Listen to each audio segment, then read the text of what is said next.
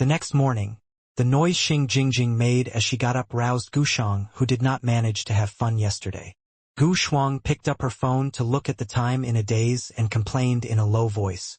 "It's only 7. Sister Jingjing, I won't sleep in the same bed as yours anymore." She felt miserable. Why was her group of girlfriends the type who did not love sleeping in? Xing Jingjing calmly replied, "Ko left for her morning practice at 5.30. Inhuman. None of you are humans," Gu Shuang cried. As she browsed Weibo and other news websites, she ended up finding a piece of local breaking news. The rise of a new martial arts superstar. Gu Shuang became more awake. Her finger slid across the screen as she pressed in the news article. She first glanced at the source and found that the news came from today's provincial newspaper. Her eyes moved down as she began reading the news. 19 years old, Dan Stage, professional 8th pin. He has only been learning martial arts for a year, but is now the champion of youth tournament of Xing province. These glorious titles and beautiful words made up the young genius who is as brilliant as Peng Liyun and Ren Li. This genius is Lu Chang, a sophomore in Songcheng University, originating from Xiaoshan. It has been many years that our province is eager to welcome such a brilliant genius in martial arts. So many years. The road to reach the peak of martial arts is so long. So what stage would this new superstar reach, or what kind of glory would he get? Let's wait and see. Yo yo yo. An excited Gu Shuang instantly downloaded the e-version of the provincial newspaper. After saving it, she sent the link and the pictures to her close friend. "Ko, look at your boyfriend. He's on the second edition of the provincial newspaper. He's on the local hot news of the portals." She was basking in some of Lu Cheng's glory. The morning coolness had faded as sunshine began pouring in, rays of the golden light descending from the sun. Lu Chang and Yan Zheka met each other's eyes and smiled, finishing their tempering of the day at the same time. The girl took out her phone to check if she missed any important messages or calls, while asking in concern, "How do you feel? Does your head still hurt?" Chang said earlier that he did not sleep well last night, similar to the way one would feel too exhausted to fall asleep. He could not meditate either, so he merely closed his eyes and rested. It was 2 in the morning when he finally fell asleep in a daze. The throbbing pain in his head persisted. "I feel much better now. I feel alive again after finishing the still stance for half an hour." Lu Chang answered with a big smile. "I think I couldn't sleep last night because no fairy came to massage my temples." He could finally feel calm again. "My fault." Yan Zheka glared at her boyfriend, both tickled and annoyed. She then looked down at her phone. Her eyes lit up. Chang, you made the big news. You're on the second edition of the provincial newspaper, and the local hot news of the portals." She repeated what Gu Shuang texted her. "What?" Lu Chang came to her side and wrapped one arm around her waist, reading the news together. As Yan Zheka was reading the news, she could help suppressing a smile. She was both proud and a little embarrassed as the main character who was getting a lot of praises was currently next to her.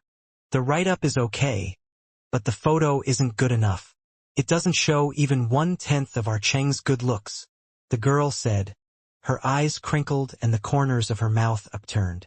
"Your exaggeration has become better and better." Lu Cheng laughed. Yan Zheka pouted and then said with a smile, "As the mentor in your life, I should be better than you in all aspects. And after I got used to your looks, I think you're much more handsome than those hot guys. Beauty is the eyes of the beholder." Lu Cheng made a conclusion with great satisfaction. "Tisk." Yan Zheka blushed and turned to face the other side. She seemed to have thought of something and turned towards him again, her eyes bright as she said, "Hello, Beauty Lu. What are you thinking?" Lu Cheng smiled as he wiped his sweat. He recalled he had not looked at his phone yet and checked it, unexpectedly finding a new message from a stranger. "Hello, Mr. Lu Cheng. I am Little Zhao from the TV station of Xing Province. Do you have time today or tomorrow to join our apotheosis of fighters in the youth tournament of Xing Province recording for a couple of hours?" "Oh, it's time to record this program. I'm looking forward to your nickname. Yenjika smiled, having read the message with him. Smelling the subtle smell of sweat off the girl, Lu Cheng glanced at her. Why do you look like you're gloating? Well, not really. Yenjika chuckled. I always thought the fact that no one was hurt or killed the group of people in charge of making up nicknames in the program is proof of the self-restraint and grace of our province fighters. Are you implying that my nickname will be weird and strange? Lu Cheng naturally did not miss the implication of his girlfriend's words. Yenjika snickered and began praising him. You understand me more and more. Today we're going on a date. I'll tell him I'll go tomorrow.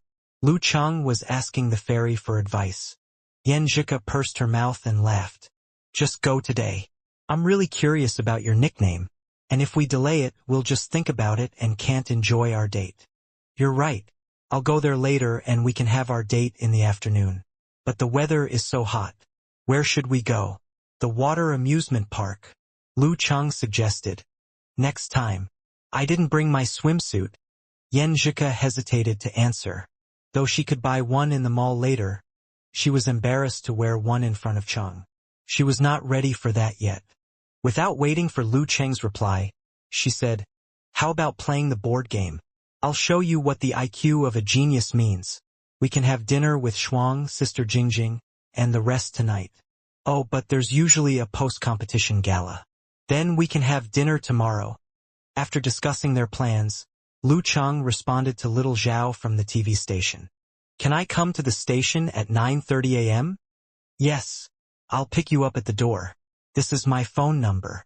Sorry to bother you, Mr. Lu Cheng. Little Zhao's response was quick. Yenjika burst into laughter seeing Lu Cheng making plans with such a serious attitude. To be honest, the thing I want to do most is bringing my textbooks and finding a place to study with you. It doesn't matter if the place is air-conditioned or not. I've a walking air condition by my side anyway. We can do that after returning to Shoshan. How about coming to my home then? I still haven't shown you my photo albums. My parents won't be around in daytime except for lunch. Lu Cheng proposed happily. Yenjika thought it over and agreed as she could not restrain her curiosity. Okay. What would Cheng look like when he was young? The bed that he slept on for many years, the house he lived in for many years home, what would they look like? After deciding with Yenjika where to meet later, Lu Cheng first dropped her outside his parents-in-law's house in Gaofen. He then took a taxi to the Xing province satellite television. On his way there, he received a message from the bank. It said that the after-tax bonus of 600,000 yuan had been credited into his account. He could not help counting the figure several times, unable to hide his joy. That was the largest sum of money he had ever seen. His last deposit was not even 1/10 of the bonus. After becoming a fighter of profession 8th pin and entering the martial arts circle, things had truly changed for him. His income had even increased by several times. Lu Cheng had received the payment for his coaching in July. He added that figure along with 10,000 yuan in his bank, and the 9,000 yuan security fees he received from Director Xing, and over 9,000 yuan of personal coaching fees. After deducting what he spent on medicinal herbs, dating, occasional gifts for coup, and food, he had 54,000 yuan remaining. That was indeed less than 1/10 of 600,000 yuan. He wondered what kind of gift he should buy for Ku and his parents. He also needed to get something for his 3 cousins. This he had to ask advice from his life mentor, Coach Yen.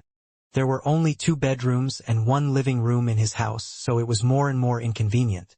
Plus, the house seemed too old. Should he get a bigger house?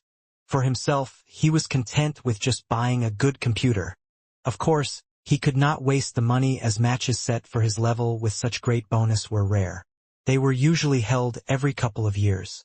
What was more, after reaching the Dan stage, the martial arts practice had been accompanied with medicine soup and red pellets. In addition, dating was permanent. All kinds of thought crossed Lu Cheng's mind. As he was dreaming of the future and joyfully imaging how to spend the money, he arrived at the TV station. He saw a young man with messy hair waiting for him. Seeing Lu Cheng, he raised his phone and waved. Mr. Lu Cheng, I'm little Zhao. Hello. Lu Chang replied politely. Little Zhao glanced at him. We don't have much time. First come with me to put on your makeup. Sure. Lu Chang knew nothing about the recording process, so he did not raise any objections. In the dressing room, he finally remembered what his girlfriend mentioned as he was getting powdered. He asked little Zhao the question. Excuse me, could you tell me what's my nickname in the apotheosis of fighters? I'm thinking if I can prepare myself first, I won't make mistakes during the recording. Little Zhao swallowed with great difficulty. Sure. Your nickname is, our leader came up with it. Sky-shaking roar. Huh? Sky-shaking roar. Lu Chang was initially at a loss. Then he instinctively raised his voice and asked again. Little Zhao was so scared he could barely stand. He leaned against the wall and explained. Yes, sky-shaking means to shock the heaven, and roar means to roar like a beast. I think it sounds powerful. Yes, it's powerful. Lu Chang did not know whether to laugh or cry. Their aesthetic concept was so twisted, but it was much better than the nicknames in the past 2 sessions. There was the briefest of moments where he wanted to kill everyone in this TV station. When his makeup was done, he told Yenjika his nickname with a lost emoji. Sky-shaking roar. After 1 long minute, the girl replied. Ha ha ha. I laughed myself into convulsion. Ha ha ha. Every time I see this nickname, I'll imagine a husky howling to the moon. Sky-shaking roar. Ha ha ha. Just laugh. Laugh. Enjoy laughing. Lu Chang helplessly buried his head in his hands. Little Zhao was nervous to see him like this. He cautiously said, You can enter the studio now. Looking at the mysterious studio, Lu Chang glanced at the light and the staff. At last, his eyes fell on the host of the program. She wore a white shirt and a black suit dress, and stood in the middle of 2 sofas which were facing each other. Her legs were very beautiful but too thin, just like bamboo. Lu Chang could barely look at them. It was as if her legs would be broken off by the wind. He felt like he was looking at something very horrible.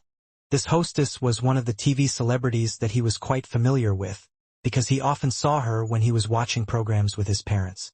What was more important, she had also taken charge of the last session of the Apotheosis of Youth Fighters. He had watched it several times, so he was deeply impressed with this beautiful and intelligent hostess. 5 years ago, Wei Ye had become a hostess on satellite TV in Xing province. She had then become more and more famous, and gradually began to host some famous programs. As for her age, Lu Chang never paid attention, but he did know clearly that she had appeared on television frequently this year. It seemed that her status was quite high at this television station. Curious about the celebrity, Lu Chang did not cover up his staring. He found that the present image of Wei Ye was completely different from how she had looked at the beginning of her career. Her long hair was raised in a high bun, and she was painted with exquisite makeup which deliberately highlighted her intellectual elegance. It was clear she was trying to appear more mature but not old-fashioned. She looks more beautiful in reality than she does on TV, but still not as good-looking as my coup. Lu Chang's mind flashed as the corners of his mouth upturned. He recalled Yen Zhuka's smile. My little fairy is so perfect. Of course, I probably feel this way because beauty is the eyes of the beholder. Aware of his staring, Wei Ye turned around and looked back at him. As they made eye contact, Lu Chang smiled slightly and nodded to greet her with becoming modesty. At first, Wei Ye showed a look of surprise, and then she recognized that he was today's guest. She gently nodded as a response before she continued to communicate with the assistant. Mr. Lu, this is the outline for today's interview. You can look through it so you have a general idea in mind. You don't need to recite it, as long as you have a preliminary draft in mind. It seems more real if you make some mistakes or you stammer a little in the interview. Little Zhao, with his messy haircut, gave him some papers and said with a flattering smile. In short, you can answer the questions as you wish. You just need to determine which questions are okay and which you don't want to talk about. Thank you. Lu Chang accepted the outline. While he was reading, the staff member tied a black box-shaped speaker to his pants. Then they covered the speaker with his clothes. The wire raised up inside his clothes to the collar where it connected to the microphone. After being reminded of some other issues, Lu Chang turned off his cell phone. He stood at the entrance, listening to the director conduct other staff. After a few minutes, someone said, "Action!" And then Wei Yi stood up from the sofa. Facing the camera, she elegantly introduced the youth tournament of this session. This time we will call the top 4 fighters in the apotheosis of fighters the 4 heavenly sons. They were born to be great and will have a bright future.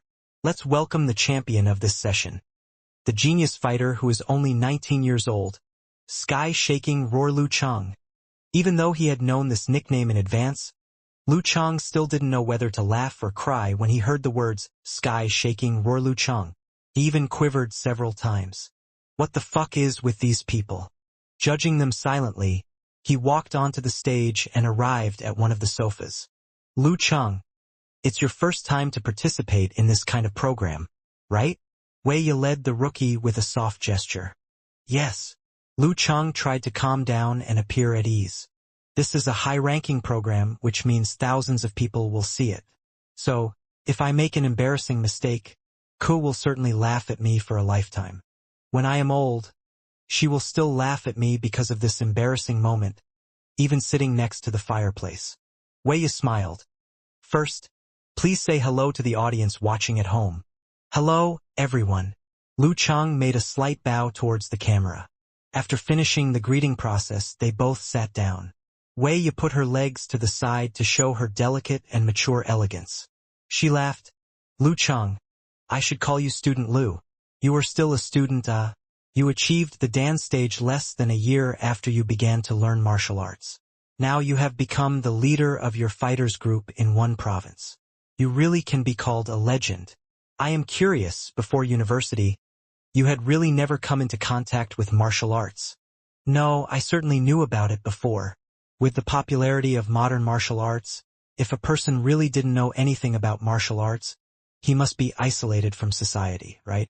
Lu Chang answered with a smile and tried to make his words sound humorous.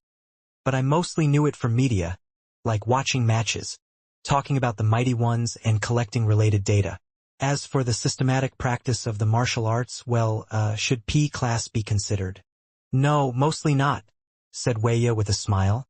Since you had never learned any martial arts practically before turning 18, why did you join the martial arts club as soon as you got to college? I have always loved the martial arts. In my home, the wall is covered with posters of several fighters of physical invulnerability. I did not pass the selection before, and I felt that I would never succeed in this aspect. I chose to focus on studying and trying my best to take the exams. Lu Chang smiled. Wei Yi understood. She said, so, after you entered university, the pressure on studying was reduced.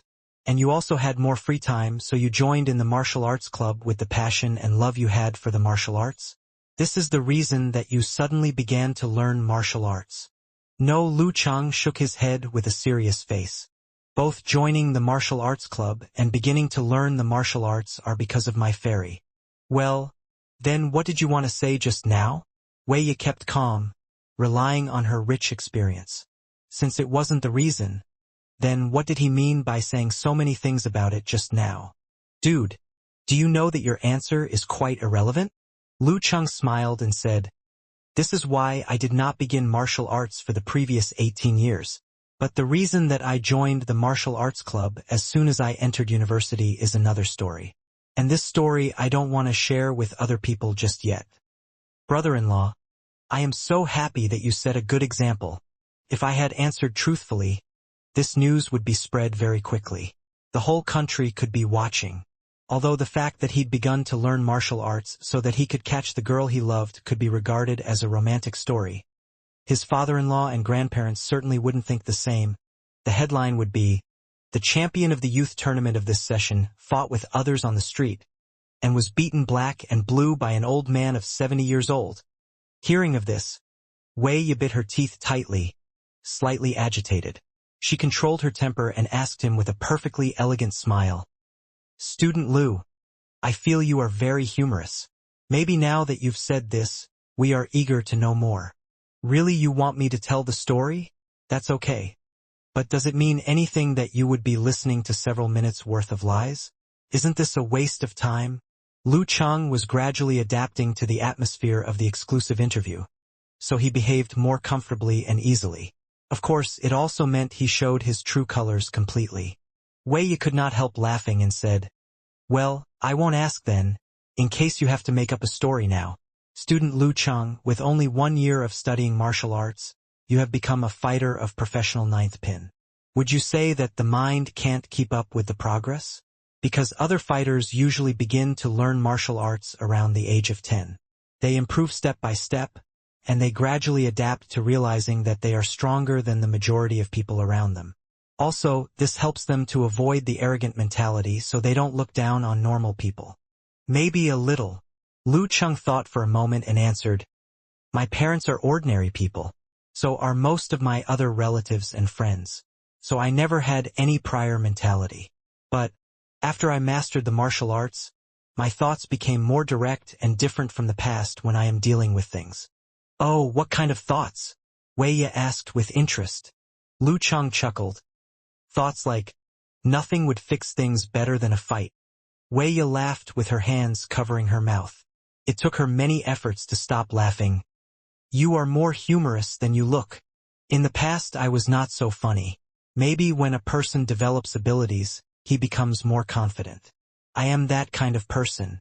Also with the guidance of my friend and mentor, no, it should be with the influence of their words and deeds, I can communicate with people more leisurely and easily." Lu Chang said eloquently. The interview was going quite smoothly.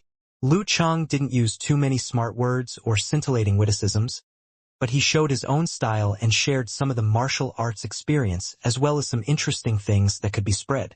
After finishing the interview, Wei Yi stood up and offered to shake hands with Lu Chang. She smiled and praised, "You have done a very good job in this interview. To behave so well at your age the first time you have an exclusive interview, that's great." "Thank you. Owing to your good guidance." Lu Chang answered her modestly. After chatting for a while, the staff came to take back the collar microphone and megaphone. He turned casually. As he was walking out of the studio, he turned up his phone and never looked back at the hostess. Wei Yi paid no attention to this. She had interviewed a lot of people and had naturally met all kinds of men. Men who begged for her phone number, men who always looked at her sensitive parts, men who had a habit of having affairs with female stars, men who were arrogant and strong enough to ignore her, and men who were frank and only treated her with good manners. Walking out of the studio, Lu Chang saw that there were a lot of missed calls and unread messages on his phone. He called them back one by one according to the relationship. First, he called his mother, who told him that they had checked out and were ready to return to Shoshan. Also, she warned him to come back home as soon as he was finished. Then he called Fatty Jiang, who said that because Cho Hailin and Chao Lele had been out for too long time, their parents felt a little worried. They would also check out this afternoon, and they would take Lu Cheng's parents back with them. After that, he called Qin Rui, who asked him whether he wanted to go back home by bus. Suddenly, words like happy ending and all good things must come to an end flashed in Lu Cheng's mind. He smiled and sighed. He told everyone that he would like to stay here for another 2 days. As for the other messages, most of them were sent to congratulate him. Suddenly, there was a new call. Lu Chang readily answered and heard a girl's polite voice. "Hello, Mr. Lu Chang. Tonight there will be a celebratory cocktail party at 7 o'clock. You are the champion, so we hope that you can take the time to attend it. The invitation card has been sent to your hotel's front desk." "Okay, I will attend." They had just rewarded Lu Chang with 600,000 yuan, so he was certainly willing to cooperate with them. What's more, he also wasn't a poser. He believed that people should respect each other. Hanging up, he suddenly remembered the scene when he as the audience had watched Zhang Zhutong followed by many cameras going up step by step before the pre-match party. Things really changed so fast. Lu Cheng thought. He had time to send Yan Zhika a message that he had finished and was ready to pick her up. As he was waiting for the girl's reply, his phone rang again. This time the call was from a familiar number. "Master?" Lu Chang was shocked and inexplicably frightened. "Don't I always call him? Why is my master taking the initiative to call me today? Did I not share the good news with him last night? Hello, master?" Lu Chang connected the phone cautiously. like holding a bomb in his hand. Geezer coughed and said, "Little boy, you have become more and more well known now. Well, you asked for a leave recently. You need to go to Wu Yu for I have to let you know our faction. Damn, my original idea was that this brat could achieve the 8th pin at the end of the summer break. Then I could coach him for another 6 months. Until he truly mastered his ability, I would take him back to visit the fellow disciple and officially take him as my apprentice." However, he not only entered into the Dan stage within a month, but also became the champion of the youth tournament. He has become known by a lot of people, which made me receive interrogatory calls in the morning. To acknowledge my faction and to visit the fellow disciples? Lu Cheng suddenly felt a little nervous. While feeling a bit nervous about meeting other disciples from different schools, Lu Cheng picked up Yenjeka and arrived at a reputed restaurant where he made reservations. The restaurant was famous for cooking many kinds of beef, such as fried beef, steamed beef, stewed beef, griddled beef, and so on. After ordering, the girl grabbed something from her orange satchel that looked a lot like tissues and handed it to Lu Cheng. "Clean your face," said Yenjeka. "What's this?" Lu Cheng asked with a dumb look. "Makeup removing wipe. You wore makeup for this program recording, right?" Yenjeka said while smiling. "Makeup removing wipe. Never heard of it." Lu Cheng answered in embarrassment. Yenjeka tilted her head slightly and could not help smiling when she said, "Silly. You should know what it is by its name. Use this tissue to wipe your face. It will be easier. When you remove everything yellow from your face, you are done with the facial cleansing."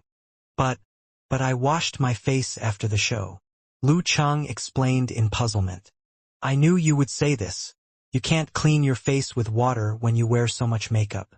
Why do you think girls prepare makeup removing lotion as well as cleansing oil? That's the reason. And I think you should feel uncomfortable with your level of sensitivity and skin control," Yenjeka said and then smiled at him gently. "Oh, I see. No wonder I did not feel refreshed. I assumed I had washed my face too quickly, so I planned to take a bath before the dinner party tonight," Lu Cheng said after he finally came to the realization. If it were not for the protection of the brain, he would use vibration from the internal training methods to cleanse his skin. But the brain was a forbidden area, even for mighty ones with physical invulnerability. While speaking, he took a piece of tissue and started washing his face. Something yellow came off immediately. "So, did you learn something new again?"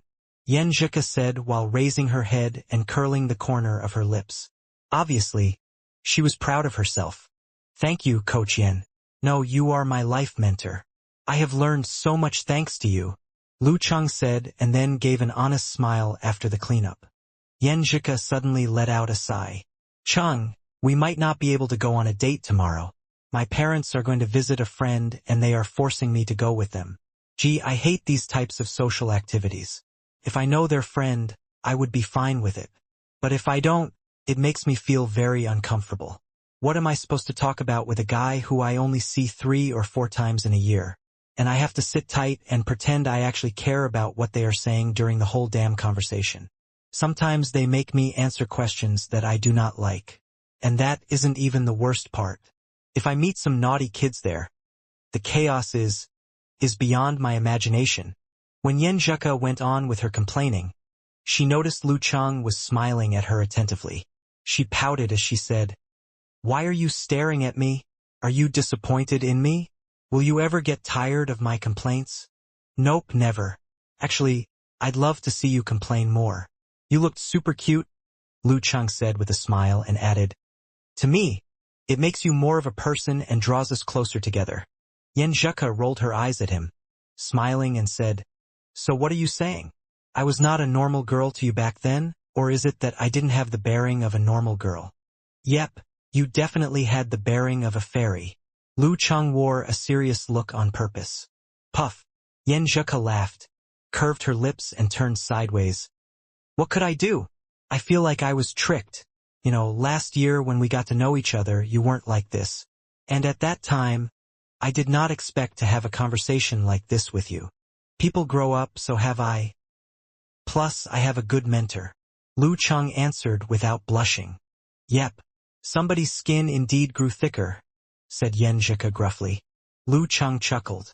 He held her hand, helped massage her acupuncture points, and changed the subject.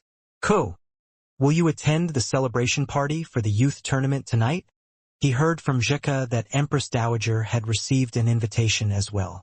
Nope, Yen Zheka said, shook her head, and continued. I am afraid that somebody is going to talk to me if I go. And, if my dad finds out about our relationship, when two people in love attend the same party, people will notice something from their words, their body language, and their eyes, unless they maintain a certain amount of distance from each other. Can her boyfriend keep his distance? She didn't think so because she doesn't have confidence in herself either. Ugh. Lu Chang sighed with regret and said, I thought I would get to see you in an evening dress. You pervert, Yen Zheka cursed jokingly. But I hate attending those types of parties and banquets. Although I can put on beautiful dresses, I also have to talk with a bunch of people who I am not familiar with. My face freezes because I smile too much. Anyway, it's super boring. I might as well use the time to do more papers. She complained about all kinds of boring stuff on this occasion. The more excited she got, the gentler Lu Chang smiled. When the dishes were being served, Lu Chang suddenly remembered something and said, Ko, actually I can't go out either. I think I am kind of famous now because I got the champion in the youth tournament. Master told me to go to Wuyue for my apprenticeship acknowledgement. Formal acknowledgement of your apprenticeship? Yen Zheka said, not hiding her joy. She was happy for him from the bottom of her heart. Yep, it was so sudden that I am a bit nervous. I don't know which sect I belong to and what my peers will be like. Lu Chang said, honestly sharing his feelings and expecting some advice from his girlfriend. After all, she was born in an aristocratic family of martial arts. Yen Zheka looked up and continued after a moment of silence. Chang, you should be nervous. Do you honestly expect your fellow disciples to be nice to you? It's not a sure thing even if your master is a mighty one with physical invulnerability, or even if he is one of the leaders that control your sect. How come? Said Lu Chang. Obviously, he knew nothing about surviving in a sect. Yen Zheka took back her hands and seriously explained the situation to him. A sect is like an interest group. The distribution of interest was settled before you appeared. But when you show up as the champion of this youth tournament, not to mention you are going to be a professional 8th pin or a 7th pin in the following year, you definitely break the balance. Of course, we are not just talking about the benefits you will receive. Your problem lies in your growth speed. The disciples who are raised to be the next leader of your sect are around your age, but they can't compete with you. In the future, who will be the leader, who will be the assistants? They know pretty well. Now, do you still think they will be nice to you? She recalled things her grandfather and uncle used to talk about, as well as certain books she read, and then she retold all of it to Lu Chang in an incisive and cold tone. Cutting off their money is like murdering their parents. Lu Chang concluded with a proverb after thinking about it for a moment. His fellow disciples spent so much time together practicing martial arts from childhood. Of course, they were close. He was different. He was an outsider. They, for sure, would reject him, isolate him, and hate him. Seeing her boyfriend change into a serious look, Yen Zheka chuckled and said, It's not that serious. You are under your master's protection. They won't go too far.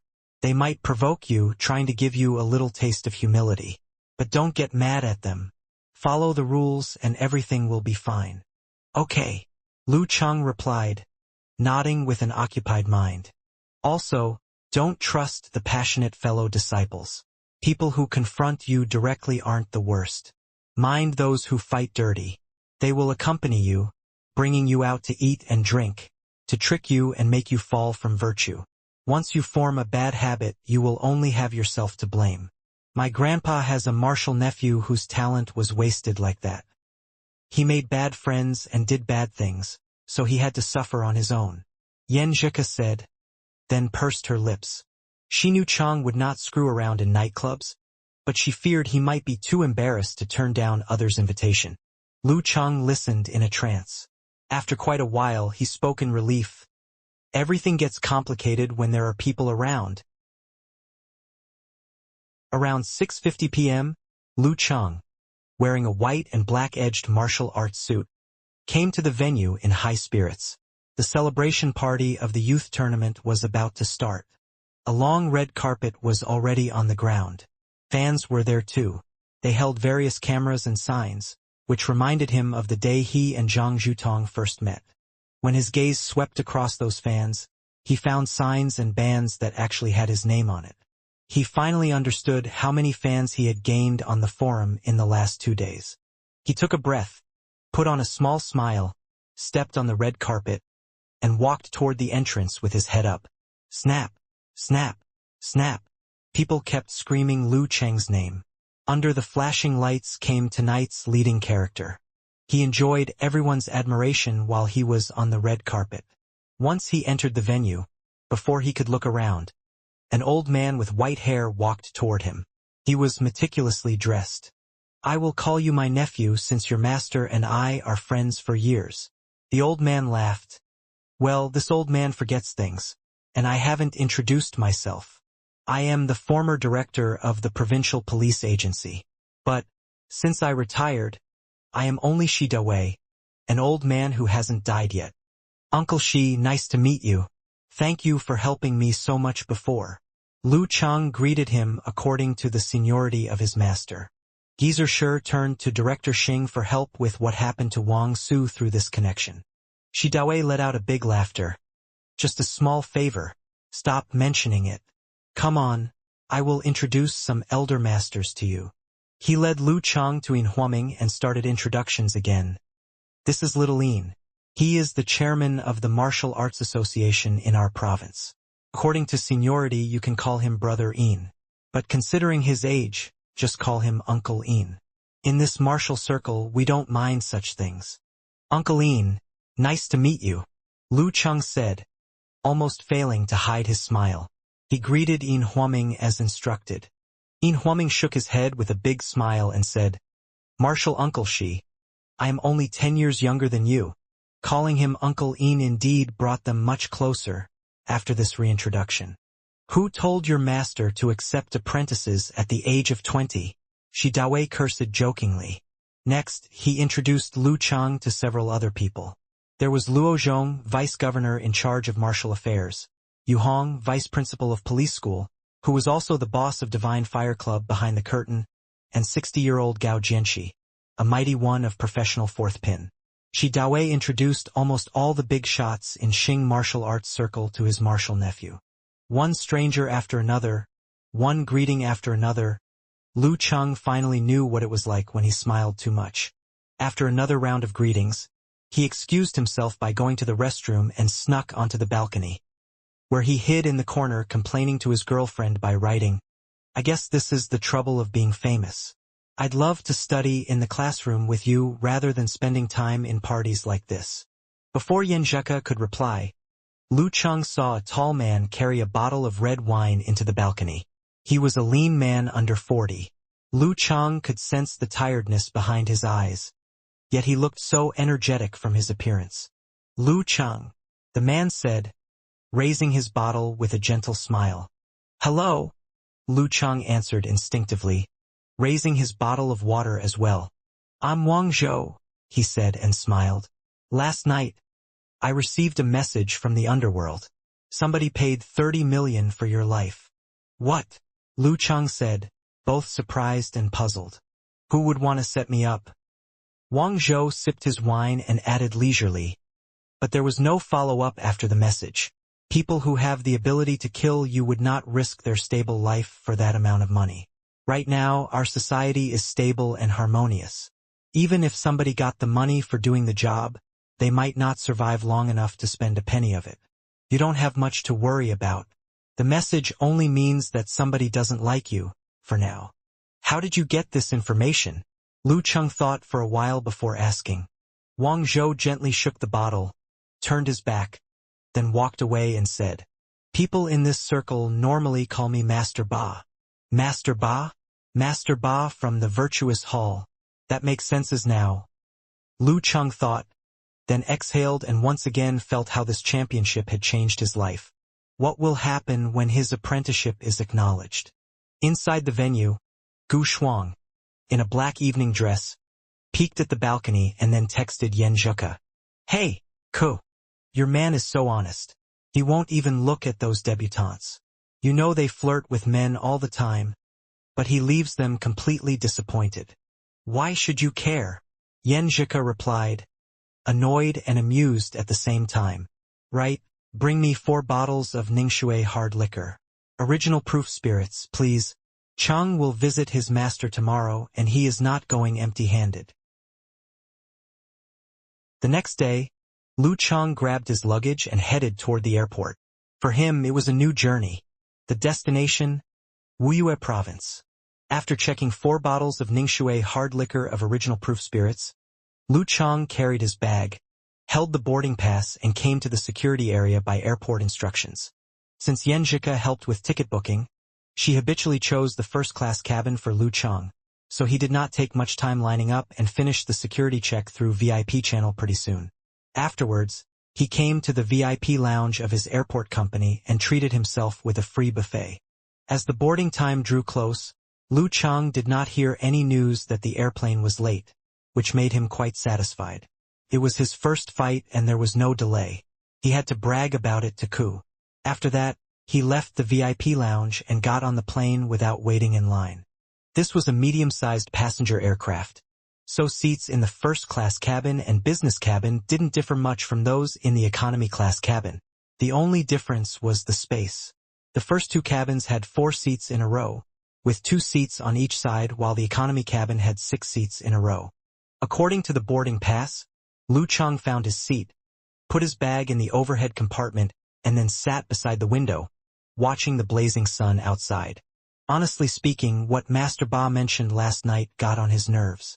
It was too much for a person who had not seen the world.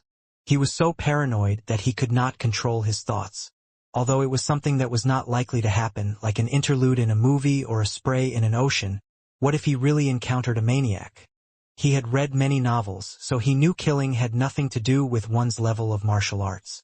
In fact, as long as there was a good arrangement, a good plan, even a powerless kid could kill a strong adult. Mighty ones in Dan's stage or with physical invulnerability had their family and career. They belonged to the upper middle class and definitely would not risk their lives for this sum of money. But what about other people? I am not afraid of shooting, but poisoning would be impossible to prevent. Am I going to spit out the food the minute I sense something wrong? What a waste of food. Moreover, bomb, car accident or any accidents could just kill me. Lu Chang was wandering in his mind. Unconsciously, seats next to him were occupied. Soon the plane started to taxi. The air traffic flow management was over, and the plane took off smoothly. According to books he read from stalls, intelligence organization of certain country excelled at killing people with an airplane crash because it was not easy to be found out. When Lu Chang thought of this, his heart skipped a beat out of fear. He had to force himself to get rid of this idea. He took a deep breath, visualized a scene of turning water into ice and started to recall what Coachien had analyzed before. It won't go out of control. You guys are in the same sect. These elders and the government would not stand by and let you disciples fight between life and death. Is the bottom line. 30 billion RMB for your life? Sounds strange. I put 2 and 2 together. There are only 2 possible situations. One is that somebody discloses such information on purpose, like beating the grass so as to scare the snake. The other is to make a mess. Nothing will happen afterward. Don't think too much. Act normal and follow the rules. You leave the rest to your master. Just have some faith in his experience and ability. Coachien is indeed a rational girl who is good at analysis. Lu Chang felt the turbulence when his plane hit a rocky airstream. Again he looked outside and was instantly amazed by this beautiful sky view. Below the plane was a boundless sea of cloud. The cloud looked a lot like white snow, piling up like a mountain and then changing into waves and other sorts of strange shapes.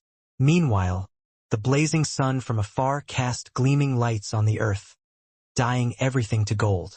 The real heavenly palace. The real fairyland. 2.5 hours later, his plane arrived at Shangao Airport of Wuyue Province on time. Lu Chang let go of his final worry. If anything happened during that flight, there wasn't much he could do. he would be a sitting duck. However, when he stepped on the real ground, he was not 100% sure he could decide his fate rather than the god. But at least he could make the best of everything accordingly. No wonder some mighty ones had no love for airplanes. They preferred taking trains or ships regardless of the distance. Taoist Wuguang, the head of Shangqing sect as well as the master of that warrior sage Qian Donglu, acted exactly like this. Upon landing, Lu Chang restarted his cell and messaged Yan Zhika about his safe arrival. After that, he took his bag, got off the plane, collected 4 bottles of hard liquor and came to the airport pickup hall. Looking around, he suddenly saw a sign that read like, Xing Province, Lu Chang. As he took a close look, Lu Chang found it was a young lady holding the sign. The girl was about 5'7", wearing a pair of sunglasses that almost cover half of her face. She had a Roman nose and pouty lips. With her shiny black hair going straight down, she was wearing a light-colored t-shirt, a white knee-high skirt and a pair of sandals, which attracted many men's sight. Do not underestimate that pair of legs which looked straight and fair. Judging from her chi and blood boiling inside, Lu Chang knew she had no problems whacking some brains with her kicks. Welcoming service from the sect? A second thought, he walked toward the lady. She also noticed him from his constant glance. She was puzzled for a while and soon waved her right hand in excitement. Junior Master Lu Chang. You are. Lu Chang came near her and asked with caution. The lady, still wearing her glasses, answered with a big smile. I'm your martial niece, your adorable, cute and pretty niece. I heard you were coming, so I volunteered to pick you up at the airport. Shall we go to the parking lot? Meanwhile, we can have some small talks. My name is Mo Jingting. You can call me Jingjing, Tingting or Jingting. Mo Jingting? The name sounded familiar to Lu Chang. However, he kept calm upon hearing these playful words, since he had seen his little fairy being coquettish. He took out his phone and answered with a smile. Let me give a call to my master first. Okay. Mo Jingting collected the sign and waited for him in a graceful posture. Still, she did not take off her glasses. Hello, master, I am here. Do I have a martial niece called Mo Jingting? She picked me up at the airport. Lu Cheng asked. Geezer sure chuckled. That girl is a hard nut to crack. Tell her to give me a ride as well. Never mind. Hand the cell and I will talk to her in person. Fine. Lu Chang passed the cell to Mo Jingting. Aha. Okay. Grandmaster, rest assured. We are coming. Mo Jingting hung up the phone and gave it back to Lu Chang. Without confirmation, Lu Chang surely would not go to the parking lot with a strange woman. During the ride, Mo Jingting acted all open and outgoing. She kept asking around as if she was about to do a thorough background check on Lu Chang. On the contrary, Lu Chang was reserved. He responded with discretion. When they got on an Audi Q7, Mo Jingting finally took off that giant pair of glasses. Her face appeared in delight and shyness. She looked beautiful and innocent with her thick but not ugly eyebrows. Her eyes seemed to be out of focus by nature, making her glances so affectionate that people might easily develop feelings for her. Lu Chang checked at her again. Suddenly he understood why her name sounded so familiar. He even listened to her song last night. She was that star who started her profession as an actor and by far had released 2 albums. She only became popular in recent years. Now she was about 21 or 22 and many guys fantasized about her during their bedtime talk. Old Xiao and that animal next door all took her as their dream girl. OMG. She is my martial niece. What the fuck? She was several years older than me. How could she still give me the puppy dog eyes? Catching the look of surprise on Lu Cheng's face, Mo Jingting expertly fastened the seatbelt and explained, Did you recognize me, Junior Master? You know, my beauty and youth will be wasted if I spent all my time fighting in the ring. So, I become a martial actor, plus our sect has some connections in the entertainment circle. And in case you wonder why I am here, I take a few days off after finishing my concert the day before yesterday. When I heard the sect is about to throw a ceremony for your apprenticeship, I volunteered to help, out of curiosity. That's all. Right, Junior Master, help me adjust the rearview mirror. Up a bit and turn outwards. Oops, it's too much. Never mind. Let me do it. She unfastened the seatbelt, leaned forward to Lu Chang and reached out to adjust the rearview mirror near the front passenger seat. Her light yet lasting perfume kept penetrating into Lu Cheng's nostrils. Moreover, from Lu Cheng's angle, he could see a tempting view, a view that every man was dying to see, as long as he looked down. Instead, he backed up a bit and looked steadily forward. Currently, what occupied in his mind was his martial niece being a superstar. But my Ku is a lot more beautiful than that superstar. He tried to hide his smile, but his look had already given him away. Lu Chang did not talk until Mo Jingting finished adjusting the rearview mirror, refastened the belt and started the car again. Ma martial niece, what's the name of our sect? Grandmaster did not tell you? Mo Jingting replied in astonishment. Nope, Lu Chang honestly answered. Mo Jingting could not help laughing. Junior Master, did Grandmaster lure you into our sect? Jesus, he was so irresponsible. How come he didn't tell you anything?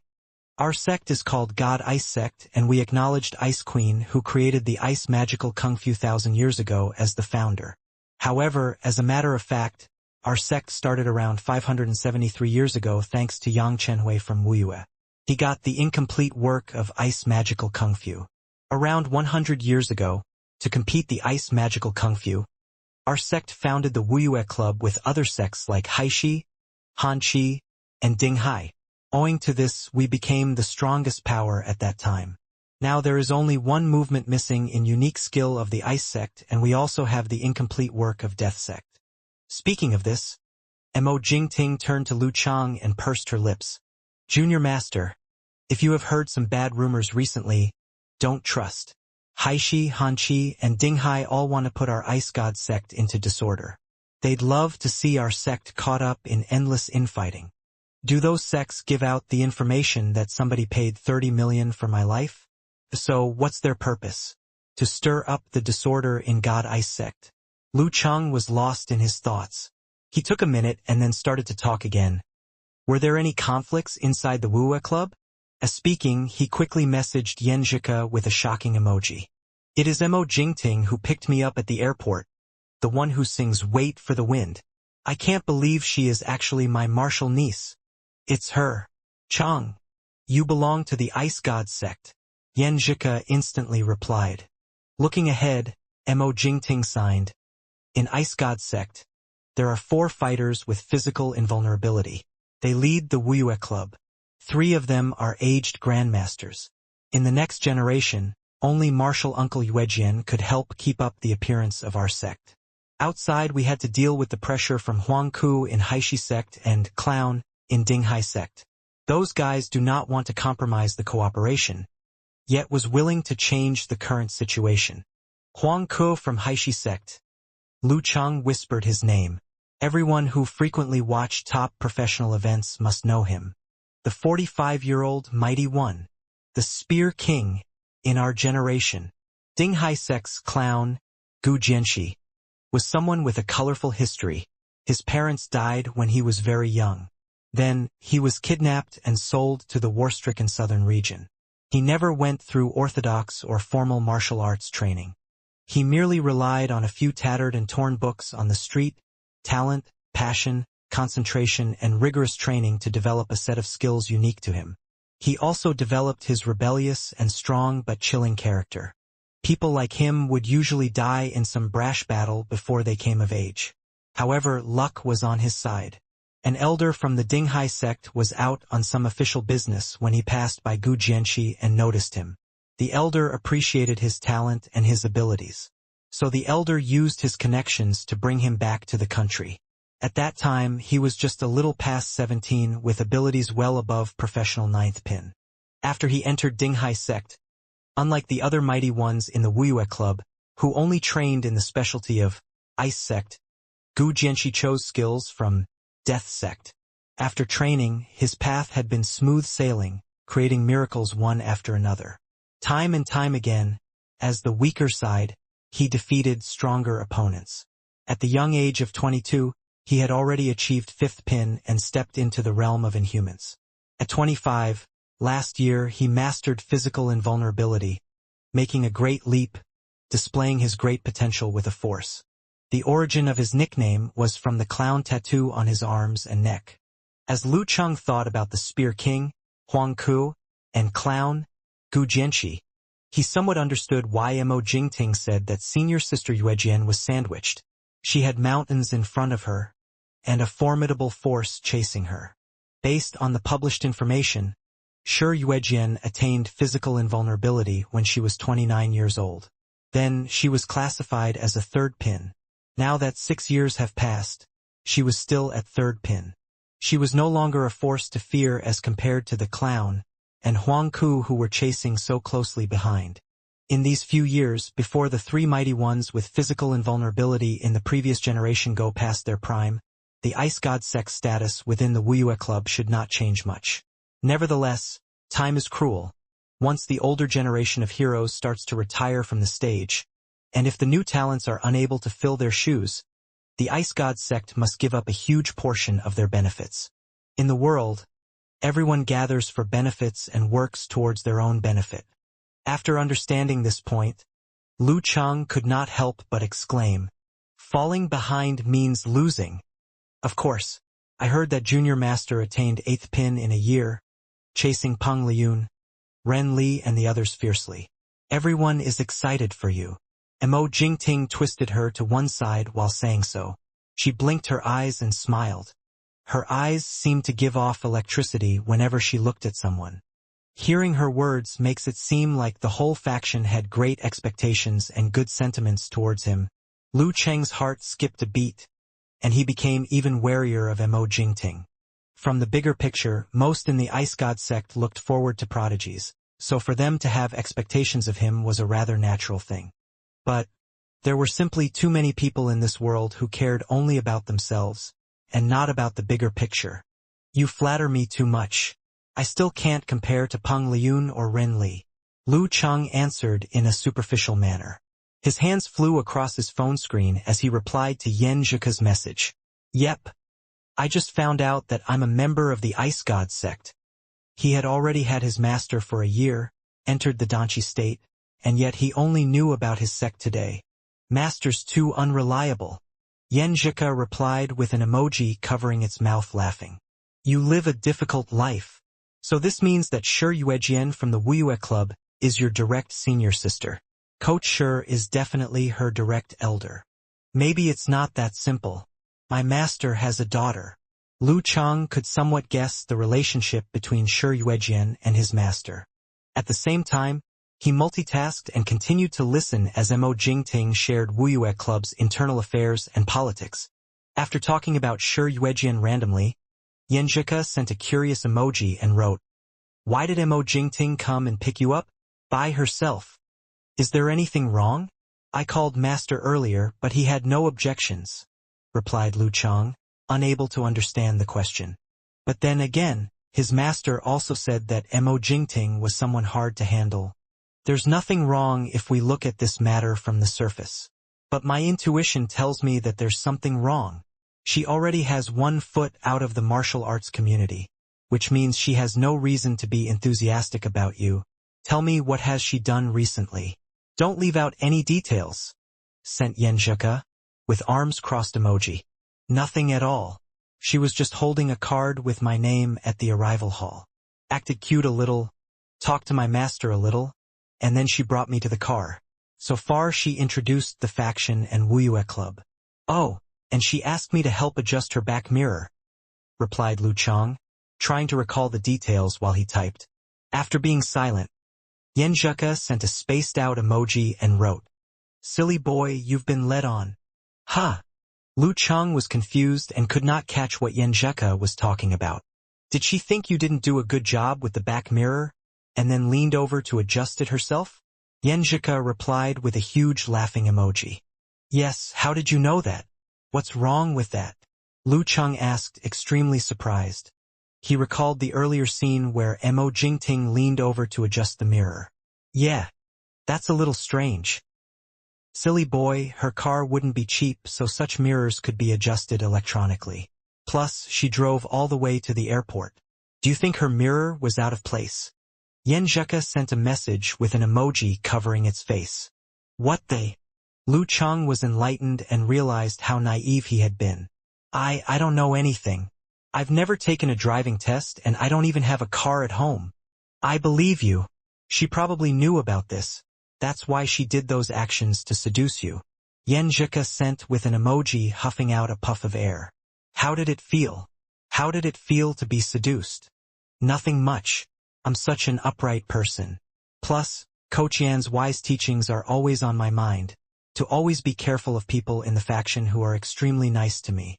To be cautious and not get stuck in a trap of sugar-coated bullets. Lu Chang explained hurriedly.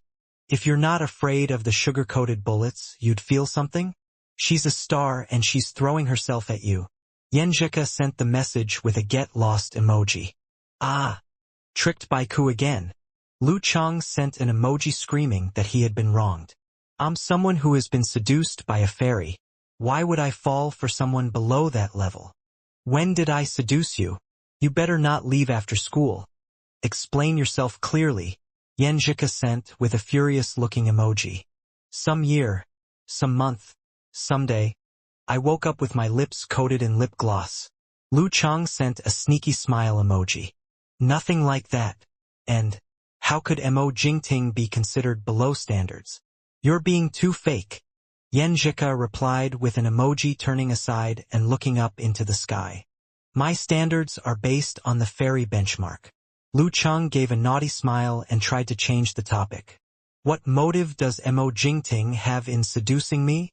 Yenjika sent a list. The first possibility to spoil your reputation. It's a scandal if an elder is together with a junior in the same faction. The second, just like I've analyzed earlier, to seduce you, bring you onto the wrong track. Today she'll get some little stars to entertain you. Tomorrow some models. The next day some big party. And may even ask you to take some stuff to get high or something. Why are you being so detailed? Lu Chang sent a face with a hand wiping cold sweat emoji. I'm just afraid that you'll fall for her antics. So I specially asked someone and listed all the possibilities. Yenjika sent an emoji with its chin proudly lifted. Lu Chang was about to say something, but then he sensed the slight sourness in her words. He smirked and replied, Someone's jealousy? The usually reasonable Zheka, who knew what was going on, could not control her feelings and become jealous? No, Yenjika denied without any doubt. In a flustered mood, she tried to continue writing, the third possibility, since she's in the entertainment industry with the Ice God sect and the Wuyue Club as her backing, she always has the best resources and has been able to avoid any shady business. At the same time, she is clear that she has chosen to give up the route of martial arts and will never be able to step into Dan's stage in her lifetime.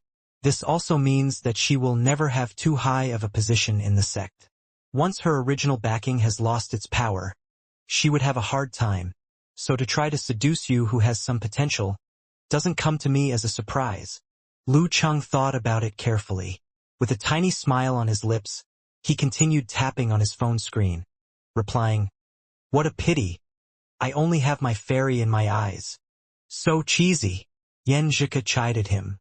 Mo Jingting glanced over at Lu Chang and asked, Junior Master, what are you smiling at? Chatting with my girlfriend. Saying that my niece here is a big star. Lu Chang gave an ambiguous reply. You've got a girlfriend? Mo Jingting was a little taken aback by his words. Yup. Lu Chang answered brightly with gentle eyes. Seems like you like her very much. Mo Jingting tried to ask a little more. Of course. Lu Chang answered directly with no hint of shyness. Mo Jingting pouted a little and said, Seeing how Junior Master is, I'm starting to be a little envious of her.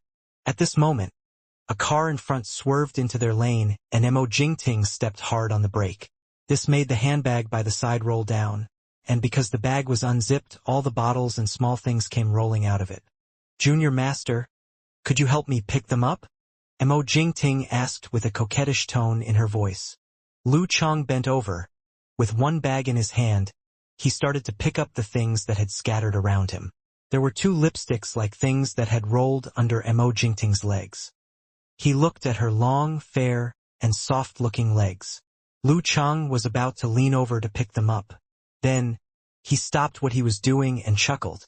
He said in a straightforward manner, "The remaining we can pick up after we are done parking. They will be fine there anyway." Seeing his unwavering eyes, Mo Jingting fell silent for a while before she smiled brightly again. "Yo, Junior Master, a gentleman, aren't you?" She joked to reduce the awkward tension in the air. Mo Jingting continued on the topic of the happenings within the faction. At this time, Yan Zhika sent new messages to Lu Cheng. "I asked some people. Mo Jingting is the grand disciple of the ice god sect's leader, He Yi. She's the disciple of He Yi's first disciple, Yang Xianlong. He Yi is a mighty one with physical vulnerability. He's considered your master uncle. Yang Xianlong is considered the same generation as you and Spear King, Huang Ke, your first senior brother. But he hasn't been able to advance to physical invulnerability stage. Now he's 50 at 4th Pin Dan stage. Among his disciples, he initially cared most about his second disciple, Zhu Tai. Zhu Tai entered Dan stage at 20, but only went into higher Pin stages at 28. Since he seems to have exhausted his potential, Yang Xianlong is focusing his energy on nurturing a junior disciple. He's the only disciple after Mo Jingting. He's called Lei Fong, 23 years old, 6th Pin. Anyway, later, just listen to your master. If you've any thoughts, tell him or discuss them with him honestly. Don't hide anything." So Mo Jingting is considered one of the elders in the faction. Lu Cheng nodded slightly. At this time, Mo Jingting parked the car by the road. Near them was an estate of villas. Geezer Shi was waiting there, in his old-fashioned shirt. He stood there, in a slack and slanted pose, completely void of any sign that he was a mighty one. Lu Cheng hurriedly got off the car. He opened the back door and passed the bottle of original proof spirits, that was next to him the whole time, to his master. "Master, this is our local specialty." Geezer Shi smiled contentedly. He took the bottle and sat in the car. He twisted the bottle cap and drank a mouthful. Clicking his tongue happily, he said, "This is good alcohol. You've some conscience, kid.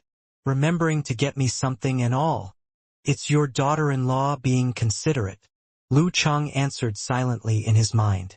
He did not return to the passenger seat next to Mo Jingting. He sat next to his master in the back seat and relaxed. "From now on, I'll just listen to master's instructions. Grandmaster, you're getting more and more agile and spirited as you age. Living so freely."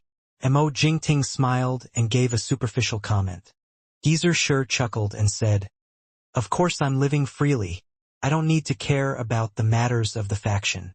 Still taking some money, enjoying the benefits without having to busy myself left and right about petty stuff. I only need to step forward from time to time. Why would I not be carefree?" After saying this, he turned and looked at Lu Cheng. In front of Mo Jingting, Geezer Shi said, "Rascal, in the future, after you've established a high enough position, do you want to be so busy or do you want to be as carefree as this old man? Just fight a couple of battles and accompany your wife." Before Lu Cheng replied, he could already feel Mo Jingting stiffen. He took in a deep breath and recalled the busy times after getting the championship. Feeling a little bored and frustrated, he said earnestly, "I want to devote myself entirely to martial arts." With these words, Lu Cheng felt like the debris in his mind had been cleared off. He despised the troublesome trivialities like networking, quarrels, and secret conflicts. Faithful to martial arts. Faithful to his beloved. Even if it was just carrying textbooks and discussing about coursework, it was so much better than playing power politics to get to the top. He realized Mo Jingting's tense body had relaxed. With a smile, she said sweetly, "Junior Master, your words earlier are incorrect. Nowadays, professionalism is key. We have professional managers and talented disciples to take care of the company. The leader Grandmaster just does the monitoring. How is he busy? He's still carefree." What did she mean? Where was her true position? What were her true feelings? Or was she coming up with idle talk to dissipate the awkwardness? Lu Cheng paused, confused by the words coming from his niece apprentice. Compared to her, Lu Chang was still inexperienced with life. You lying girl. I can never hear a word of truth from your mouth. Since the beginning of our company, how many subsidiaries we have started? How many industries have we entered? Just supervising them alone is enough to give me a headache. Besides, I don't only have to worry about these things. I also have to worry about our internal affairs, alliances, and the entire martial arts world. I've completely jumped into a pit where I'm forced to work hard, Geezer Sure said, wearing a smug expression of superiority. There are professionals who aid you. The Grandmaster has so much free time as he only needs 3 to 4 hours to deal with work, Mo Jingting said, grinning. Geezer Sure ignored her and turned towards his silly apprentice. Don't rush into your answer. Think about it carefully. Don't worry about external factors. If you're intimidated by such small obstacles, how will you survive the martial arts world? Don't consider other things and ask yourself what you really want. Someone once said a taste of power is enough to get one addicted. Don't rush into your decision to supplement your inexperience. He spoke in his usual voice without a shred of seriousness, but Mo Jingting, who reading between the lines, became stunned. She subconsciously frowned. Was this the strength of a mighty one with physical invulnerability? Lu Chang need not care about external factors, because everything was fine as long as he was around? Yes, master. Lu Chang closed his eyes, recalling the past. He imagined certain scenes on TV and hearsay. Geezer Sure grinned. I won't say much about the benefits of leading the sect. If you want to stay out of the limelight, you can apply for the top professional competitions. You don't have to put all your eggs in one basket. I don't have to join Wuyue Club? Lu Chang was wide-eyed in surprise. Knowing the conditions of the sect, he thought he would have to join the Wuyue Club for sure once he acquired High Pin and gained his physical invulnerability. Could he betray the sect? Geezer Sure tooted. Wuyue Club is just an alliance, it's not sect. We'll have done our jobs if we can have even one fighter of physical invulnerability to represent Wuyue Club and fight in the top career competition. Other clubs are more willing to enroll external talents. You're neither imparting martial art outside, holding the power, nor damaging the foundation of the club. It's not a betrayal to join. There are a few examples of this. But sects like Daxing Temple and Shangxing Sect need not invite guests. Just take Yanzhao League and Longhu Club for examples. They have no shortage of mighty ones wanting to join them. Oh, you can also marry into Shushan study. I don't mind it. Marry? Lu Chang broke into cold sweat and even wanted to roll his eyes at his master. Marry into Shushan study? Mo Jingting's full lips were half open. Deep in thought, she took a breath. Geezer Sure sighed. Shangqing, Shushan, and Longhu. These 3 held the restriction sect in the Taoist school. I've been longing for it for years. Shangqing sect, Shushan study, and Longhu Club held the first restriction sect of the 5 sects' unique skill in the Taoist school. Upon discovering such a secret for the first time, Lu Chang blurted out, I thought the government would have some of them. No wonder these 3 dominated the top 6 lists year after year. Geezer Sure looked as if he was speaking to a group of fools. It took Longhu Club only about 30 years to catch up with our established sect. Who do you think is behind them? Oh, I see. Lu Chang ignored his master's expression. He took out his phone and habitually shared this with Ku. I know. My grandparents have experienced. I think the one Shushan study has is called Tai Ching article. Yanzheka sent a bewildered emoji and shared her secret with her boyfriend. I only recently found out about Longhu Club. I'm so ill-informed. It's totally my grandparents' fault. They rarely tell me these things. Exactly. My master looked at me as if he was looking at a fool. Lu Chang grumbled. You're silly indeed. Silly Chang. You don't even know someone's hitting on you. Yanzheka humped. This shows that I'm honest and simple. I only have my fairy in my heart.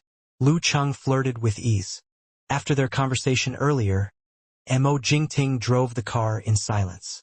Leaving the roundabout and turning into the hillside road, she returned to her usual liveliness and smiled. Junior Master, sect is still formally located halfway up the Yanbing Mount, but people seldom go there except for formal ceremonies. But it's a great vacation place, especially in the summer. Why? Lu Chang asked with suspicion. Geezer sure was gruff. The present cannot match up to the past. To establish sect in the wild, 1,000 miles from any inhabited region, are you waiting for someone to bombard or rob it? Mo Jingting chuckled. The sect operates in the so-called Ice God Tower in the most prosperous business district. They handle everyday affairs there, but live separately. Only junior apprentices are accommodated together. Every year they'll be grounded here for extra training. Moshang was the capital of Wuyu. As Mo Jingting introduced the place, Lu Chang was looking at the information his fairy provided, such as the famous disciples and the master-to-disciple succession of teachings in sect. Halfway up the mountain, he already had a preliminary, but complete understanding of Ice God sect. He Shangguitian and his little-known master were the three great heads of physical invulnerability of the former generation.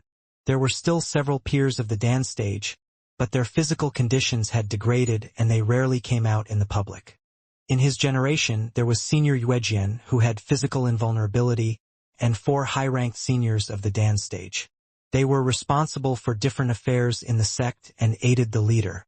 There were also 10 other peers of the dance stage who took care of the business side of the sect. And in his generation, the oldest one was only in his 30s. There were 2 people of the high rank and 10 of lower rank, including Zhu Tai.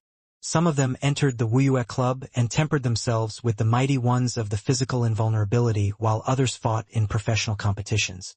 One of the sects in the Wuyue Club had more than 30 people in the dance stage, showing its terrifying power. The Shangqing sect alone probably had more people of the Dan stage than the whole Xing province. For the next generation, there were not many disciples and they were all underage. "We're here," Mo Jingting said briskly, stopping the car outside the gate. Nearby was a sea of pine forest, the leaves fluttering in the wind like waves, bringing a cool breeze in the hot summer. The gate was made of huge stones inscribed with the words of Ice God sect on it, quaint and simple. "Let's first visit the Grand Uncle. You will officially take him as your teacher tomorrow." Geezer Sher got out of the car slowly. "Okay." Lu Cheng followed after him. Mo Yanting unbuckled her seatbelt and leaned out of the window with a smile. "Junior Master, let's add each other on WeChat.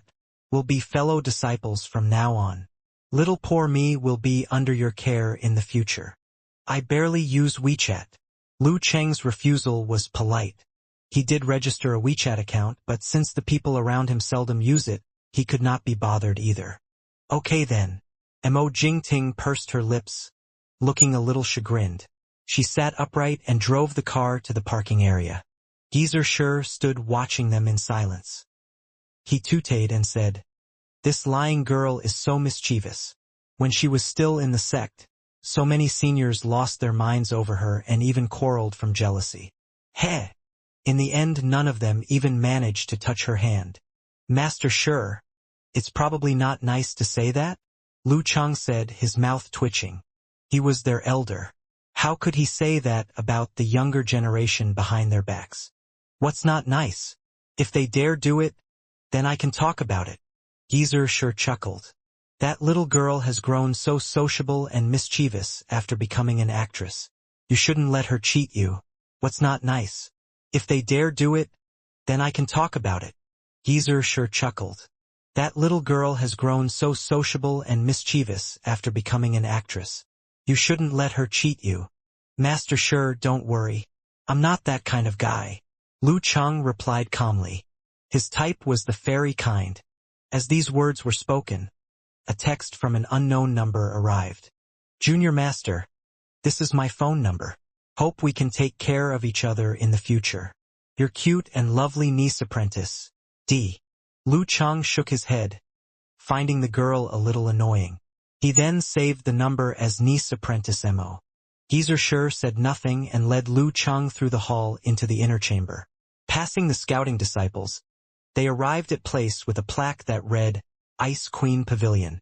"Have you considered what I've said before?" Geezer Sher stopped at the door and asked his question once again. "Master, my answer is the same. I want to devote myself entirely to martial arts. Lu Chang replied earnestly. Once he became stronger, he will definitely receive corresponding advantages and leave the intrigues and power struggles behind. Was it not better to live simply and freely? All right, let's go. Pushing the door open, Geezer Shur led his disciple in. An gray and thin-haired old man sat behind the desk, with sagging cheeks and deep wrinkles around his eyes. He went up to them with a smile. Jian Gua, this must be Lu Chang. Jian Gua? Shi Jiangwo? That was his master's name? Lu Chang wanted to burst out laughing. He calculated his master's age and decided the name really carried the characteristics of his generation. But what it lacked was a feeling of greatness. How about Great Master Shi Jiangwo? Geezer Shur glared at Lu Chang and said, Yes, senior. This is my good-for-nothing disciple. He, the head of the ice god sect, burst into a faint laugh. If he was a failure, what about other disciples? While the two seniors were chatting, Lu Chang took the slot to step forward and greeted courteously, Master Uncle. Good, good. The lines at the corners of He Yi's eyes gradually softened. I watched your last 2 matches. You've gone beyond the professional 8th pin within 1 year, possibly already at the professional 7th pin. It is rare as hen's teeth in our ice god sect's history. Master Uncle knows better than Master. Lu Chang gave a silent judgment before answering with a smile. I can't reach professional 7th pin within 1 year. I won't sign up for the October's ranking event. I'm preparing for the April one. I defeated Zhang Zhutong and Han Jifei because no one knew about my abnormal physical strength. The rival made a bad decision and I was blessed with good fortune and quick wit. I got the championship of the youth tournament with great difficulty, during which I've revealed my condition to the world. I'll have a less than 50/50th chance of qualifying the professional 7th pin if I attend the October ranking event. Better to wait until my foundation becomes firm and my body limits are surpassed to sign up for the next ranking event in end of April or beginning of May with everything under control. The prerequisite, of course, is there's no significant difference in strength improvement when the Jindan is pressed again. He nodded his approval. That's good. Not imperious or short-tempered like your master in his youth. I was full of energy, retorted the gray-haired geezer Shi Jiangwo. He shook his head with a smile. The childhood shows the man and vice versa. Okay. Take youth Lu to settle at Songtao Pavilion.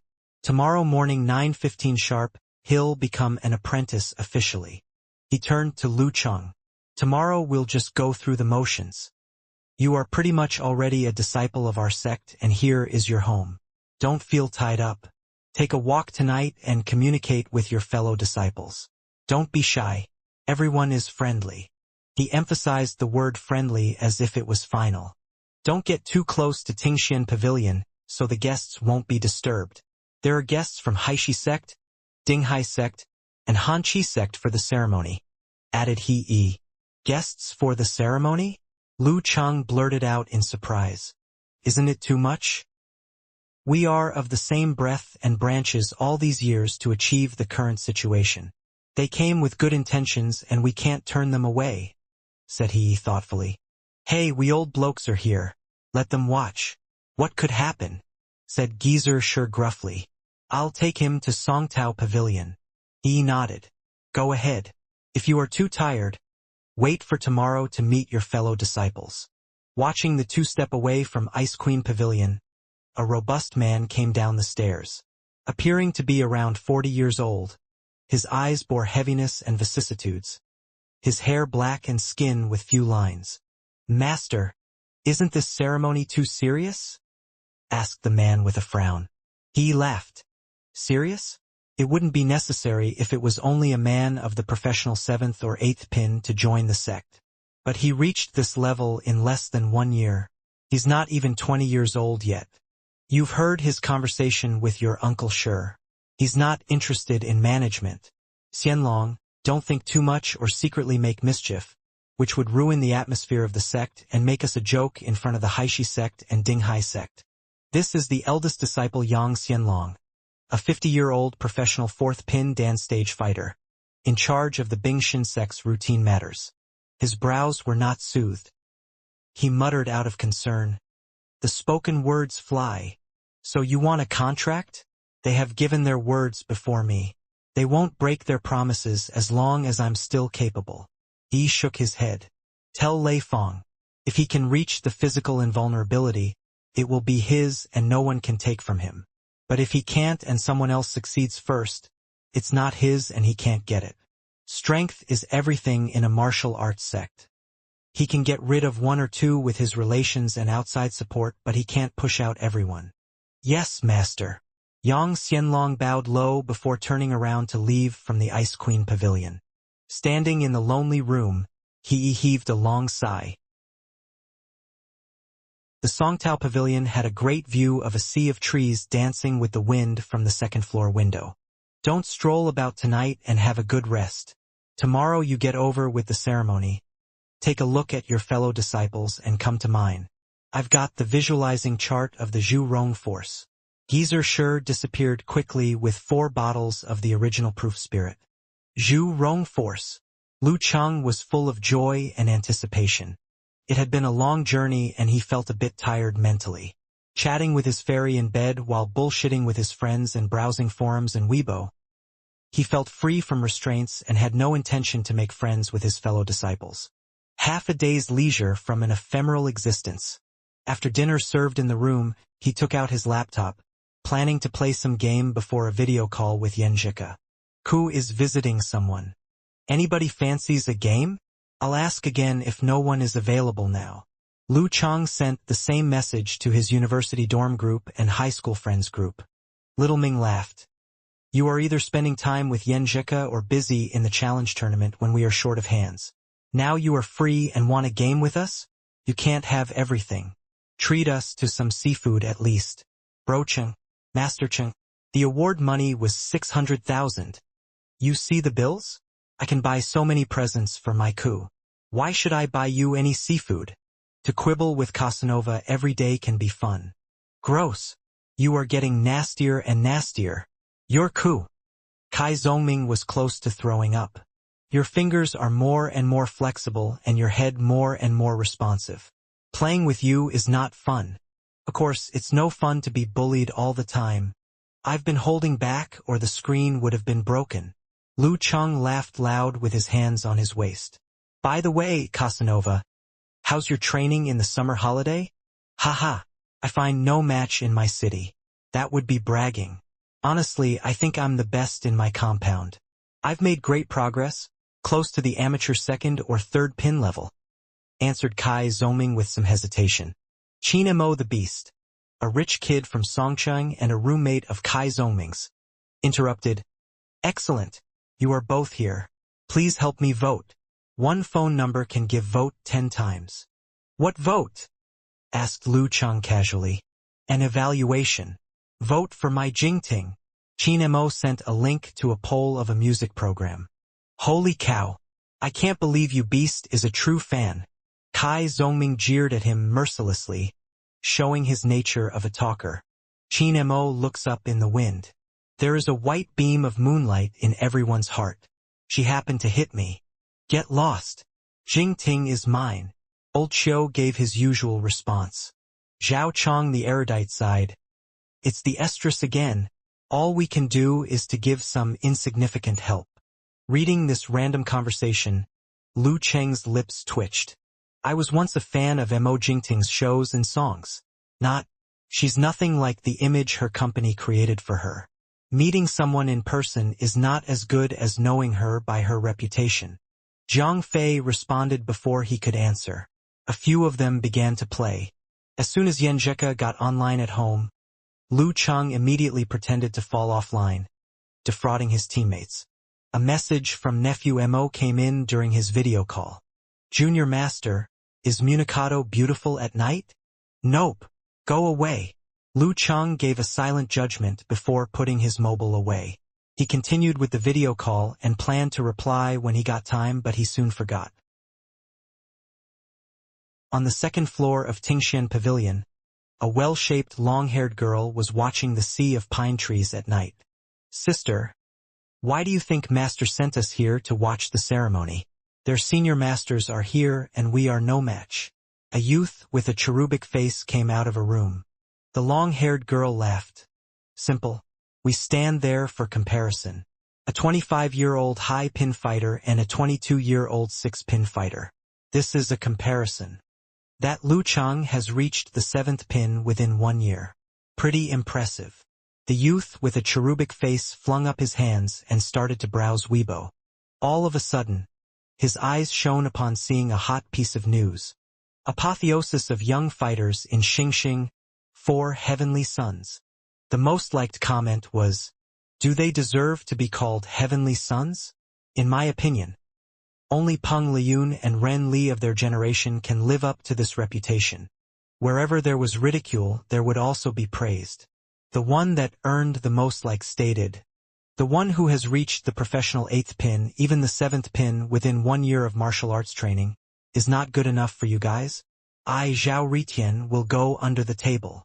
Support and opposition often came hand in hand. The next few hot comments included, "Real heavenly sons all level up every year before reaching the physical invulnerability. And there will be a certain period of time when they rise by 2 or 3 levels a year thanks to their previous rich accumulation and willingness to take risks. Lu Chang has shown a good trend and great potential. However, I see nothing in him as great as Peng Liyun and Ren Li yet. He has only 1 year of martial arts training." So, Peng Liyun was selected by the Shangqing sect at a very young age, but his professional training didn't start until he turned 16 or 17. When his body was fully grown. By the age of 18, he was already at professional 8th pin in the Dan stage.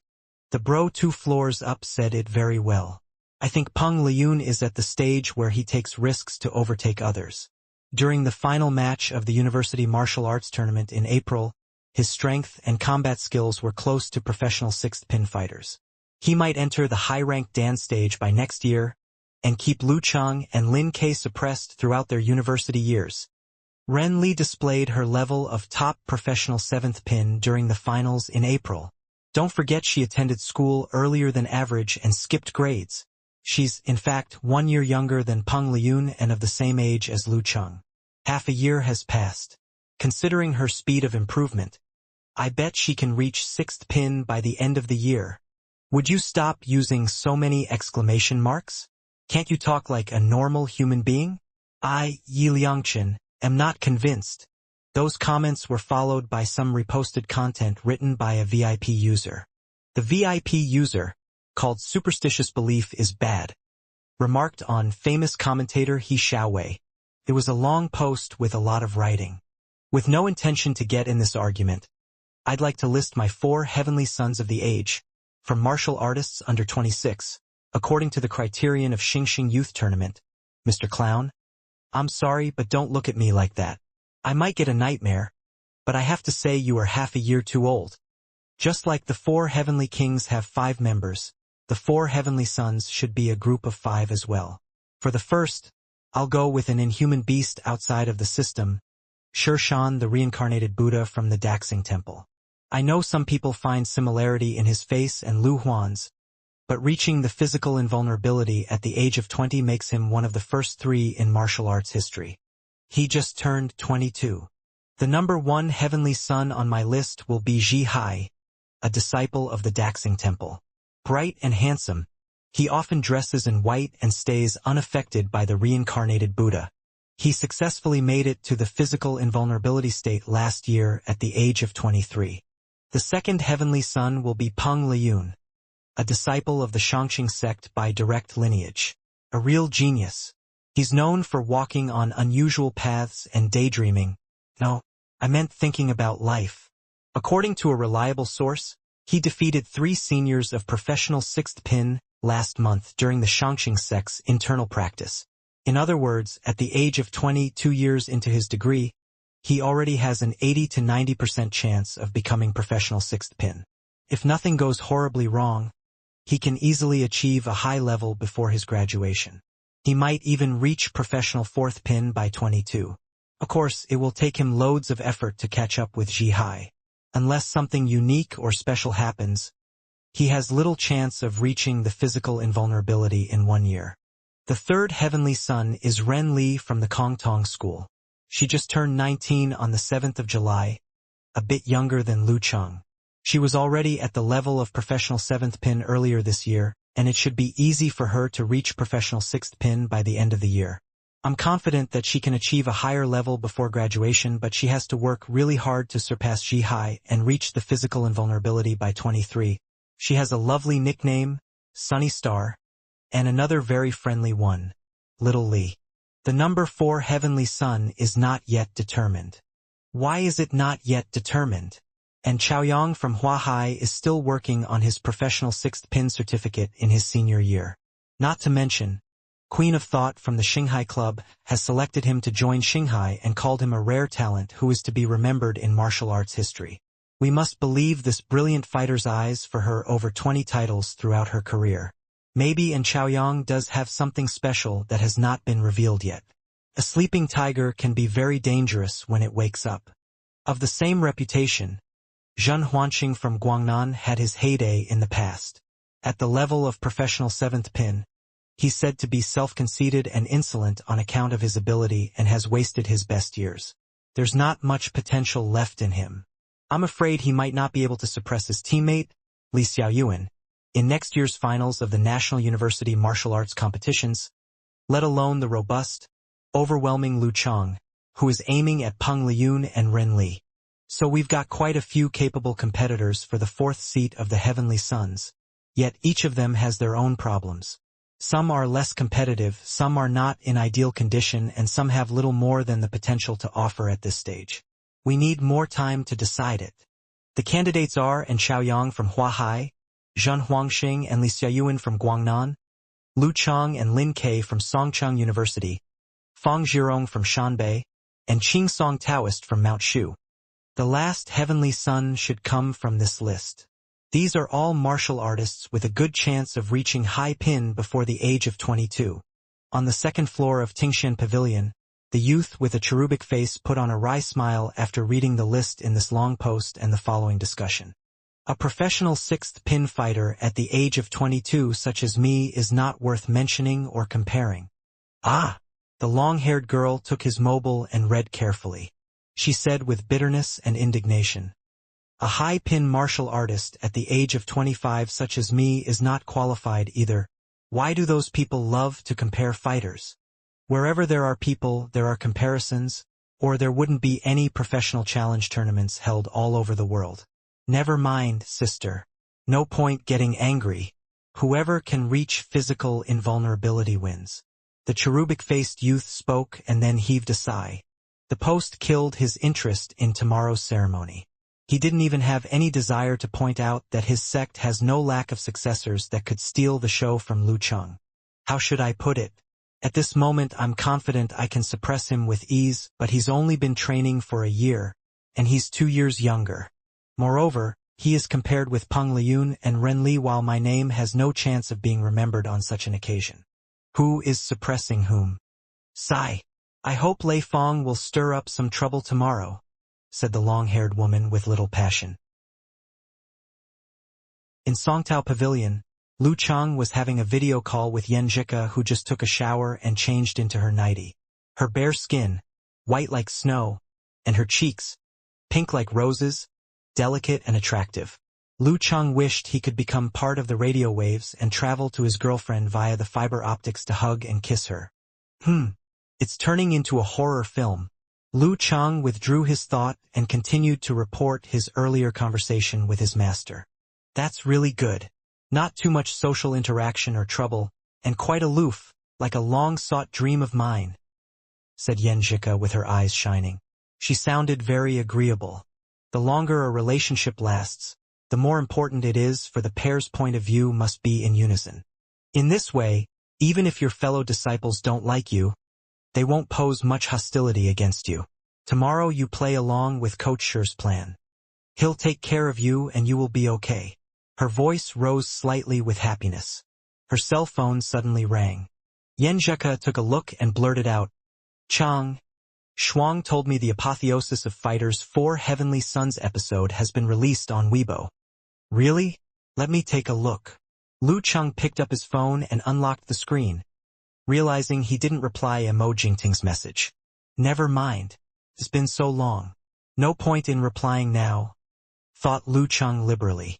He lowered his head to browse the comments, in uniformity with Yen Zhika. Yen Zhika suddenly lifted her head and opened her mouth with concern, then said, Cheng, don't mind those keyboard warriors. You haven't trained long enough to change their deep-rooted thoughts. Look at my cousin. A man as proud as him also feels stimulated by your performance in the youth tournament, and he's training even harder now. I'm not angry, just a bit upset. I'm actually pretty pleased. Lu Cheng's face bore no haze or heaviness, his smile mild and calm. Ah! Yen Zhika blinked. Lu Cheng laughed and said, Think about it. Half a year ago, I was a nobody in front of Ren Li and Peng Liyun, but now my name is put next to them. What should I be unhappy or dissatisfied about? Besides, having a target gives me power. Listening to his words, Yen Zhika's eyes changed and a mixture of feelings developed in her heart. I didn't realize Cheng had grown this much, not just on martial arts but also in other aspects. Looking back at last year, it seems like it was so long ago already. The next morning, Lu Cheng got up around the same time for his morning training, outside Songtao Pavilion, before the ceremony. Right before 7 a.m., out of the corner of his eye, he saw Mo Jingting running over in her pretty navy blue martial arts suit. She greeted spiritedly, Morning, Junior Master. Are you used to getting up early for morning practice as well? What a coincidence. She didn't mention yesterday's message at all. Morning. Lu Cheng responded briefly and concentrated on his training. Last night Lu Cheng consulted his fairy about Mo Jingting's attitude. According to Coach Yen, she kept leaning towards Lu Cheng after he had made known his position because she wanted to make some emotional investment in this junior master with great potential and a bright future, keeping their relationship equivocal so she could bask in his reflected glory one day. This was a usual move of actresses and female singers. Lu Cheng's coldness kept Mo Jingting cautious and well-disciplined. Instead of staying to watch her junior master's practice, she stepped away from Songtao Pavilion. The further she went, the fainter her smile became. She clenched her teeth while taking out her mobile to change his contact name from Junior Master to Impotence and then to Monk after a moment of thought. At 9 a.m., Lu Cheng took a shower, burnt incense, and changed into a navy blue martial arts suit of the Ice God, sect before following 2 reception disciples through a few buildings to the Ice God Hall. In the hall, 2 statues stood tall in the center. One was Queen of Ice, the alleged founder of the Ice God sect, and the other was Yang Chenghui, known as 10,000 Feet of Ice, the actual founder of the sect. Memorial tablets for every master of the sect were placed on either side of the 2 statues. In front of the burner table, He, the head of the sect, stood to the left while Lu Cheng's master, Shi Jiangwo, stood to the right. Elders, disciples, and guests lined up one by one. With this distribution of people, solemnness and dignity were noticeably in the air. Standing outside the hall, Lu Cheng looked around and corresponded each face with the photos Yen Zhika found. The one who stood forefront of the elders was a stout, middle-aged man, with an air of natural dignity and power. He was Xin Guitian, one of 3 elders with physical invulnerability. He seemed to have maintained himself better than Lu Cheng's master and head of the sect, grand uncle. He did not look old at all. That sturdy man with black hair and no hint of wrinkles ought to be senior Yang Xianlong of Lu Cheng's generation. He was the one with authority within Ice God sect. With the gradual dwindling of Master He was practically the leader of the sect. Besides the elders, the only woman who had a seat was most definitely his true senior Shi Yuejian. With her dark eyebrows and large eyes, she looked above average and gentle. Though she was more than 30, but she only looked like 24 or 25. Noticing his stare, her gentle eyes turned towards him. She nodded at him with a smile. Among the next generation of disciples, Yang Xianlong's second disciple Zhu Tai sat in front, on the right. He was 29, a fighter of 5th pin. He did not originate from the current martial arts circle. Since he had joined a place like Xing province, where the local martial arts scene was not thriving, he would surely be in endless glory and pursued after. But he now wore a pair of black-rimmed glasses and was silent. A simple glance was enough to see that those glasses were not the prescription type. They seemed more like a veil to cover the windows to his heart. Opposite Zhu Tai was the angular-faced Lei Fong. This highly anticipated disciple had ordinary looks, but looked smart and was filled with confidence and vitality. If he walked down the road, he would certainly attract no less attention than many handsome boys. As Lu Chang observed him, Lei Fong was also looking at him with a conflicted expression. Mo Jingting sat next to Lei Fong. From time to time, she would whisper to her junior. She controlled the volume of her voice very well, not at all affecting the atmosphere of the hall. After looking around, Lu Chang had a basic understanding of the situation. The strong ones in the dance stage or above who could return had already returned. They could be regarded as giving a lot of face to the sect. As for the weaker disciples, there were too many of them. Only 10 or so participated as representatives. Among the guests in the ceremony, he saw the two people Coach Yen once especially mentioned. They were the two proud disciples of Huang Ku, the Gun King. One was 25-year-old Zhang Yu in level 5 Dan. The other was 22-year-old Chen Chiue in level 6 Dan. They were a pair of handsome man and beautiful lady who were also observing him with interest. Those sent by Dinghai sect and Hanqi sect were all fighters in the Dan stage. They were about 30 of them and they looked polite but distant. As for the other guests, Lu Chang could not recognize any of them. He could only guess that they were representatives from the faction. From the corner of his eye, he observed the people in the hall. He noticed Master He leaving his seat and walking up to the incense table. Master He respectfully bowed at the plaques of the founders of the sect and then stood upright. Bring the ice marrow bead. Ice marrow bead? After catching up on relevant knowledge of the sect under the little fairy's guidance, Lu Chang became excited. He held his breath. This bead was said to be formed from the first founder Yang Chenghui. It was full of mystery and was the safeguarding object of the school. Just as the thought crossed his mind, he saw a faint blue light rising slowly and turning the incense case clear, making it look like a cold fantasy. He took a clear bead half the size of his fist out of the secret compartment under the statue. The bead seemed to be formed out of condensed pure blue light, creating an illusion of ice and snow. Zhang Yu, Chen Chiue, and the rest stared at the bead without blinking. The bead was not usually kept here, making it a rare sight. Yet Lu Chang was stunned, as the bead had some similarities to the Jindan in his body. But they were not actual resemblances, but rather abstract. What was that ice bead exactly? He placed the ice bead in the middle of the case. Turning around, he announced the start of the ceremony. Lu Chang cleared his thoughts and followed the orders. He headed into the hall and walked to the front of the incense case step by step. He stopped when there was a distance of 1 meter. Thanks to the founders, Yang Xianlong shouted in a sing-song voice. Lu Chang respectfully did as ordered. First he kowtowed, then he offered 3 incense sticks on the altar. He was rather nervous as he followed the procedure.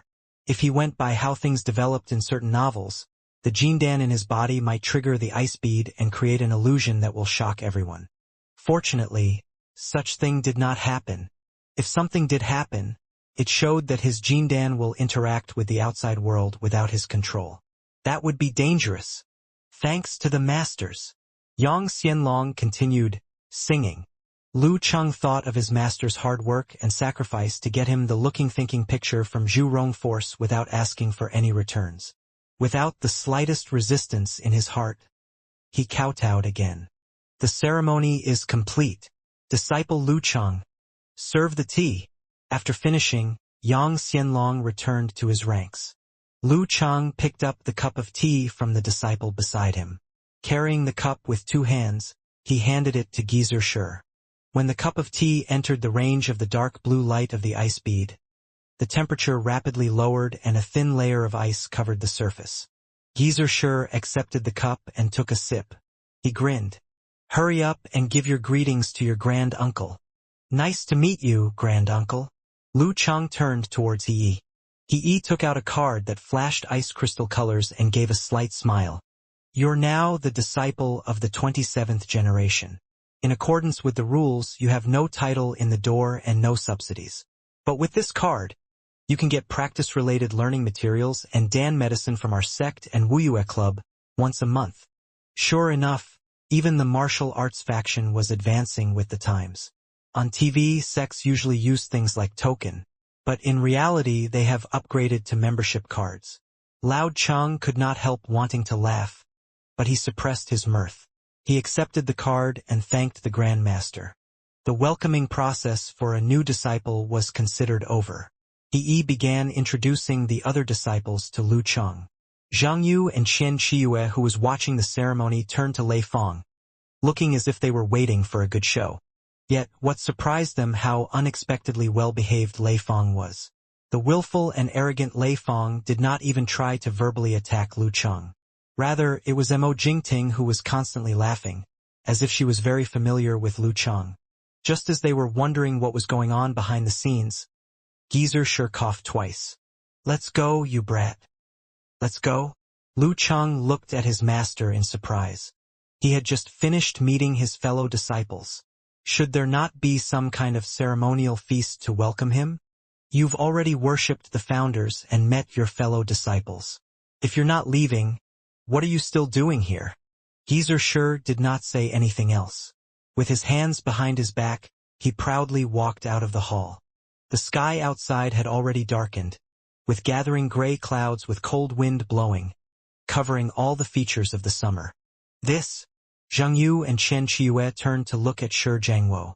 They could feel that, though he had yet to start anything, he had already commanded a certain degree of harmony with the surrounding nature. The wind became more ferocious as it poured inside the hall, causing Lu Cheng to shiver. He obeyed his master's command, as per Cao Qian's instructions. He turned around and walked out of the hall, catching up to Geezer Shi, who was walking slowly. Today he would follow his master. Whatever Geezer Shi commanded, that was what he would do. Even if the sky fell, there was a tall mountain that would shield him. Shi Yuejian frowned. She helplessly sighed and followed after them. Walala! The wind whistled and many white flakes fluttered down. Zhang Yu reached out her hand to take one. It was slightly cold to the touch. She had seen real snowflakes. The snowing became heavier and heavier, turning the trees white and covering the earth in a blanket of snow. The snow piled up at the top of the houses, enveloping the entire ice god sect. It was early August, the peak of summer. Even if the hillside was cool, it was simply relative to the temperature outside. But at this moment, a storm was brewing here. Chen Chiyue stared at the snowflake dumbly, but the coldness on his face and the snow in his palm felt incredibly real. He turned towards his senior in surprise and saw the same shock in Zhang Yu's eyes. Not even their master was capable of reaching this level. Mo Jingting, Lei Fong, and the others stared motionlessly and shivered involuntarily. They recalled there was once a rumor in the sect that Geezer Shi was once one of the strongest, once approaching taboo levels of strength, but unfortunately, was this his terrifying full strength? Lu Cheng inexplicably looked around and wore the same expression of shock. He stepped on the squeaky layer of snow and followed his master and senior out the faction. The vast world was entirely white. How clean! He stood there, staring at this scene. He suddenly understood what his junior wanted to tell him.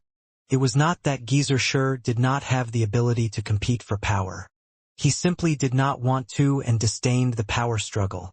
Lu Cheng was born in the south, where he had grown up and gone to school, so he had barely seen snow in the past 19 years.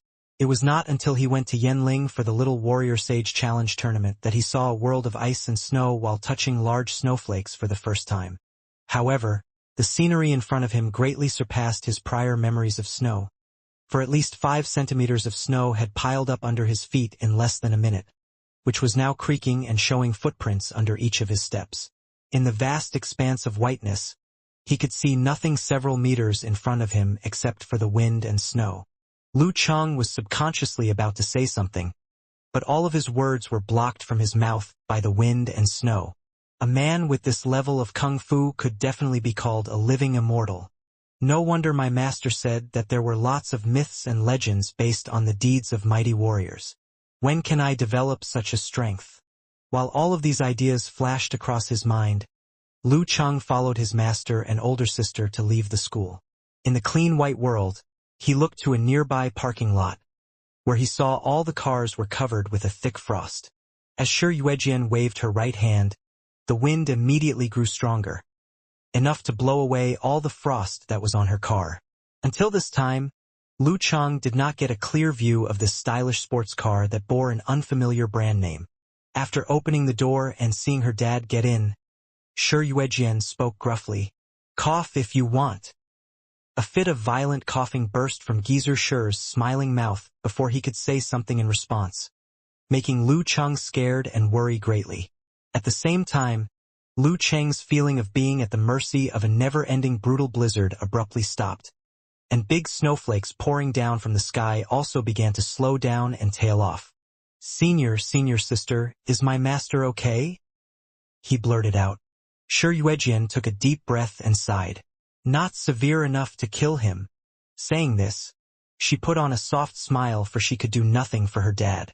Your master's too proud to accept his old age and declining health. He could have taken other precautions to protect you instead of making such a special effect. Cough, I'm fine. Cough, I cough, I'm not like your junior brother. Cough, not as stupid as him. Cough, I secretly cough, borrowed some strength. Cough, from the ice core bead. Geezer Shi explained stubbornly. Seeing him appear to come around, Lu Cheng breathed a sigh of relief. Master, it'll be fine as long as you come around. Rest up and I'll be back soon. Stepping to the other side of the car, Lu Cheng took out his cell phone to record the snow-covered landscape and blizzard, then sent it to Yenjika. Shi Yuejian whispered with a strange facial expression. I can't understand the youth nowadays, either. If I had suffered such a shock at his age, I wouldn't have the mindset to take photos. Cough, I don't know, either. Geezer Shi turned to look at his stupid disciple through the window, who was intently recording the amazing scenery regardless of the snow covering him, which stunned his master. Without Geezer Shi's support, the snowflakes turned smaller and sparser, gradually stopping along with the blizzard weakening, in dozens of seconds.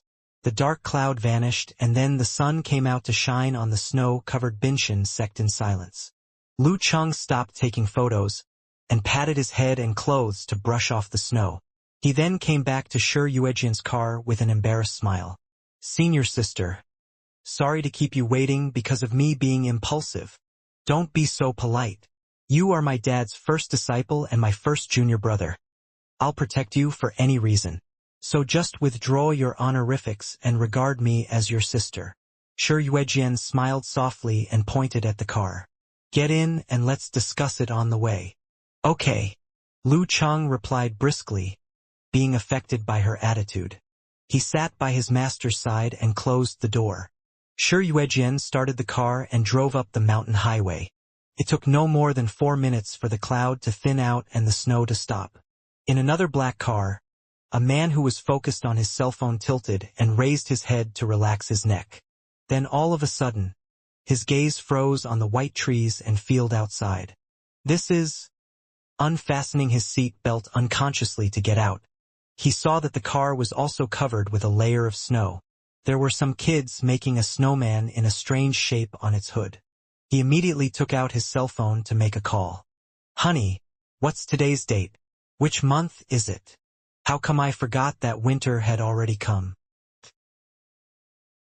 In the Ice God Palace, the guests looked at each other in shock, unable to speak for a long time. Seizing the time to take photos and videos and email them to her master, Zhang Yu walked out of the hall to find a secluded area where she made a phone call while Chen Qiue was on the lookout. What happened in the Ice God sect? Someone asked in a deep, low voice. His 2 disciples, who were usually calm and rational, would not bother him if nothing happened. Master, check your inbox. I've sent some photos and videos to you. Shi Jiangwo, the elder Shi of the Ice God sect, just threatened us with his almighty power. Zhang Yu was still talking incoherently since he had not yet calmed down. Huang Ku, the Spear King, spoke without asking more questions. All right, I'm right near a computer. Though being in his 40s, Huang Ku was still struggling to learn computers as digital devices grew more and more popular presently. Hearing the sound of a mouse clicking on the phone, Zhang Yu could do nothing but wait patiently for his master's comments. After a while, Huang Ku broke the silence in a low voice. No wonder he's a legend. While the car was running quietly, Lu Cheng suddenly heard a snore-like breathing. Following the sound, he turned his gaze and found that Geezer Shi had already fallen asleep sitting against the seat and appeared to be very tired. Senior sister, my master is in ill health, isn't he? Lu Cheng lowered his voice, but he knew that Shi Yuejian could clearly hear him. Shi Yuejian gave him a wry smile. You can say that it's not very good, or else I wouldn't control the drinking of this mighty one of physical invulnerability.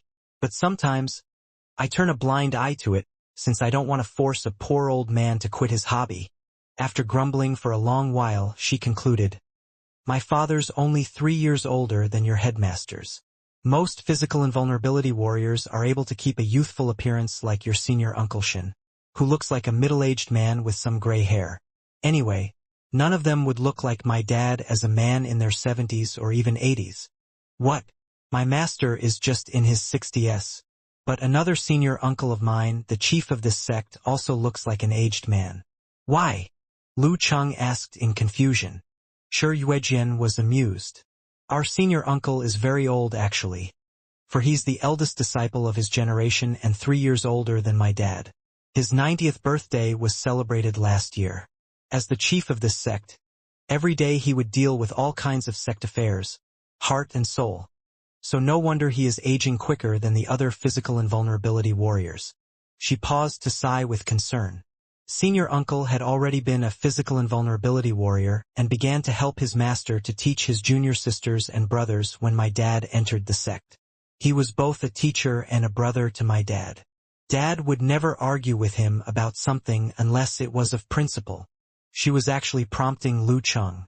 Considering his age, Yang Xianlong should not be senior uncle's eldest disciple. Maybe his senior sisters and brothers had all died in that age of war. Thinking about this, Lu Cheng asked cautiously, is master's poor health caused by past wounds? Yeah, don't ask more about this. We'll let you know when the time is right, replied Shi Yuejian in a soft voice.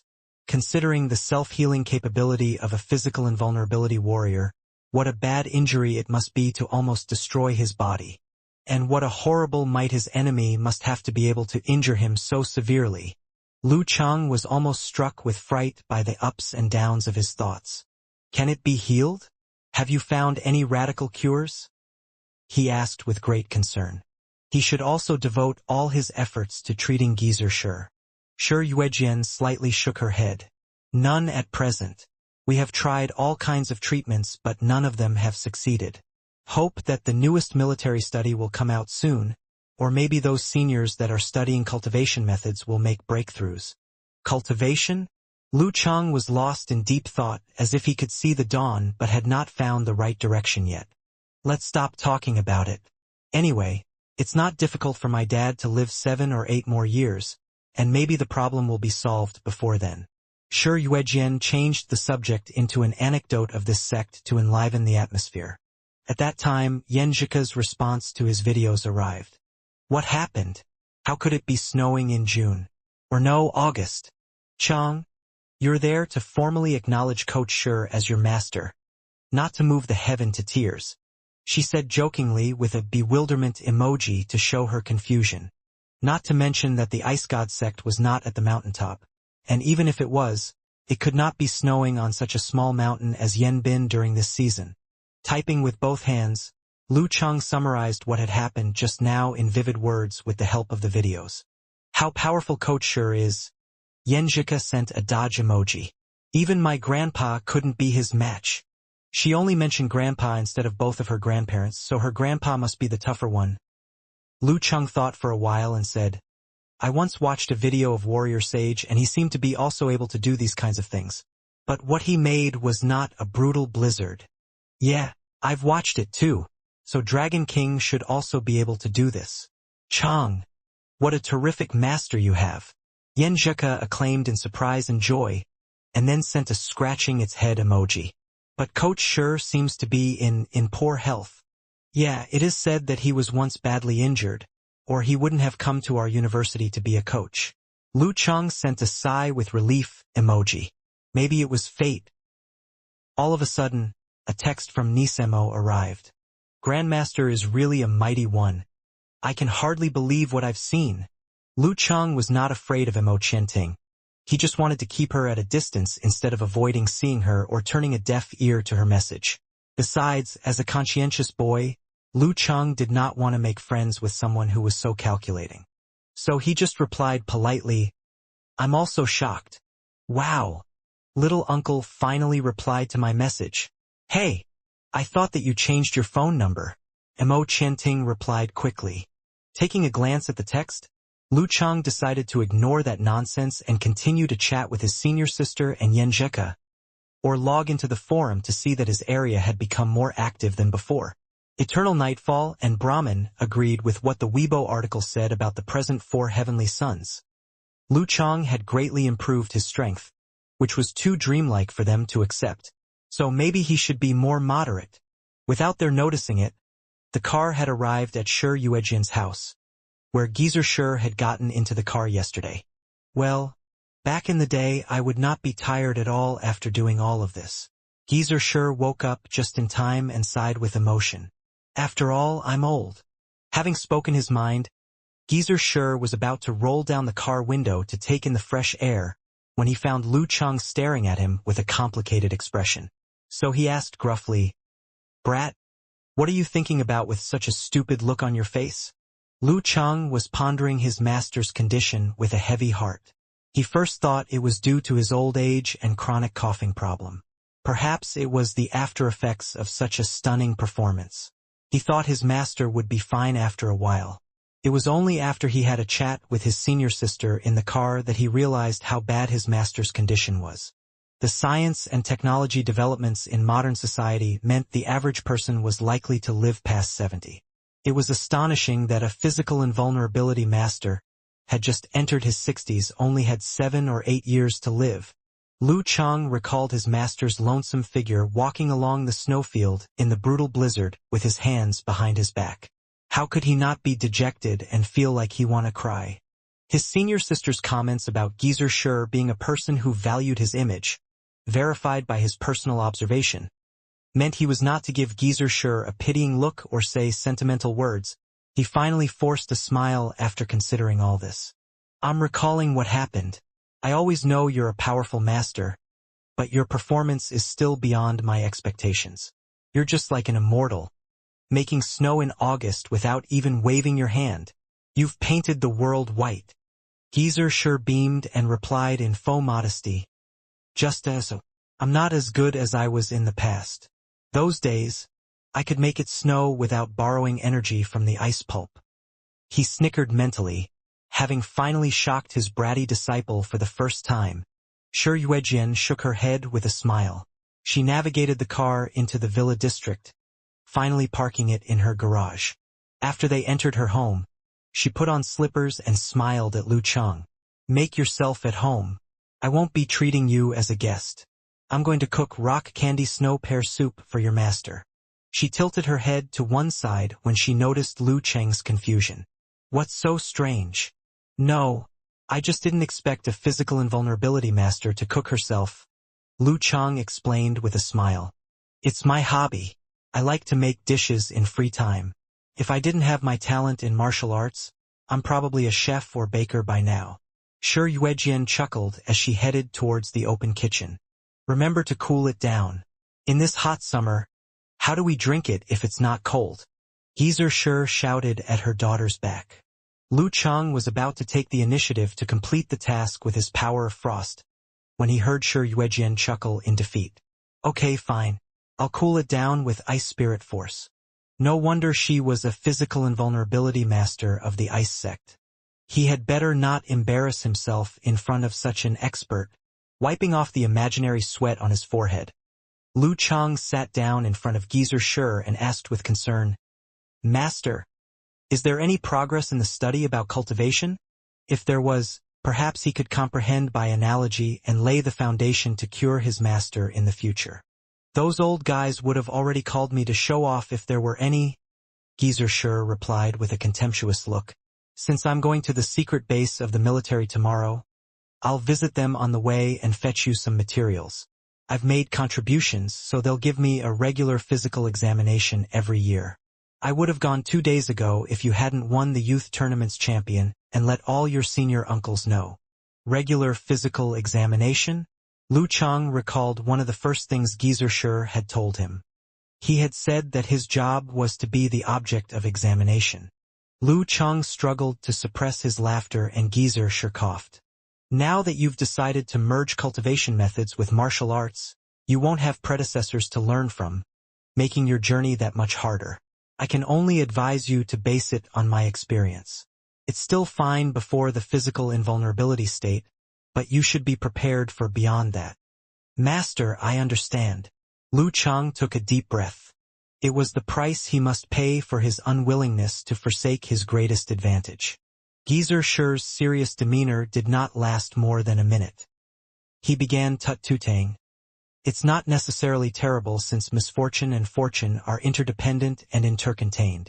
You may be talented, but that's only in comparison to ordinary warriors. You're still no match for those once-in-a-century talents like warrior sage Qian Donglu, Zhi Hai of Daxing Temple, Peng Liyun of Shangqing Sect, and your master. If you cultivate according to normal procedure, your progress will be predictable and your future level won't exceed expectations. There won't be any surprises. How will you catch up with those ahead of you? Your new path will have many changes, but only with changes can there be hope. But it's still too early to say. If you properly follow the path of martial arts cultivation, you may achieve great things. You're quite similar to Dragon King. He did not mention Shirshan, the reincarnated Buddha of Daxing Temple. From the kitchen, Shi Yuejian protested, Dad, where's the resemblance? Placing the stockpot on the stove, she washed her hands and returned to the living room. Dragon King's lust for victory is so abnormal. How is Lu Chang anything like him?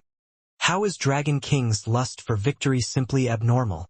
It's abnormal beyond imagination, said Geezer, agreeing with her. As Dragon King's fan, Lu Chang was immediately intrigued. Senior sister, can you tell me about Dragon King in detail? Whether it was in interviews or TV broadcasts, the image of Dragon King was always veiled.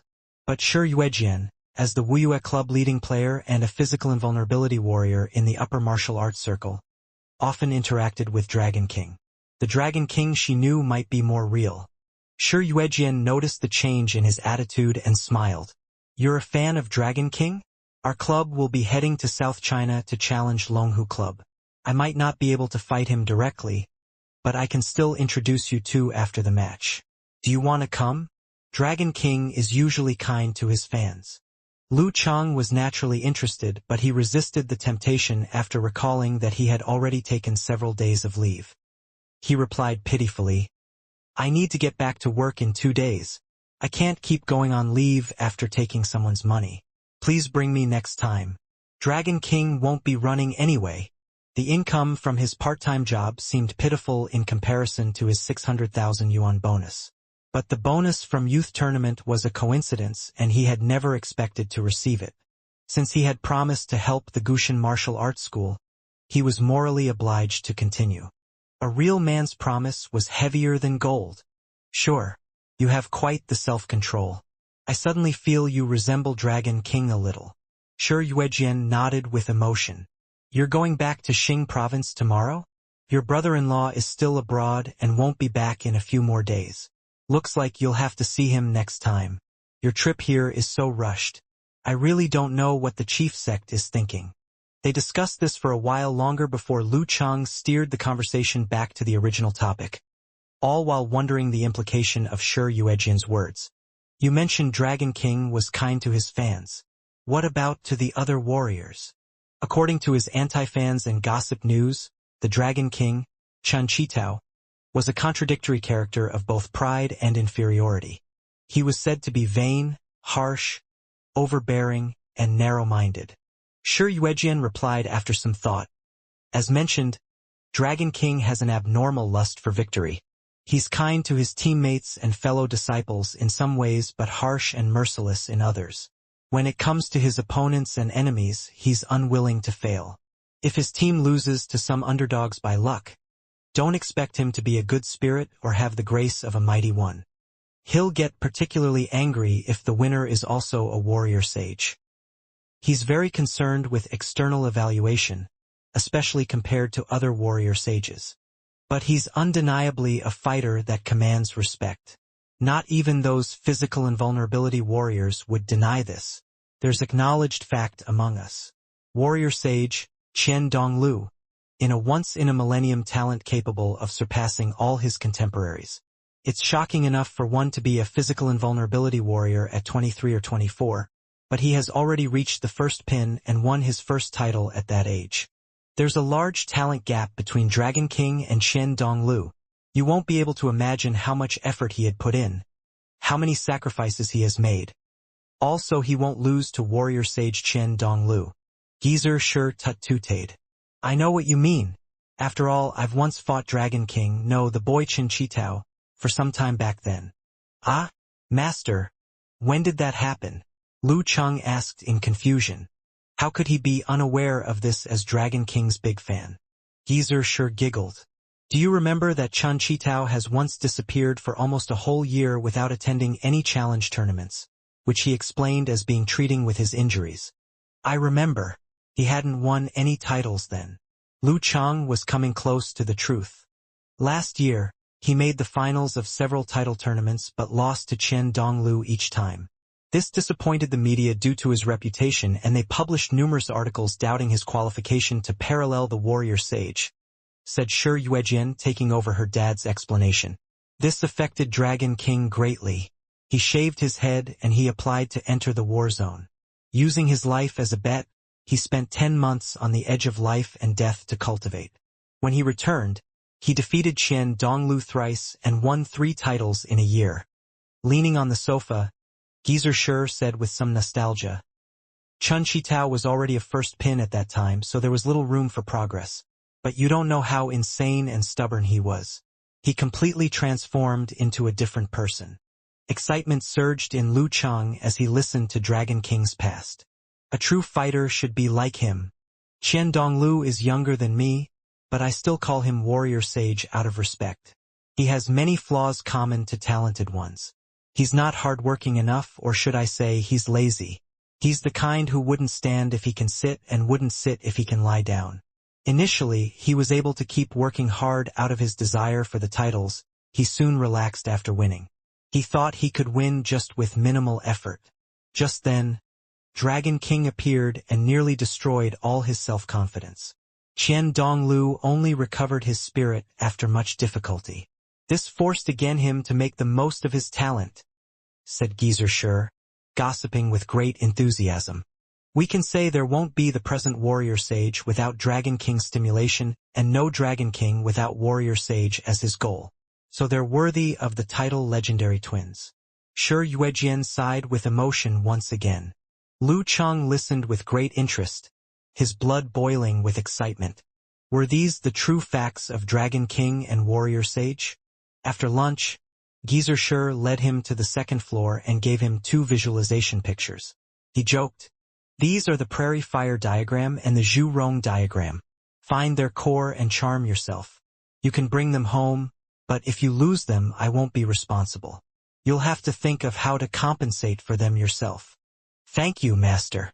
Ignoring Geezer Shi's joke, Lu Cheng took over the visualization pictures in excitement. One picture was filled with colorful flames, making him feel like he was standing by a burning sea. In the other was a god of fire with the face of a beast, suppressing the flame. He looked fierce and powerful. Noticing Lu Cheng's excitement, Geezer Shi walked towards the door, cleared his throat, and said calmly, "Brat, remember to email me the videos you took earlier." "Ah." Lu Cheng turned to his master in bewilderment. "Ah." Lu Cheng was stunned for a moment. Then he quickly understood what his master meant, and he burst out into laughter. Okay, I'll send it to you later. Haha.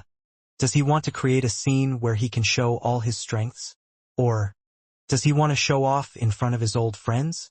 He is indeed the master who is perfect at showing off. Thinking about it, since he is a man obsessed with backup, he decided to copy the videos to his computer, that way they were safe even if something happened to his mobile phone. This is the great achievement of my master. Changing thoughts, he suddenly slowed. Fuck. Where's my computer? And, not just my computer, where is all my luggage? Geezer sure cleared his throat before going to leave the room. He was going to go downstairs and take it easy, but he heard Lu Cheng mumbling in a helpless tone. Master. It seems that I left my luggage back on the mountain. On the mountain? Geezer sure was also stunned for a moment, and then he suddenly remembered that he had forgotten to pack up for his stupid apprentice back in the Songtao pavilion.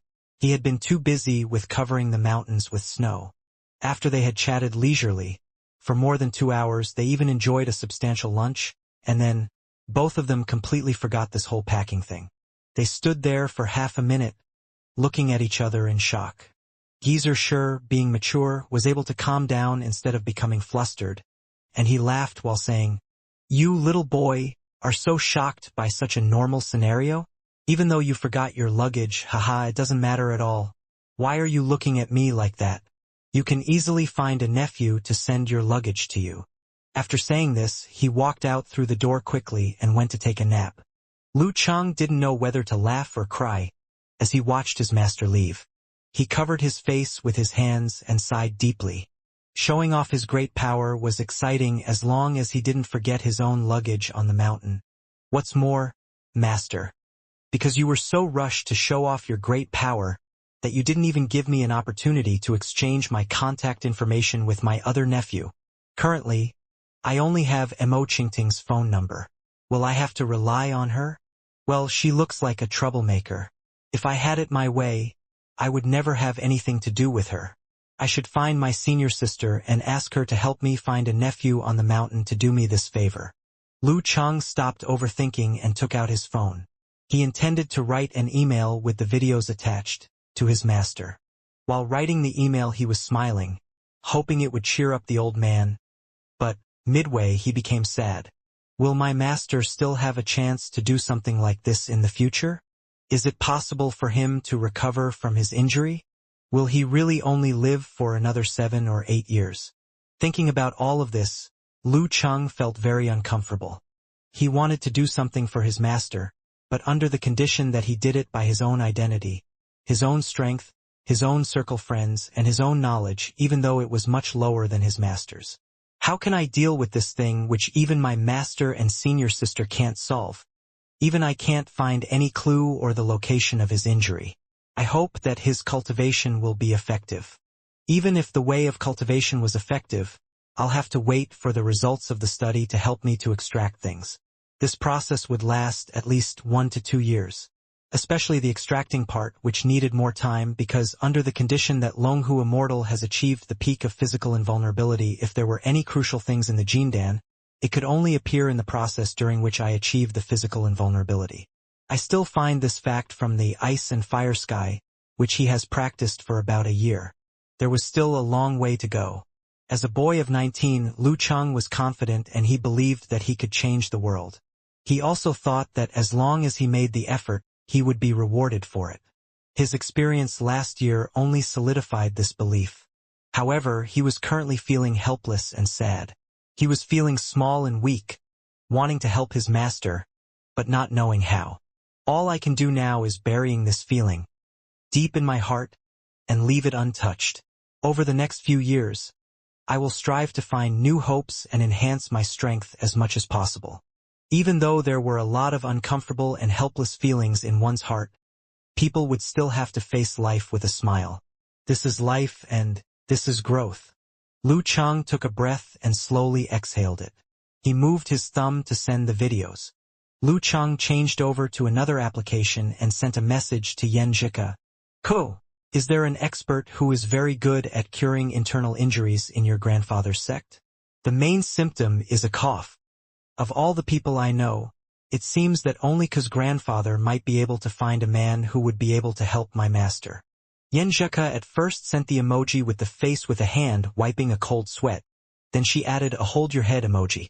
She replied, Stupid Chang. You could directly say that you want to help Coach Shi. While they were chatting that morning, she had heard him mention that Coach Shi had been injured and was in bad health. Now, even though Lu Chang was trying to hide it, she was keenly aware of his depression and sadness. She felt a shock in her heart, and then she connected it to the previous words he had said. So, she added in a hurry, "Is his body hurt again because he changed the weather? Has his health condition gotten worse?" Coach Shi had taught her martial arts for about a year. Even if he always often made fun of her, she still felt that he almost became her master. What's more, Coach Shi was Lu Cheng's master. If you love a person, you also love his dog. So how could she not worry about Coach Shi? Lu Chang told her about the current health condition of his master and what his senior sister had observed. At last, he was too worried to send an emoji. "I don't know what I can do now." Do what you can do. Never feel that you are omnipotent. Try to practice your martial arts more and more, and become a powerful person as soon as possible. This may be the most urgent thing which Coach Shi wants to see. While you are achieving your higher level of martial arts, you can gain contacts with stronger people and find more ways to help him. This was the first time for Yan Zhika to face such a sad thing, so she had no idea how to comfort the foolish Cheng. Lu Cheng knew that this problem wasn't going to be solved immediately, nor was it an easy idea for him to tackle now. His mood slowly eased after he heard the girl's soft words, and it eased his feeling of helplessness. By the end, Yanjika's words returned to the initial topic, and she said, "The Shushan study has some forefathers who are always reading about discourse and practicing alchemy. I will call my grandfather and ask him right now. Coach Shi is also my coach. So, my grandfather will understand and provide assistance." "Well, okay. Although, I think my master must have asked someone from the Shushan study before." Lu Cheng replied with a bitter smile.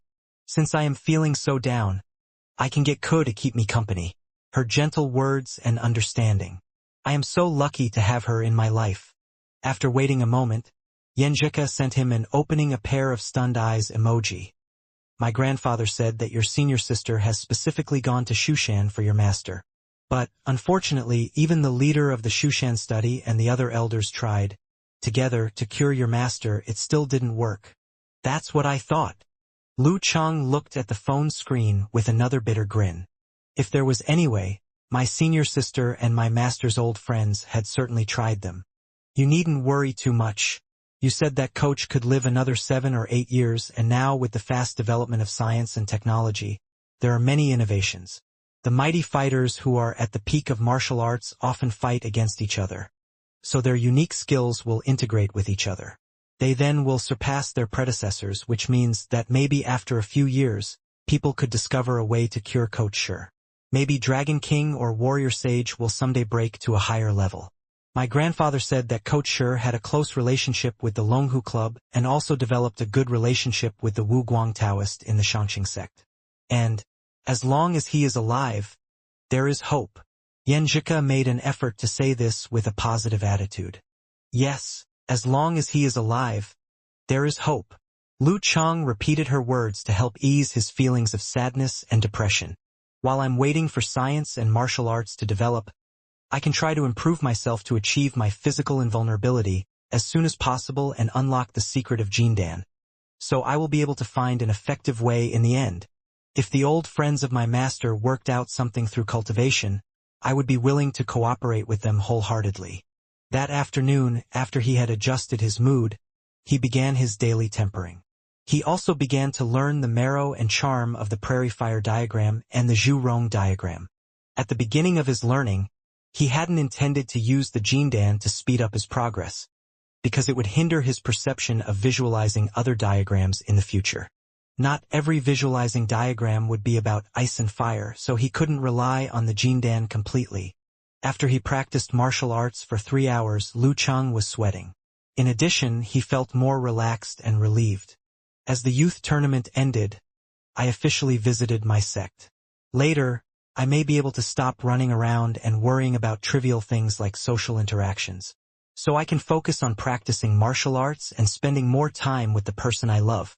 Life is too short, so we have to cherish the time we have when we are together.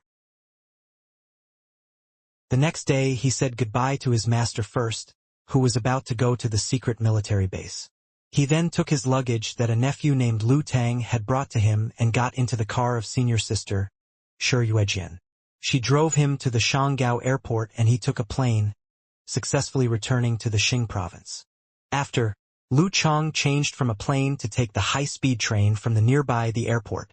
Lu Chang arrived at the bullet train station in Shoshan while carrying his backpack. Before departing, he reported his agenda to Yen Zhika, and then he moved to a big step outside. At that moment, a young girl, who looked like a high school student, suddenly stopped him. She said with curiosity and excitement, "You are the champion of the youth tournament, aren't you? I have seen you on the television several times." Yes, yes. Lu Chang was too caught off guard to deny it. When had the young girls become so brave? "Oh, I know I'm right. Can you sign something for me? You are so powerful. Many students in my class like you, and think you are the big hero of Shoshan." This young girl threw her backpack in front of her body so she could find her pen and notebook. Big hero? Hey, although his mood had not completely recovered yet, he still couldn't help but feel happy. He took the pen and signed his name, which was written like the flying dragon and phoenix. The little girl solemnly put away her notebook and waved goodbye to him while wearing a big smile. She took a few steps and suddenly turned around, dragging her luggage. She laughed while saying, "Hero Lu, you need to practice your writing." Lu Chang froze there for 2 seconds and watched her run away. Until then, he came to God and thought to himself, "My calligraphy isn't so bad. It is fairly good. Well, not like a writer whose pen name is very long. If compared to that, my calligraphy was as bad as a primary student's." He then complained about this issue to Yen Zhika, which made her laugh for a long time. At last, she sent a laughing while covering the mouth and said, "Chang, you will become more and more famous in the future. It's time for you to buy a pair of plain glasses to cover your face just like movie stars." I don't like that. There were a bunch of onlookers around us when we were together in public. After saying this, she sent a touching the round bulging belly and exhaling emoji before adding, "It also doesn't make sense. If you really did that, the following day the rumors would be spread through the campus like wildfire. It would be like the time that leader of martial arts, named Lu, was brutally dumped by his girlfriend. The muscle man defeated by an intellectual with glasses." Puff. Lu Chang laughed aloud. Then he felt a warmth within his heart. Ever since last night, Ku has been trying to cheer me up because she wants to resolve my depression. How could I not notice what's in her warm mind? Walking out of the train station, he decided not to take the bus and, instead, took an illegal taxi because he wanted to get home as soon as possible. On the way home, one of the ideas he had entertained became clear after the experience with his master, and that was to buy his parents a house in Shoshan. Cherish the time with our parents and treat our parents well when they are alive. Love the one you're with now. This was what his experience had taught him to be the most significant. After Lu Chang arrived back home, he washed his clothes that had been stored for 2 days, because he realized it was still early. He also made a backup of the valuable things on his computer. He even did some household chores. After he completing the chores, his mother, Chi Fong, slowly came back from the community office. The moment she walked into the house, she saw the clean coffee table. So she looked at her son suspiciously and just found him standing there proudly like he was waiting to be praised. She blurted out, "Chang, what has happened to you?" "Nothing's wrong." Lu Chang denied, "While I'm in school, don't I still need to clean up my dormitory? I didn't have anything else to do just now, so it was more of an impulse." Chi Fong didn't pay much attention to his words. At first, she smiled with satisfaction, but then she began to complain.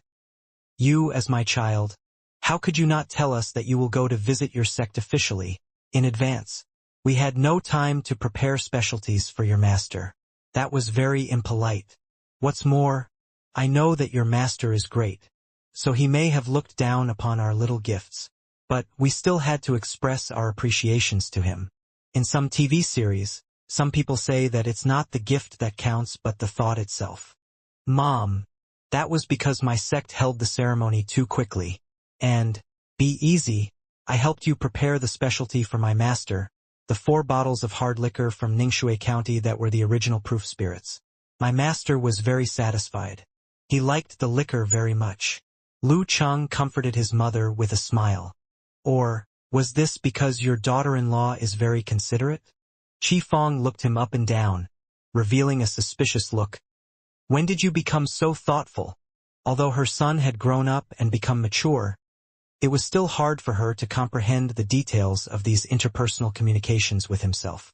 But I didn't even have time to teach him that. As for his father, well, it would have been great if he hadn't neglected those details. Yes, thanks to you. You influenced me by your words and deeds. Lu Cheng flattered his mother, ignoring his own consciousness, which made Qi Fong feel very happy. She walked into the kitchen and began to prepare dinner. Lu Cheng stopped himself from telling his mother about his plan to buy her a house. He decided to wait for his dad to arrive and bring it up while they were chatting over dinner. Bringing it up, he started solemnly, Mom, Dad, can you find time to look at the real estate around our house? Something that is within a 3-year period. What? Qi Fong replied confused. Lu Cheng explained it thoughtfully. Since I won the championship, I have the 600,000 reward. So, I was thinking that I could buy us a new house.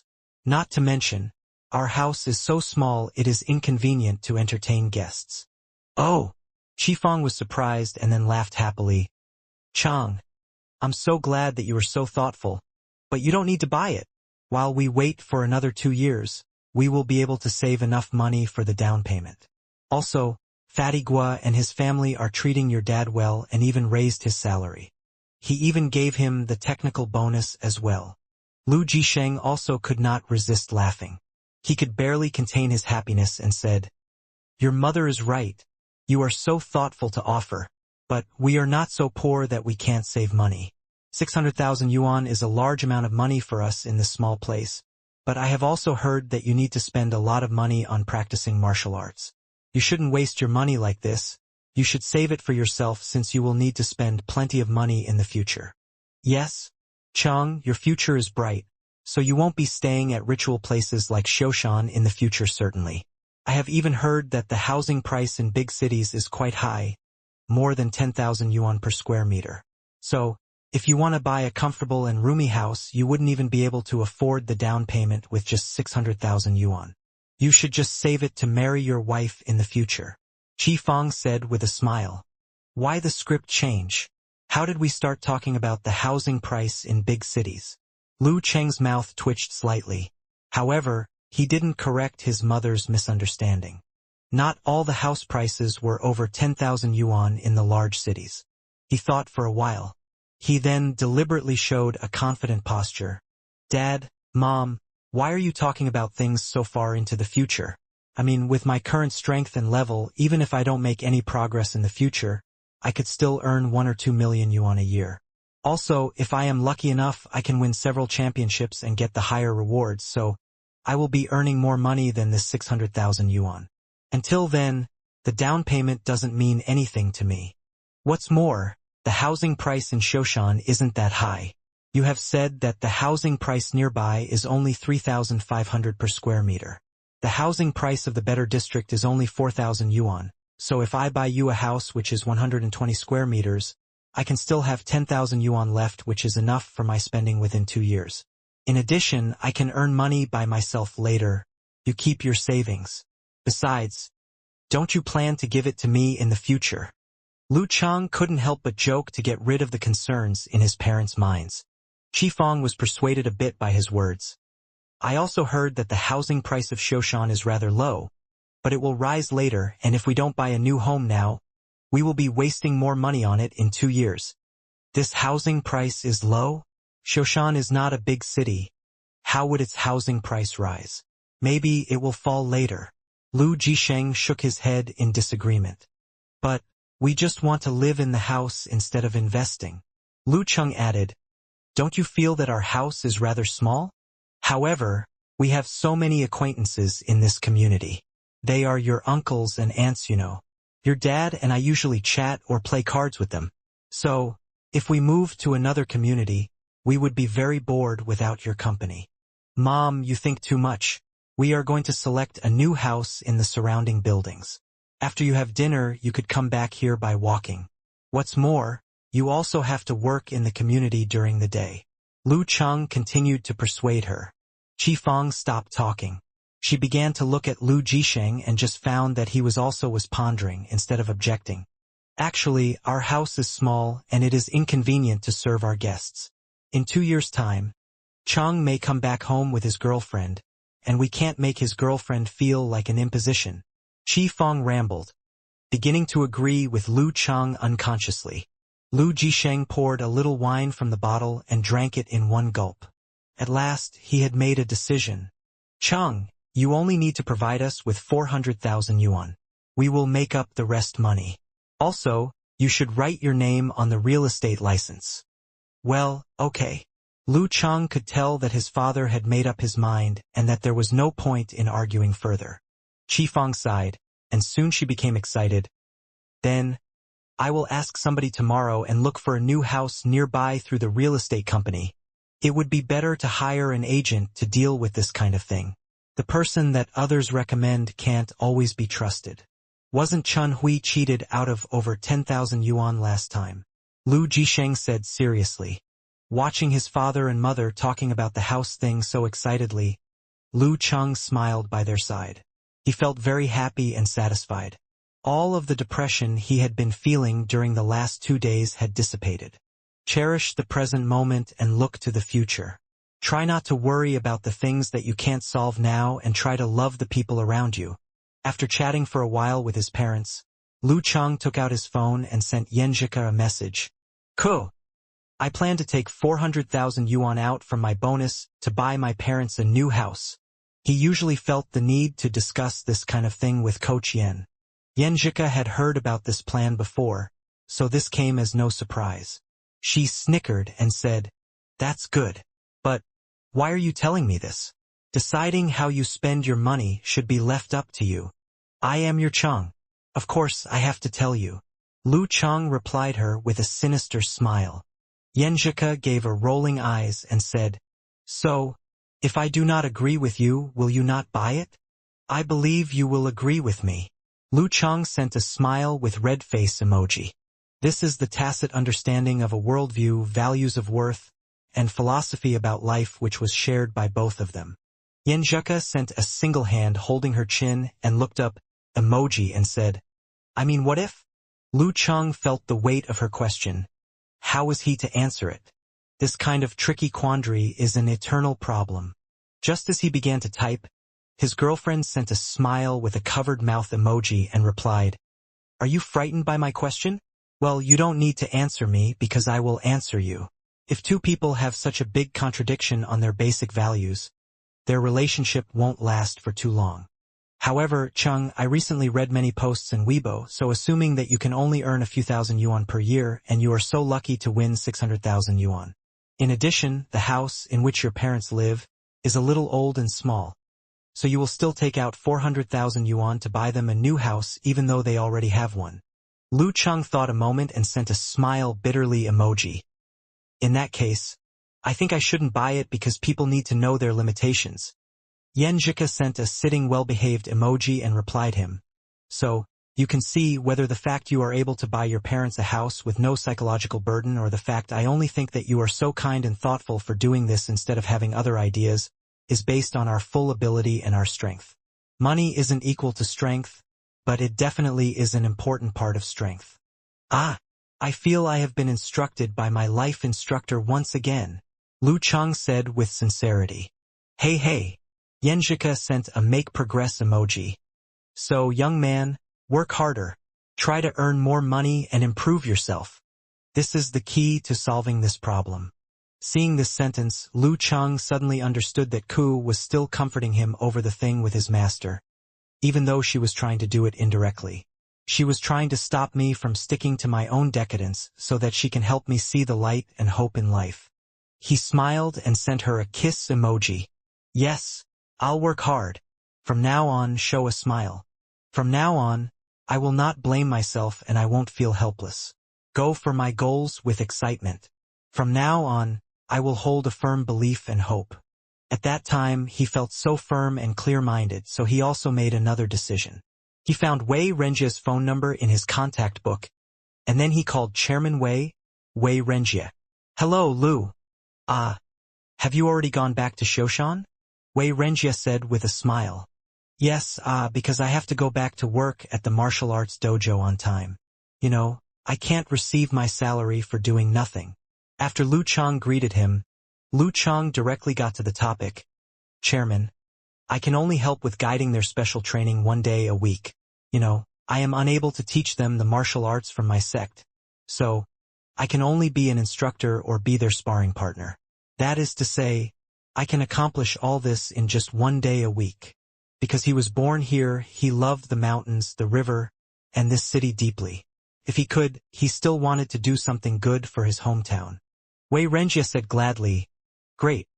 Okay, 1 day is enough. Even if you just stand there and do nothing, you will be setting a good model for them." Today, things had become different from the past. Right now, Lu Chang is the most powerful young fighter in our province. He ranked the first. Lu Chang hung up the phone and told Yan Zheka about the conversation. His mind became quiet and peaceful, as calm as the scene outside the window. Through the window, he could see some lamps shining in the darkness. "Tomorrow, I will do my morning exercises with Ku and practice martial arts even harder. Tomorrow, I will take up my responsibilities by going to the martial arts school and instructing the VIP students. Start with the small things. Start from dribs and drabs." When Lu Chang was about to fetch his clothes and take a shower, Chi Fong knocked on his door and came inside. "Chang, you just won the tournament. It's a big thing in Shoshan. How about throwing a party? Let's celebrate your victory," she said with a smile. "Mom, no need to make a fuss," Lu Chang said in frustration upon hearing this. Chi Fong stared at him and said, "Why not? I do not want people to talk behind our backs. Saying things like our eyes are above our head because we do not want to look at them, or that we do not contact friends and family because we look down our nose at them after you won this championship. Just let them talk. Why should I care?" Lu Chang thought to himself. Suddenly an idea occurred to him. He put on a big smile and replied, "Mom, if you decide to hold a party, people might gossip more about us. Just think of it, if you are invited, will you go empty-handed? Help them avoid the expenditure. They will be happier. After all, it's their hard-earned money. Plus I just threw a party last year for getting into the college, and now this? Who knows how many championships will I win in the future? Should I throw a party every time I get a title? People would hate our entire family for this. It's not like wedding ceremonies where all the gifts and money will return to you 1 day." He tried his best to make up an excuse, while holding his mom's arm, and went outside together. He knew he was talking nonsense, but it did not matter. He had made his point, and his mom wouldn't feel so embarrassed about being refused. Chi Fong did not quite get what her son was saying. She glanced at him, took a breath and said, "Well, that makes sense. We will not throw a party then. But I will ask your dad to order some champion cakes to share with our friends and families." As a special custom in Shoshan, special cakes were made for different celebrations so that guests could take them back home as gifts. There were all kinds of cakes specially made for celebrating longevity, marriage, getting into college, having a daughter, or even having twins. "Fine, let's do that," Lu Chang said and grinned. The next morning in Backwater Lake Park. "That's how you talked your mom out of this?" Yan Zheka asked curiously. She was wearing a female martial arts suit with a sign that represented Longhu Club, and also matched the outfit Lu Chang was wearing. Lu Chang was smiling as he said, "Actually, I did not talk her out of it. Now that I have more achievements in martial arts and more money, I'm more confident in front of my mom. When we disagree with each other, I still insist on my opinion. Now my mom thinks I am not a kid anymore. I am all grown up. I am a mature man now. So she will ask my advice and see what my attitude toward a certain event is. But in the old days, by no means would my mom ask my opinion. She would just say, 'Chung, we will throw a celebration party in a couple days. Remember to act properly. Greetings always matter.' That was exactly how his mom celebrated his college admission last year." Yan Zheka laughed out loud and said, Do you think you can make your own decisions now? I hate it when a man acts like a baby that hasn't been weaned. A grown man still asking for help from his parents because he can't make a decision on his own. Funny. She secretly thought to herself. If it was like that, his mom and I might not get along well. Luckily Chang is not a mama's boy. OMG, what am I thinking? Pooh get along with his mom? I am not his wife yet. Taking note of his fairy's attitude toward this event, Lu Chang put on a shocked expression and asked, "What should I do now? I think you might stop loving me." Ah! Yan Zhika blinked in bewilderment. "I do everything you ask. I never have my own opinion." As he said this, Lu Chang could not help but laugh. "Gee, you are so funny," Yan Zhika said, amused by his words. She kept laughing until she gasped for breath. She continued with a blushing face, "Haha. Remember your words. You better remember what you just said." After a few seconds, her facial expression finally became normal. She looked up a bit and cast a quick glance at her boyfriend. Her lips were moving as if she wished to speak but stopped on second thought. "What's wrong?" Worry clenched Lu Cheng's heart as he asked anxiously. Yan Zheka pursed her lip and confessed, "I worried about you just now. I did not want you to become unhappy because of what happened to Geezer Sure. But I see you are still joking, still being so humorous. I am so relieved that I almost mentioned it again in front of you, so I stopped myself from making you feel bad again." Lu Chang held the girl in his arms and sighed with a gentle smile before saying, "Actually, I was feeling under the weather today, but I did not want my mood to affect the people around me. I will try my best not to let that influence my current state, to turn these worries into motivation, and to keep improving. This is the meaning of being a guardian. I can feel your changes. Back then, if we hadn't seen each other for a few days, you will definitely kiss me before morning practice," Yan Zhika said while comforting Lu Chang jokingly. "So I am not a qualified pervert right now?" Lu Chang said as he adjusted his mood and chuckled. He lowered his head, ready to make his move, but she pushed him away. "Nah. Did I say it was okay? Just focus on your practice. Work harder," Yan Zhika said and then ran away laughing. Lu Chang did not force her. After several minutes talking with Zhika, he already felt better. Yan Zhika positioned herself and suddenly remembered something as she suddenly looked up. "Chang, Song Li has been asking us for a treat, so I was thinking about inviting Sister Jing, Shuang Shuang, and your friends like Fatty Jiang. Without their cover-ups, our relationship won't go so well. We should give them a nice treat." "Okay. I will call Fatty Jiang and the other guys at noon. Fix a date." "Gee, he has been bugging me for a treat," said Lu Chang. He had no problem with this kind of social activity. Actually, it was not a social activity. Instead, it should be considered as reinforcement of friendship. After their discussion, Lu Chang and Yan Zhika started their practice separately. Yan Zhika was exercising meteor force from inside and outside while Lu Chang just repeated his daily practice. He could feel his inner changes when his body was about to make a breakthrough. Upon finishing his last step, he finally understood Prairie Fire diagram and Zhu Rong diagram. Without the help of the Jindan, he undoubtedly made no progress on his second try. Yet he did not feel frustrated or sad at all. That was the normal speed he should have. He could not rely on the Jindan for everything. Plus, his master told him to slow down and work on his foundation. There was no need to rush towards the Dan stage. As long as he roughly mastered these two visualization blueprints, that would be enough.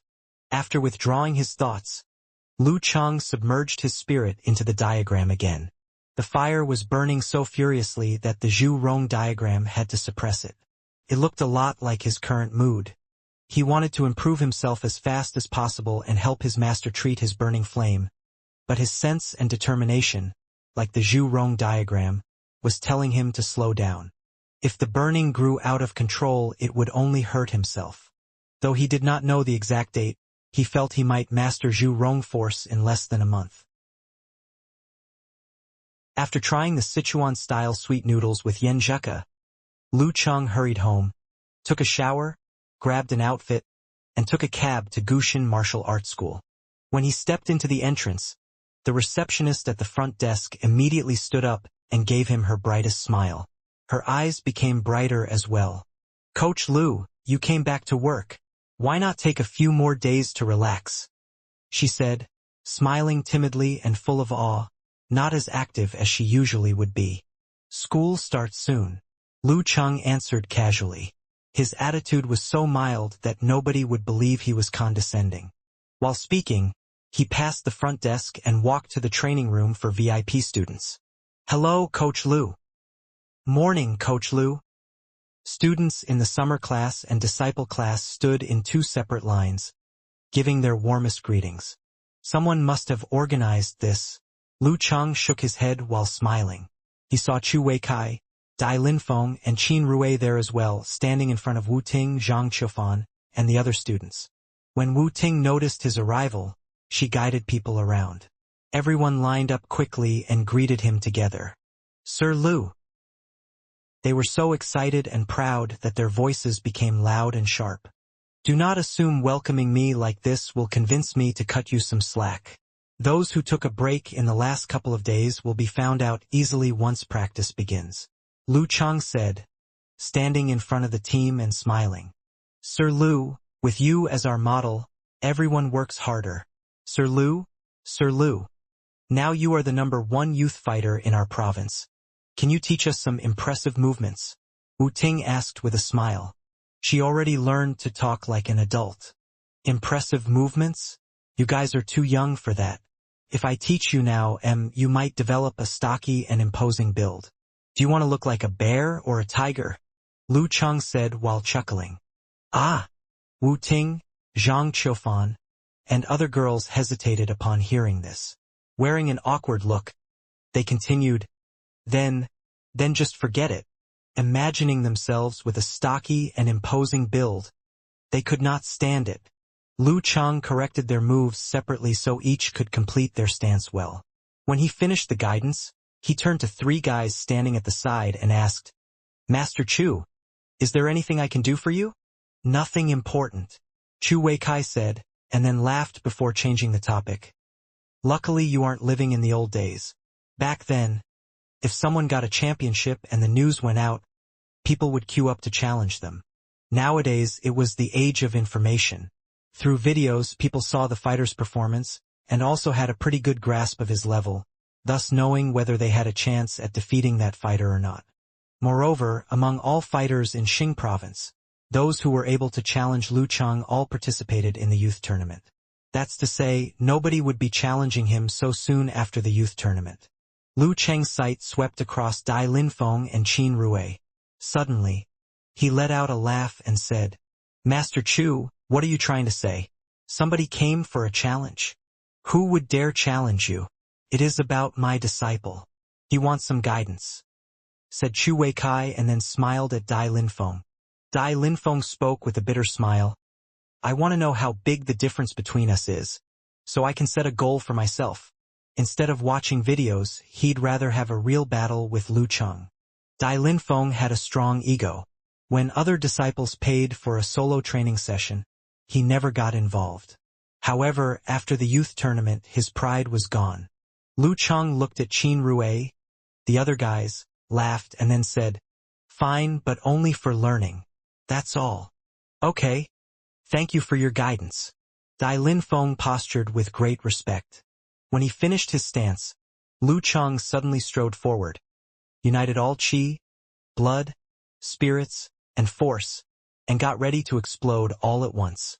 Pop! His right arm was like an iron whip, immediately striking toward his opponent. Dai Linfeng had no time to escape. He blocked the attack by lifting both arms, trying to minimize the damage to his body. But when they actually made contact with each other, he felt a ferocious force coming toward him. The bones in his arms cracked as if they were about to break within the next moment. It might really break. Not only his arms, the momentum from the attack might even shatter his sternum. He could be severely wounded by this one move. Is our strength this different? In a flash, Dai Linfeng suddenly felt the weight in his hand disappear. That ferocious force disappeared out of nowhere as if nothing had happened. Lu Cheng drew back his right arm with ease, put both hands on his back, and then gave a gentle smile. With the help of internal training methods from special training, you are likely to become a professional ninth pin. Dai Linfeng was both shocked and amazed. He looked at Lu Chang in a trance, as if standing in front of him was a stranger. Before this battle, he only thought Lu Chang was an impressive young man. Dai Linfeng had this weird feeling, which was hard to describe accurately in one word. Back then, he thought Lu Chang was only a young man who had powerful strength. That's to say, they weren't that much different. They were about the same age, so they didn't have any generation gap between them. No matter how strong Lu Chang became, he was still a young man like him. In the old school days, there were students with all levels of academic achievements. Of course, he would envy students who got good grades and dared not mess with them. He would feel inferior, but still, in his heart, they were just students. But now Lu Chang has been more mature than his age, which reminded him of Chu Weikai. He felt exactly the same when he and his master first met. A complicated feeling haunted his mind, and he was silent when he came upstairs. Chu Weikai only took 2 steps up the staircase and suddenly stopped. He sighed but did not turn back. Linfeng, like Lu Chang said before, with this special training, you are very likely to become a professional ninth pin in 1 or half a year. But if you want to make more progress, it will be difficult. If you aren't ready for this, then first go out and see the world. After all, you can't raise a dragon in a pond, right? But master, what about our martial arts club? Dai Linfeng blurted out as if he was actually thinking of this. Chu Weikai held the banister and chuckled. Don't worry. Your junior masters are learning fast and I am not that old. Teaching some kicks and punches isn't a problem for me. Don't worry about the consequences. If you fail, come back to our club. You will always have a place here. Qin Rui was touched by his words. Although he was suspicious that his master was exploiting them for their labor, Chu Weikai was indeed a responsible master. When I managed to enter meditation, master the internal training methods and rank as a professional ninth pin, shouldn't I venture out into the world? Dai Linfeng did not speak. After a long silence, the answer he gave had nothing to do with the question asked. Master, which level do you think Lu Chang can reach? Chu Weikai leisurely went upstairs, smiling gently. Regardless of his rank in the future, you can't reach his current level in your lifetime. I am not being harsh. It's just that people have to be realistic. They should not reach for what's beyond their grasp. Fight for something that could actually happen. As for Lu Chang, if there aren't any accidents, I believe he will not stop in Dan's stage. Dai Linfeng and Qin Rui understood his meaning without any further questions. Lu Chang would become the first mighty one with physical invulnerability in Shoshan. It was no longer a compliment like it was at the beginning of the summer vacation. It was a conclusion after a month's observation. Even though Lu Chang was an expert with hope to become a professional 7th pin, he did not put on airs. He conscientiously corrected Wu Ting and other students' basic movements like he always did. During the break, he seized every minute to temper himself. The blazing sun high above the sky indicated that noon was coming. Lu Chang took out his phone, checked the time and then clapped his hands. Well, that's all for today.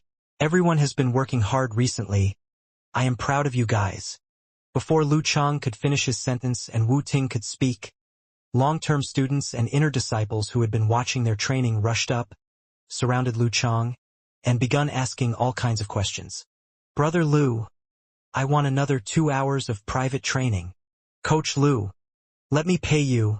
I want the private training as well. There were at least 30 applicants after a round of screams and shouts. What a great opportunity to get trained by the top 1 youth fighter in our province. Even if they learned nothing from Lu Chang, they would feel flattered by having him. Plus 800 renminbi for an hour? It was almost free. Which Mighty One in Dan's stage would charge so low? More importantly, Mighty Ones in Dan's stage did not offer private training anymore. As long as Coach Lu agreed, they'd be more than happy to pay him more. Those inner disciples who hesitated to ask Lu Chang for help before the youth tournament regretted so much.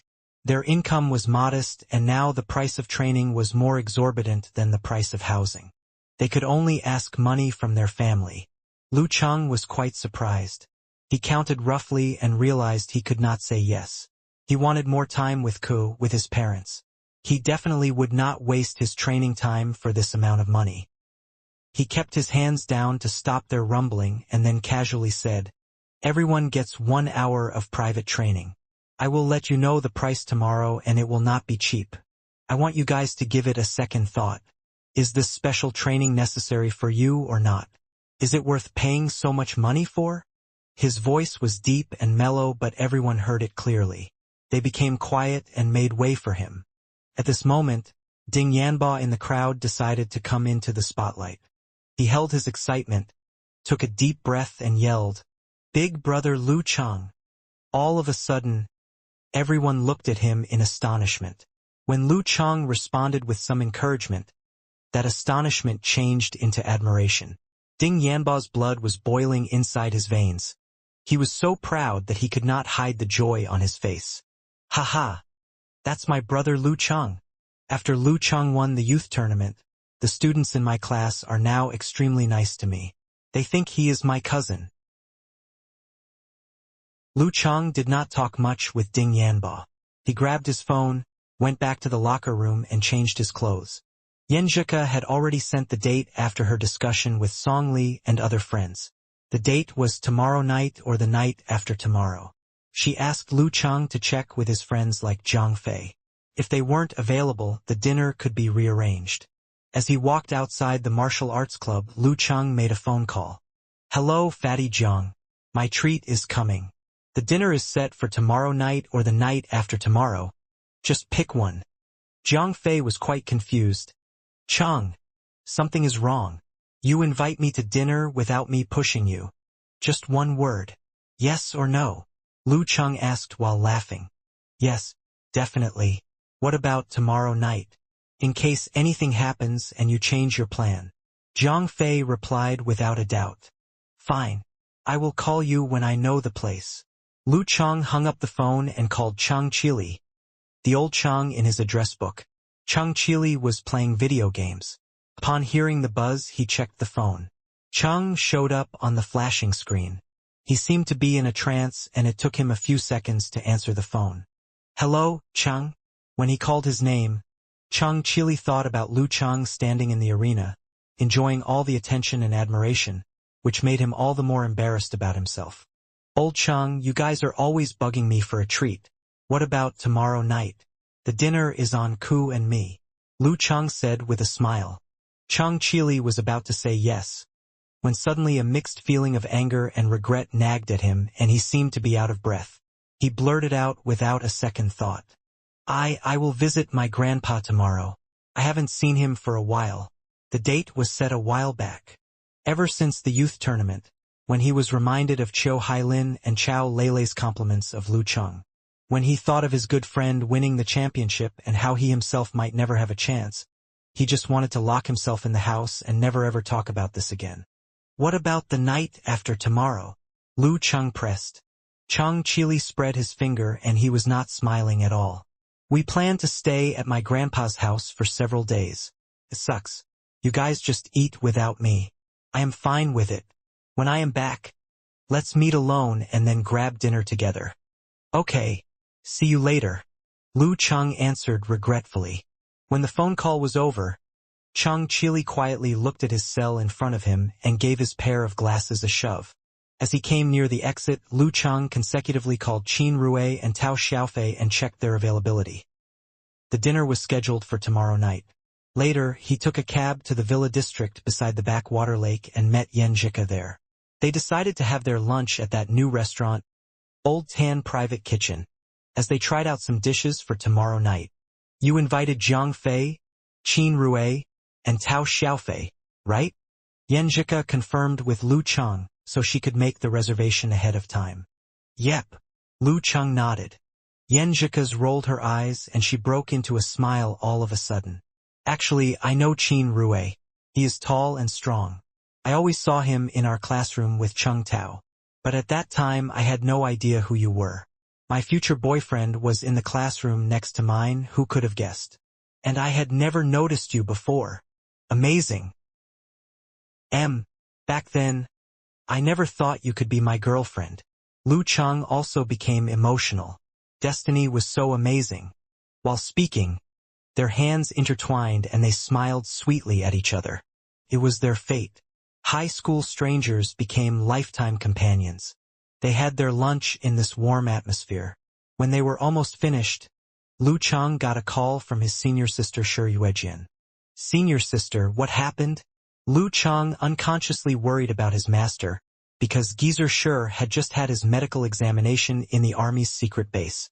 However, Shi Yuejian was smiling. Good news. Lu Chang relaxed the minute he heard about this, and then he laughed. What's this good news? Yan Zheka rested her head in his hand and quietly listened to their conversation. The army has been using your master cells for some experiments. They didn't make much progress, but recently they developed a byproduct, and it seems helpful in treating his injury. Last time he gave it a try and it really works. Now he can live several years longer. Shi Yuejian could not hide his excitement. The news got Lu Chang all excited and he replied, Really? For real? Why should I lie to you? Shi Yuejian answered cheerfully. Great. That's so great. Lu Chang turned to Yan Zheka and shared his joy. By the time he hung up the phone, he made no secret of his happiness and told his girlfriend the good news like a child. Sounds great. I told you so. The technology is improving, so is martial arts. As long as your master is alive, there is hope for him and a chance for change for him. Yan Zheka was both happy and content. When I was a kid, I used to think AIDS was an incurable disease. Once infected, people would die from it. But now, if patients with AIDS control themselves well, they could live a normal life. That's the magic of improvement and progress. Coach Yan is indeed full of wisdom. Lu Chang sincerely gave his praise. He'd love to pick his girlfriend up, but considering they were in a restaurant and his girlfriend was wearing a knee-high skirt, he gave up this idea. The news also worked up their appetite. Both of them ate another bowl of rice. When they finally finished, Yan Zheka rubbed her round belly and asked with satisfaction, Where will we go this afternoon? Lu Chang thought for a moment before saying, What about my place? I have some old photos to show you. Okay. Yan Zheka did not object to his suggestion. Actually, she looked forward to it. The Uber car stopped outside his neighborhood. Lu Chang quickly alighted and opened the umbrella to shade her from the merciless afternoon sun. Yan Zheka squinted and looked around. She waited for her boyfriend to close the door before asking with great interest, Is this where you live? It looks like the hospital staff and family courtyard my family lived in before. She was wearing a white t-shirt with colored lines and a black mini-skirt. Her black and red sandals showed off her pink toenails. She looked not only young and beautiful but also very mature and sexy. Estates built in that decade all look similar. Lu Chang agreed with her casually. Mindlessly, he held her hand and pulled her along into the estate. Yan Zheka took her hand back and looked at him. Didn't you say that almost all the residents know who you are? If you continue holding my hand like that, it would only take 5 minutes before your mother found out that you've brought a girl home. Less than 5 minutes, Lu Chang said with embarrassment. Holding her hand had become a habit. He laughed. Actually, I don't care. It would be okay for my mother to know. She'll be so happy to see that I brought such a good wife back home. He displayed an open attitude. Why can't I introduce Ku, who is such a great girlfriend, to others? I want to show off our relationship to everyone. Unfortunately, I have to consider the feelings of her family. Yan Zheka looked at his face and murmured, Who's the wife you're bringing back home? I'm not coming with you. Yes, girlfriend. Lu Chang looked at the entrance to his estate. How about I go in first to check if there is anyone home, and then I'll guide you to my place? Okay. Yan Zheka moved her beautiful eyes upwards. She did not have any other good ideas. After handing her the sunshade, Lu Chang ran into his community with haste and agility. All the neighbors along the way greeted him with a smile. Reaching his house, Lu Chang found it was quiet. This meant that both his father and mother had gone to work. He felt completely relieved. He went to the balcony and checking the door and rode from a high position. Ko! After you go through the entrance, Just go straight and turn right when you get to building number 4. Yes, there are some people playing chess there. Okay. Now stop, stop, stop. Turn left, turn left. Do you see the word 8? Yes, this is my building. My house is on the 5th floor, Unit 2. I left the door open. As soon as he saw the girl's figure disappear from the building entrance, he quickly turned and left the balcony. His eyes swept over the familiar living room and suddenly he felt a little nervous. Does my place look too old, too shabby, or too small? It's nowhere near Ka's home. Will she get a bad impression? Lu Cheng gulped. He was happy and excited for he was about to share his past with Yenjika. Yet he also felt a little nervous, worried that she would look down on him. It was inevitable for him to have some inferiority complex. What's more, there's no air conditioning. We just use fans. But that doesn't matter. I am a walking air conditioner. He looked at the bright sun, feeling its heat, and waited for her at the door. After only a minute, he heard the light footsteps of his girlfriend and saw her beautiful figure. Yenjika's eyes swept across the scene inside his home. She pursed her lips before saying, "It's like we're shooting a secret agent movie. So sneaky." Lu Cheng handed her his slippers. Closing the door, he put on his father's slippers and said with a wry smile, "Actually, we wouldn't need to be sneaky if you were willing to announce our relationship to others." "I am not stupid." Yenjika raised her head slightly and laughed. "Do I need to bring my sandals to your bedroom?" She was ridiculing Lu Cheng for how he had behaved in her house before. "No, it'll be much better for my parents to see them when they come back." Lu Cheng answered her with a smile. Yenjika bent over to take her sandals and gave them to Lu Cheng. "Take them." "Oh, your shoes are so big." She lifted her right leg and shook the slippers dangling on her toes. People feel more comfortable wearing bigger slippers. As Lu Cheng led her to his bedroom, he peeked at her, trying to catch any reaction to his home. Yenjika looked around with curiosity. She pointed to the door of the second bedroom and laughed with her hand over her mouth. "That's the place where you watch TV in secret?" Lu Cheng had once told her a story from his childhood. One time he had been so eager to watch TV that he'd secretly left the door open and stood behind on tiptoes so he could watch it in front of his room. However, the movie his parents watched that night had turned out to be a scary movie. He was frightened by it and could not fall asleep. "Yes, it scarred me." Lu Cheng answered her in a low voice and smiled.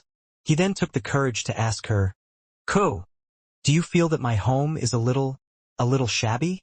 Coach Yen had always said that they needed to communicate timely and actively, leaving no tension. Yenjika tilted her head and pursed her lips slightly. She smiled and said, "What do you mean? Your house is okay. It's very clean and neat. Anyway, it isn't my home. I have only 3 requirements for other places: clean, neat, safe. And there are so many of your past memories in this house. It'll be interesting for us to live here occasionally." What am I saying? Why did I say that we can live here occasionally? Lu Cheng was relieved and became confident again. He also understood the viewpoint which she had inadvertently showed. He pulled her beautiful hand into his and said with a smile on his face, "In the future, we'll have our own home. It'll be spacious, warm, and clean. Who wants to have a home with you?" Yenjika raised her head and looked to the other side. Lu Cheng laughed and said, "In fact, I was worried that we would have some contradictions about concepts. After all, we lived and grew up in such different family environments." After being firm again, he became frank. He could share the worries in his heart with her openly. The contradictions in values and concepts are not that important. Yenjika looked up, smiling. For example, if we have problems with housework, we can hire a maid to do it. We only need to wash our own private things. If we have issues about who will cook, we can hire a maid who is good at cooking. We can also cook by ourselves if we like cooking. If we have problems taking care of our parents, if their health declines, of course we will feel tired. But we can also hire a professional nurse to do the main work, so that we won't be so exhausted. She said these words in a plain tone. It was like such things came naturally to her. However, Lu Cheng was surprised. What she said just now seemed to have solved most of the contradictions and problems he was worried about. Of course, what she said required a solid economic base. I guess a lot of my imagined problems may not be as important as I think, Lu Cheng said. Money was not everything, but people could not live without money. It sounded exaggerated, but many problems would be much more obvious if people were poor. As the saying went, nothing goes well for a destitute couple. Thinking of this, Lu Cheng was much more eager to earn more money to support the family. I instructed you again, didn't I? Yan Zheka said with dimples on her face. She laughed happily. It made her happy to know that her beloved one agreed with her point of view. Yes. You've taught me a lot since we've been together. He put her sandals in the corner and let her sit on the bed while he looked for the albums. When he found them, he handed them to her, as if he was giving her a treasure. I used to regret that there were so many classes in our grade. We couldn't take a photo with all the students in one grade and I couldn't have a photo with you. But now he expressed his feelings about the past. Yan Zheka opened her mouth, but then closed it again. A tingling sweetness lingered. Cheng had been a real fool back then. She put an album on her lap. While she was looking through it, Lu Cheng turned on the fan and used the power of frost. He moved to her side and circled her waist with his arm. Really refreshing. Yan Zheka praised him with a smile. Is this your graduation photo from senior year? Your hair was so long. It almost covered your eyes. You looked a little sloppy. Not sloppy. I was just lazy, and I didn't know how to take care of myself. Usually I'd get a brush cut, then let my hair grow freely. When the hair started getting in my eyes, I would go to the barber and get a brush cut again. So for 2 months I didn't need to worry about my hair.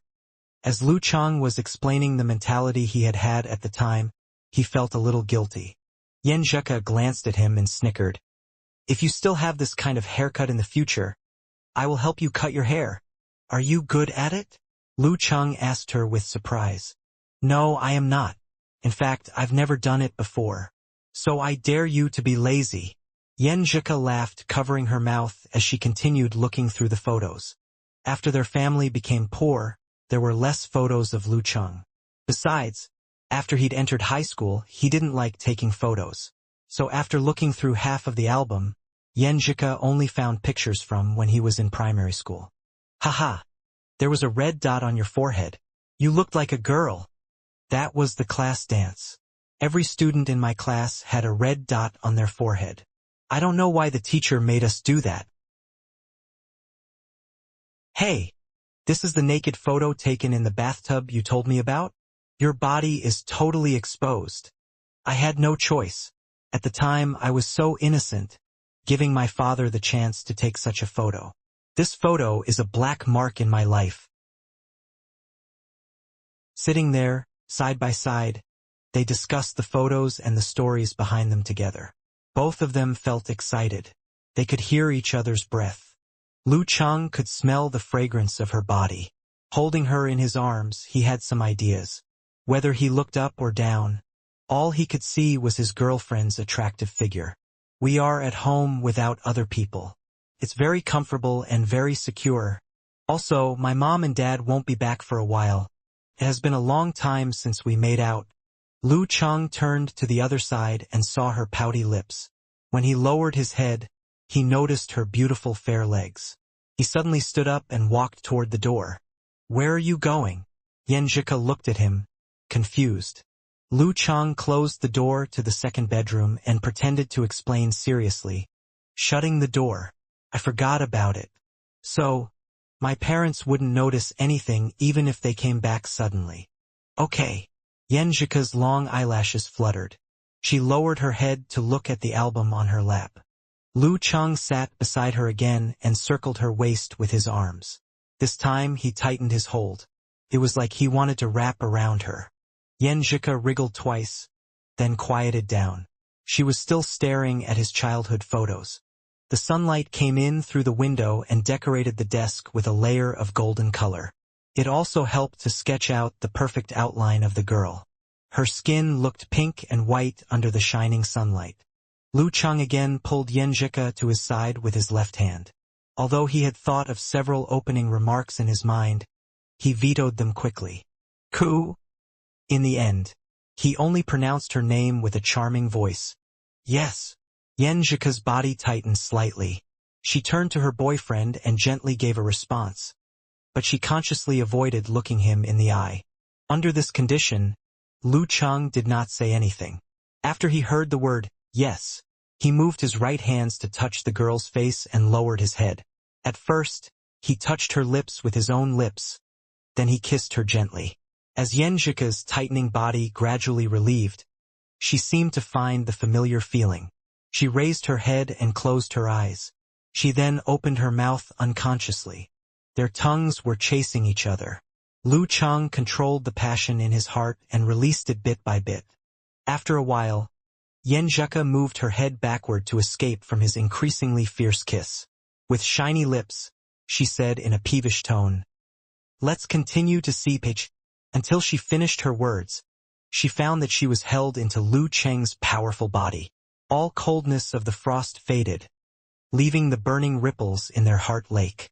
Her lips were covered by Lu Cheng's lips, who put his tongue into her mouth excitedly. The atmosphere between them grew hot.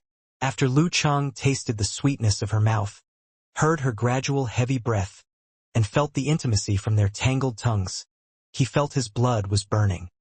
His left hand, which was circling the girl's waist, suddenly moved back. He then moved his right hands downward to reach the bottom of her t-shirt and touched her seductive and delicate skin. He found that Yenjika again tightened her body, but he continued to engulf her mouth and moved his hand forward slowly with expectation and tension. Realizing that he was about to reach the destination, his heart beat heavily like a drum. At this moment, Yenjika lifted her left hand to press his palm and made a thin voice from her throat. Lu Cheng at first felt very lost. He was going to have to endure his passion. He took back his hand. However, he found that the left hand the girl pressed on his palm was extremely weak and her body was trembling gently. Boom, the happiness in his mind seemed to explode. Blood rushed to his face. He gently moved his right hand and broke through her pretended prevention easily.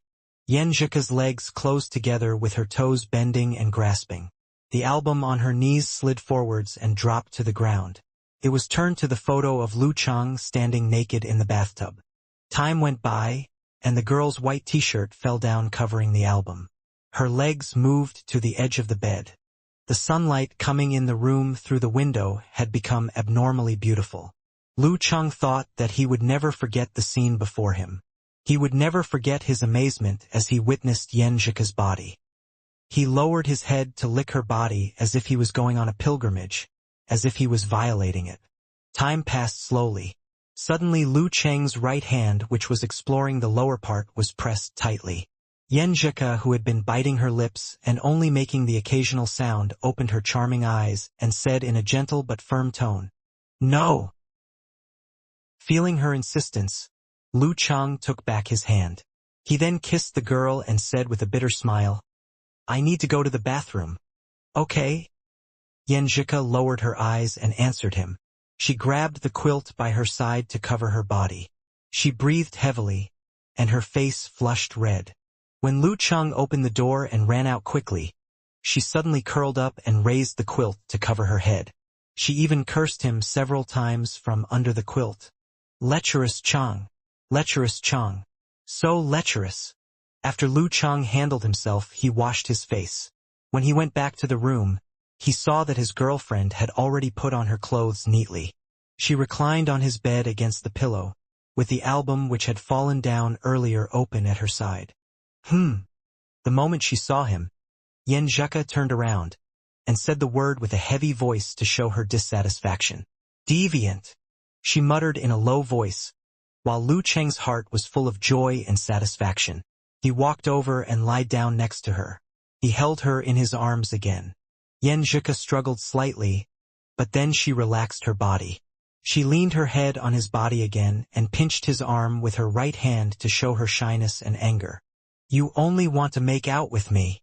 Lu Cheng recalled what had happened just now. He then felt that the sunshine coming into the room was so bright. The room was hot but comfortable.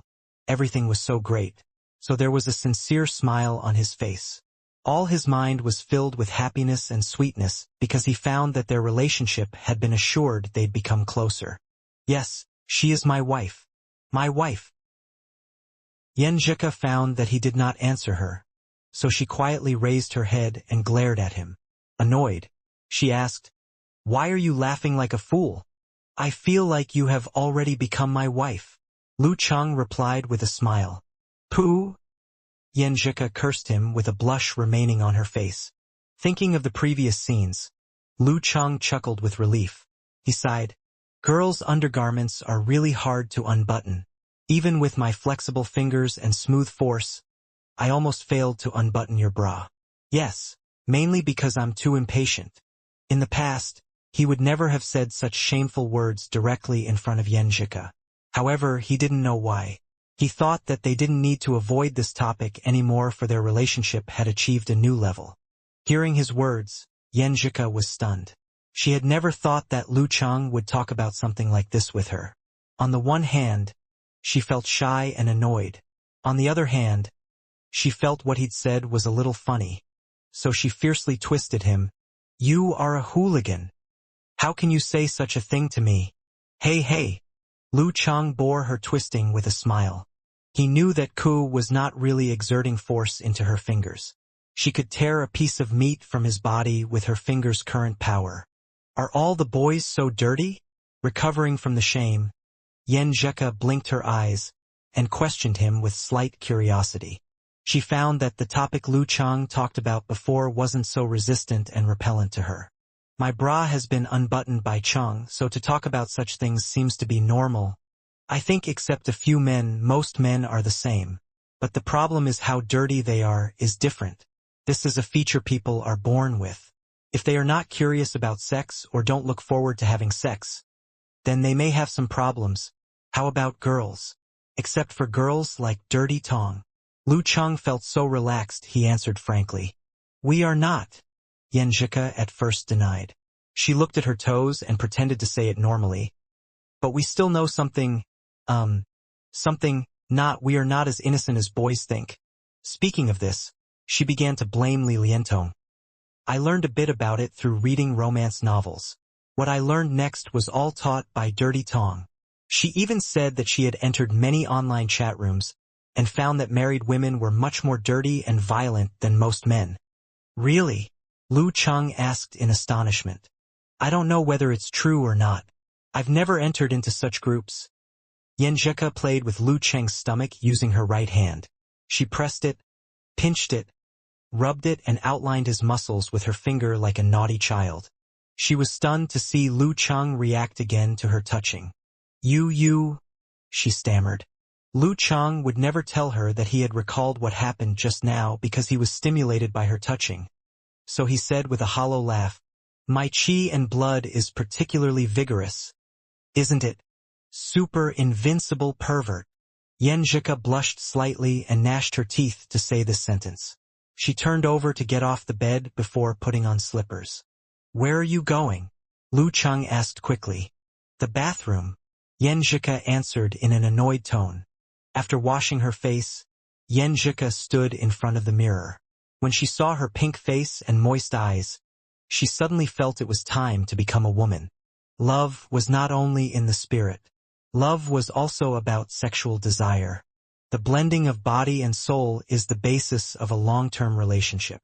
She thought it over and over, for she was naturally sensitive as a girl. She also thought about many unrelated things and had all kinds of emotions. Her mind was complicated.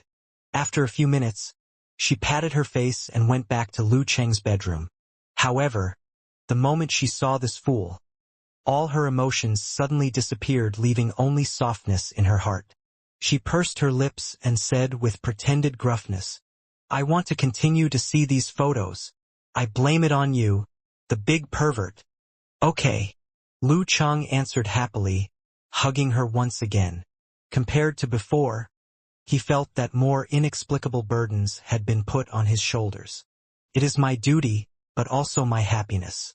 I can't relax the practice of martial arts at all. Later, they certainly kissed and did some sweet things. Lu Chang tried to control his desire so as not to push her. Around 4:30, he went out of the community. After a few minutes, Yen Zhika followed him. After taking a taxi, they came to a lake where they finally said a reluctant goodbye. Just as they were about to separate, Yen Zhika suddenly reached out to twist Lu Chang's right hand, the one he had used to touch her. She then turned around and hummed, "Pervert." After finishing her words, she ran into her house quickly so that he wouldn't have time to react. Touching his hand, Lu Chang felt very warm and happy. He couldn't stop laughing, so he just stood there, watching the girl as she disappeared from view.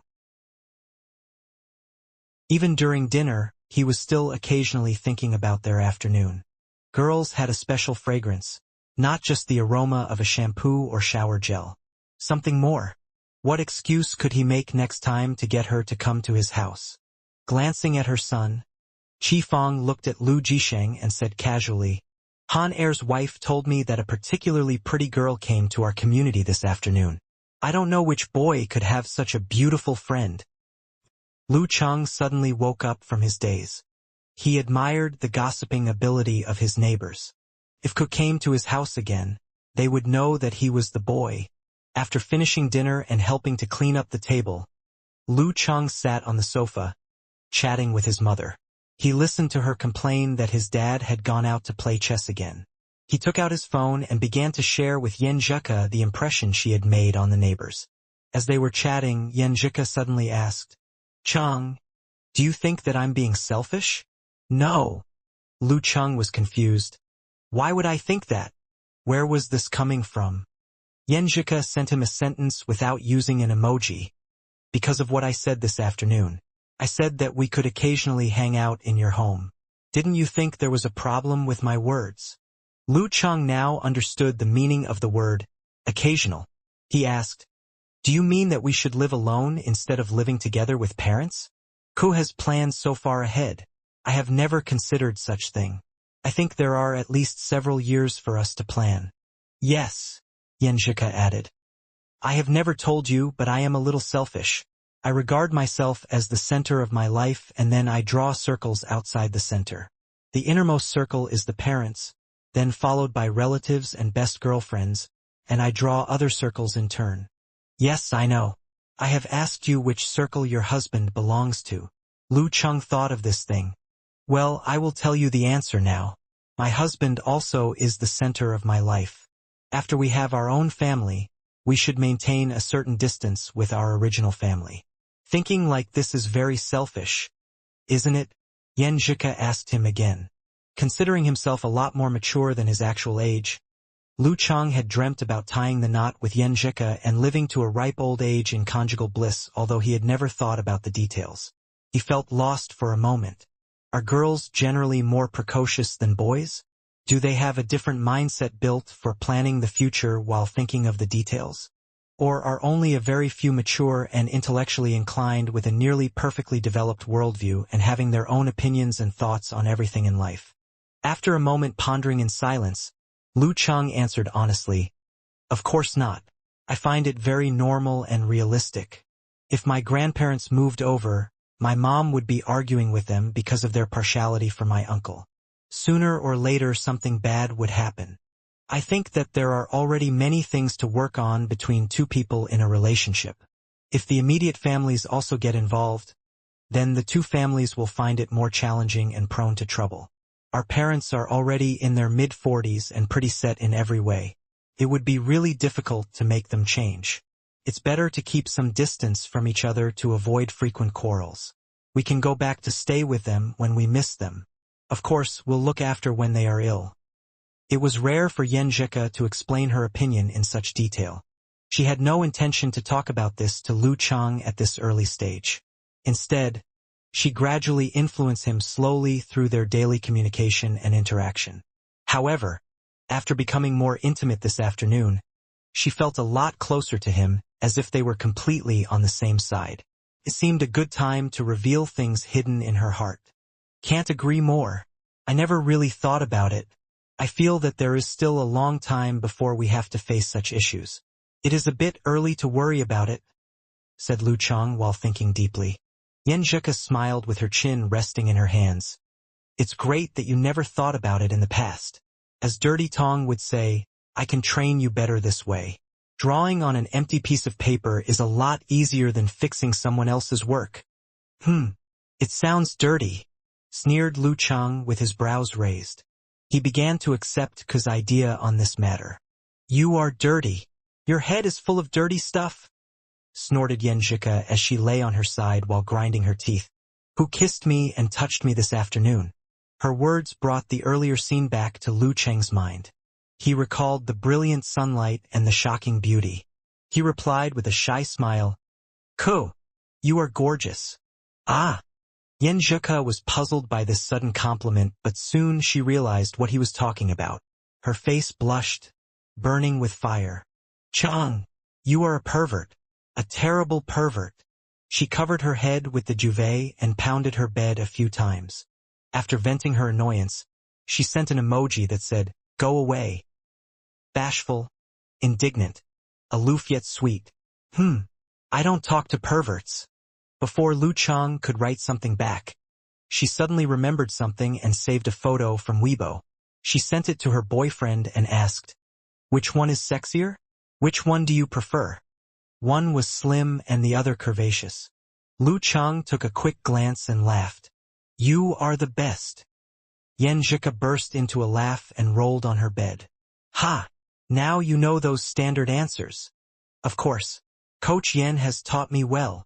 Lu Chang laughed with his hands on his waist. It's not fun when you don't fall for it. Yenjika had joy in her eyes. Their flirting continued. Qifeng would have noticed her son's excitement if only she wasn't so obsessed with the TV show. By the way, Ku, is Sister Jingjing ready for a big get-together? Shall we dine with her separately? Lu Chang expressed his concern regarding tomorrow's dinner. Sister Jingjing hates men. Yenjika sent a salted fish. Songli wanted to bring her boyfriend at first, so Shuang suggested doing it all together. The more people, the more fun. I was pretty concerned about Sister Jingjing and wanted to meet her separately, but she refused. It's better to treat those with anxiety as normal to give them an opportunity to adjust themselves. The more sensitive we appear to be, the more uncomfortable they will feel and the more serious their problem will become. That's right. Lu Chang let go of this matter and decided to have a word with Fatty Jiang and Qin Rue to remind them of not bringing up the issue during dinner, as Coach Yen had asked. Tomorrow afternoon he would have to instruct the special team of Shoshan for the preliminaries for 4 hours as he agreed with Chairman Wei Renjia. At 10:30 that night, neither Lu Chang nor Yenjika appeared, ready to cease this conversation after the breakthrough in their relationship this afternoon. They forced themselves to say goodnight to each other 10 minutes later. Lu Chang lay on his bed, bathing in the moonlight and recalling every detail from today. He could still smell that fascinating fragrance, and this raised his spirit. He felt contented yet motivated. Shall we do it in Ku's home next time? Should our wedding be traditional or Western? How would Ku look like in a wedding dress? The corners of his mouth went upward as he let his thoughts go wild about their future. Several minutes later, he finally froze water to ice, condensed his spirit and qi, and fell asleep deeply through meditation. Tomorrow we can see each other again. Tomorrow will be another beautiful day. On the other end, Yenjika lay on her side with her hand under her cheek. Her lips pursed into a beautiful curve, her dimples showing faintly. Her eyes were shining while her mind strayed. She blinked before closing her eyes and then murmured quietly, Chang, good night. The next morning, Lu Chang got up, full of energy, and ran to Hoshue Lake to wait for his ferry. Yenjika arrived a few minutes earlier than before. She intended to act normally, but Lu Cheng's smiling eyes brought back memories of yesterday afternoon. She quickly turned her head away as her face turned red. They hugged and kissed good morning. Okay, get to work. She pushed her boyfriend gently, her eyes shining like stars. Sure. Full of energy, joked Lu Chang while focusing his mind and preparing for his routine exercise. Towards the end, he took out the visualizing picture and tried to understand its profound meanings. When he once again buried his mind in the prairie fire diagram, His body felt burnt and his muscles, tendons, organs, and nerves underwent subtle changes. The feeling went away in a split second. Lu Chang attempted to feel it again, but he couldn't grasp it. He didn't feel impetuous or annoyed, since it was already a good start. I'm on the right path. The experience from the visualizing picture of Frost Force worked. The breakthrough in my relationship with Ka yesterday brought me more happiness and responsibility, which has strengthened my determination to protect her. He opened his eyes and turned to the girl who was training her marrow and organs. Yenjika just finished and looked back subconsciously. As their eyes met, they smiled at each other in silence. They withdrew their gazes tacitly and went back to their training. Yenjika's health had improved and she could handle more intensive training. They returned to the same spot for 2 more hours of exercise after breakfast. Lu Chang went to the library with her for an hour and had lunch together before heading to Gushan Martial Arts School. Before he entered the gate, a black Audi pulled in front of him. A driver got out in a hurry and asked with great respect, "Is it Mr. Lu? The chairman sent me to pick you up for the special training." "A special car just for me." Lu Chang didn't decline. He confirmed that Qin Rue would go on his own and took the seat behind the passenger seat. They arrived at an average-looking temple that sat at the foot of Mount Shoshan after a short scenic drive. "Welcome, Lu Chang." Wei Renjie was waiting outside. Lu Chang was flattered. He smiled politely. "Chairman, you shouldn't have waited for me outside. I'm not a kid and I know the way." Wei Renjie handed his bag to his secretary and walked Lu Chang to the temple. "I just happened to come out. We've selected 13 amateur fighters with great potential. And Xiao Sun, who is a professional 9th pin, will be our leading fighter." A martial arts hall with white stone tiles appeared. Lu Chang saw Zhou Jingyao and a few fighters from other clubs as well as an aged monk in a gray robe. "This is Master Wenguang, the head of the Bodhi Temple. He's well-traveled and widely known, a martial artist of professional 6th pin and a senior fighter of Shoshan. I've invited him as another instructor," introduced Wei Renjie with a smile.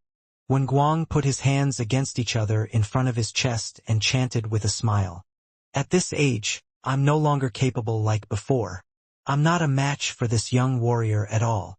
As he spoke, Lu Chang felt the monk became taller and greater with a layer of golden shine, as if an arhat or a Buddha from the heavenly world. He was tempted to worship him. In fact, Wenguang's body remained the same. Is this a competition? Has his bearing overwhelmed mine? Is it a secret mental trick? Lu Cheng's eyes narrowed.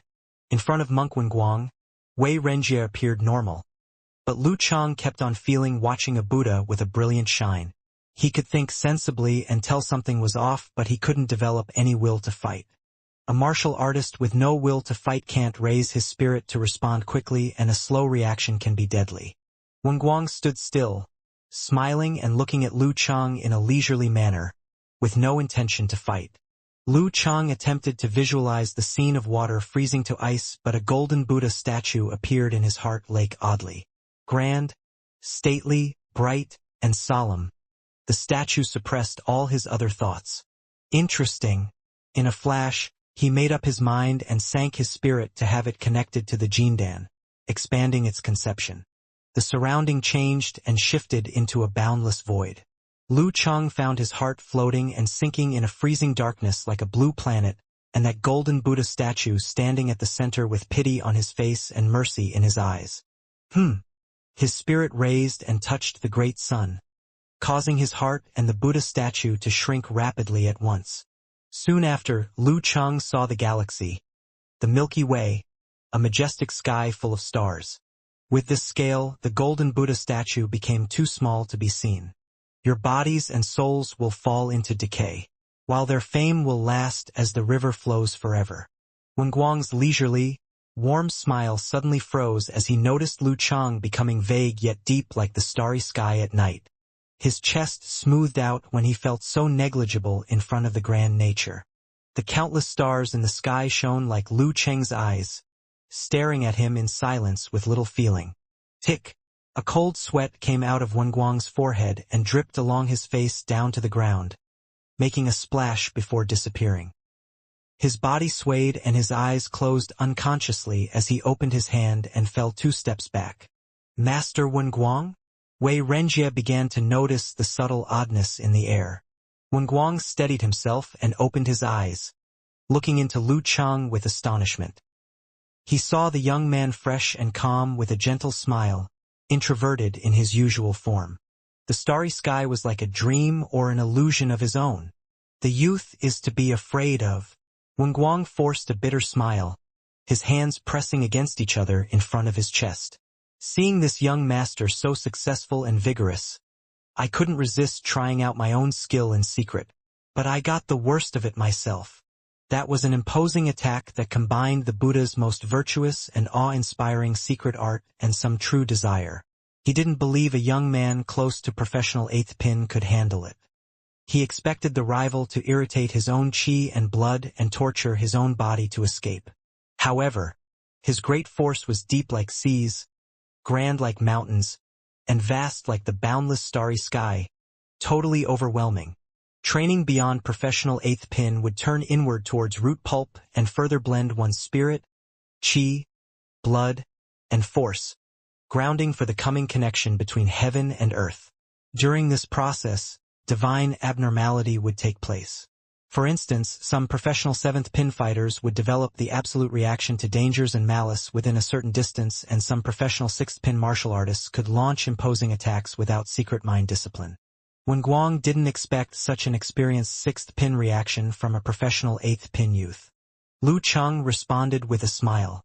Master, you are being too humble. The further up one advance on the path of martial arts, the more skills and means become available. I'm not being humble. A Buddhist monk never lies. You are very talented with great potential. Wenguang chanted before turning to Wei Renjie. I'm off. Watching him stepping into the meditation room, Zhou Zhangyao and other special training members were all in disbelief. They had experienced how great Master Wenguang was in the past few days, and they almost worshipped him like a bodhisattva or an arhat. However, this powerful, experienced professional 6th pin fighter and the reputed senior martial artist of Shoshan just suffered a loss from Lu Chang. Although Master Wenguang is no longer in his best form and unable to continue for a long time due to his age, his temporary explosion shouldn't be much weaker than any capable professional 6th pin fighter. While they were still in shock and disbelief, Wei Renjie pulled himself together and took out the secret books and graphs of the inner training for Lu Chang to skim over before giving instructions. Qin Rui, Dai Linfeng, and Su Rongfei from the Gushin Martial Arts School arrived and noticed the odd atmosphere. What happened? Dai Linfeng asked a disciple from the Foguang Martial Arts School quietly. He described Master Wenguang's abnormality and repeated his words to Lu Chang from beginning to end. The 3 newcomers were stunned as if listening to a legendary tale. It makes no sense, they thought to themselves. The more you know Lu Chang, the deeper he appears. Lu Chang soon browsed through the inner training materials provided by the Foundation and realized it was at a much lower level than his Thunder Roar Zen. Possibly no one could master the tremor punch through it. Okay, let's get started. I'll be watching. Lu Chang put away the graphs and smiled at the members in 3 rows. Qin Rui and Dai Linfeng led the crowd to answer in unison. Yes, Coach Lu. Their loud voices echoed in the peaceful temple with no hesitation. In a room at the depths of the temple, Wenguang was typing an email with 2 fingers. Just got in contact with the target. I can confirm his great potential. Catching up with Peng and Ren rapidly. After 4 hours instructing, Lu Chang changed his clothes and took the special vehicle to pick up Yenjeka from her villa by Hoshui Lake. A relative of hers had come to visit this afternoon, so she couldn't meet Gu Shuang earlier. Nervous. Not long after, he saw his girlfriend coming out gracefully, wearing a white cotton dress and a pair of canvas shoes to emphasize the feeling of a young girl and the art of the youth. Yenjika rolled her eyes. Nervous for what? They already know you are my Chang. Nervousness usually comes from the lack of confidence. I'm pretty confident in front of Cheng's friends. They joked and laughed during the taxi ride to the restaurant Drunken Shoshan, and went straight up to the VIP room according to Gu Shuang's text message. Inside the room, Qin Rui was there chatting casually with Fatty Jiang, Tao Xiaofei, and Du Liu while glancing at the mellowed and beautifully dressed Gu Shuang in secret. Sitting between the delicate, adorable Song Li and her bestie Gu Shuang, Xing Jingjing appeared normal with some faint coldness. She chatted quietly with her friends and recalled some old memories about the number 1 middle school with Zhang Fei as a senior student. She heard footsteps and turned around to see Lu Chang and Yan Jika come in hand. Zhang Fei unconsciously held his breath. The girl he used to watch seemed even more beautiful and elegant than ever. Her distant courtesy and politeness had faded and her eyes were more agile with a taste of the mundane world. His friend was not tall or handsome but straight and pleasant to the eye, calm and gentle, confident and modest. The pair coming in hand was like a scene of some TV drama. They make a perfect match. The little upset and gloominess in his heart vanished completely. The room was quiet until Du Liu raised his cup with a smile once Lu Chang and Yan Zheka took a seat. Chang, you must apologize to me. Propose me 3 toasts with tea, he added before anyone else could open their mouth. You are doing too well. Your lady often speaks highly of you in front of my Song Li. Then I'm in trouble. Comparison brings harm. Song Li frequently asks me to learn from you. Blah blah blah. Song Li pinched him with an annoyed gaze before he could finish. Lu Chang burst into a laugh as he turned to Yan Jika. He didn't know she had been praising him in front of her besties. Yan Jika turned her head away and raised her chin as her response. Sure. I deserve these 3 cups, answered Lu Chang gladly. He was about to raise his cup when Gu Shuang knocked the table with her cup. She laughed. Let's make a toast together first. To Lu Chang and Ku remaining a devoted couple to the end of their lives. Where did you get this line? Yan Jika pretended to be annoyed by Gu Shuang. He congratulate you beforehand. Gu Shuang continued to agitate everyone to join the toast. Tao Xiaofei joined to stir up more trouble. To the newlywed remaining a devoted couple to the end of their lives. Ha ha! Lu Chang looked at Yan Jika with a loving smile and instigated. We should drink. For remaining a devoted couple to the end of our lives. Yan Jika stared at him with her teeth grinding and took a deep breath before raising her cup without much shyness to accept the toast. The atmosphere was instantly heated up. They joked and made fun of each other. In the end, they even requested Lu Chang and Yan Jika to drink cross-cupped wine from one another's cup. With extra pressure from Lu Chang, she couldn't resist it and eventually had a cup of juice with their arms crossed, her face bashful. Days flew by after the get-together. Lu Chang trained hard every day following the prescribed order, taught the VIP class, gave instructions to the special training team, and visited his grandparents on both sides and other seniors like Chief Xing. Of course, there were many dates between him and Yan Jika. His home was no longer a secure place, so they had to make out in the girl's bedroom. They only had it a few times, but every single one was satisfying and unforgettable for Lu Chang.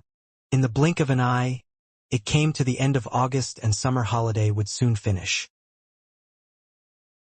By Hoshui Lake, Lu Chang was training as always, but Yan Jika was called to her grandparents for a couple of days, because the next term would soon begin.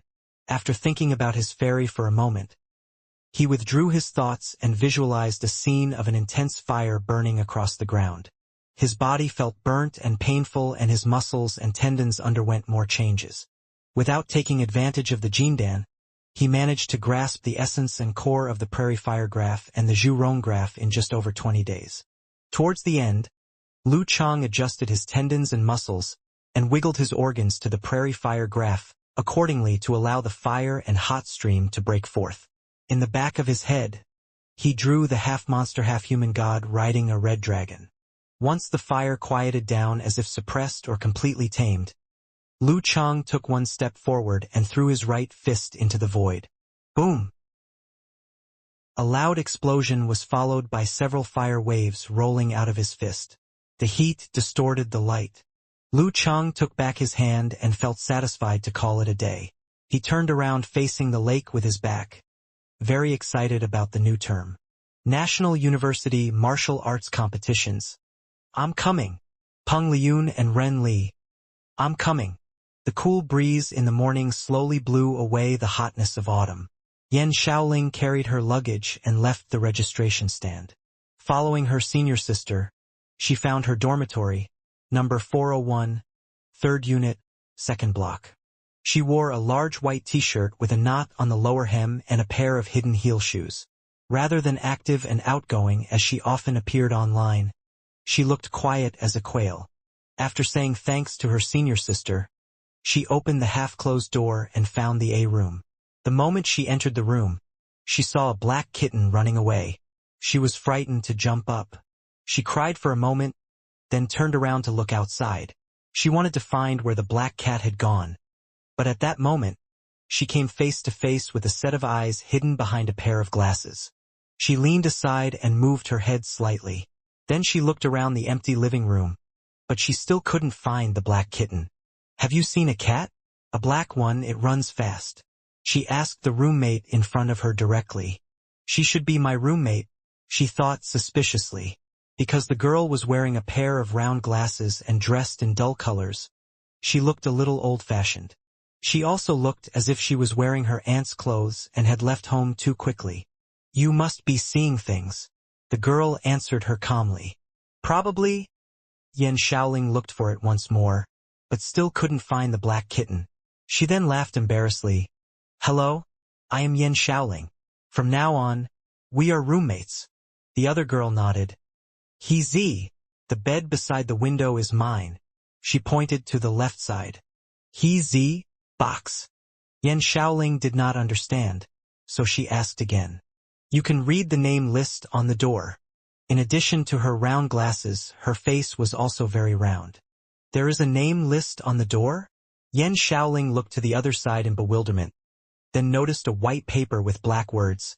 He purple. "Ah, if I pronounce it quicker, it will sound like box. Box is my nickname." He pushed her glasses and smiled politely. "How do you know that you are a member of a room if you didn't see the name list?" Yan Shaoling was stunned for a few seconds and answered her in a low voice. "By my intuition." The moment she finished her words, she saw there was a flash of light passing through He's glasses, as if she recognized delusion. But my intuition is right." Just then, another girl came into the room wearing a suit of red traditional Chinese clothing with white decoration on it unusually. She was pretty and young. One girl dresses like an ant. The other wears traditional Chinese clothing. It is worthy of being called the Academy of Art because everyone is so independent and unique. But they are all good-looking, including me. Yan Shaoling was lost in her mind until the new girl made a self-introduction. "Hello, I am Mu Jinyan. I arrived last night." Hello, I am Yan Shaoling." Yan Shaoling answered her happily. She wanted to shake hands. "What should I do? Both of them are taller than me. Even with my hidden heel boots," she thought sadly. After chatting for a while, Yan Shaoling took out her phone and looked through the forum. She saw many replies. "Go to the martial arts club as soon as possible. Do a live feed about Lu Cheng. Don't be afraid. If you dare not to see him, then I will call you coward Shaoling. Do a live feed about visiting the martial arts club, or make a live show about eating shit. It depends on you." Fuck. Why did I make so many promises? I even said that I would go to the martial arts club and take a photo of Lu Cheng as soon as I reached Songcheng University. Gore. I am so aggrieved. I am so sad. When Yan Shaoling saw the urgings of Brahman and the other people, she felt a little excited but still had some irresolvable tension in her heart. "I'm going to see my idol, my idol." She looked up and asked her roommates without holding any hope. "I want to go to the martial arts club. Will you join me?" Normal freshmen should have been more concerned with military training. However, the moment she finished her words, two answers came in unison. "Yes. Yes." Yan Shaoling first looked at the girl with the round face, He. Then she turned to see the cool girl, Mu Jinyan. Suddenly, she did not know how to react to them. "I was just asking to be nice." Soon, she recovered from her loss. She would receive courage from her roommate's accompaniment. She laughed. "Okay. Let's go now. As for my luggage, I will clean it up when I get back. La, Lu Cheng, I'm coming. Walking through the square, passing the bridge and the teaching area, the three girls finally arrived at the martial arts club. Because the school had not officially opened yet, they found several people in the stadium. Only a few people were busy posting slogans on the wall. The red slogan with black words filled the arena with a burning passion. All the slogans had the same content, which was setting goals. The national final round. The moment Yan Shaoling saw these 4 words, she suddenly felt like fuming in anger. She subconsciously moved closer to the people who were posting slogans, suddenly feeling so familiar with the boy who was directing the work. I know you. She stammered for a long time and finally cried out excitedly. Kai Zongming glanced at the girl who looked like Lolita. He thought suspiciously but smugly, maybe I have my own fan? Because of my handsome face. He had no time to answer her. Yan Shaoling continued, You are Lu Cheng's classmate, aren't you? You did an interview at the TV station together. I have seen the video many times. Kai Zongming covered his face with his hand and said in a half self-mockery and half-joking tone, I have degenerated to such a level? People only recognize me because I'm Lu Cheng's classmate. Yan Shaoling took a few pictures of the martial arts club and updated them in the forum. Took her courage to ask, Where is Lu Cheng? Standing next to her, Mu Jinyan asked, Where is Lin Kei? He was looking around the arena carefully. Kai Zongming sighed and with his hands outstretched, he replied, It isn't time for them to start the special training officially. They have to find places to temper themselves. Then why are you still here? Yan Shaoling blurted out disappointedly. I finally gathered the courage to come here. Why I am here? I have to be here because I am the manager of the martial arts club. Kai Zongming found this annoying but funny at the same time. You are the club manager? Yan Shaoling almost showed the how can you be the manager look. Mu Jinyan also doubted his words. What's the problem? Don't I look like the club manager? Kai Zongming was not annoyed for being doubted. He only smiled and said with gnashing teeth, Yes, I really don't look like a manager. I agree. The last club manager graduated this year. Normally, the new manager should be selected from the members who were best at martial arts so that he could convince people to follow him. Well, they all said this job was troublesome. So they glanced at it and left without a word. I was also about to refuse it, but the teacher said the school has decided to let me be the manager. As a substitute, I don't know how I became the manager of the martial arts club. He had learned some sentences modes after being influenced by comrade Zhao Chong. Oh, it sounds like Lin Kei's style. Mu Jinyan smiled with her eyebrows bending slightly. Oh, she is a fan of Lin Kei. Yan Shaoling lifted her small chest and laughed happily. Also sounds like Lu Cheng's style. Haha, well done. She gave him a complimentary expression. After chatting for a while, they were much more familiar with Kai Zongming, so Yan Shaoling gradually showed her true character. Full of expectation, she asked, When do the martial arts classes begin? Can I register now? You're a freshman, aren't you? There is an official recruit for you after the military training. As Kai Zongming was finishing his words, he suddenly noticed 2 familiar people approaching. He raised his hand and greeted them quickly. Senior brother Sun, senior sister Lin. Sun Jian laughed. You are indeed the new club manager. You were so diligent, right? We passed by and found you easily. I serve for the people. Kai Zongming pretended to say it seriously, which amused everyone. Senior brother Sun, senior sister Lin. I thought you would be busy writing essays and finding jobs, and wouldn't have time to come to the martial arts club. Relying on his outgoing and talkative character, he had developed good relationships with many members who participated in the special training of the martial arts club. Sun Jian paused for a moment. Then he smiled and said, We have studied in this university for 4 years, and would like to leave a beautiful end for our school life. The 2 Dan stage fighters are so powerful and competitive all around the country now. Our club can definitely make more new progress than the last several years. Lu Cheng and Lin Kei can help us win the glory. That's the reason why we are here. Fighting for the national final round. For the national final round. Kai Zhongming took out his hand to touch their fist. There was expectation and hope in his eyes. Watching this scene from the side, Yan Shaoling suddenly hoped that time would pass more quickly so that November could come. Oh, it's a pity that I didn't get to see Lu Cheng. Even after walking out of the martial arts arena, Yan Shaoling still felt melancholy. On the contrary, He Zi said thoughtfully, the confrontation between muscle and blood. I really want to write an article about it.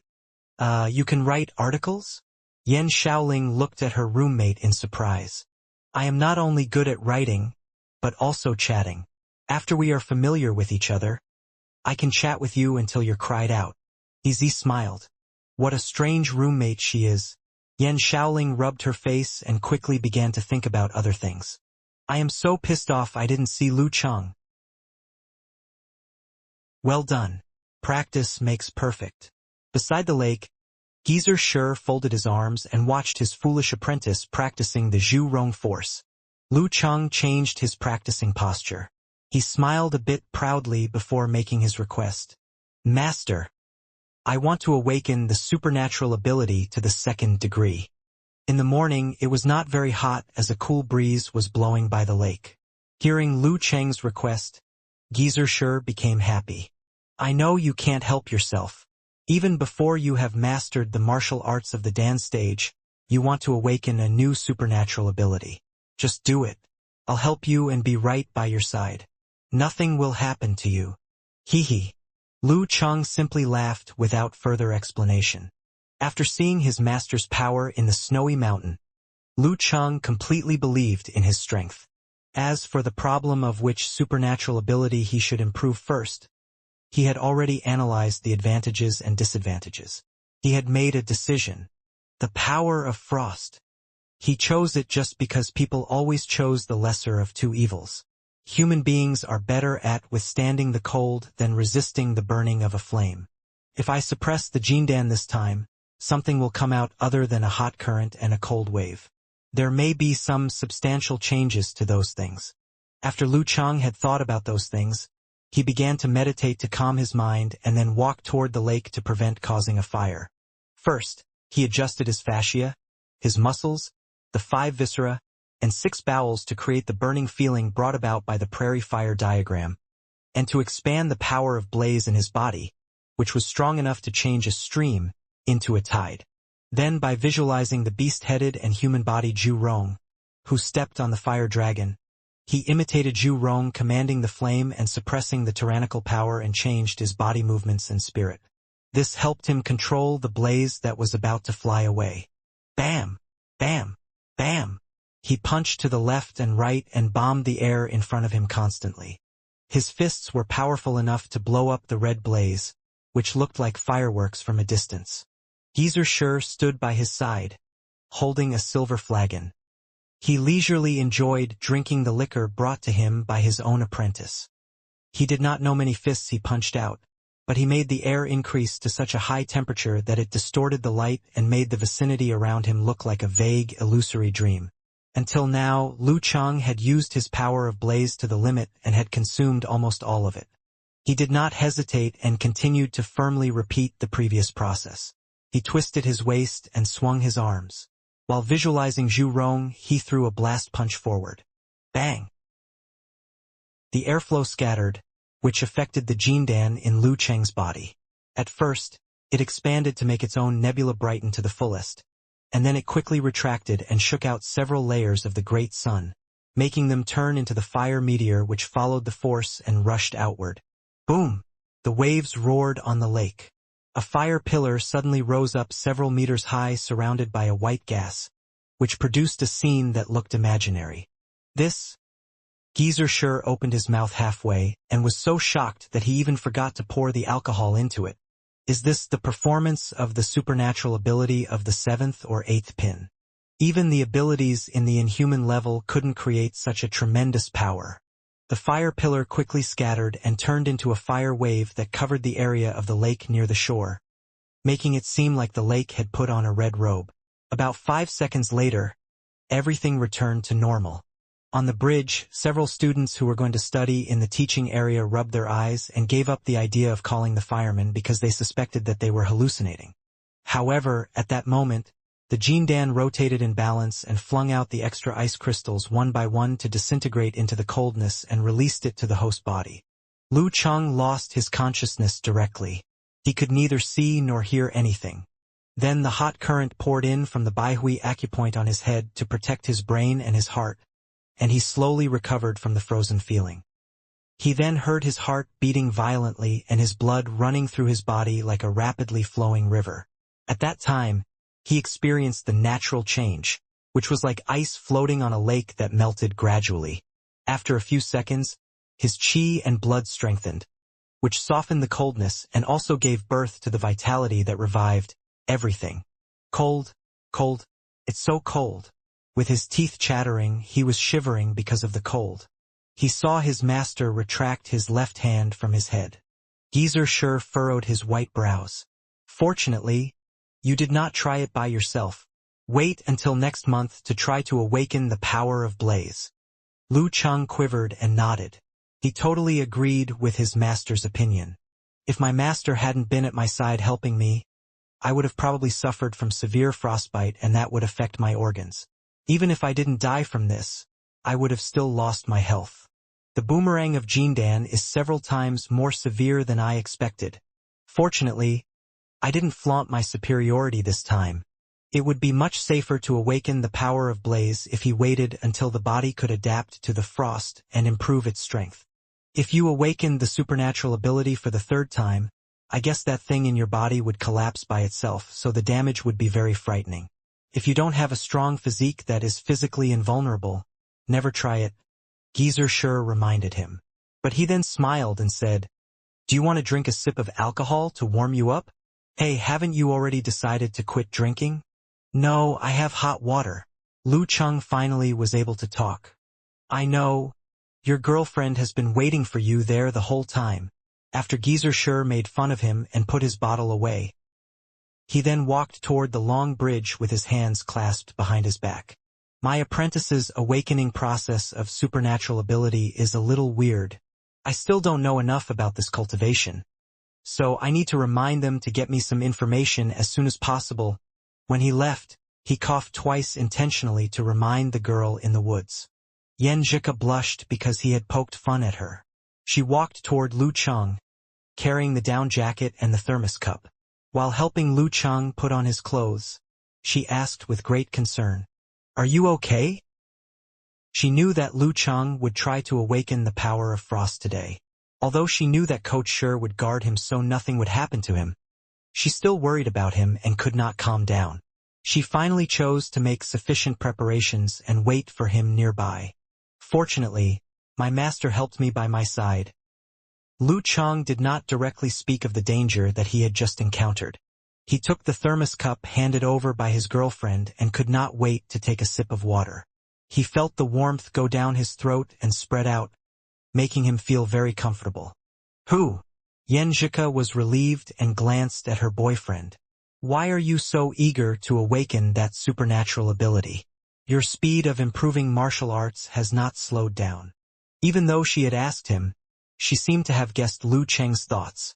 He had chosen to awaken his supernatural ability because he wanted to catch up with Peng Liyun as soon as possible. However, if he waited until Peng Liyun achieved the inhuman level, it would be much more difficult for Lu Cheng to defeat him before he graduated from university. "You should know why I'm so eager to awaken the supernatural ability," Lu replied with a smile. He took it for granted and drank the hot water again. Yen Zhika pursed her mouth and looked at him angrily. But then she began to smile and shifted the topic. "After this awakening, how much could your power of frost increase?" "My physical ability has not recovered yet, so I don't know. But I know even if I don't use the method of frost force, I can still hurt people only with the supernatural ability, but the effect may not be so good." Having completely recovered, Lu Cheng stretched his body. Yen Zhika nodded and suddenly smiled. Yen Shaoling went to the martial arts club. "What?" Lu Cheng had a dumb look on his face. "She is Eternal Nightfall, the moderator of your forum. She has posted a live show about her visit to our martial arts club. Yenjeka said while looking at her boyfriend with a smile. Lu Chang did not know why, but he was a little frightened by her smile. He said with a forced smile, "Idols should keep a distance from their fans. Otherwise, the fans will find all sorts of flaws in the idol, so the fans would at first stop loving the idol and then hate the idol." "What are you talking about? I did not mention anything." Yenjeka blinked innocently, but the corners of her mouth curved slightly upward. Lu Chang quickly switched to a serious face. "I just expressed my own viewpoint and principles." "Well, Zheka, do you want to participate in the amateur ranking event held in the middle of this month?" Yenjika did not stick to the previous topic. She looked up and shook her head. "No. Well, because you always praise me, now I have even become arrogant. I now think it'll be easy for me to win the ranking event of amateur first pin, and it won't help me to practice my ability in actual battles, so I don't want to participate in it. I plan to register for the ranking event of professional ninth pin held at the end of October." "That could be rather difficult for you." Lu Chang told her the truth. After Yenjika began to really understand the internal training methods, her physical state improved rapidly. With the unique martial arts moves of her family, her overall strength had indeed exceeded a fighter of amateur first pin. But to get the certificate of professional ninth pin was still hard for her.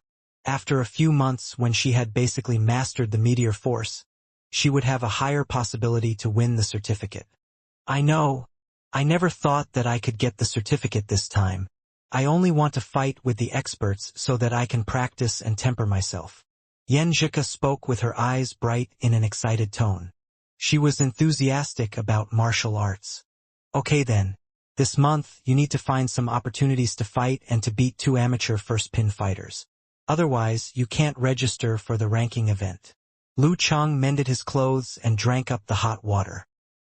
He pulled the girl's hand while walking toward the long bridge and, with his smile and his gait, he looked very carefree.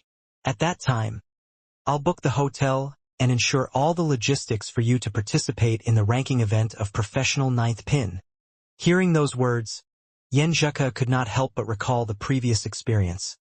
The scene, which was somewhat touching, somewhat warm, and also sexy.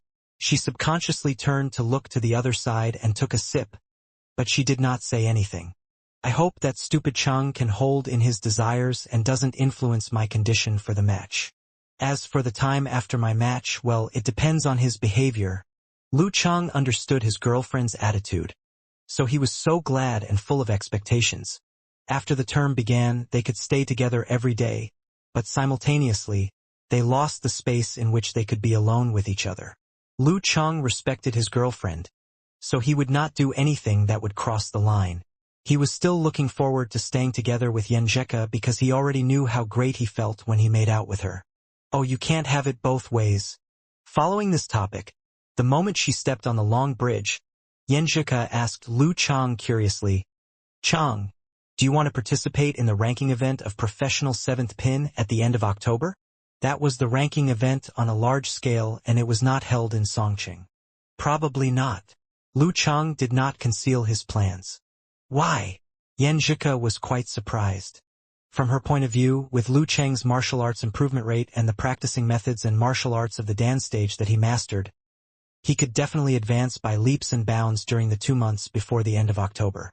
Also, because his supernatural ability would be advanced to the 2nd degree, he would have many possibilities to get the certificate of 7th pin, so he did not need to wait until April next year.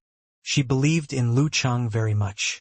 "I want to give Peng Liyun a surprise," Lu Chang said as he exhaled and shared his real thoughts with her. "Once I participate in the ranking event held at the end of October and in early November, all my strengths and weaknesses will be exposed. It's no big deal. I can register for the ranking event of professional 6th pin directly because my winning record is sufficient. If I told others this plan instead of my fairy, would they definitely laugh at me and call me naive? To give Peng Liyun a surprise?" Yenjika again looked up at him. "Do you want to leave him in the shadow of failure in the district contest?" "Yes, but I can't do it on my own. I have to cooperate with your cousin."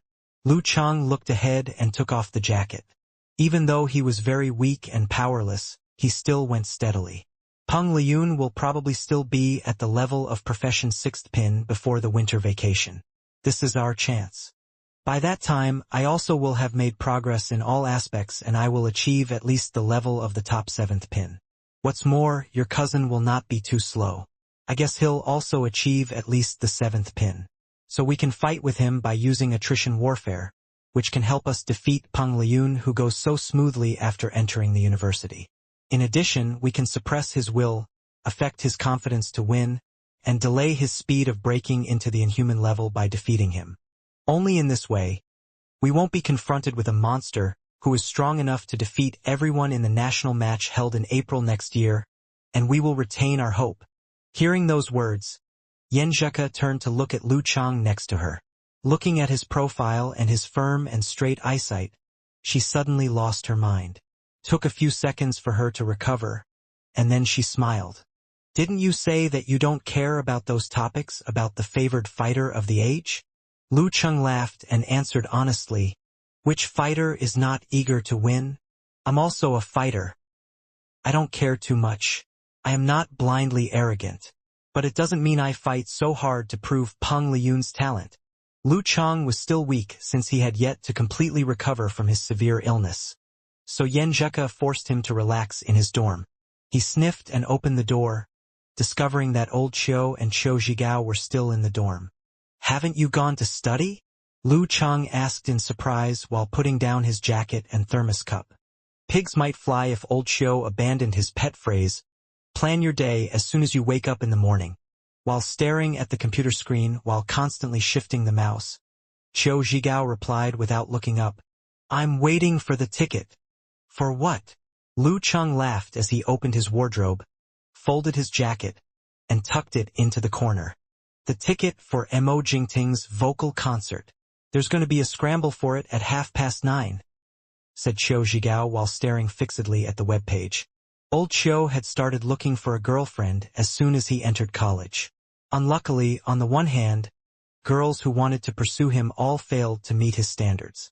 On the other hand, the ones he was attracted to were not interested in him at all.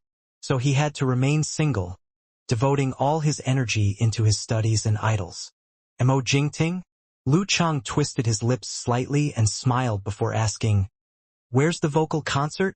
Since he came back to Xing province from Mozhang, his little niece Mo hadn't contacted him as frequently as before except sending a message occasionally as proof of her existence. For Lu Chang it was indeed good news because he didn't have enough energy to deal with other girls. In Songqing, don't you know that?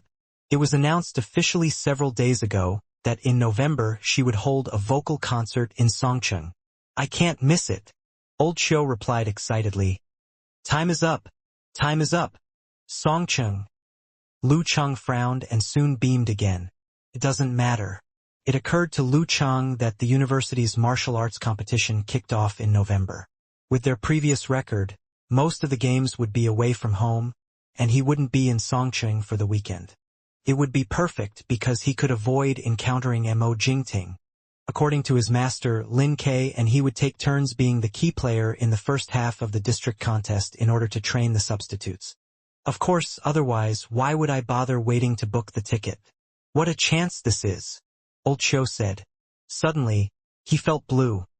Qin Mo intends to buy second-hand tickets at a higher price. If you fail this time, will you also buy a second-hand ticket? Lu Chang asked with a smile, and then climbed onto the bed and covered himself with the quilt. Old Qiu was left gnashing his teeth in anger. Of course. It just requires me to save money for several days.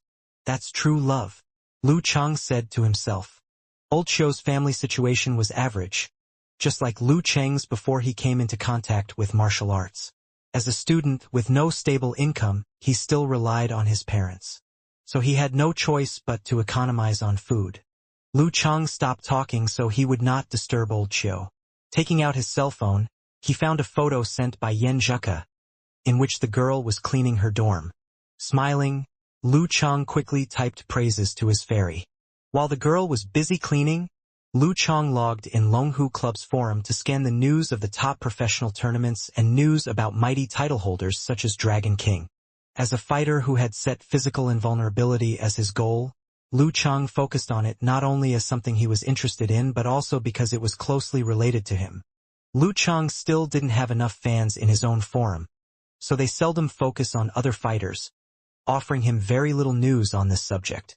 Could some experts tell me which house layout is better? The first post that came into Lu Chang's eyes reminded him of his mom.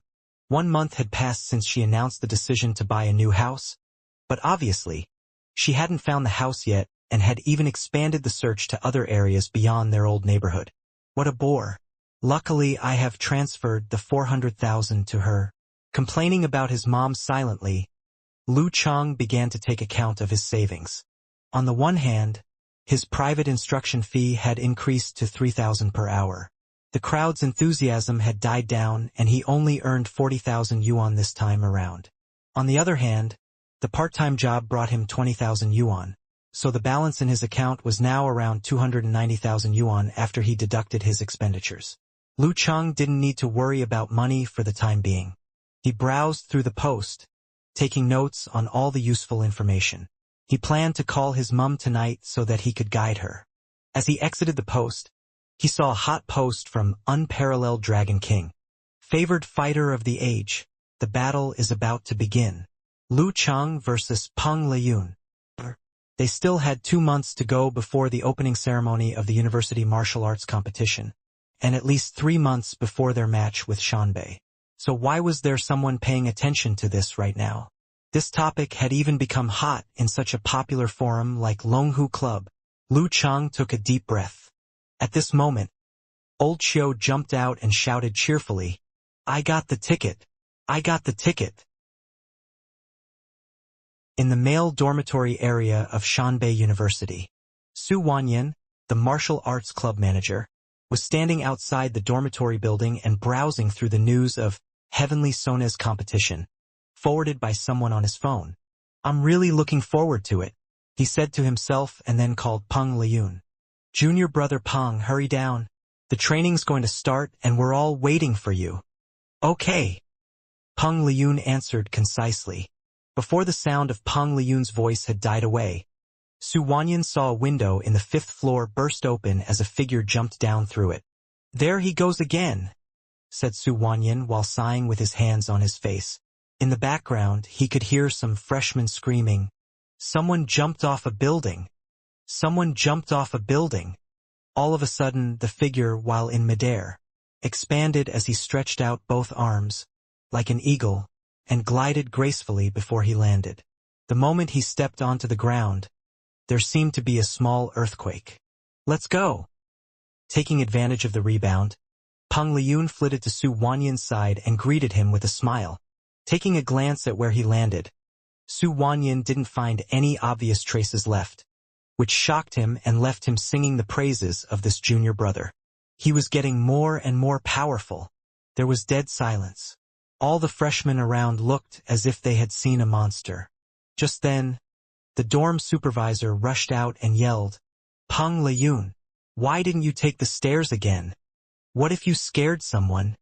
Instead of acting like an elegant but indifferent master, Peng Liyun shrugged and put on an embarrassed smile and said, "I was thinking about a problem, a very difficult one, and out of habit I took the shortcut." "A shortcut?" All the freshmen around widely opened their mouth in astonishment. Su Wanyan could barely keep a smile off of his face as he apologized to the supervisor of the dorm. "I'll keep an eye on him." After saying this, he hurriedly left the crime scene with Peng Liyun. "What do you think about the post?" he asked, handing over a cell phone without mentioning what had just happened, since he was already quite used to it. Peng Liyun looked through it and then laughed and said, "Quite interesting. Everything will be okay as long as you don't encounter Lu Chang. Yeah, the idea of my supernatural ability being subdued by him worries me. Luckily, Fong also has Big Dan now," replied Su Wanyan. As his Corvine Mouth supernatural ability had been enhanced gradually, he had a good chance to defeat an 8th pin or even 7th pin warrior to some extent. However, once his supernatural ability was subdued, his professional 9th pin body condition was absolutely unable to resist the attack from a Dan stage fighter. At this point, he couldn't help gossiping, "Junior brother Peng, when are you going to get to the inhuman level?"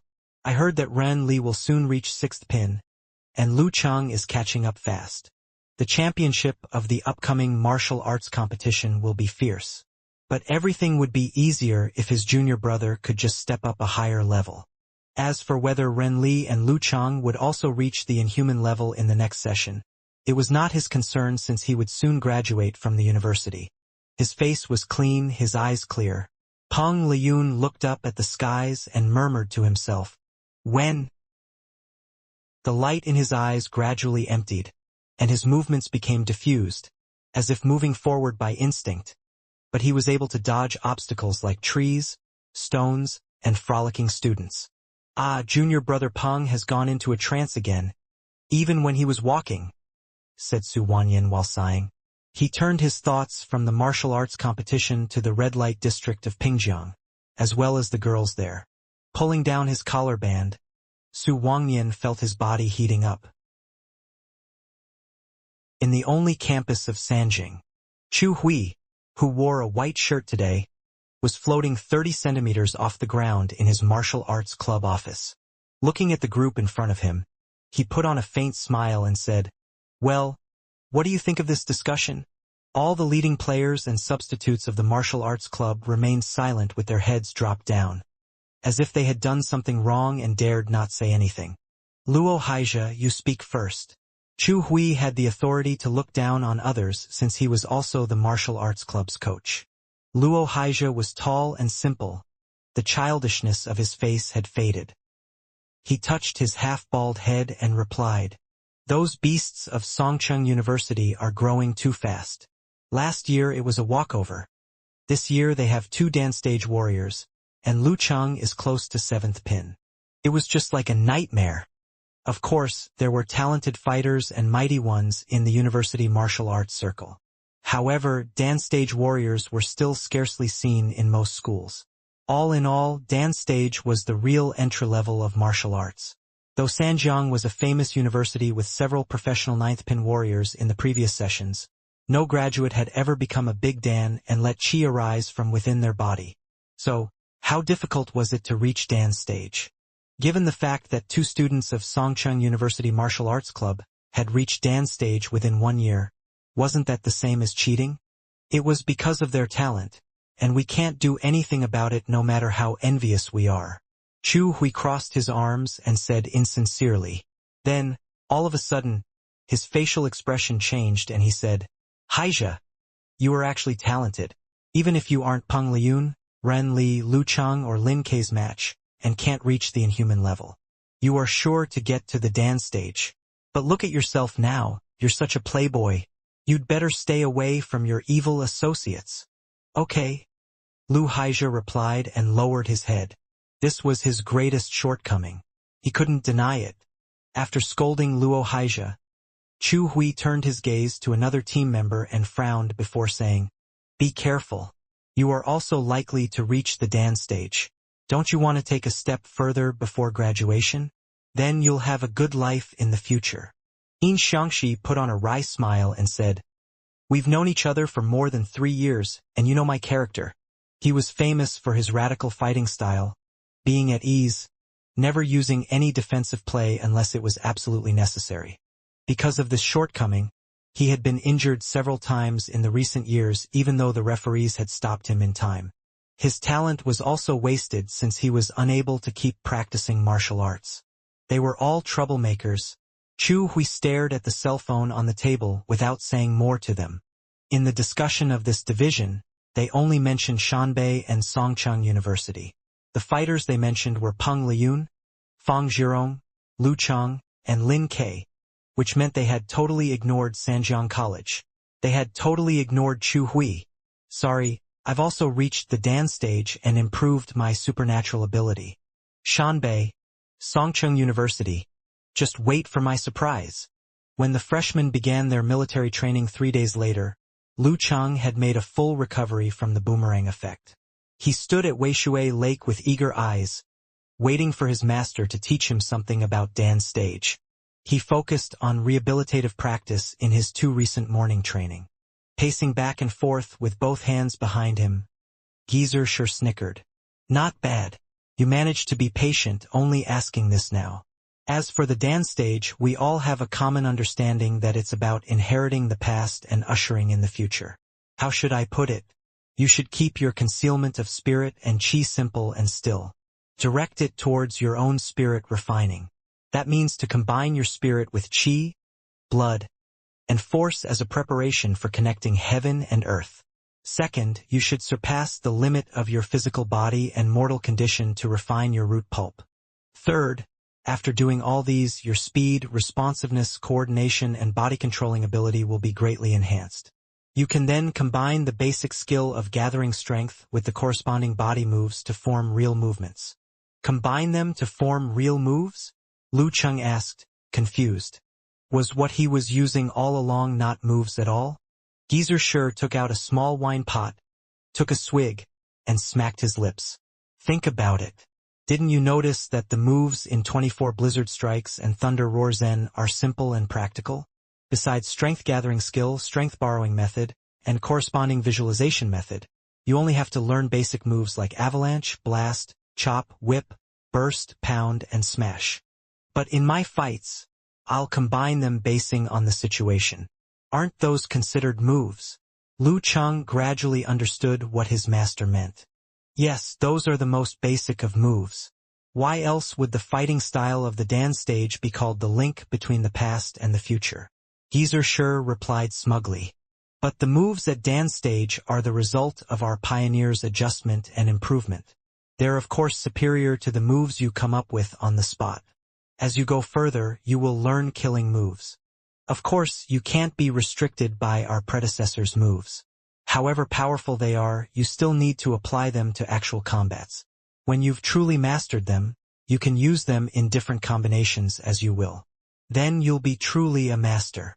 Lu Cheng asked in bewilderment.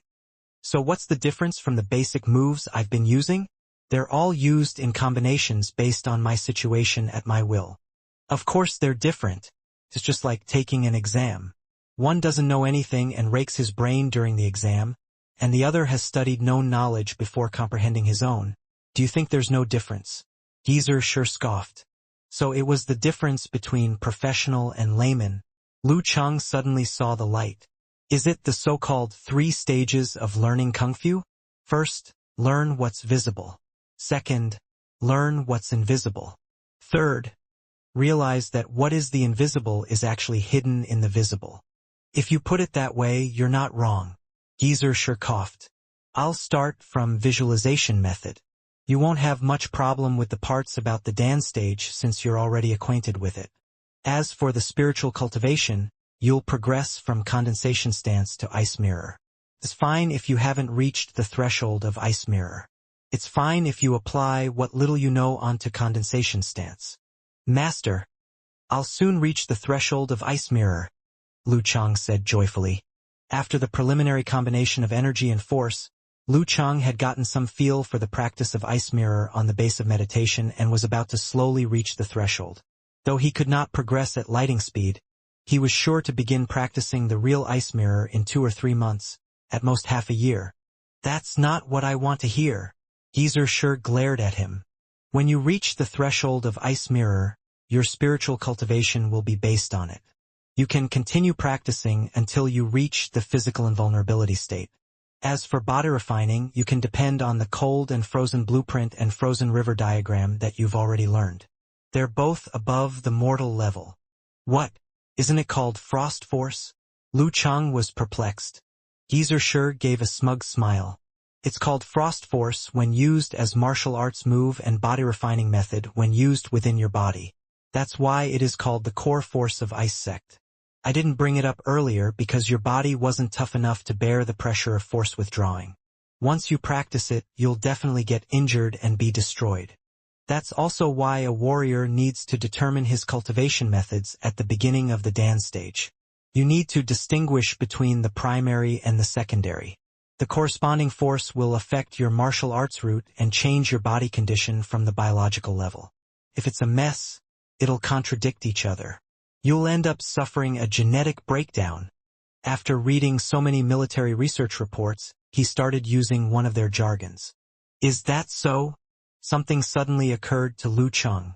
Master, since I'm rooted in the balance of ice and flame force, what can I do to keep them in harmony and prevent any harm to them?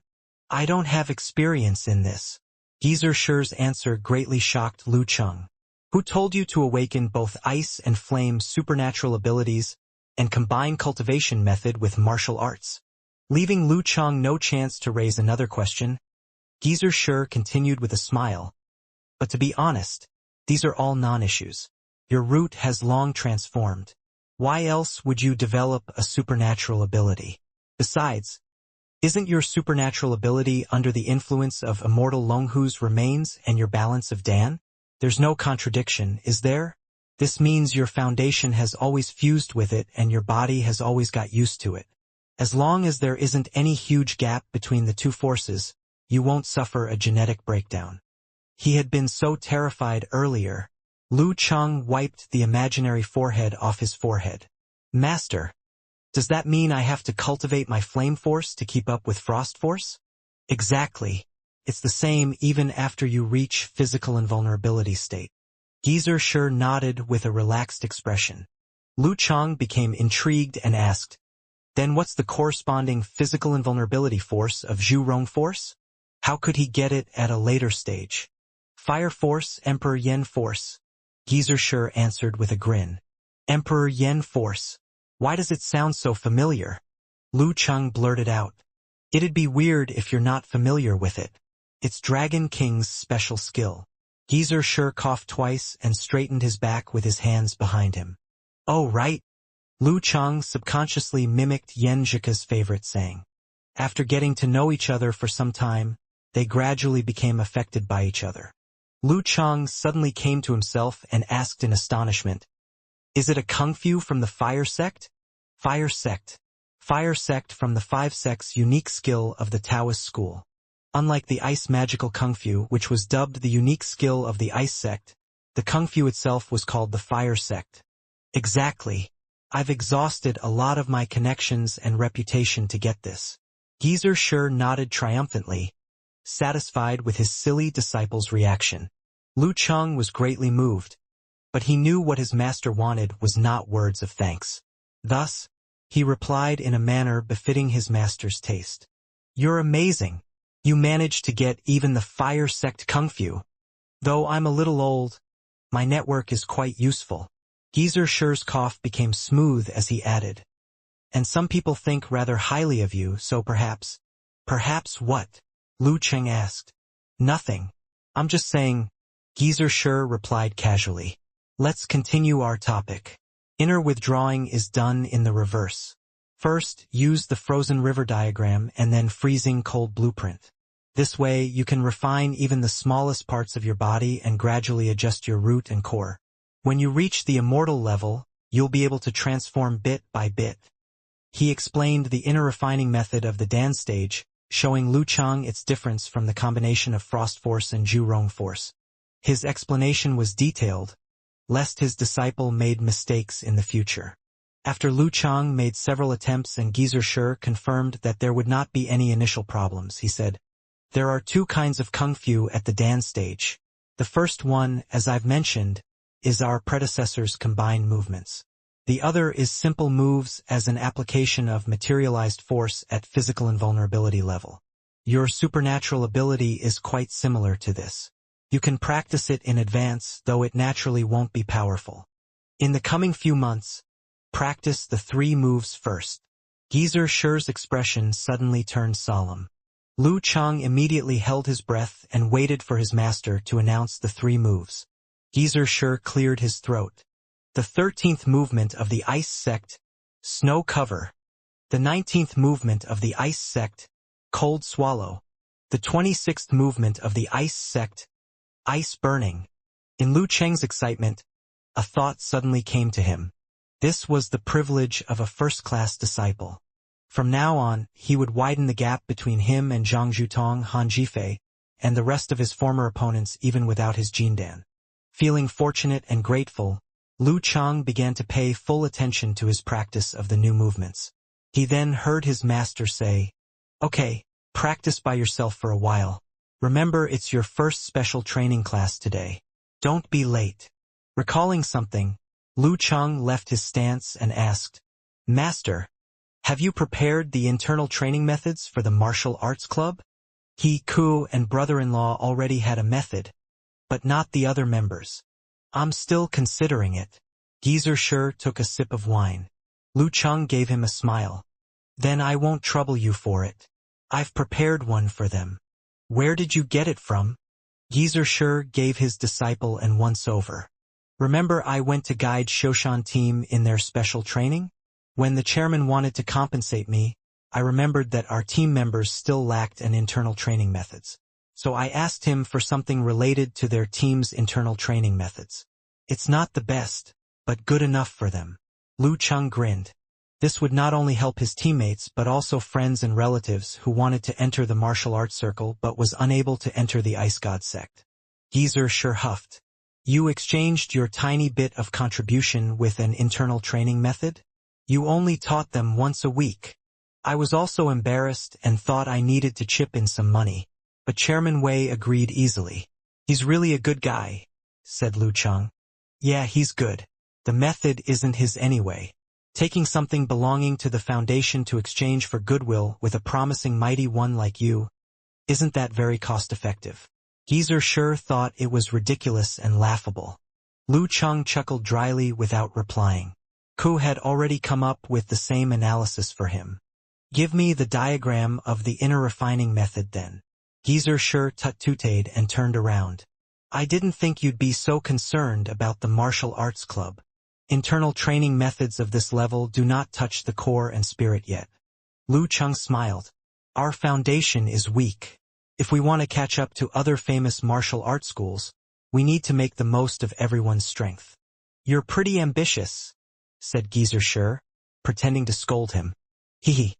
Master, don't tell them I'm the one who gave them the method. I don't want them to be uncomfortable in front of me." Lu Chang requested it of his master sincerely. "Oh, you want to be an anonymous saint? Okay, deal." Geezer Sher waved him goodbye and walked towards the long bridge. That was because he was not narrow-minded. Lu Chang complained a little in his mind and then continued to refine his stamina. Having eaten breakfast, Lu Chang pulled Yen Zhika along. He was in a great mood as he headed towards the martial arts arena, preparing to join the new school semester's first special training. Feeling the gaze of each and every new classmate, he couldn't help but sigh and think to himself, "It's been a long time since I've gotten this kind of attention. It feels good to be back at school and displaying our affection like this." "What are you laughing at?" Yen Zhika's elegant eyebrows moved slightly as she shot him a doubtful glance. Lu Chang snickered, then said, "I'm so proud of myself. I have my own fairy." "Ugh!" Yen Zhika laughed despite herself. She felt like Chang really was a secret charmer. The longer she got along with him, the more she could sense this. Her spirits were soaring. The sky was blue, and the wind was clear. Bantering back and forth in this way, the two of them reached the arena. They headed through the entrance and saw a few figures that shouldn't have been here at this time. One of them was a woman wearing a white shirt on the inside, draped over by a light gray Western-style suit, complemented with a skirt that accentuated her graceful figure. Her short hair was perfectly cropped, giving off a cool and intelligently beautiful aura. There stood the Songchang University television station reporter who had interviewed the martial arts club quite a few times before, Xu Rui. There was a small team beside her, busily preparing for the recording.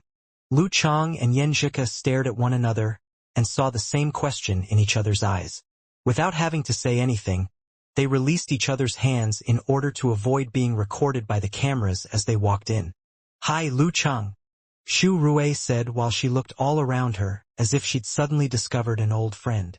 Then she immediately waved in excitement. "Reporter Xu, you've come this early for an interview?" Lu Chang asked curiously as he walked over. Yen Zhika followed behind with her hands behind her back, and her ears pricked up. Xu Rui's dimples appeared as she smiled and said, "Not an interview. I'm here to record a program." "Record a program?" Lu Chang blurted in astonishment. What here was worthy of recording a program? Exposing her upper teeth, Xu Rui said, You and Lin K have matured up until this point today. You're considered the finest in the entire university martial arts circle. Songchang University Martial Arts Club certainly can advance to the district level. Perhaps we can even hope to strike out into the semifinals. It's the focal point of everyone's interest lately. Haha. I must first say congratulations. Since we represent the Songchang University television station, how could we possibly let this story slip by? Our leaders already approved for me to come and do a special program. Special? Said Lu Chang as mulled over this word. Confusion could also be seen on Yen Zhika's face. Xu Rui chuckled lightly. It's just a kind of documentary program. Starting from now until just before next April, I'll be coming over every once in a while to film some things, such as your special training, exercise drills, preparing for matches, warm-ups, competitions, and just ordinary daily life. Through all of these aspects, we'll be able to develop your true appearance. Once we've got all those materials, we'll be able to put out a special story to help encourage you all as you join the national competition. So it's that kind of program? Lu Cheng thought for a moment and said, Sounds really interesting. I've done a survey. Many people are quite interested. Xu Rui responded with her eyes beaming. This program was my plan, all mine. Yen Zhika cracked a smile and observed this silently. She could practically see reporter Shu's tail wagging in pride. We'll try to cooperate as much as possible. Lu Chang politely responded, then pointed over to the other fighters.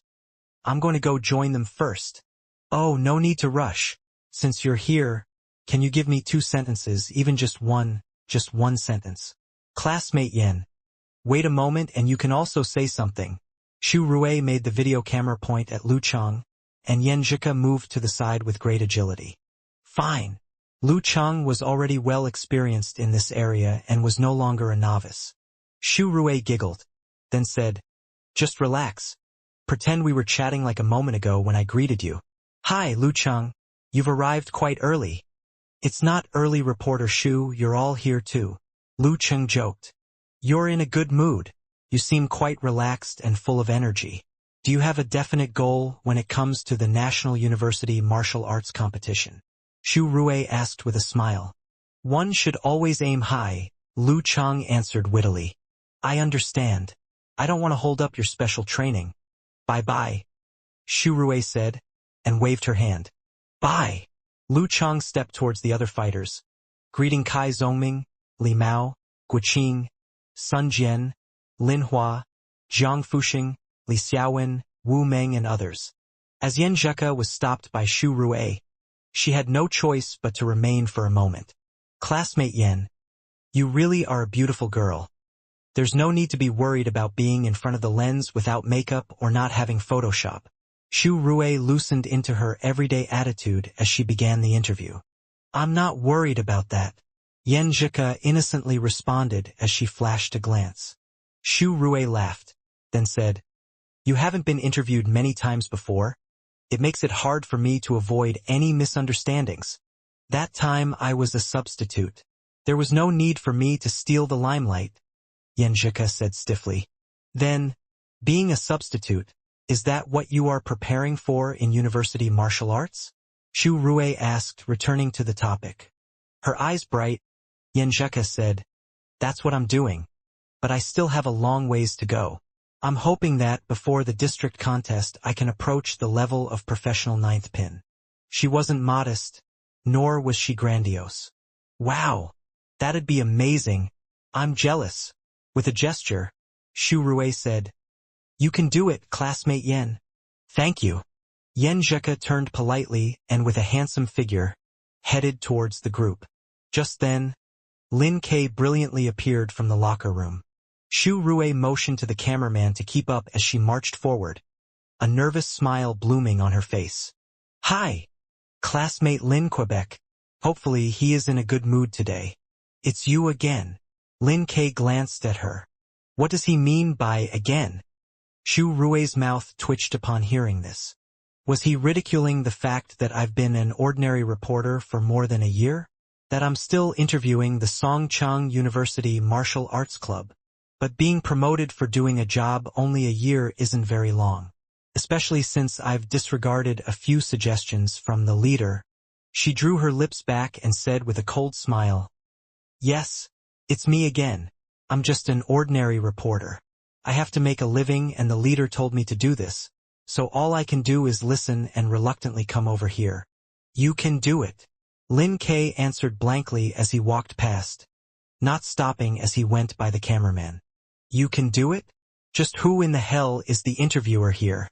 Xu Rui went lifeless for a moment. This guy doesn't make any sense.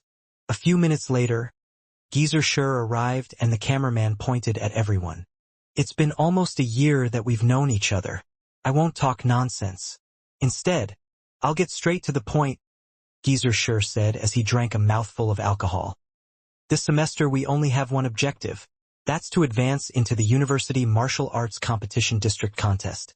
And by next April go to the capital to join and pass through to the finals of the competition." Afterward, he coughed twice and glanced at Lu Chang. "And to accomplish that objective, this old man has prepared some internal training methods to give you all." "Internal training methods?" Li Mao blurted out, half frightened and half excited. Kai Zhongming was also shocked. He, Lu Chang, Guqing, and others glanced at each other, their faces full of disbelief.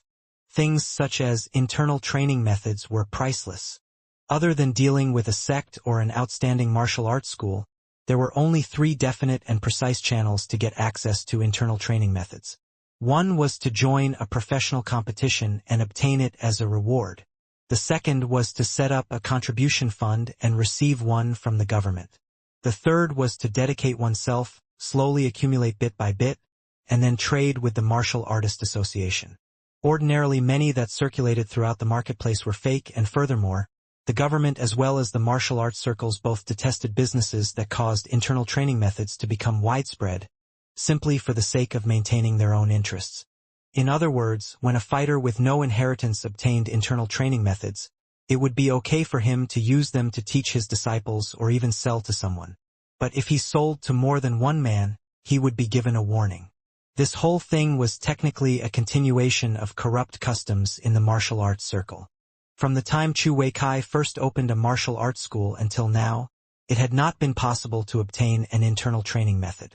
That just goes to show how difficult it is.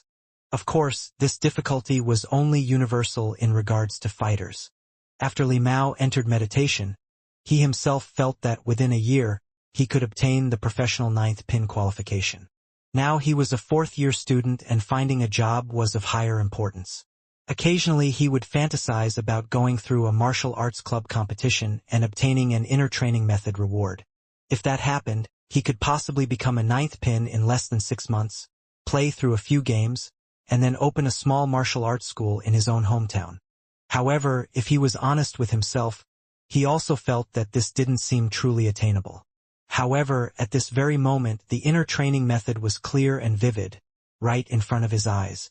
How could this not make him excited? How could he not be ecstatic? He wanted to cry out for Coach Sher to live long and prosper. Kai Zhongming also felt this way. Even though classmate Talker's family was well off, he didn't have any contacts in the martial arts world. After he had achieved meditation, he had tried to obtain inner training methods, but they'd all ended in ignoble defeat. After school had started, he wanted to find Chang and speak to him about this to see if he had any connections.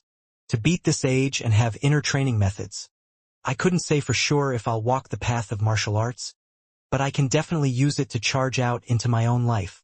Sun Jian, Lin Hua, Wu Meng, Li Xiaowen, and others were exceptionally happy. Even though they had failed to achieve solemn silence, using inner training methods to practice asceticism was essential. In addition to the other content, it could possibly allow them to save time with physical practice. For example, Li Xiaowen's goal before was to be at an amateur 3rd pin level by the time she graduated and obtain a good certification. Now she was looking forward to the semifinals where she could obtain this qualification. After having this, one's life would be completely different. "What's wrong? You don't want it?" Geezer Sher mumbled kiddingly. "We want it." Li Mao, Kai Zhongming and others responded in unison, their spirits high and their faces beaming with joy. Seeing their reaction, Lu Chang and Yan Zheka glanced at each other, their hearts filled with a sense of satisfaction and pride. Even though they don't know the inner training methods come from me and they all show gratitude to Geezer Sure, I still feel very good from the bottom of my heart. Ha ha ha, was this what it felt like to enjoy some good karma after doing a good deed? Shu Rue watched, full of exhilaration, and made the cameraman record the proceedings. In the following refining exercises, they recorded quite a few images of the team. They also went outside to film some environmental material, then afterwards they came back in and prepared to take their leave. Just then, Geezer announced that they were going to begin pair exercise drills. According to their usual groups, Lu Chang found Yen Zhika and talked for a moment about the recording of the program. But he saw an expressionless Lin K approaching. Lin K stared and said darkly, "Let's fight to learn from each other." It was as if two flames were burning in the depths of his eyes, and an intense fight would set them ablaze. Lu Chang thought about his brother-in-law's pride and how he couldn't accept a loss. So he was confident Lin K would take the initiative and ask to fight to learn from each other. Due to this, he wasn't in the slightest bit surprised. He chuckled, then said, "All right." Shu Rue heard this right as she was going to retreat. After hearing their conversation, her eyes suddenly became bright. That would be amazing. Amazing. A direct confrontation between two heavenly sons. We can distinguish who is stronger on the first day of the special training. Is the internal sparring within the martial arts club of Songcheng University always this exciting? Her feet stopped, her spirits rose, and her eyes sparkled as she signaled the cameraman to get a better spot and grab the golden spot beside the ring. At this moment, Geezer Sure turned around and asked, "Shu, aren't you going to leave?" Shu Rue pretended she did not understand what he had just said. She replied in a very cute way, "Please allow us to stay a few more minutes, please." No, I'm sorry, but you can't.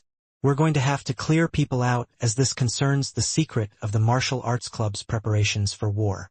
Old Man Sure had a lot of experience, so it wasn't easy to deceive him, and he directly answered the question.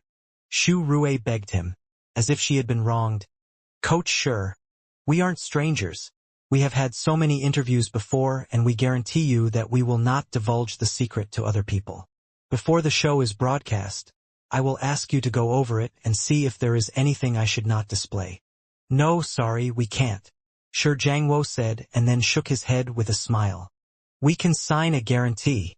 Shu Rue raised her arm to swear. Geezer Sure stayed emotionless and said, "Please go and keep the audience in suspense." "All right." Realizing the resolute determination of this mighty one with physical invulnerability, Shu Rue replied dejectedly. She told the camera team to leave, but they walked at a snail's pace, turning one step into three, which almost trampled all the ants on the ground to death.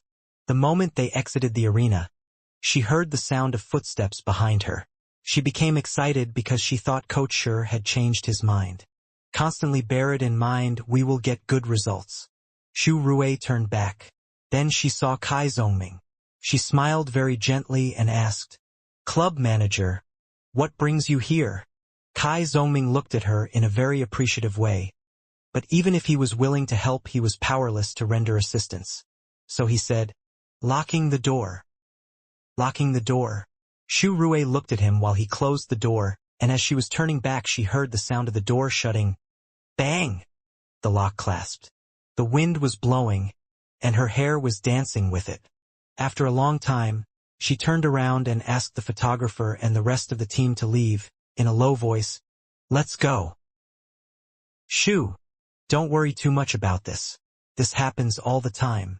No one would allow strangers to leak out their secret by letting them shoot their private competition." The beauty frowned, but the photographer didn't have a heart of stone, so he comforted her. "I understand." Shu Rue was full of energy again as she replied with a big smile. "But I don't know whether I should say this."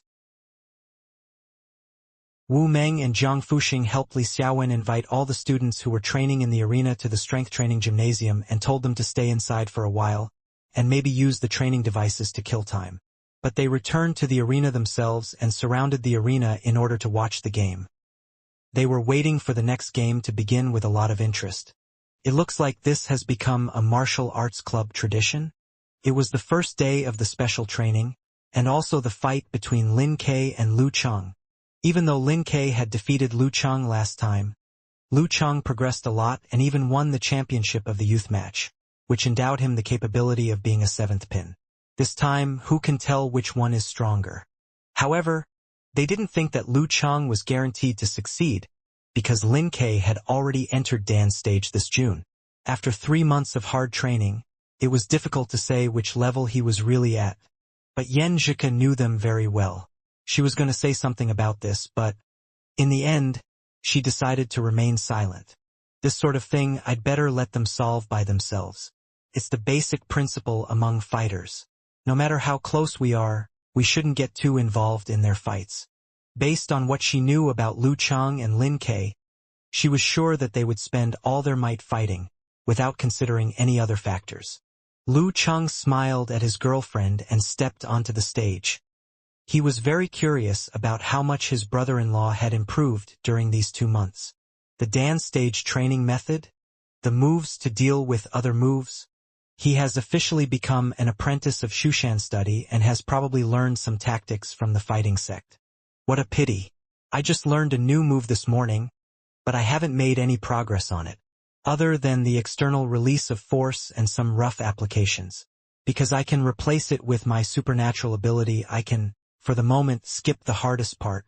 Lu Cheng was thinking about many things simultaneously, and at the end he stood beside his teacher. Fighting to my full potential is the only way to truly respect brother-in-law. Lin Ke was already there waiting for him.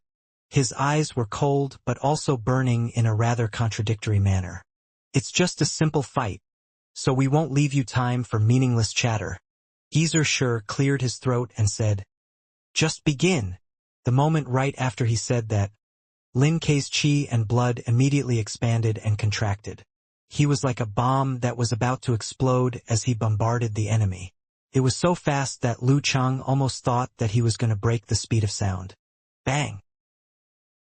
The explosive sound of Qi and Lin Ke arrived almost at the same time, which didn't give Lu Cheng any time to dodge, nor the time to use his severe warning. So instead of retreating, he just readjusted his center of gravity, contracted his muscles, and used all his energy to counterattack.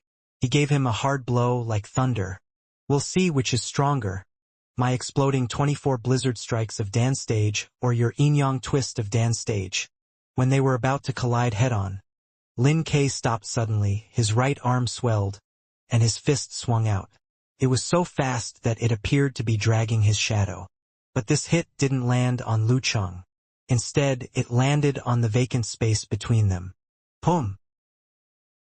Starting with Lin's empty fist, it seemed as though a small bomb had been detonated in place, and the shock wave, wrapped in the air, rushed toward Lu Cheng, tearing at his body.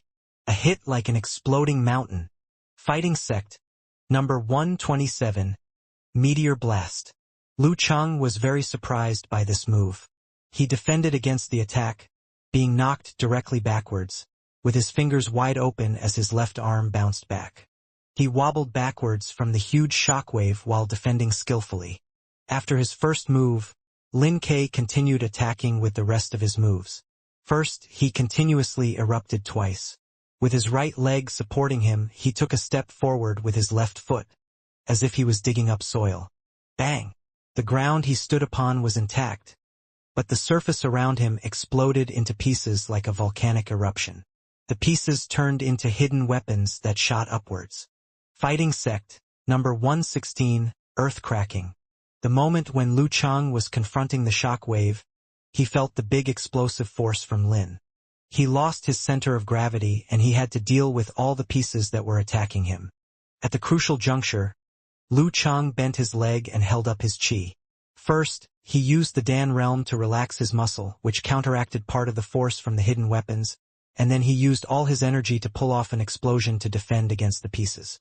His muscle even began to swell and turn black. At this moment, Lin Ke still didn't let him fight back.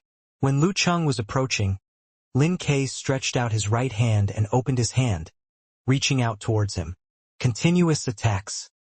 In the Fighting Sect, a move that can attack 7 times in a row with both ranged combat and close combat would be the famous move of physical invulnerability, Fighting Sect number 6. Big Dipper Kill. If you can only manage 5, 4 or 3 attacks in a row, then that would be the subordinate number 1. But of course, subordinate was a relative word. It was still too formidable. There were only 9 levels in the physical invulnerability stage of the Fighting Sect, and what Lin K used at the moment was just a rudimentary one. Fighting Sect. Number 10. Doomed Death. Seeing that the right hand of his brother-in-law was about to catch him and finish his continuous attacks, Luo Chang took a breath and shook his right hand. A glowing white light shot onto the floor and leapt from one side to the other rapidly, rushing at Lin K. The 26th movement of the Ice Sect. Ice Burning. The cold light with Lu Cheng's punch ran close to the ground, instantly hitting the opponent who was almost within reach. The punch left a trail of frost as if bringing early winter to the Indian summer. Lin K seemed as if he had stepped on a landmine. His leg was swallowed by the snow-white blaze, rising from the ground, forming a layer of translucent ice. He could not help shivering and slowed his move to seize Lu Chang. The time was now. Lu Chang moved to his brother-in-law's side. He concentrated his chi, blood, and force concentrated and they rose, lifting his muscle so he seemed larger than ever. In a sudden snap, he whipped out his metal-like right punch from below with a tremor force. It made a sharp, ringing sound through the friction against the air currents. At such a distance, he did not have to worry about Lin K dodging him. That scene stunned Li Mao and the rest speechless, as if they were watching a fight between warriors of physical vulnerability. Since when can Chang use his power of frost? In the youth tournament last August, he did not show this even in the final 2 most challenging rounds. In just a month, he has made a breakthrough in his supernatural ability and transformed it completely? No wonder Coach Shi tried to send journalist Xu away. This really was a surprise for Shanbei. On the arena, Lin K seemed still affected by ice burning. He subconsciously pulled the left side of his back, trying to dodge toward the right but was hit straight in the ribs by Lu Cheng's single whip. With a sudden snap, his body trembled violently. His bones and muscles, skins and channels, all collapsed and contracted as his chi, blood, and force concentrated and surged. It seemed that Lu Chang only managed to hit the air. The shock from the burst also vanished. He twisted his waist at a sharp turn at his waist and his big Dan gushed. Lin K's muscles bulged one by one, scraping the airflow at high speed and causing a series of sounds that excited the audience. Yin-yang twist, Dragon whispered. Leveraging part of the borrowed force, Lin K swung his arms. He threw a violent punch, attacking his opponent's lower abdomen at close range. When he was simulating the explosion of the Dan state, he did not use the meteor force. Once he had completed the genuine force concentration, he may not be able to do it in his current state. They were so close Lu Chang could hear his opponent's breathing. He knew one passive move would only force him to be more passive. An old saying went that victory would go to those who take the initiative. Thus he gritted his teeth and induced double explosion. With a swing and lift of his right arm, he threw his punch. Boom!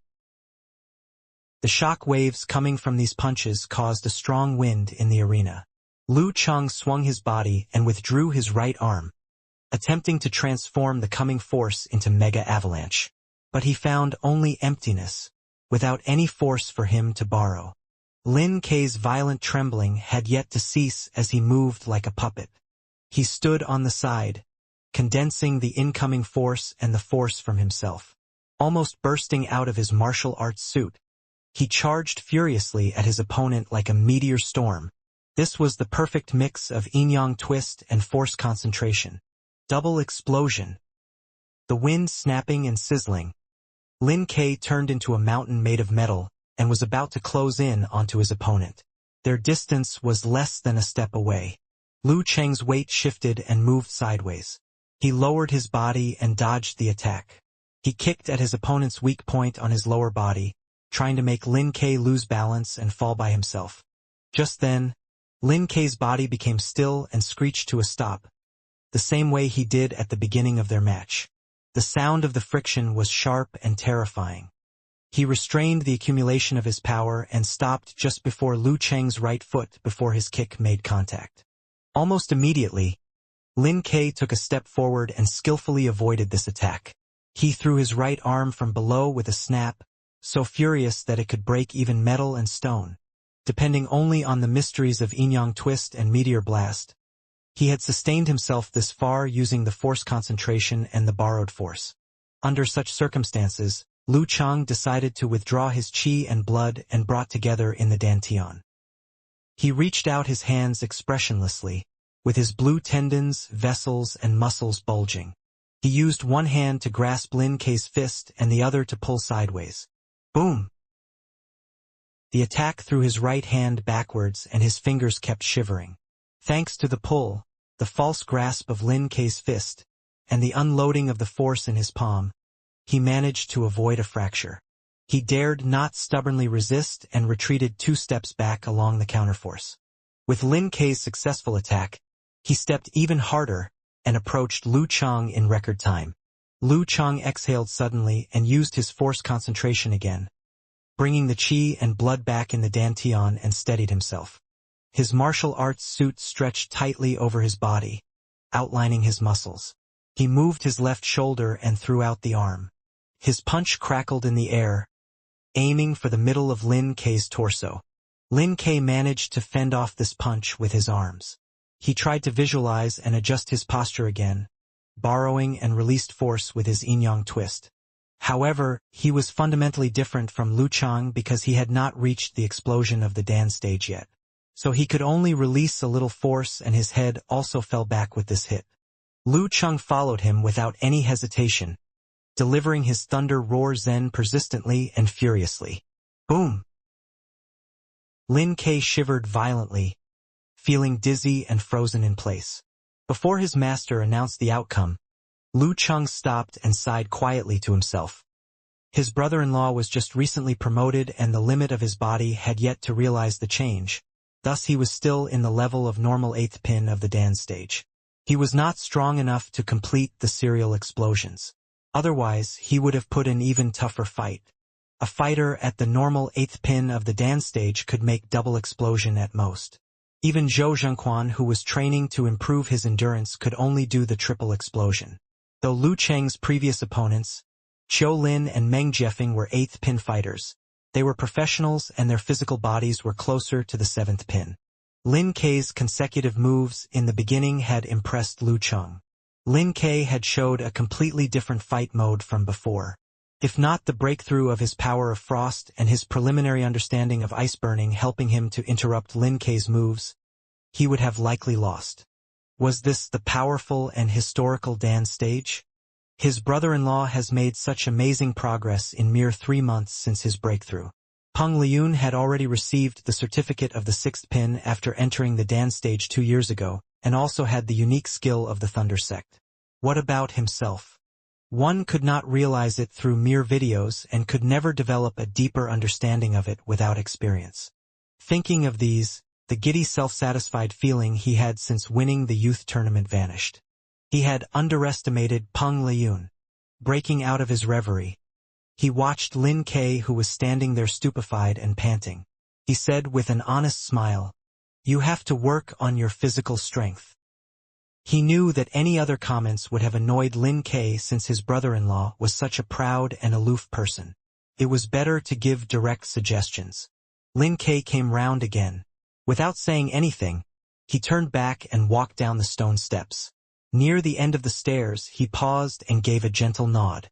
Lu Chang exhaled and turned toward Yen Zheka, who wore a complicated expression. She seemed both deeply moved and sorrowful. Since young, Lin Ke had always been her idol. In the late September after the military training, Yan Shaoling hurried to the square with He Zi and Mu Jinyan. Today was the recruitment day for all student organizations. They did not hesitate or allow themselves to get distracted by the cosplayer Sines. They headed straight for the martial arts club stand. There were a large group of students there, almost forming a line. "We came so early, but we still have to wait." Yan Shaoling pretended to sob. She had become more comfortable with her roommates. "Isn't it because a certain someone woke up late today?" He Zi lifted her 2 palms helplessly. There was a change to her style today. She wore a cartoon t-shirt, shorts, a pair of sports shoes and a backpack. Only her round-shaped glasses remained the same. Ah! I'm exhausted after the military training. Having queued up, Yan Shaoling noticed the one manning the stand was Chao Zongming. Just as she was thinking if she should be shameless and enter through the back door, Mu Jinyan patted her on the shoulder and pointed to another direction. Here comes your idol. Ah, idol? Lu Cheng. Yan Shaoling turned around and saw Lu Cheng, who was usually separated by a screen, appear by the stand. The real person was even more charismatic. It was him in real life. In real life. Having cheered, Yan Shaoling stepped back and hid behind He, as if she had transformed into a cowardly quail. What to do? What to do? Lu Cheng was just right there. Didn't you say you'd throw yourself at Lu Cheng to get an autograph and photo once you see him? He turned back and asked indignantly. I am nervous. I can't even talk. Yan Shaoling hung down her head, stared at her feet, and stole glances at Lu Cheng from time to time. He, can you ask him for me? He glared at her. Had you not acknowledged me as your godfather, I'll definitely not help. How many godfathers had she acknowledged? Yan Shaoling suddenly thought of this issue. He took the notebook and the marker from Mu Jinyan and ran to Lu Cheng. With a smile, she said, Nice to meet you. Can you please give me your signature? Lu Cheng had long noticed Yan Shaoling but pretended not to recognize her to hide his habit of visiting his fan forum. He smiled. Sure. He took the notebook and signed it. Thinking for a moment, He added, Can you write for Quail? Of course. Lu Cheng agreed easily as a way of thanking Yan Shaoling for her contributions to his fan forum. He wrote a for and then paused. What's wrong? He asked in confusion. And nothing. Let me look at my phone. Lu Cheng laughed with embarrassment. Damn it. How to spell quail. Lu Cheng forced himself to remain cool and typed quail on his mobile while pretending to reply a message. He memorized the characters and then wrote it down flamboyantly, pretty pleased with himself. Done. He passed the notebook back to He and secretly felt a bit ashamed. To be honest, he used to be able to spell quail in his senior year. But ever since he got in the university, the keyboard had replaced papers and he often found himself unable to spell words. That was the peak of my erudition in my life. He looked at Lu Cheng with suspicion before expressing her gratitude. As soon as she returned to the back of the team, she tore that page off and gave it to Yan Shaoling. Stupid chicken, said she. Yan Shaoling was brightened up by joy and answered exaggeratedly. He, I admire you. I worship you. Her voice was crispy and tender as if an elementary school student. He and Mu Jinyan exchanged a glance and answered with no expression on their face. I don't need a stupid chicken to worship me. Used to such cold treatment, Yan Shaoling didn't seem to care. She glanced at Lu Cheng secretly and appeared very concerned. I feel his face looks a bit pale. Is he sick? Considering his current physique, it's not easy for him to get sick besides injuries and the sequel of the secret skills of the plague sect. Mu Jinyan answered in a flat tone. She was a true fan of Lin Ke and had no special feeling towards Lu Cheng. As a devoted fan of Lin Ke, Lu Cheng was just another passerby. Maybe something went wrong during his training or practice. He let her imagination go wild and created an exciting story in her head. With Lu Cheng's current listening ability, an open conversation in such a distance was heard clearly. He shook his head with a wry smile. If only my power of blaze wasn't awakened the second time yesterday. If only I wasn't still ill and suffering from the boomerang. If only I wasn't banned from training by my master and coach Yen. Why would I be here helping Ming with the recruiting? The improved power of frost slightly changed Lu Cheng's root pulp and pushed his physical strength further up to the standard for the second power of blaze awakening. A few days earlier than the beginning of October as Geezer Shur had expected. After this awakening, Lu Cheng's strength, speed, and agility would officially catch up with any professional 7th pin fighter in the Dan stage. As time went by, Yan Shaoling finally made it to the front of the line, facing Kai Zongming and Li Xiaowen.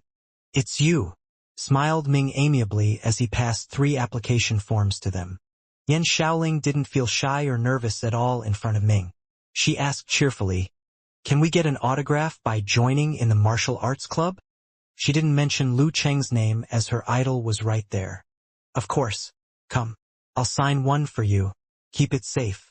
It will be worth a fortune," joked Kai Zongming. The atmosphere was suddenly relaxed. Yan Shaoling picked up a pen and began to fill in the form. As she put a slash in the martial arts rank field, she felt inferior. Spending all year long holidays in bed meant she had no time for any exercise. Not to mention martial arts training. Once her application was done, she looked about out of curiosity to check on her roommates. EZ amateur second pin. Jinyan, amateur third pin. Yan Shaoling's mouth opened wide to an O shape. When did they become so good at it? They are both at least amateur third pin. I'm the only weak chicken. In a flash, a popular joke came to her mind. "Thank you, roommates, for sparing my life."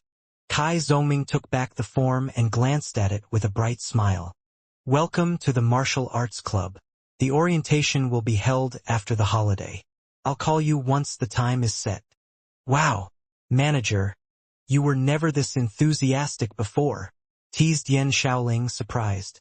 Kai Zongming withdrew his smile and answered thoughtfully, "Of course, now I know who you are. How can I be not nice to you?" "Who we are?" Yan Shaoling looked at He Zi and Mu Jinyan, all puzzled. "Don't I know who I am at the age of almost 20? Am I a lost daughter of the boss of Taobao?" Kai Zongming laughed. "The future of the communist career." The three girls and many other students burst into a laugh. "This manager is really funny." When the crowd got smaller, Kai Zongming sneaked to Lu Cheng's side and whispered, "Chang, this year's freshmen are pretty decent." "You mean their martial arts skill or their face?" Lu Chang looked at Talker, feeling unsure. "Damn, how could you doubt my chastity? Anyway, the peak year of good-looking students is ours. Your girlfriend, Lin Kei, and me." "Super." Kai Zongming posed before continuing. "I found for new members of or higher than amateur third pin within 2 hours. That is pretty decent." Lu Cheng's eyes lit up, very glad.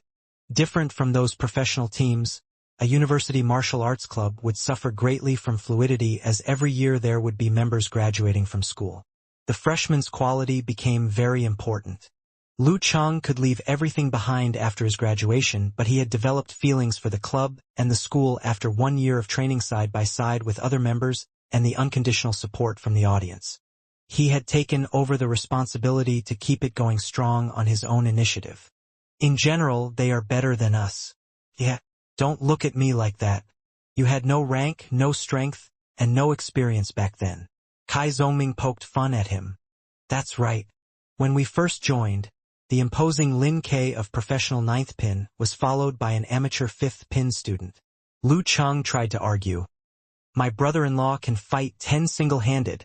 Kai Zongming sneered and answered after a moment of thinking, "I bet next year we will get some even better ones. Think about it.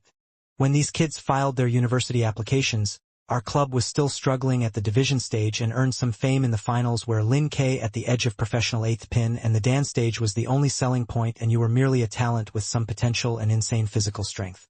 Next year I'm sure more capable youngsters will consider our school." True. A great result from the national finals and internal training methods are enough to draw some talent's attention. Lu Chang stood up to exercise his body, looking forward to the future. Until this day, he still wouldn't call himself a talent, though he was used to being called one by many. After the long holiday, soon it came to the middle of October. A sharp alarm went off, waking Yan Shaoling up from a sweet dream. She struggled to get out of her bed. She sat there still, very confused, and finally realized why she got up so early. The martial arts club's orientation is on this morning. She opened He Zi's mosquito net and muttered, "He Zi! Oh, He Zi! Wake up! Wake up!" Inside the mosquito net was a black cat with green eyes, sitting by the rally carelessly. "Air!" Yan Shaoling was lost for a second but soon shouted in shock, "I knew there was a cat! He Zi! You are transformed from a cat." There are monsters in this world. She suddenly felt odd and turned around to the door, seeing He come in from the washroom. She took another look at the black cat and understood there was some misunderstanding. Idiot! He's mouth twitched. Haha, I was kidding. Yan Shaoling watched the cat jump down from the bed and run out of the room. This is your cat? No, we can't have any pet in the dorm. I think its owner is a teacher living in that teacher's apartment. It often comes here to see me. He suddenly softened talking about the cat, her eyes shining brightly. How did you know it? Asked Yan Shaoling curiously as she got off her bed. He smiled while recalling, This is destiny. I got to the room first and found it trapped behind the wardrobe, meowing. I tried really hard to get it out. I even planned to tear the bed apart. Then, you moved the bed away and saved it? Asked Yan Shaoling with great interest. He was lost for a second and then smiled. Not really. It broke free before I got there. Why the heck did I waste so much effort and sleeping time? Yan Shaoling frowned and nodded solemnly. She walked to He and patted her shoulder to comfort her. I think we will be good friends. After washing up, Yan Shaoling, He and Mu Jinyan headed towards the martial arts club. The last student of this room, Chun Yuni, was still not here.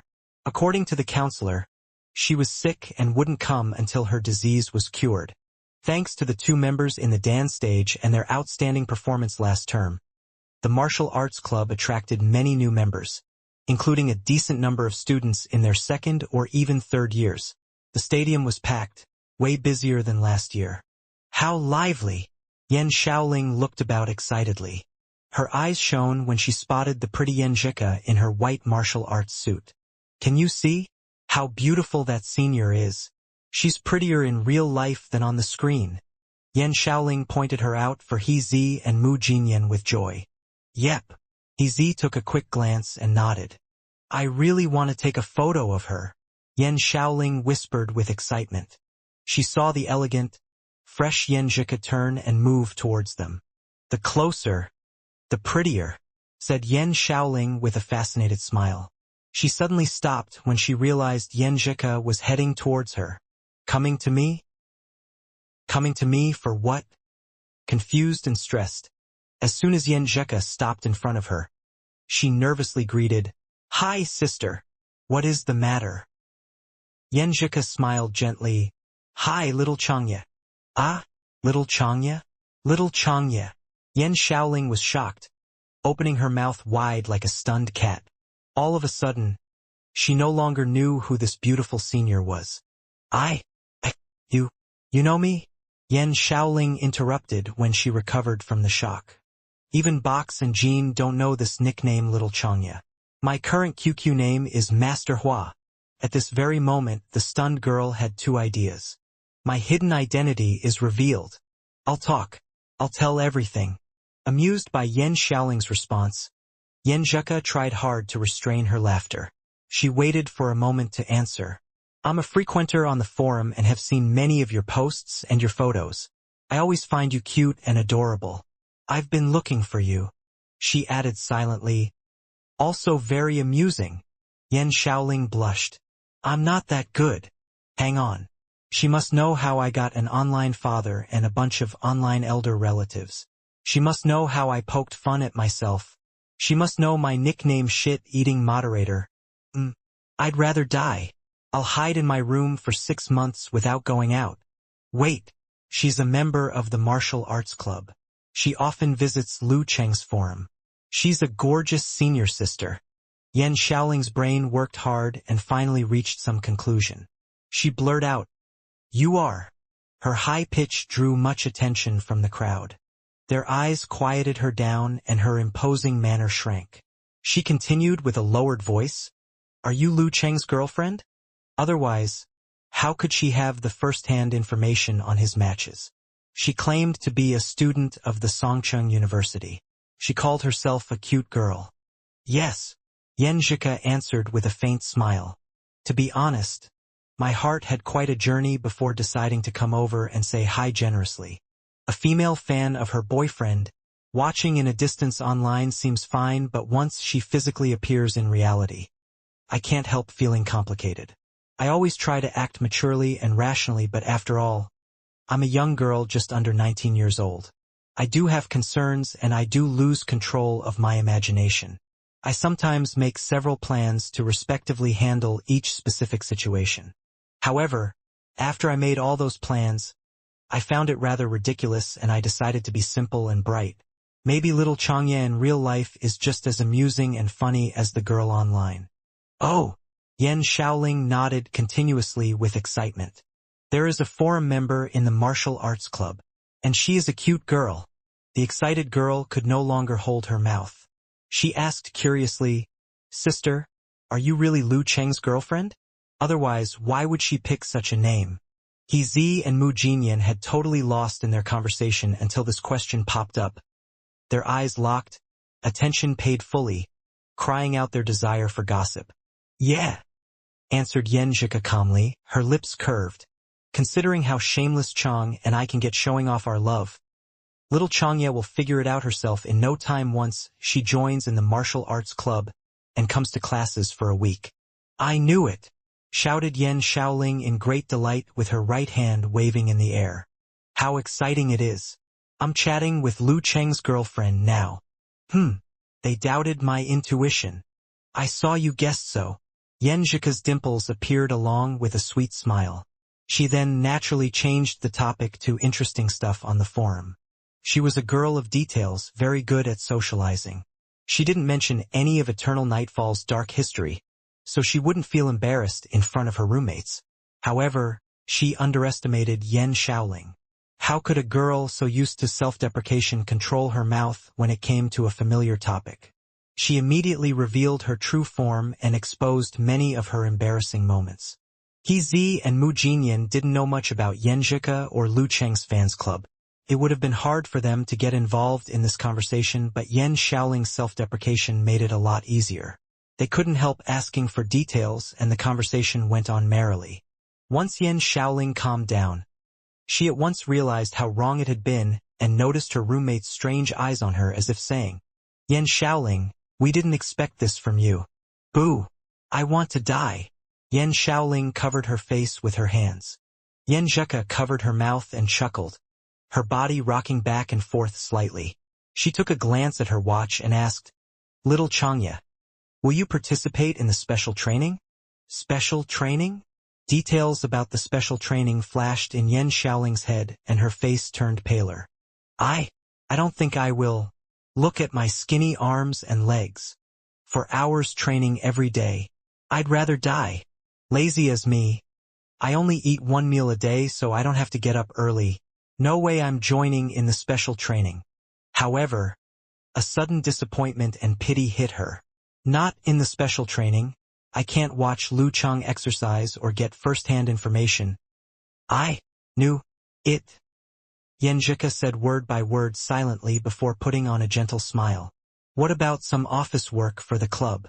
Do you want to help Sister Xiaowen organize on-site cheering?" Yen Shaoling was pleasantly surprised. "No special training, but I can hang out in the martial arts club all the time. This is amazing." Yeah, she happily agreed. "Go and find Sister Xiaowen later. That one." Yen Zhika pointed at Li Xiaowen before giving her QQ number to Yen Shaoling. "I have to go back now. Bye, sister. You are so nice." Yen Shaoling waved excitedly. "She's a perfect match for Lu Chang." Yen Shaoling took out her mobile and published a new post on the forum, beginning with an arrogant and complacent emoji. "Haha, breaking news. But I'm not telling anyone. Not interested. Get lost." Brahmin, waiting for her live broadcast, replied at once. Yen Shaoling didn't feel scolded at all. She sent a waggling emoji and replied, "Brahmin, I really want to share with you, but the senior sister is so sweet. I must keep the secret for her. Ask me, how soft-hearted I am." Senior sister, Lu Cheng's girlfriend. Okamoto's fan hit right at the point. I didn't say anything." Yen Shaoling pouted innocently as she typed. "Really? Is it the beautiful member of the martial arts club?" There were not many possibilities. Brahman began with the most likely one. How did you get it so easily? That makes me feel less good about it. Yan Shaoling added the face full of tears emoji. Mu Jinyan asked out of confusion, Ling, do you know how to organize on-site cheering? You agreed to it so fast with zero hesitation. Of course. Yan Shaoling straightened her chest. I'm a pro. She felt disbelief in He Zi and Mu Jinyan's eyes and quickly added, fan. Ha! A professional fan. Yan Zheka stepped back to Lu Chang quickly and lightly, carrying a smile while recalling little Changye's amusing responses. You went to meet Eternal Nightfall? Asked Lu Chang nervously. He didn't quite understand why he felt so nervous. Can't I? Yan Zheka tilted her head with a faint smile. Sure. No problem. Lu Chang made his attitude clear before continuing with his questions. I'm just curious. I thought you would stay away from her just like me. He didn't forget to give himself some credit. Yan Zheka chuckled, her eyes glancing across Lu Cheng's face. I had a very complicated feeling at the beginning. Then I thought it through and decided to be more open-minded about it. Little Changye didn't let me down. She is a very interesting and honest kid. Don't try to sound old. Cool. You are only 18 years and 10 months old. Lu Chang felt relieved and poked fun at his girlfriend. Yan Zheka bit her lower lip and said with some emotion, Chang, sometimes I feel confused. Am I too rational, too polite, or too concerned about interpersonal relationships? I want to do my best at everything. This time when I went back for my grandpa's birthday, some relatives made improper jokes at me and introduced me to some youths promising and talented to their standard. They said I should keep these options open for after my graduation, but I just wanted to walk away and yell at them that I have a boyfriend already. Then I thought that would be silly and rude. So I smiled hypocritically instead of saying anything. Sigh. Sometimes I just want to be capricious and be myself. At the beginning of the special training, the martial arts club only gave 3 days off during the long holiday. Yan Zheka went back to attend her grandpa's 70th birthday celebration, and Lu Cheng's short trip plan failed before Maid. Listening to his girlfriend's rare complaint, Lu Chang tried to comfort her humorously. Aren't you already capricious? Your family doesn't want you to have a relationship during your university years, but you are dating me. How does it feel to free yourself? Yan Zheka glared at him with affection. Her lips pursed and her head turned away. She lowered her voice so no one could hear her. Not bad. Kai Zongming walked into the ring to host the orientation as the club manager. Lu Chang burst into a laugh as soon as he saw him. Haha, is it really Talker? He used to describe Manager Chen's brows as flying bugs. Now his hair is so sleek that no bug can land. Any bug would slip on his hair. Yan Zheka was also amused by Little Ming, but her comment was interrupted by the vibration in her pocket. She took her phone out, confused, and saw a message from Yan Shaoling with an emoji brimming with expectations. Sister, may I ask you a question? What kind of person is Lu Cheng? We are all very curious. Yan Zheka pursed her lips and smiled, recalling the past and praising her thought into words, her eyes softening gradually. She lowered her head and began to type, the corners of her mouth turning upward subconsciously. Just like what you felt before. A boy very warm, very thoughtful and very caring. About how funny he is, I'll keep it to myself. Time went by quickly in their hard training. 1 week before the professional ranking event, the sortition ceremony for the regional stage of the National University Martial Arts Competition took place, 2 weeks earlier than that of last year.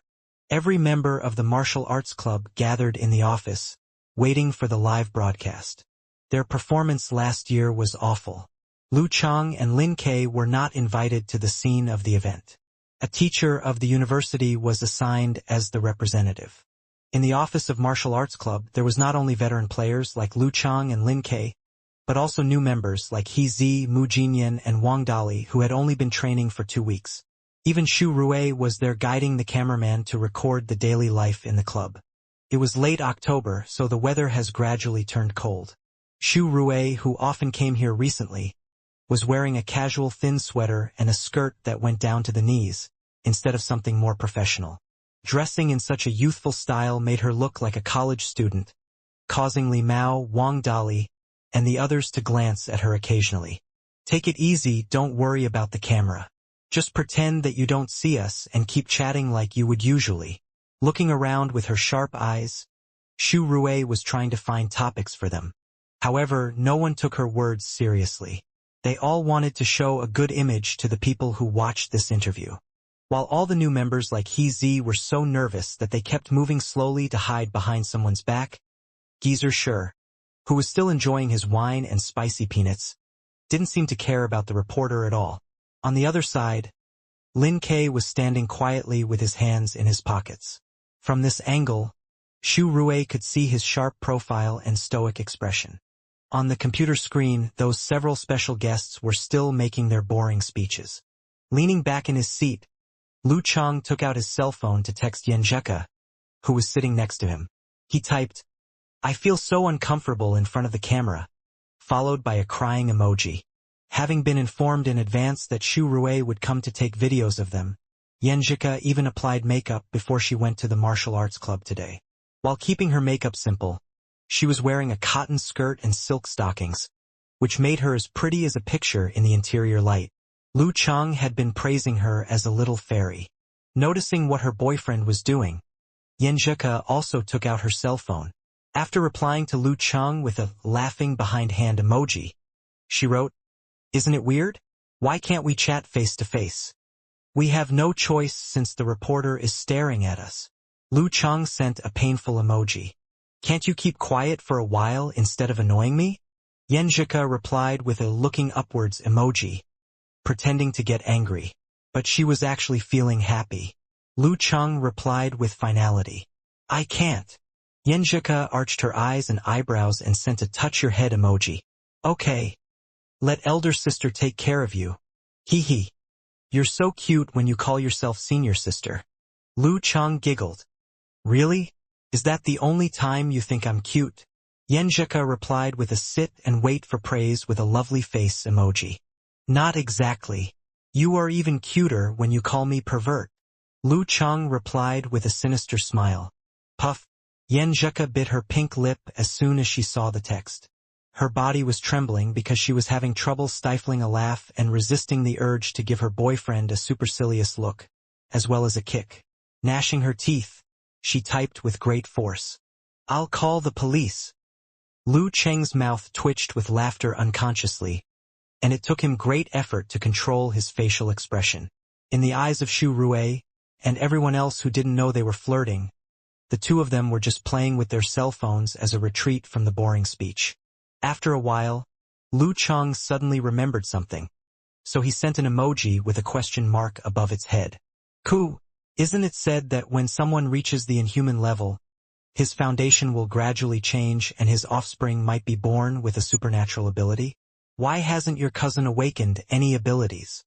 He had been considering how to decrease Lin Kei's vulnerabilities due to low stamina when the question occurred to him.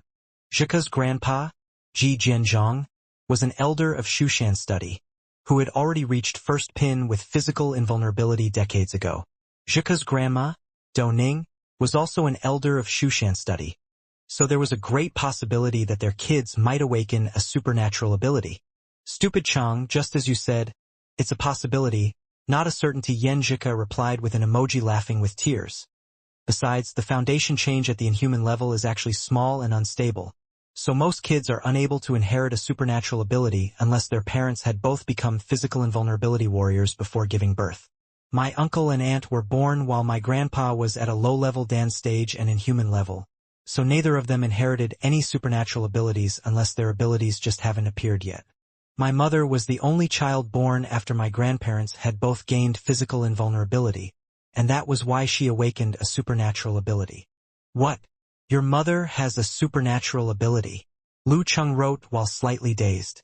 Yan Zheka replied with a cheers emoji, which was preferred by those aged ones. Bingo!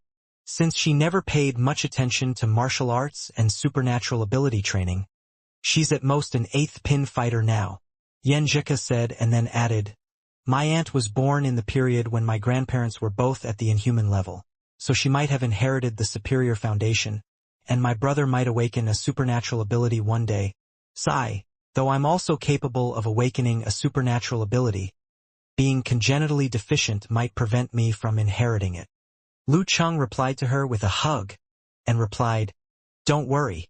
Your technique and martial arts are both developing, and it's likely that your condition will be cured one day." "You are copying me," Yan Zhika complained. "I'm actually reviewing Coach Yan's instruction." Lu Cheng seized the opportunity to praise her. Yan Zhika put both hands on her hips and shook her head to show her pride. Then she sent another laugh behind one hand, and wrote, "Actually, it doesn't matter now because I've already become used to it and let it go. To be honest, I even feel a little lucky." "Why do you feel lucky?" Lu Cheng asked in confusion. "Hee. I'll tell you later," Yan Zhika replied with a soft voice and lowered eyes. If she hadn't been born congenitally deficient, she would have lived a different life, in which it is unlikely she would have stayed in Shoshan during senior high and come to Songcheng. They would remain unfamiliar with each other, never getting the opportunity to encounter, hug, and kiss each other. "It's the luckiest thing for me to meet you in the best years of my life. When our hair turns gray and we are still together hand in hand, that's when I'll tell you." Finally, the performance on stage came to an end with the guests finishing their speeches. Then, the mighty one of physical invulnerability, who was invited to draw the lots for this ceremony, stepped onto the stage. She was Qian Hui the witch who had just reached the physical invulnerability level in the first half of the year. This 27-year-old girl was the leading player of Haiyuan Club, a second-class club that was aiming for first class. Qian Hui was closely related to the university martial arts competition, and that was why she was invited by the committee to attend the ceremony, even though she was a new mighty one.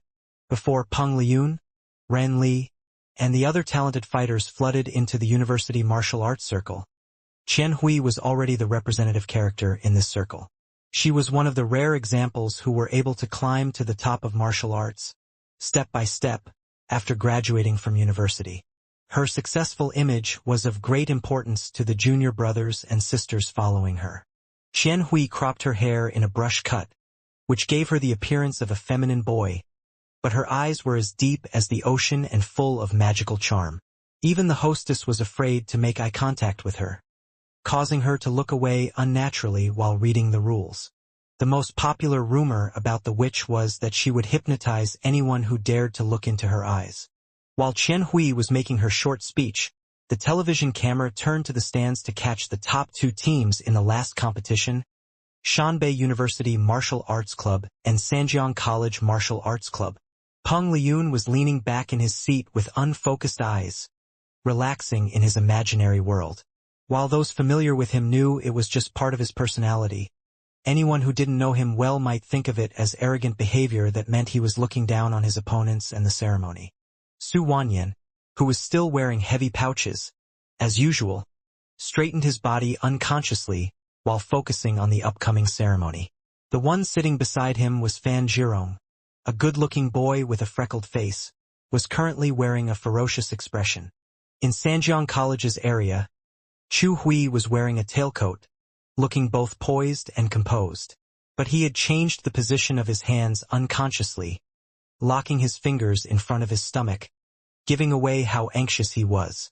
It wasn't long before Qian Hui turned the subject to the committee's adjustment to the university martial arts competition this year. The first part of the competition, for groups with 4 seeded players, remained unchanged. The other teams would then draw lots and join in 2 or 3 knockout rounds before finally entering the corresponding group. The teams who drew the left position would compete at home. Group competition also adopted the single round-robin system, and only the first 2 would remain in the competition. Then there would be cross-duels. The first would fight against the second as part of the knockout for the top 8, and only 4 of them would remain in the arena. In the previous competition, the top 4 groups joined in another knockout round, and the winner went to the capital. However, there was a chance promising teams might encounter each other in the advancing competitions, losing the chance to advance. Because of that, the committee adjusted the rules. The top 4 teams would still adopt the round-robin system, but the top two teams would go to the capital for the national finals.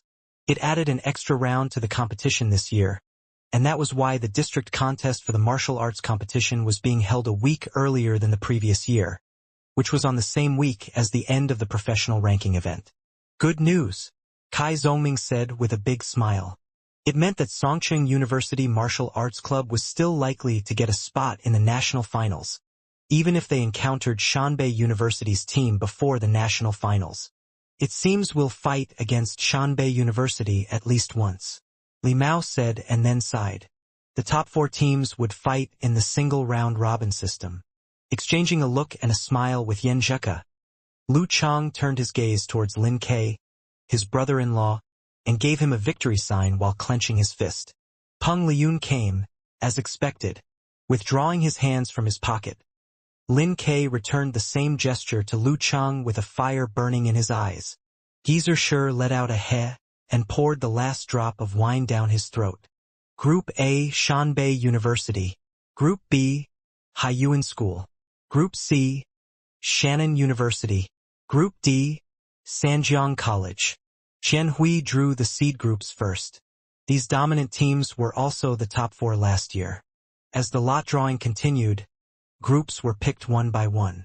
While some of them immediately appeared to be happy, some of them were instantly depressed. Group C, the fifth knockout, home field, Songcheng University Martial Arts Club, the special guest said as eyes immediately lit up. Lu Chang and Lin Kai were both well-known warriors. Fight against Shannon University in the group competition. Murmuring to herself, Yan Zheka smiled and showed her dimples.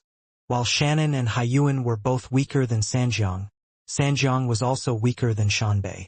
Failing to keep a serious face in light of the good news, Li Mao and other team members began giving each other a high five to celebrate their good luck in front of the television camera. Lu Chang cleared his throat and said as a warning to them, Shannon is not as weak as you think since they have 3 professional 9th pin warriors this year with Mu Yu as the leading player. Mu Yu was also a warrior with a supernatural ability. He is called Bane and known to be a tough opponent. Yes, several members of the martial arts club agreed gladly. Why should we be scared of Bane as long as you and Lin Kai are with us? In the area of Shannon University, the team members also gathered together to wait for the drawing result. Hearing that Songcheng University was in Group C, they immediately held their breath and froze along with the atmosphere. Nothing serious, we are still able to take second place even if we lose to them, Mu Yu said, after a long pause, breaking the silence with comforting words. Because Mu Yu looked like a man in his 40s, which is twice his real age, he got the nickname Old Fellow Mu from his companions. His supernatural ability was misfortune and it caused all of his opponents to be unlucky during the match. But the use of his supernatural ability came at the expense of fortune of those around him. For each time he won a match, one of his friends would be a bit unlucky in the following 3 days. That was why there was no coach or counselor in Shannon University Martial Arts Club. Maybe we can win against them? Captain, although I used to believe in science, now you are my only faith, said Lin Xiaoxi. As another leading player in their martial arts club, she was attempting to cheer the others up. Though Lin Xiaoxi's ponytail gave her a fresh and clean look, the way she dressed was actually awkward and funny. She was wearing a necklace strung with a Taoist amulet, a string of blessed Buddhist beads on her left wrist, and a small and exquisite cross in her right hand. Even her clothes were embroidered with Arabic prayer words. Obviously, she was trying methods from many different religions to resist the misfortune caused by her dear captain. Let's give it a try, and then we will know the truth, Mu Yu said while clenching his teeth and fist. The fifth knockout, opponent's field. The special guest drew out the Songcheng University's opponent in the first round of the knockout, Guanan School. Guanan School. In Songcheng University Martial Arts Club's office, Li Mao, Sun Jian and Kai Zongming were stunned but immediately began cheering. They lost to Guanan School last year, missing the opportunity to advance, which they would never forget. Now they had a chance to get revenge and prove every dog has its day. Blinking his eyes to calm down, Lin Ke put his right hand back into his pocket and clenched the fist secretly. Lu Chang was instantly cheered up by the news and gave Yen Zhika a joyful look. Then he gave the television camera, which had just turned towards him, a big smile. What a good opponent. They would rise from the place where they had once fallen down. While everyone was cheering in the office, Guiqing tapped the table and yelled happily, "Senior Sister Lin, tell us something about Guanan School's current situation." One of Lin Hua's close friends was studying in Guanan School, and they would often give her inside information about the school. So she began revealing that information while thinking, Guyu was a senior student of professional 9th Pin, and he was one of the toughest ones in Guanan School. Fei Sanli is said to be close to professional 9th Pin, but he hasn't attended the ranking event yet, so his real level remains to be seen. Jilan got the certification of amateur 1st Pin in June, and the highest level out of all the newcomers was amateur 2nd Pin. Hearing the current situation in Guanan School, Li Mao, Sun Jian and others were all lost in thought. A year has passed. Jilan had advanced 1 pin further, and Fei Sanli had advanced a half step. Though Guyu had also advanced to some extent, he was still unable to reach the threshold of Dan stage. All these changes were common to see in normal martial arts clubs. However, things were different in their own club. Last year, they only had 1 professional 9th Pin fighter, 1 amateur 1st Pin fighter, and several fellows of amateur 2nd or 3rd Pin. Now, there were 2 dance stage warriors, 1 borderline professional 9th Pin fighter, and several students at amateur 1st or 2nd Pin in their club, which was more like a dream for the other schools. In Guanan School Martial Arts Club, seeing the results after the lots were drawn, Jilan blurted out with great astonishment, fear, and depression. What a coincidence! What a coincidence that they would draw Songcheng University, the same opponent as last year. Damn it! Guyu tightened his muscles so much that they quivered beneath his clothes. Then he grabbed a glass off the table and threw it on the ground. Hearing the sound of the glass breaking, several new members stepped back out of fear, not daring to face their angry club manager. After Guyu strode out of the office with broad steps, Fei Sanli touched his bald head and smiled wryly. We can already see the result of this year's competition. I'd better join next week's ranking event for professional 9th Pin, in order to not waste time. Let's go, let's go. Waving his hand, Fei Sanli also exited the room, leaving the speechless new members behind with Jilan, who was still clenching her teeth. Jilan read the ranking list of Songcheng University's substitute strength. They mustn't let both Lu Chang and Lin Ke fight against us, said Coach Gu Zhen, as he touched his gray hair and sighed. After taking a deep breather, Jilan pulled out her cell phone and began to read the list in a stifled voice. Li Mao, amateur 1st Pin, Sun Jian, amateur 1st Pin, Yen Zhika, amateur 2nd Pin, but she didn't attend the ranking event on September.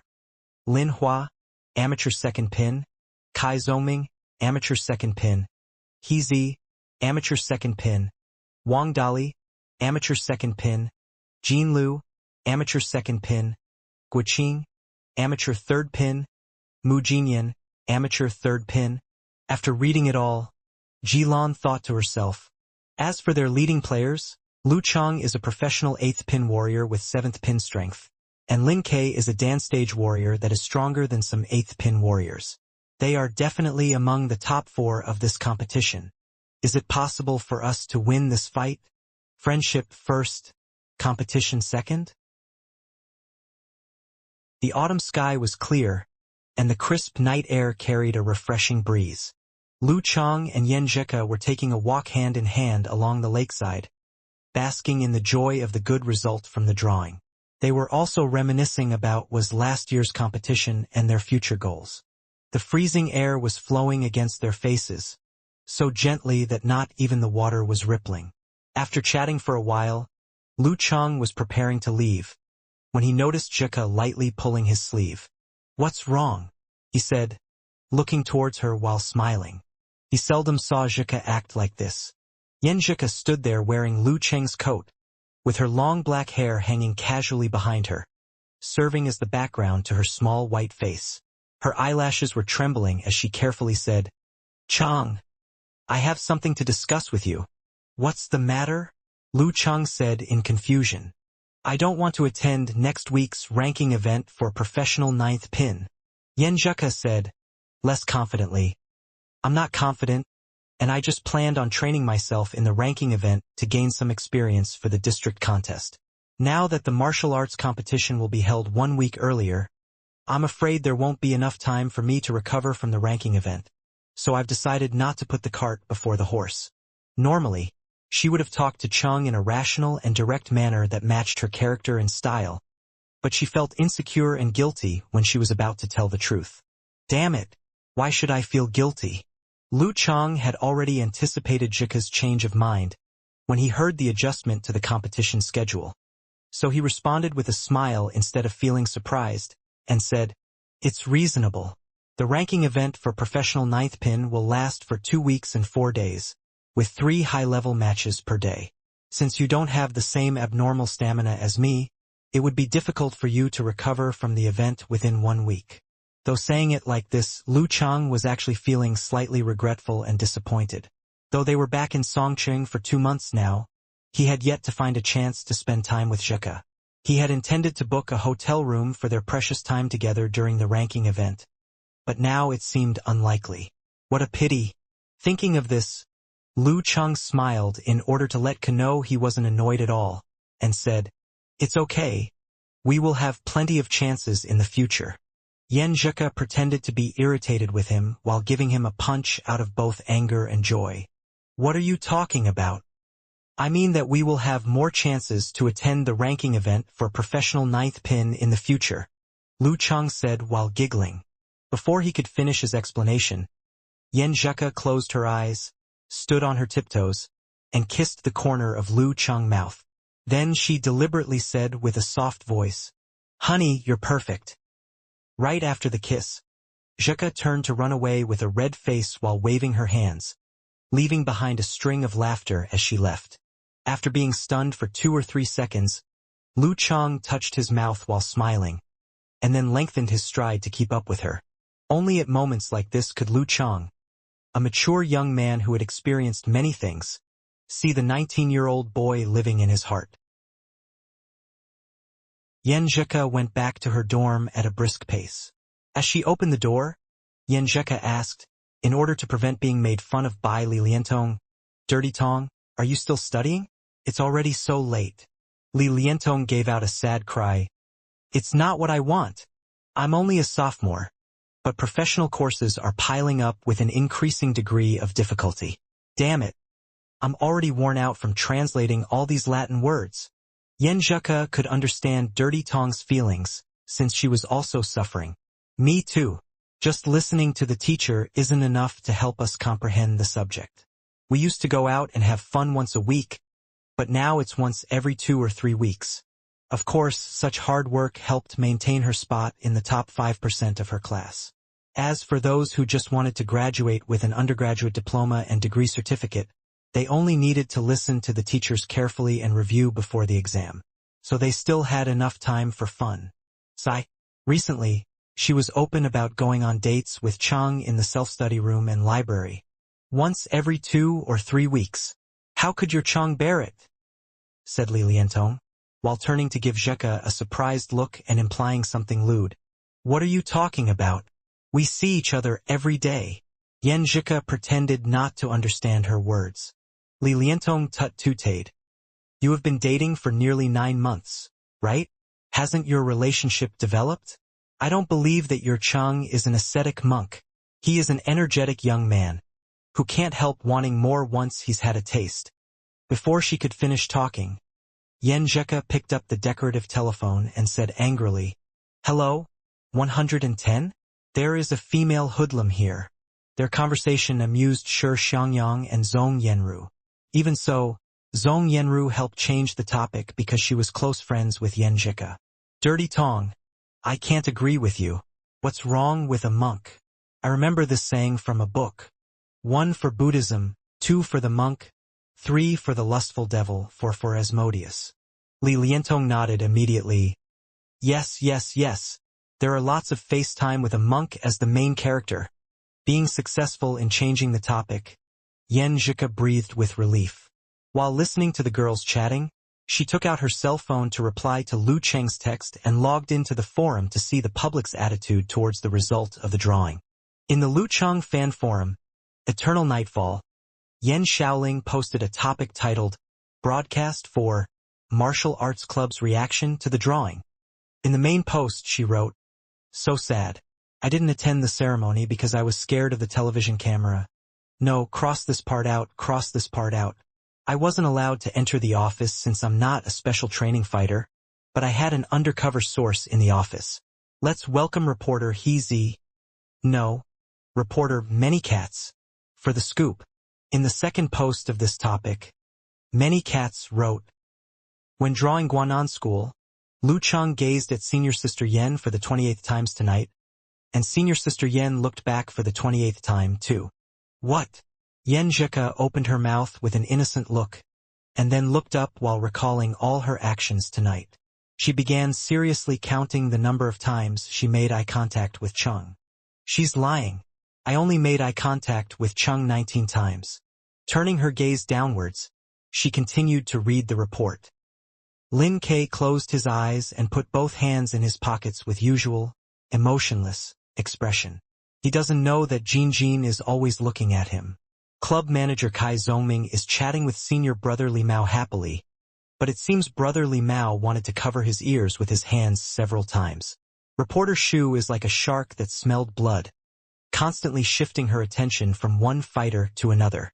Senior Sister Guiqing gave Senior Sister Lin Hua a big hug. Coach Shi finished drinking all his wine and is now shaking his bottle to see if there is an extra drop. It seems he doesn't care about the drawing at all. While reading the descriptions, Yan Zheka kept a soft smile on her face. She was now surrounded by a warm feeling. This is our martial arts club, ours. Then what about you, Reporter Cat? Unparalleled Dragon King asked out of curiosity. Many cats replied, Meow meow meow. The busy and fulfilling days passed quickly, and the university martial arts competition was nearer and nearer. Finally, Saturday came. Mu Jinyan and Yan Xiaoling, who failed to enter the competition, came together to the gymnasium. There were already so many people here, among which they saw many schoolmates. I'm so excited. We are playing on our home ground. Taking advantage of her height, Yan Xiaoling jumped around in the stands until she finally found seats for both of them. Mu Jinyan was wearing a white Songcheng University martial arts suit with black borders and a backpack, from which she took out a banner with Lin K's name on it and cheering equipment, a vuvuzela, and an inflatable hammer. Wow! Jin Jin, you brought all this, Yan Xiaoling said while staring in astonishment. Shouldn't I bring these things? Mu Jinyan said while looking at her in confusion. You didn't prepare anything for the competition? Aren't you a big fan? I'm too excited. Well, I'm going to help Senior Sister 1, said Yan Xiaoling, leaving her seat in embarrassment. Fan, Dragon King, Okamoto, Bull Demon King, Naive, Chi-Chi. I fail to live up to the forum. In the locker room for the home team, Lu Cheng and Yan Zhika were sitting on a bench shoulder to shoulder. They both leaned back against the wall to relax and wait for their turn. He heard the cheering and yelling from outside, which reminded him of what had happened last time they played on home ground. They lost the game to Wenxing School and Zhou Zhengquan, but none of them got discouraged. Instead, they all shouted, We'll be back! With all these thoughts flashing through his mind, he found the cheering outside was gradually amplified and kept in good order. What were they cheering for? Lu Cheng turned his ear to the door out of curiosity and focused on listening. The sound became distinct and formed a tidal wave. We're coming. We're coming. We'll be back. We're coming. Lu Cheng soon understood the intentions of his schoolmates. They were actually extending their cheering from the last competition. It was their answer to last year. While fighting to keep his tears back, Lu Cheng clenched his fists. Yes, we are coming. Thank you for waiting all this time. The shouting voice pierced into the door of the locker room, in which all the resting fighters were cheered up and also began roaring in their mind. When they were looking at each other in excitement, Geezer sure coughed to attract their attention. Now it's time to arrange the fighting order. Lu Cheng, you're today's anchor and join in the third round. Me? Lu Cheng was surprised. Isn't my brother-in-law supposed to be the anchor and thus compensate for the game he lost last year? I've even prepared to play with my towel on the substitute bench. At the same time, Lin Kei stepped forward and volunteered. Coach, let me fight. Geezer sure smiled. Still obsessing about the game last year? Why do you even bother to remember someone of low level like him? It's good to have the desire to win, but don't lower down yourself. Okay, that's it. You'll be the anchor last week. He made up his mind without leaving Lin Kei a chance to say any more. It was rare that Lin Kei ever made some requests. He became even quieter with mouth closed tightly. Geezer sure looked around, took a sip of his wine and then said with a smile, You all see it that Yan's performance was the best during this period of training. Oh, forget those two guys, they are abnormal. So if Yan be the leading player, I guess there is no one against it. It was the first time that Coach Sure praised Yan Zhika publicly. Being too happy to hide her joy, the girl turned her gaze at Lu Cheng and nipped his hand secretly. I'm so happy. Yeah, it was only when Coach Sure gave me the compliments that he turned serious. Obviously, the internal training methods had been helping Yan Zhika to make rapid progress. So all the team members shook their head to show they had no objections. No one dared to lie about the truth since offending Yan Zhika was equal to offending Lu Cheng. What they didn't know was that offending Yan Zhika was also equal to offending Lin Kei. You're the first to fight today. Just try your best in the purpose of improving yourself. Don't worry. There are always someone supporting you, Geezer Sure told her. Yes, Coach Sure. Yan Zhika folded her legs and straightened herself to stand like a soldier. But her cute tone with excitement in it immediately gave her away. Geezer Sure shook his head with a smile, for the girl's action reminded him of what his daughter looked like at Yan Zhika's age. Sighing slightly, he turned and asked Li Mao, Are you confident enough to be the second one? Though Li Mao used to get nervous in the arena, he had almost gotten it over after so many actual combats and matches. Not to mention that he got Lu Cheng's help this time, which thoroughly took the load off his mind. So Li Mao replied loudly, No problem. Though I've stood up from where I fall, I still want to challenge the gully that defeated me. After arranging the order of leading players, Geezer Sure said while pointing at his team members casually, As for the substitute, I'll put them in rank order and old members first. Okay? Sun Jian, Lin Hua, Kai Zhongming. According to the rule of this university martial arts competition, which was slightly different from the former one, at most 9 fighters were permitted to enter one locker room, and it was the capacity of a team. Besides, the number of substitutes was also restricted to 3. Hearing his name being announced, Sun Jian felt a little depressed. You see, you're really a substitute now, he said to himself. Sun Jian hadn't reached the stage of meditation yet and already fallen behind Yan Zhika and Li Mao. Maybe Kai Zhongming would also surpass him within the next year. On the other side, Guoqing was even more depressed, feeling she was now placed in an awkward position in the martial arts club. Not only did she fail to be a leading player, she was even not in the substitute list. What was sadder was that, considering her rank, she wouldn't have been in the team if the coach hadn't given consideration to elder members. As for the new members He Zi and Wang Dali, they were curious about the locker room and kept recording everything with their eyes as if they were cameras. Obviously, they had no negative emotions at all. Kai Zhongming sighed with emotion and whispered, Our preparation is in vain. What preparation? Asked Lu Cheng, full of curiosity. I've made full preparation for the chat time before competition. Kai Zhongming sighed. What a pity that my great victory is going to be postponed. Lu Cheng rolled his eyes at Kai Zhongming. You're overthinking. While they were satirizing each other, Geezer Sure let Zhang Fuxing write down their leading players and substitutes' name and hand the list over to the competition monitor. After no more than 1 minute, he applauded and said, All right, let's get out there. When they reached the entrance, Lu Cheng asked Geezer Sure with lowered voice, Master, there won't be much difference whether Lin Kei or I join in this round, So why must you stop him? It was so confusing, and even Coach Yen was wondering the reason. Geezer sure let out a heh and said, "Haven't you heard the saying that the hardest thing is usually easy to break off? You are refining Lin K?" Lu Chang suddenly realized Geezer Shure's attempt. Geezer Shure smiled. He should learn to soften his character, or else he might one day break himself off. Since great changes may trouble him, I have to refine his character from all these small aspects. I see. Lu Chang took 2 steps back and came to Yenjika's side, and then he told the girl what Geezer Shure had said. After several seconds of silence, Yenjika sighed.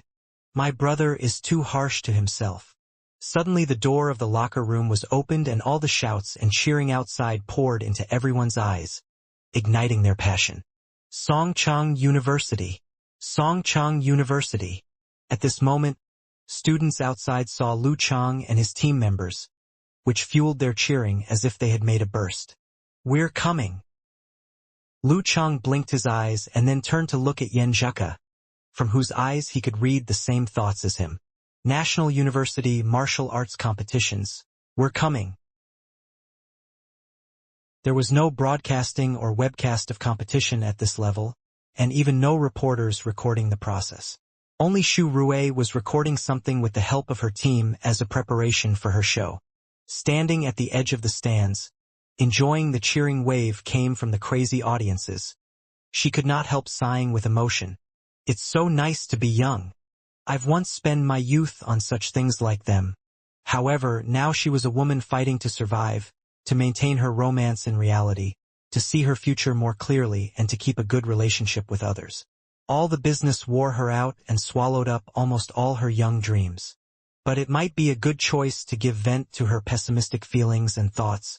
Xu Rui felt her blood also began burning like the other youth, and she even wanted to follow her feeling to yell and scream, forgetting the reality. Not far near her, Li Liantong and the other members had already raised their hands to make a Mexican wave. In a farther place, Zhao Chong and others were also yelling with a flushing face regardless of their usual urbanity.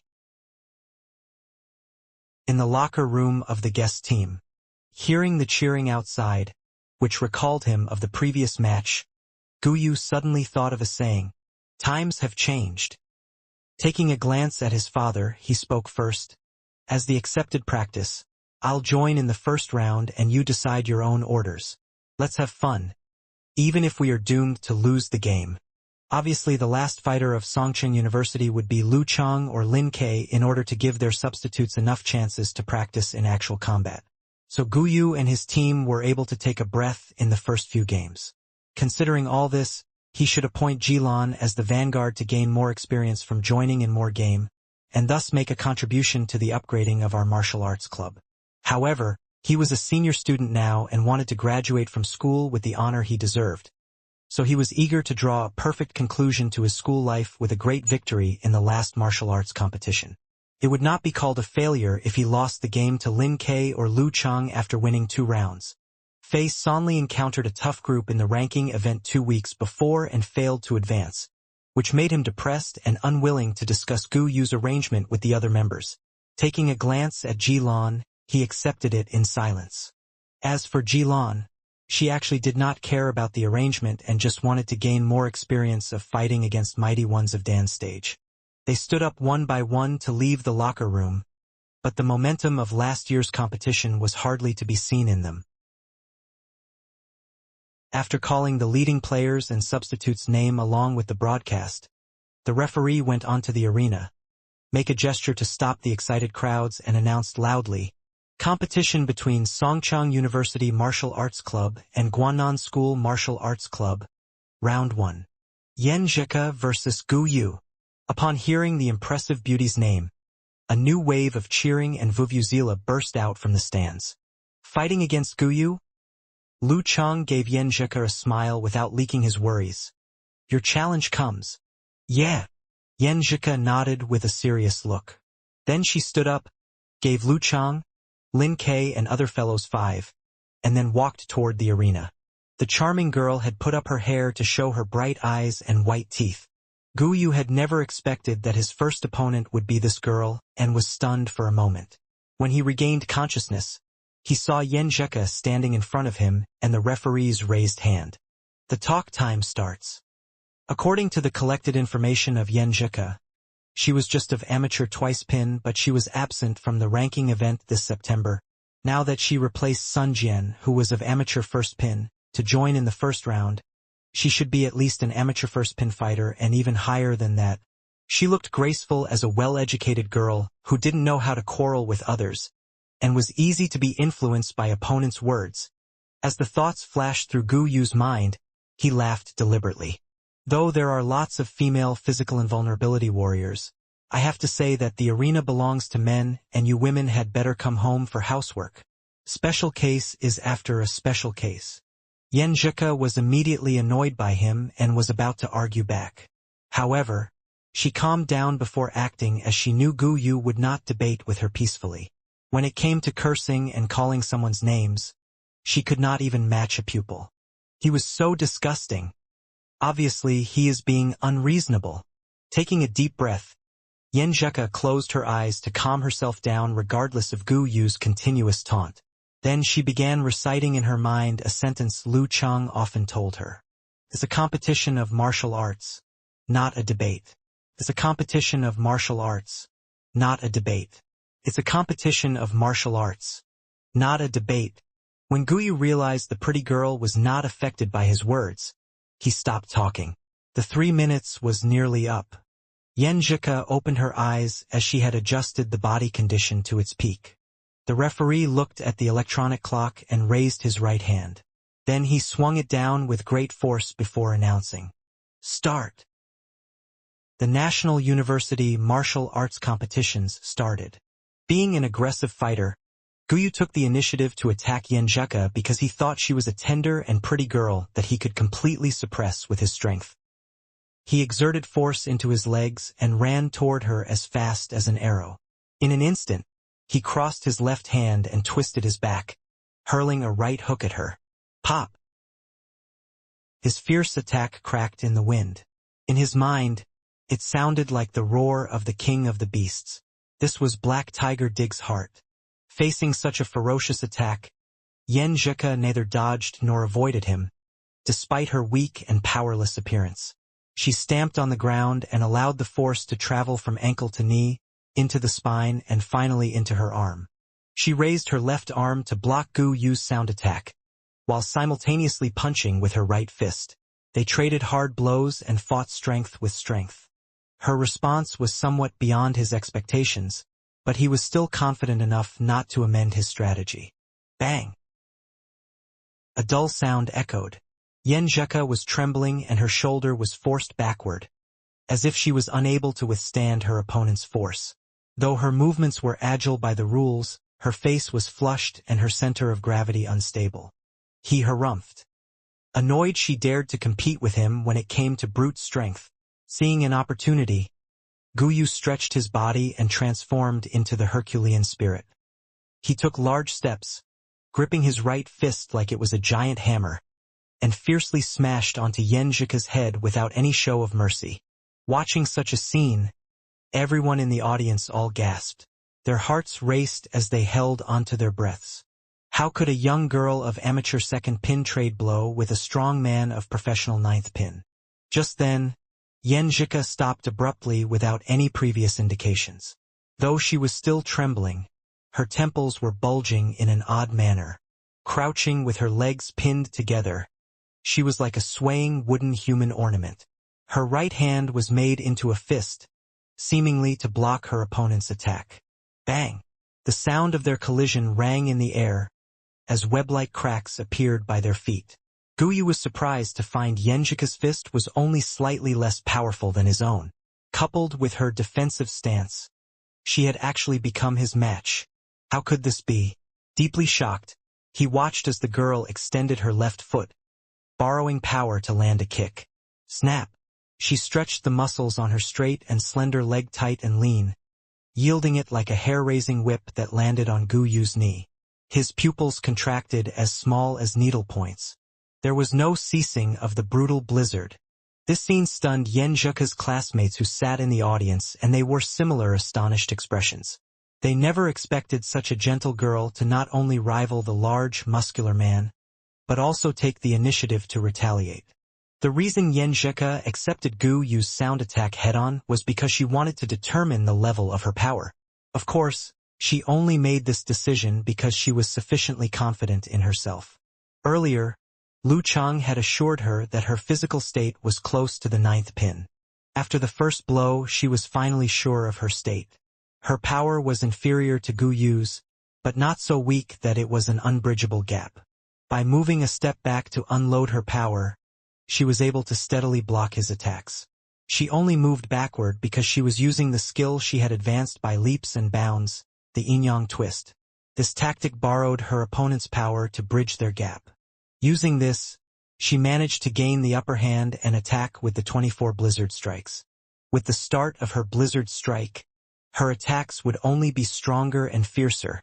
Gu Yu had no time to think. Confronted with her kick that constantly whipped the air, he tightened the muscles in his thighs. He twisted his waist and returned with a kick of his own out of defense. Boom! The moment their legs touched, they were bounced in opposite directions. Yen Zheka touched the ground quickly with her tiptoe. She leaned forward and pulled her right arm like a bow as she visualized gale and snowstorm in her mind. Pop! She punched violently, swinging her fist like a drill. Gu Yu had once suffered 24 blizzard strikes thanks to Lin Ke, so he had a deep impression of it. He understood he could not allow his opponent to accumulate momentum to attack. He had to interrupt her, or else he would be in a very dangerous position. The muscles in his arm bulged and his back swung as he punched with a fist as violent as a whip. He withdrew his fist the moment he blocked her so he would not lend too much power to her. Pop! Gu Yu quickly retrieved his arms after he hit Yen Zheka's right fist with his single kick and tried to change a position to interrupt her rhythm of brutal blizzard. However, Yen Zheka once again began to tremble and she swung her right hand backward to prepare for another attack with her left hand. Pop! She yielded her left arm violently, like a gun shooting at Gu Yu's throat. She also continued to use brutal blizzard, which had become more and more powerful, not giving her opponent any chance to escape. This was the combination of yin-yang twist and 24 blizzard strikes. How could this be real? Gu Yu wondered how she managed to borrow enough power to launch this attack. He found this horrifying and dared not to look down upon the girl who looked very tender and pretty. He collected his power and exerted force in his shoulder to punch with his left hand. He cannot let this continue, or she will suppress him regarding both power and momentum after 2 or 3 attacks. In the end, all his resistance would be eliminated in the snowstorm she made. He needed to fight back with his killing shot. He was defeated by Lin Ke last year, so he knew how ferocious 24 blizzard strikes was. Having thought for long about a way to counter such attack, he found he could use a temporary eruption method and secret mind disciplines like Thunderbreak to interrupt her. In addition, there was another method called catching. That method was holding down his opponent's arms and interrupting her convergence. Gu Yu did not have Thunderbreak, secret mind discipline, or martial arts with temporary eruptions like blast punch or bear-shaped movement, so he chose to use catching to get himself out of his current difficulty. He has worked hard on this method after his match with Lin Ke. It was now the time to use it. He hit out his left elbow violently and blocked Yen Zheka's attack with his fist. Crack! Exerted the abrupt explosive force into his 5 fingers. He instantly grasped Yen Zheka's forearms. So what if she has now achieved a mature level of meditation? He too has mastered the concealment of spirit and qi, so his listening skill was just as good. She's done for. Cries of concern came from the audience in the stand. Lu Chang had his arms crossed, having stood up without even being aware of it. A little happy, Gu Yu was just about to shake all the joints in his body and use great power to defeat his opponent. But just then, Yen Zheka took a deep breath and bulged her temples, tautly pulling the muscles in her left arm inwards. Gu Yu's 5 fingers lost their target due to the tightening of her muscles and slid to the other side, giving Yen Zheka an opportunity to escape his hold. In the end, she even caught his wrist. Yen Zheka has been waiting for this opportunity for a long time. As a girl who liked making plans, she definitely has made good preparations when confronting with Gu Yu. She clearly knew it was impossible to defeat Guyu with the combination of Yin-Yang Twist and 24 Blizzard Strikes in this round with her present stamina.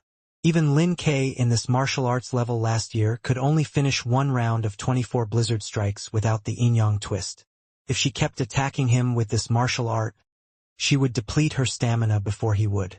So she decided to scare Guyu with the combined attacks first.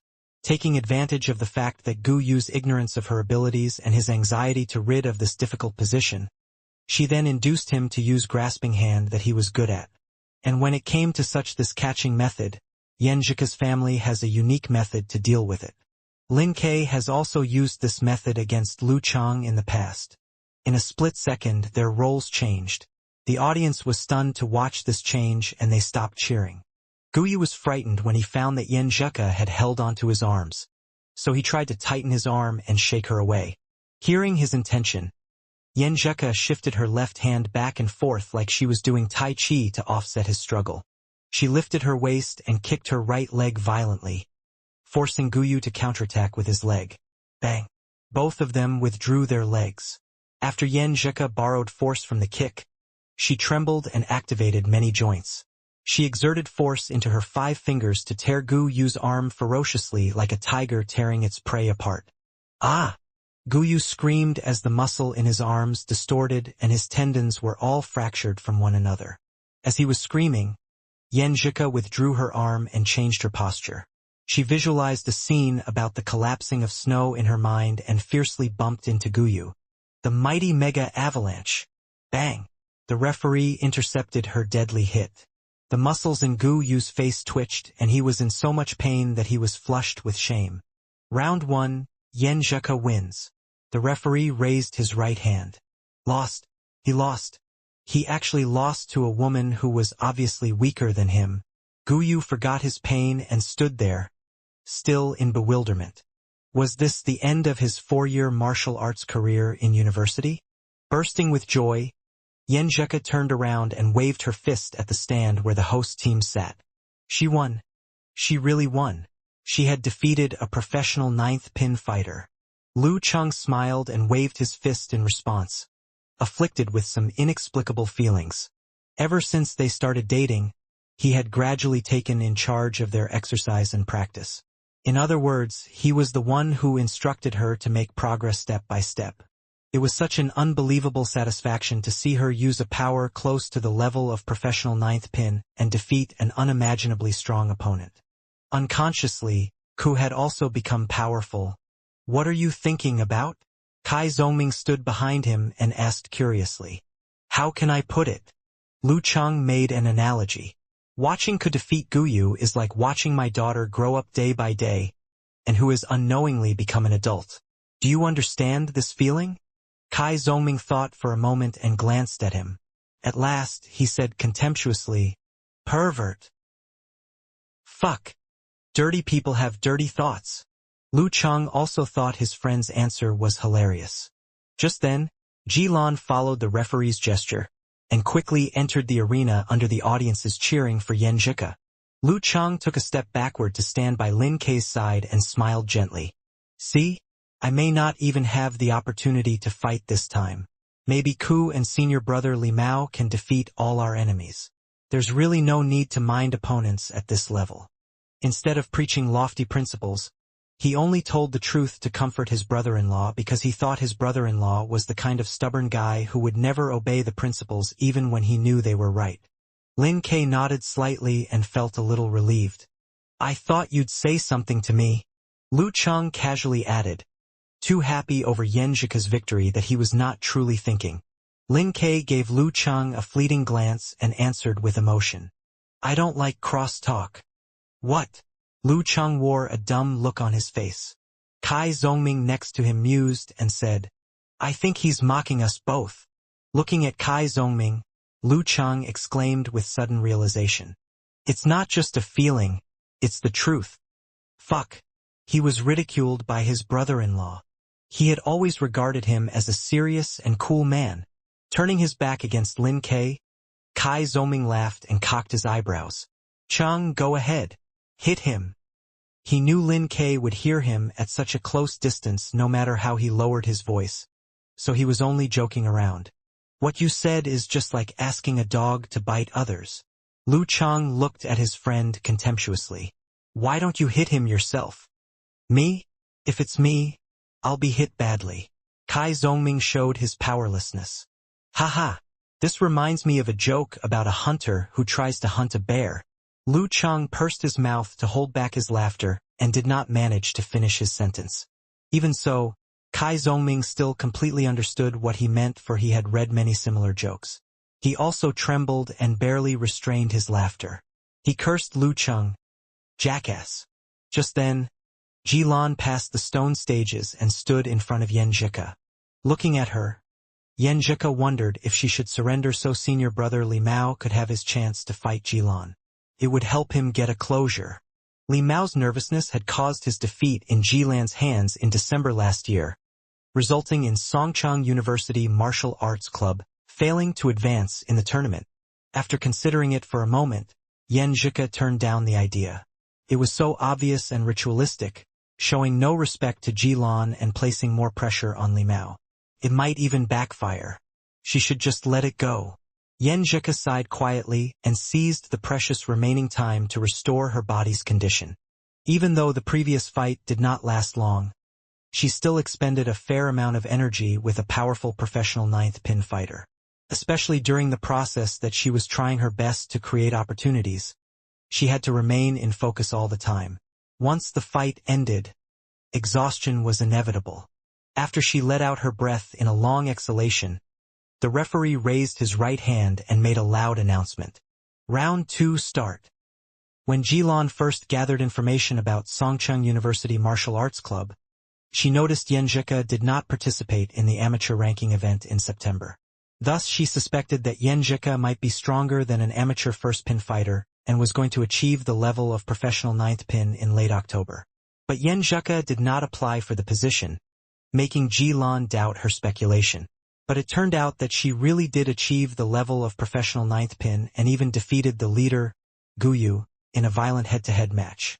Everyone in the Songcheng University Martial Arts Club were all monsters. Changing her opinion, Jilan decided on her familiar skirmish fighting style. She slid next to Yan Zhika with agility, kicking her so strongly that a crack rang in the air. Yan Zhika moved her right shoulder backward so she could confront Jilan face to face. She also whipped her leg into a kick that tore the air current and produced a sharp sound. Bang! Once their legs collided together, Yan Zhika used the borrowed power to retrieve her right leg and punched Jilan's abdomen at the same time. Jilan also used the borrowed power from the collision to agilely move backward. Given that she knew how horrifying and powerful 24 Blizzard Strikes was, she chose not to give her opponent any opportunity to continue this attack. Once the momentum accumulated, the attacks would only become more and more ferocious. Under this condition, Yan Zhika rushed forward silently to chase after her. While one retreated, the other chased, like they were dancing. The distance between them became closer. Throughout this process, Jilan made changes in direction several times. Yet she was still not as agile as Yan Zhika, who has mastered the ability to control the center of her gravity. Jilan saw that she had no way of escaping and would be hit by Yan Zhika. She suddenly stopped, leaving Yan Zhika no time to stop and move a step closer to her. There was only an arm's length distance between them. Crack. Jilan lifted her right leg as fast as lightning to kick her opponent's chin. Her action, like the kicks in a dance performance, was to lift her leg to the shoulders. But had she not practiced her muscles to a great extent, she would hurt herself and would not stand there firmly as she exerted such fierce and rapid force in this kick. She kicked all of a sudden without any indication, just like an assassin attack. The situation has just changed. Cold sweat ran down her back as she realized in that moment that she had been careless. In a split second, she chose to use her waist as a fulcrum point. She bent backward as fast as she could to avoid this ferocious kick. At the same time, she raised her hands to block the following killer moves as per her practice. Crack. The kick just barely passed before her eyes. She could even feel the roaring wind brought by the kick over her face. Because her aim had lost its target, Jilan exerted force into her waist to pull her right leg down. She launched an aggressive downward axe kick, targeting her opponent's abdomen. The interlocking kicks. Half bending, Yenjeka raised a hand to hold Ji-Lan's Achilles tendon just in time and pushed it aside with a clenched fist. The moment two sides came into contact, Yenjeka moved her lifted arm to unload the force in the kick. Combined with her fist, she barely managed to block the downward axe kick. While watching this scene, the students in the stand were relieved. But because Ji-Lan has borrowed some power from Yenjeka's defense, she jumped into the air and kicked violently at Yenjeka. The triple kick. Yenjeka had no extra hand or leg to defend herself, so she was about to lose. She then bounced her waist and straightened her body with great power. With the help of the bouncing power, she pushed Ji-Lan away with her arms. With Ji-Lan forced so far away, Yenjeka successfully avoided her killing kick. Ji-Lan once again began the skirmish fighting style after failing with her triple kick. She moved and changed her positions constantly. She attacked her opponent with a low kick, side kick, or back kick from time to time. Yenjeka also calmed down as she blocked Ji-Lan's attacks. But she maintained her attacking style, which was to take any opportunities to storm her enemy. This time she has become more careful. During the chasing process, she once again set her target on her opponent. Relying on her flexibility, she gradually narrowed her distance from Ji-Lan. This time she would definitely catch her. Clenching her teeth, Ji-Lan jumped and abruptly kicked at her successively, quickly, and violently. She had been waiting for her. Yenjeka had seen recordings of Ji-Lan's matches and also had previous experience, so she was well prepared for her counterattack. Her spine suddenly bounced like a dragon bursting out of its shackles. She pulled her muscles taut and forcibly changed her center of gravity, pulling herself to the other side to avoid Ji-Lan's flying double kick. Seizing the opportunity, she extended her hands to push Ji-Lan, causing her to fall unsteadily. Before Ji-Lan could get on her feet firmly, Yenjeka had already rushed in front of her. She kicked her right leg at Ji-Lan's abdomen and moved closer to her, causing Ji-Lan to completely lose her center of gravity and close to falling over.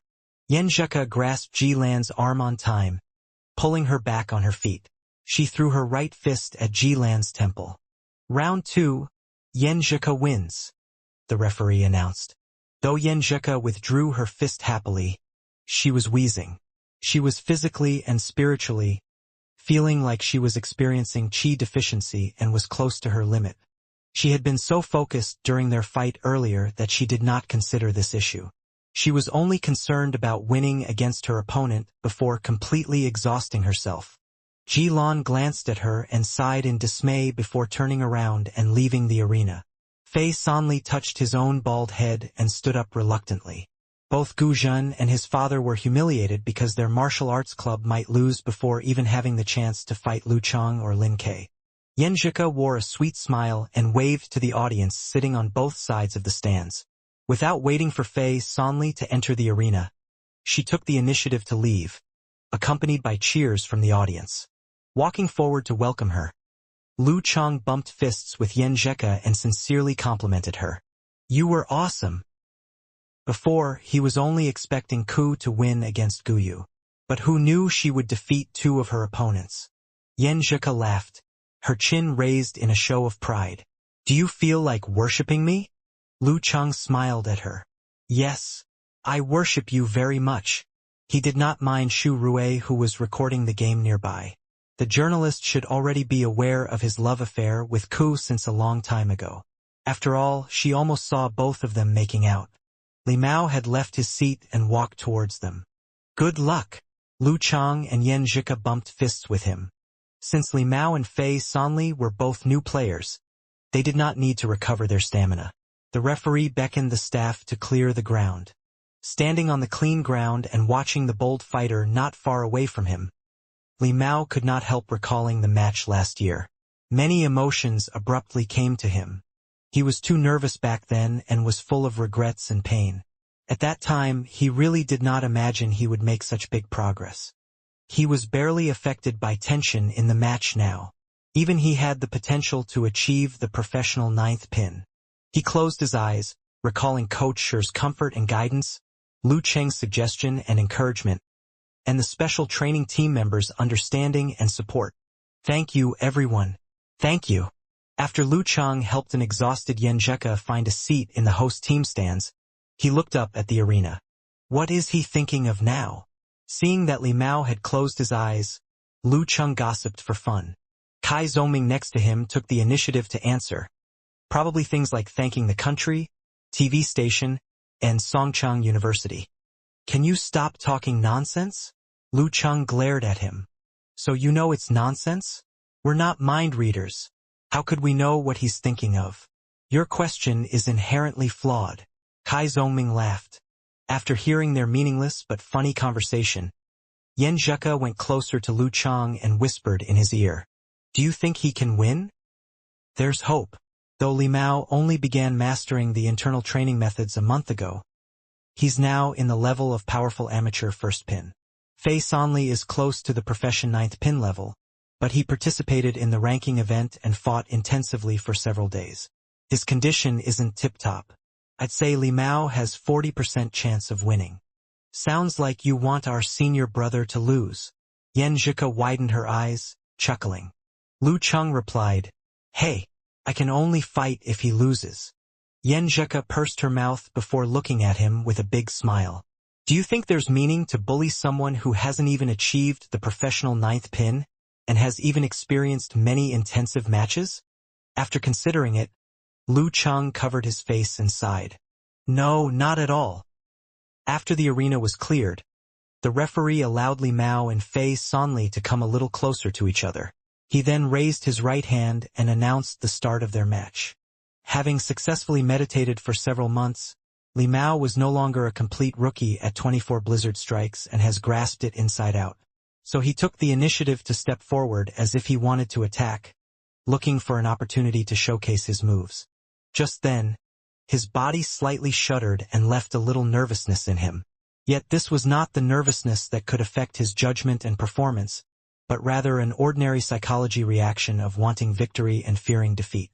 The secretion of the hormone excited his nerves. Fei Sanli had already expected Li Mao's opening attack. He neither circled around nor avoided the 24 blizzard strikes. Lowering his head and bulging his muscle, he turned into a buffalo that charged forward angrily without reason. His bald head reflected the light within the stadium, creating a somewhat sinister feeling. Just as they were about to crash into each other, Fei Sanli turned sideways and held his left arm taut. Swinging his elbow in a quick motion, he punched his opponent in the chest, causing a mid-air crackle. Li Mao was calm as he visualized the avalanche rising to a momentum. He raised his arms, one hand lifting and the other pushing, to firmly block his opponent's elbow. He seized the opportunity and straightened his back, getting ready to land a kick. But Fei Sanli was a stubborn person who was unwilling to lose. He followed at once to meet the collision head-on. Twisting his waist, he rapidly waved his arm to land his right fist on his opponent's face. He aimed at Li Mao's glabella. Li Mao straightened his spine to get strength and balled his first arm, holding it firmly before his face. Bang! It was as if Fei Sanli's fist has hit steel bones and the dull sound echoed, stirring up the surrounding wind. And at this distance, Li Mao's eyes were affected by the wind. He subconsciously squinted, lest wind came in and stimulated them. This was precisely what Fei Sanli wanted him to do. Taking advantage of his opponent's affected sight, he used his left elbow as a fulcrum and threw the forearm forward. Opening his fingers, he fiercely and quickly caught Li Mao by the throat. This throw fist could be used from the very beginning, but he forced himself to be patient and waited for the moment Li Mao's vision was obstructed by the wind. Li Mao was unable to see momentarily and lost the ability to make judgment. He was inevitably panicking and dared not rely on his instinct to block. He took a large step backwards and instantly adjusted his muscles, trying to control the center of his gravity in the shortest time possible. Now that Fei Sanli had this opportunity, he would surely not let go of it.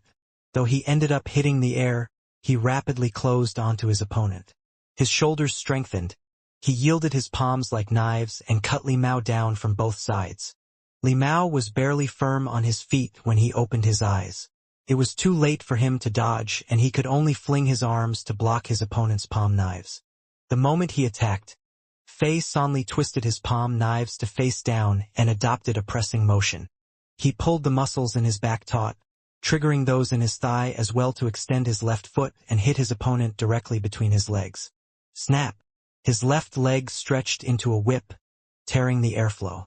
It caused Li Mao's hair to stand, and he abruptly turned his waist. His lower half slanted away from his opponent. Raising his right leg, he bent his knee to block the attack. Fei Sanli's series of attacks made him flustered and shook him to the very core. Fortunately, he did not lose his judgment and managed to deflate the situation. Bang! With the muffled noise, Li Mao borrowed his strength. His right foot dropping by a step, he was about to lean in for a punch, using Brutal Blizzard to start his counterattack. However, the moment Fei Sanli realized he had failed, he had sensibly moved out of the way a long time ago. He moved behind Li Mao, not giving him a chance to showcase his skills. Seeing such situation, Li Mao dispelled his feelings of impatience and recollected his emotions.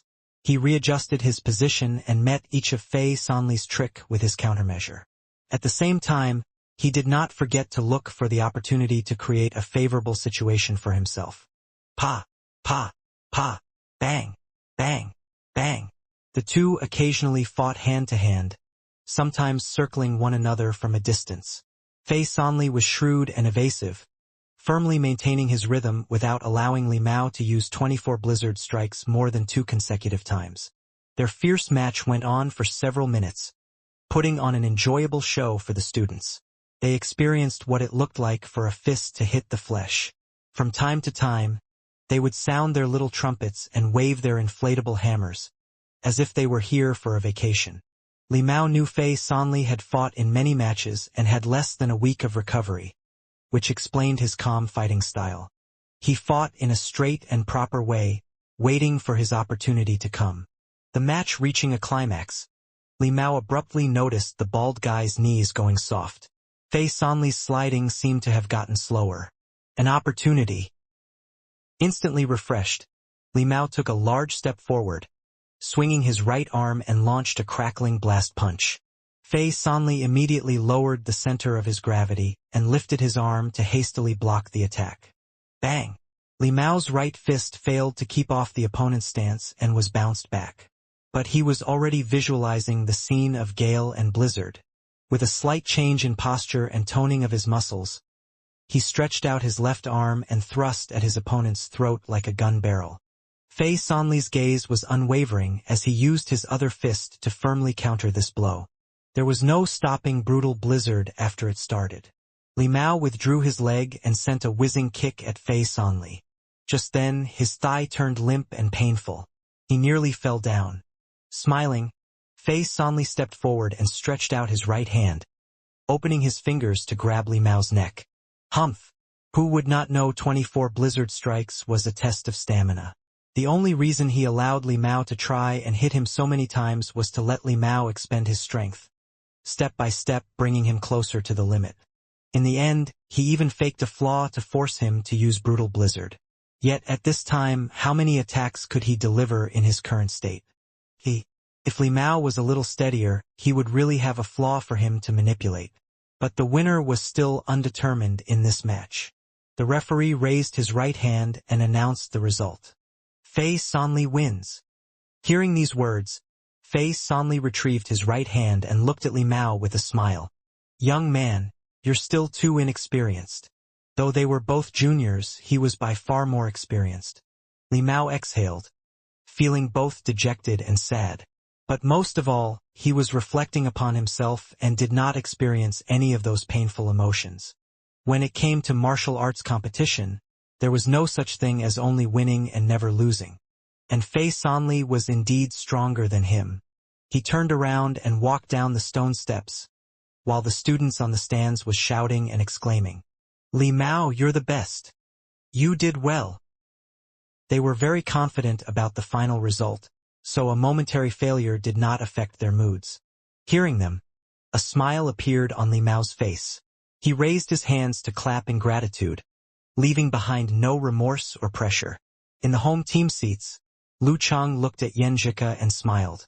Looks like he's bullying the weak. Yanjika rolled her eyes, harumphing.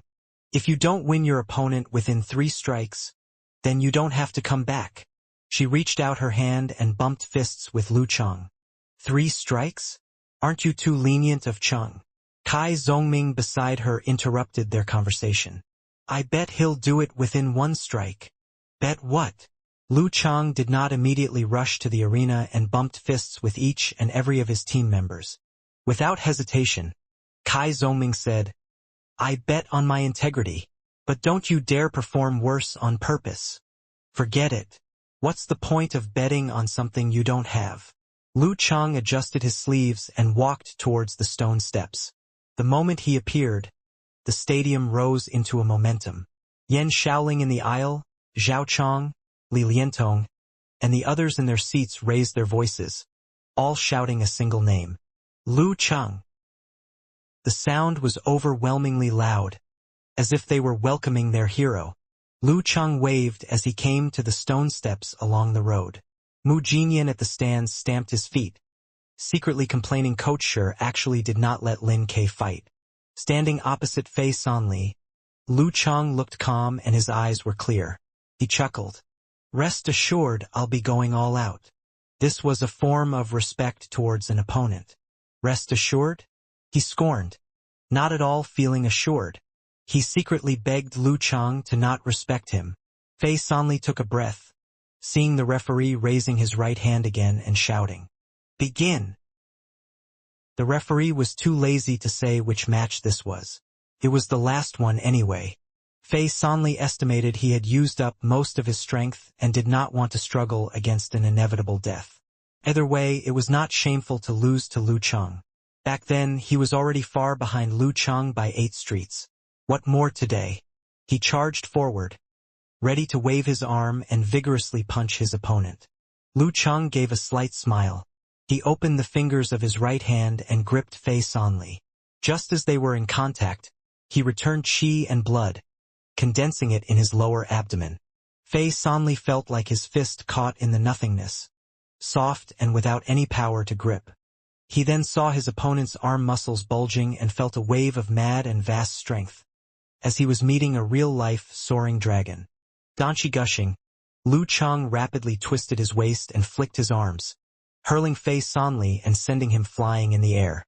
Without any resistance, Fei Sanli entered into a state of riding on a cloud. He immediately readjusted his center of gravity, trying to stabilize the body, but he was shocked to find that he did not lose balance. He had simply flown. Snap! When his feet were back on the ground, he was standing firm. He saw the edge of the arena from outside looking in. In an instant, he was thrown out of the arena even when he was standing in the middle of it. Flew God knows how many meters with his center of gravity steady. He did not even stagger. This kind of method of lifting someone as if he was weightless was simply too frightening. Looking up with surprise, Fei Sanli found Lu Chang had come out of his stance and was standing around leisurely. The referee loudly declared the result. Lu Chang wins. Songchang University Martial Arts Club wins. The students were all stunned by the scene earlier, feeling as if they had seen something unrealistic. They only recovered when they heard the referee's voice and sounded their little trumpets, creating a boisterous atmosphere. When Lu Chang turned to walk down the stairs, they shouted, Lu Chang, Lu Chang, Lin Ke, Lin Ke, Songchang University, Songchang University. Enjoying this atmosphere, Lu Chang returned to his seat and smiled at Yanjika. 1 strike. Yanjika snorted, turning her head to smile. She returned her gaze to the arena as well as the sides. Her thoughts naturally turned to the next subdivision and the finals in April next year. Just then, Xu Rui and her team approached, recording snippets of their celebration. Lin Ke, I rarely see you playing with your phone. She glanced at the impassive young man pressing on the screen of his phone. Lin Ke looked at her, but did not answer. He continued typing, entering characters in the search box. What's the joke about hunters and bears? After running a lap of honor, members of the martial arts club returned to the locker room with great joy from the first victory. Xu Rui followed in with her crew, carrying a big smile. You do whatever you usually do. Just pretend we are not here.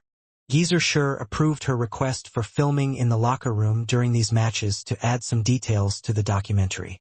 Upon hearing her words, club members looked at each other with fear. We are no exhibitionists. How can we not do what we usually do in front of a camera? Lu Chang felt worse than the others since he lost the opportunity to massage his little fairy with ointment. He didn't intend to show off their love with such intimate moves in front of these not-so-familiar junior members in the locker room. It was just something sweet and warm, part of their routine. However, they had to do it themselves separated in these uninvited guests' presence. Yen Zheka looked at him subconsciously and noticed something odd. Her eyes rolled, lips pursed and head turned. She lowered her voice. I'm in such a good mood. Let's go for a walk tonight. Did Ku misunderstand something? Great. Lu Chang burst into a smile and accepted the offer at once. Yes.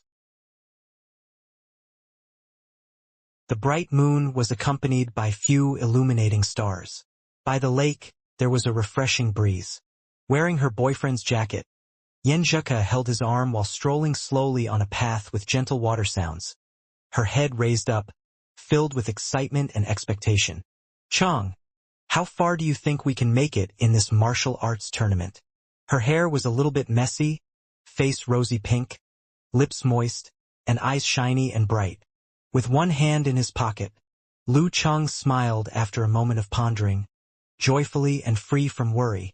I'll only say this to you and no one else because I don't want to be laughed at. My goal is the champion. The national champion. So is mine. Yen Zheka raised her voice and smiled, with amazement and joy in her eyes. I know Shanbei is strong. So is the capital college, Huahai and Guangnan. Everyone thinks they are better than us, but I want to win and I'm confident that I do have a chance. In front of his girlfriend, Lu Chang revealed his ambition with no cover. Yeah, by next April, who knows how great my cousin and you will become. Yen Zheka's dimples appeared along with her high expectation. We shouldn't take the enemy lightly. I heard Chu Hui from Sanjiang has grown a lot. Shannon is no easy target, either. Walking along the lakeshore, the pair carried on to plan their future in high spirits with endless topics. When they were close to the long bridge, they suddenly noticed a familiar figure standing by the wooden rallies. Qing! Shouted Yen Zheka with some hesitation.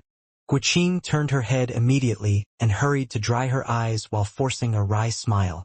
Ku and Chang, what a small world. I wasn't sure it was you. Yen Zheka smiled but soon realized something was not right with her. She asked, deeply concerned, Qing, what's wrong? She was crying. As she was thinking if she should send Chang away to avoid embarrassment for Qing, Guqing lowered her eyes and gripped her hand. I want to quit the special training. You don't want to take the special training anymore? Why? Yen Zheka blurted out and Lu Chang was shocked. Why would Guqing think about quitting all of a sudden? Guqing took a deep breath and put on a forced smile. We are already in the second year. I'm feeling more pressure from classes. I'm afraid my results will go worse. Maybe I should put more effort on my study. Yen Zheka came to some realization but she didn't bring it up to her right away. She remained silent, carefully organizing her words. Guqing paced about fretfully, as if her tense string had finally reached the limit. She suddenly collapsed. Ku, I find myself very useless. I feel so much pressure. I've been practicing on visualizing for over a year, but I still can't enter the meditation state. More and more of you have surpassed me. You guys are running faster and faster, and the distance between you and me are getting bigger and bigger. I'm very sad. I already cried many times. Even those junior members are better than me now. I can't even get a seat on the bench. Soon I'll be out of the list. The boy I like doesn't like me. My grades keep on dropping. The counselor has scolded me. I'm pretty much a failure. I'm useless. Listening to her hysterical abreaction, Lu Chang felt he had never really known her. He didn't know this hardy, outgoing sister had secretly accumulated so much negative emotion and carried so much weight on her shoulders. He turned around to look at Yen Zheka, seeing the same shock, sympathy, and pity on her face. Qing has always been the funny one, concealing her pain and sorrow from everyone and covering her weak, helpless side. She appeared quite gloomy this afternoon in the locker room. Relax, Qing. Relax. You are giving yourself too much pressure. If you really want to quit, quit temporarily. Loosen yourself and throw away all the pressure. You will succeed. We always welcome you back. You are always one of us. Yen Zheka bit her lower lip and put on her most gentle voice to comfort her and offer her suggestions. Guqing rubbed her face and forced a smile, her eyes shiny with tears. No need to comfort me. I feel much better after venting it out. I get it now. People are different. Probably I'm just not gifted for this. I'm already at the amateur third pin level. That's something for my job hunting. I'll continue to attend the martial arts lessons twice a week, but I'll devote the rest of my time to my study. You guys go on. This time we'll have a great result. She sobbed a bit before continuing.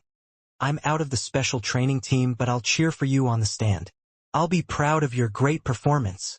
Guqing was getting lost in her own words. She eventually came to a stop and pointed at the long bridge. We should go back now. I wouldn't hurt this badly if I didn't have my expectation high.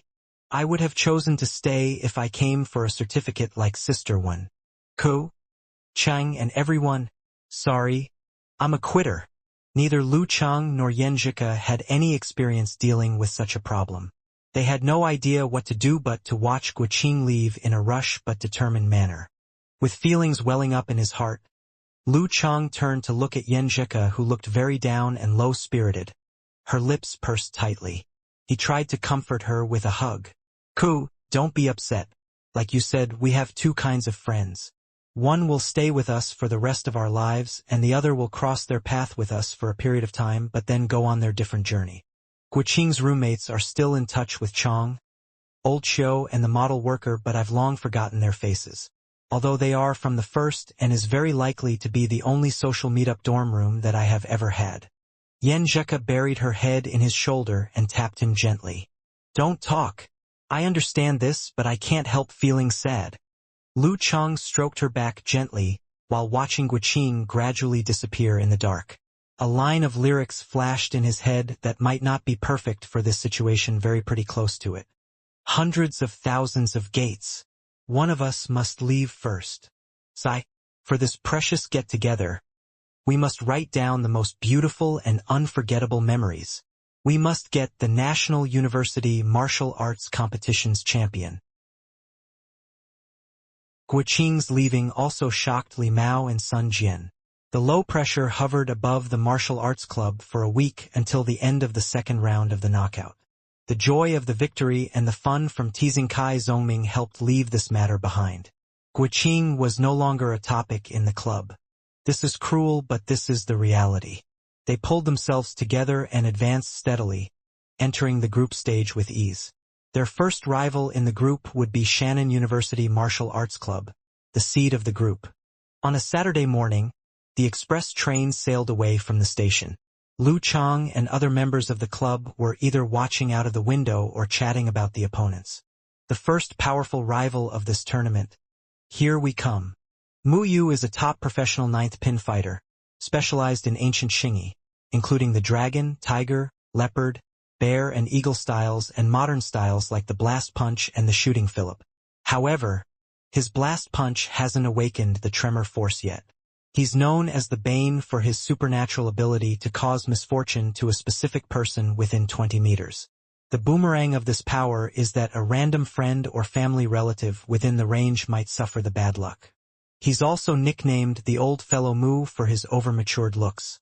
Lin Xiaoji, female, is also a top professional ninth pin fighter, highly gifted with a good chance of entering the Dan stage before her graduation. Trained by Mu Yu himself, she's skilled in similar styles with her master. Although she loves to say that she once believed in science, she carries amulets from different sects and religions with her all the time. She's still the one most frequently hit by her master's supernatural ability. Jean Dali is a capable professional 9th pin fighter who just got his certificate last October. He's of the same style with Mu Yu and Lin Xiaoji, but known for his aggressiveness and seeking death. Brought up in an engineering family, he likes car racing and often rides his powerful motor to school. Very easygoing and a bit too active. As the express train ran fast, leading members of the Shannon University Martial Arts Club flashed in Lu Cheng's head. He discussed with Yan Zhika often to avoid shipwrecking in a ditch kind of accident. If they advanced in the second place of the group, they would have to confront Shanbei at the quarterfinal. His mobile suddenly vibrated with the notification for a new message. Lu Cheng picked it up and saw Mo Jingting's name. Junior Master, I'm having a vocal concert in Songcheng next week. As an elder of mine, don't you want to treat me well in your territory? I saved you a few VIP tickets. Share with your friends if you want. Attempting to be cute with no good intention, commented Lu Cheng before passing the phone to Yan Zhika, who was leaning to his shoulder. I wanted to take you to her vocal concert before, but maybe no point. Going to a vocal concert is one of our date options. Yan Zhika wasn't in her best form, her lips pale due to blood loss. She took it over and read with a faint smile. Why not? Let's go together. Ah! Lu Cheng was surprised by Ku's response and didn't know what to say. What show are we playing now? This kind of thing. Just be natural and poised. She is a younger disciple of your sect. You will meet her here and there no matter what. We take her out together and go to her concert. She will get the point. Yan Zhika tilted her head and glanced at Lu Cheng. She will know that her current attitude annoys you, right? Yes. Coach Yan has a point.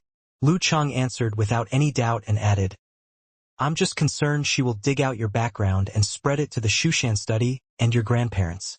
Yan Zhika rolled her eyes. She might if she found it out herself. But if we meet her generously, she'll keep it between us. She wants to please you and gain advantage from all sides.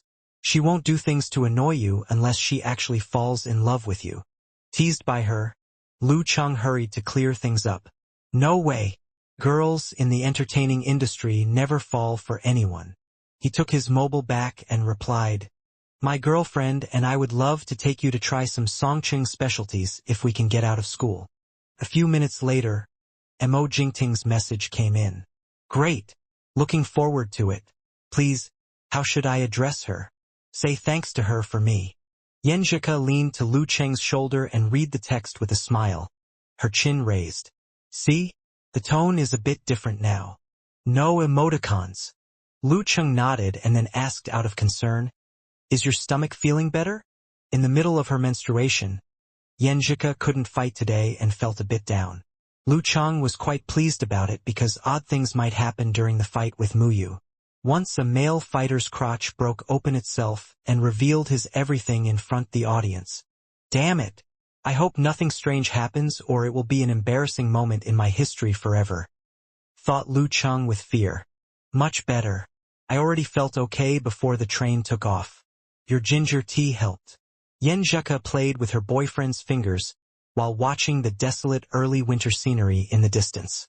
The train pulled in right before noon. Members of the martial arts club gathered at the exit. Different from the preliminaries, no car was sent to pick them up. They had to split into groups and take taxis over. Anybody doesn't know the direction? Asked Kai Zongming thoughtfully as the club manager. I. He raised her hand. So did Li Xiaowen, Yan Shaoling, and Mu Jinyan, who came as fans. Kai Zongming's mouth twitched. Everyone in your dorm room has no sense of direction? Things of a kind come together, answered Yan Shaoling seriously, quite proudly. Then you better go separately with others. Don't get lost, said Kai Zongming with a smile. Yan Zhika turned slightly sideways and whispered to Lu Cheng's ear. I'm pretty bad at directions actually. I didn't know that. Lu Cheng was surprised. I can't tell which direction north is, but my phone can navigate. Yan Zhika pursed her lips. Also, I have a human navigator. I used to think people good at science have a pretty decent sense of direction, commented Lu Cheng with a smile. I thought so too. Yan Zhika looked helpless. However, there are always exceptions. Once Xu Rui and her filming crew arrived, the group had a simple lunch in the station before taking taxis separately to the old campus of Shannon University. Very thoughtful and caring, Ming didn't assign anyone into Lu Chang and Yanzhika's group to protect others' ears and eyes. There was not much traffic in the early afternoon and the taxi sailed smoothly. The driver took a look at them from the mirror and smiled. "Kid, you are a student of Shannon University?" "Me?" Lu Chang pointed at himself with one hand while holding Yanzhika's fingers with the other. "Yeah, you look like a student. Just picked up your girlfriend from the station," asked the driver casually. "Why did you guess so? Why can't she be a student of the university who just picked me up from the station?" Lu Chang asked in reply, amused. The driver burst into a laugh. "In this world, only men come to pick up women. It's never the other way round." "Not necessary." Lu Chang turned to Yanzhika with a sneer. "Would you come to pick me up?" Yanzhika glared at him and snorted. "That depends." The driver continued as if he had confirmed Lu Chang was a student in the university. "My daughter also studies in Shannon University. She's in the macromolecule department." "Not many girls take this major," replied Lu Chang at ease. "What can I do? Nobody in my family really knows this. We picked it randomly," answered the driver carelessly. "She should have gone home last night, but she's staying in school to cheer for some martial arts match. Why would girls watch this kind of brutal stuff?" "It's not bad. Get stronger and protect themselves," said Lu Chang apathetically. "The Shannon University Martial Arts Club is pretty good. We often hear the old fellow Mu can take down 10 rivals single-handed." The driver didn't seem to care about Lu Chang's opinion. "Muyu with some supernatural ability is known by the name Bane," added Lu Chang enthusiastically. Yanzhika was listening with full interest. Yeah. The driver felt more certain about Lu Chang's identity. "You are also a fan of martial arts competition?" Chatting casually with the driver all the way, Lu Chang and Yanzhika gained some direct impression of Shannon University's martial arts atmosphere. The driver was about to introduce his daughter to them. At the North Gate, all martial arts club members gathered and headed towards the venue through a road with hundreds-years-old trees growing on both sides. There was still 1 hour until the match. The stadium was quite empty with less than a dozen students doing exercise. Fortunately, the receptionist of the Shannon University Martial Arts Club had waited at the door after communicating with Li Xiaowen and guided them into the visiting team's locker room. At the entrance to the strength training gymnasium, a tall figure with her hands in her pockets watched them walking in and sighed. "The Songchang University is here early." Wearing a high ponytail, the clean and refreshing-looking girl was garishly dressed with Buddhist prayer beads, Taoist amulets, Christian crosses, and Arabic scripts. She was none other than Lin Xiaoji, a leading member of the Shannon University Martial Arts Club.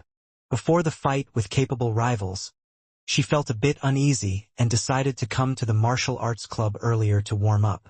Lin Xiaoji stepped to the home team's locker room while swinging her key around. She put the key in, but only to realize the door had already been unlocked. As soon as she walked in, she saw the team leader Muyu, the old fellow Mu, who looked as if a man in his late 40s with little hair. "Chief, you are early," Lin Xiaoji blurted out with surprise. Muyu's arms were hanging down and his body leaning forward. He heaved a sigh. "A bit nervous. Just like last time when we were confronting Shanbei." 2 fighters in the Dan stage, where one of professional 7th pin and the other capable professional 8th pin. Pretty much identical to last year's Shanbei. The locker room's door was pushed open and Jean Dali came in wearing a hippie hairstyle. He was apparently surprised. "Holy cow! Even earlier than me. What the heck are you guys doing here?" "Quite concerned about this match. If we lost, we would very likely meet Shanbei at the quarterfinals." Lin Xiaoji had no intention to hide her feeling. She soon adjusted herself and burst into a smile. "However, we do have a decent chance. First of all, they might underestimate us and send only Lin K or Lu Chang to the ring." "Impossible. This is a vital match." Muyu negated it. "Second, they are still training their bench players. The first one we fight won't be Lin Ke or Lu Chang because they must be very concerned about your supernatural ability. Lu Chang with unbelievable physical strength will be the last one. As long as Jean and I can deal with their first fighter quickly, we can play dissipation warfare against Lin Quebec. We might not be as powerful as Lu Chang and him that could team up to defeat a Dan stage fighter, but we can greatly consume his strength, which is his weakness. Lin Xiaoji continued with confidence. He will be close to his limit and chief. Your supernatural ability will work very effectively on him, so you can save most of your strength to fight Lu Chang. I used to believe in science, but now I'm more into metaphysics. She finished her opinion with a wisecrack. Songcheng University's bench fighters have grown fast. They are no easy targets to be handled quickly. Mu Yu heaved another sigh. Lin Xiaoji said while outlining her lips, "That's great. I haven't had a chance to perform my new skill yet. Everyone thinks Songcheng University will win this match. They will be bloated with pride." She glanced at Mu Yu and Jean Dali and straightened her face. Here is another line. An oppressed army fighting with desperate courage is sure to win. The match was about to begin. In the visiting team's locker room, Geezer Sher clapped his hands to get the attention of the fighters. "It's about time. Let's get started. When we fight against Shanbei, we have to get the misers in our school to book a hotel and pay for it, and we also need to arrive there one day earlier. We should never be exhausted like this again." Actually, their martial arts club had a budget, but Geezer Sher would make sure to get some assistance if he had a rightful cause. All he really had to do was excite the principal and join him for a drink. For the group competition, Songcheng University Martial Arts Club, who had not displayed a favorable performance last year, would have to fight on its opponent's home ground, even in the quarterfinals. Li Liantong, Zhong Yenru, and the others deeply regretted that none of their matches would be fought at Songcheng University. They wouldn't have the chance to join the crowd and cheer for their team. Therefore, Lu Chang and Yen Zheka were energized when they chatted with each other and promised to do better this year. That way they would have more matches in their home ground next year. "Coach Sher, I am afraid that the school would only pay for a hostel," said Kai Zhongming, warming up and teasing. "They wouldn't dare." Geezer Sher said, "Are we beggars or what? They can either turn us down or pay the bill." As they talked, Li Xiaowen stepped in, smiling and said, "Coach Sher, the supervisor is asking for the list." "All right." Geezer Sher took a look at Lu Chang and his teammates, saying, "We cannot let ourselves accidentally trip over such a small stone, right? Both Lu Chang and Lin Ke are fighting today." At this point, Lu Chang couldn't help glancing at Lin Quebec. He noticed Lin Ke looking at him, and they could both sense each other's will to fight. Since the beginning of the semester, for the first time, the two leading figures of the Songcheng Martial Arts Club would fight as a team. Lu Chang and Yen Zheka exchanged a smile, while making eye contact, as they reached a mutual understanding. They had both expected the arrangement, while Li Mao, Lin Hua, and others who were relaxing a little bit became more determined. They worried that Coach Sher would be headstrong and deploy a substitute at this critical point, saving part of the main force. "However," said Geezer Sher, "Shannon is not a formidable opponent, and we still need to accumulate combat experience. Here is the order. Lu Chang, you will be the last to fight. Otherwise, your teammates would only get to watch, right?" The locker room exploded in roars of laughter. Everyone was aware of Lu Cheng's incredible physical power, and they were excited. "As you wish, master," Lu Chang answered joyfully. After he became a formal apprentice, Lu Chang was entitled to call Geezer Sher master in public. "Another one. Let us stick to the principle of taking turns. Sun Jian, you are first." Without hesitation, Shi Jiangwo pointed at the most experienced fighter in martial arts club. With the support of Lin Ke and Lu Chang, Sun Jian had no pressure as their vanguard, so he laughed and said, "I can finally enter the arena today." Lu Chang turned his head to hide his laughter. It was in preliminaries when Sun Jian, the senior brother, had been made fun of, and he still remembered. Yen Zheka also smiled and winked at Lu Chang, hinting that it was all his fault. She was excited. Although she was in good condition, it seemed she might not be fighting today. Li Xiaowen, standing beside them, wrote down the list swiftly. Sun Jian, Lin Ke, Lu Cheng. When the crowd calmed down, Geezer Shi waved his hand and said, "As for substitutes, let us follow the old rules. Li Mao, Kai Zhongming, Lin Hua." After his announcement, Geezer Shi looked at He Zi and Wang Dali, then said, "Neither of you may enter the field this semester. Feel free to look around, gain some experience, and concentrate on your ranking event." "Yes, Coach Shi." Both of them, feeling fresh and honored, answered with determination. Of course, He Zi was interested in becoming a reporter in the field. The first team and substitutes were confirmed. Li Xiaowen turned around and headed to submit the list. When the door of the locker room opened, Lu Cheng found the arena was crammed with cheering students, and very few empty seats. "The fans of martial arts in Shannon are passionate," said Lu Cheng. He was impressed. The scene reminded him of the daughter of the taxi driver. She must be one of the students among the crowd, not attracting any attention. However, since many little drops make an ocean, every single viewer contributed to the lively atmosphere that made a fighter like him deeply touched and inspired. "Let's get started," said Geezer Shi, as he waved his hand and coughed. The gate was opened. The martial arts arena of Shannon University greeted the eyes of Lu Cheng, Yan Zhike, and the others. The audience held huge banners bearing the slogan, "Stand together through storms and stress. Win or lose, we will stand together through storms and stress." As the fighters of Martial Arts Club of Songcheng University came in, one side of the grandstand burst out cheering, "Shannon University." The audience on another side of grandstand shouted loudly in response, "We will never give in." The audience made a sound so loud that any fighter with weak mentality would be shivering and would not be able to bring their full potential into play. However, most of the members of Songcheng Martial Arts Club were experienced fighters. After experiencing the home ground match in Yimo, a hell on earth, they were not terrified by the audience here.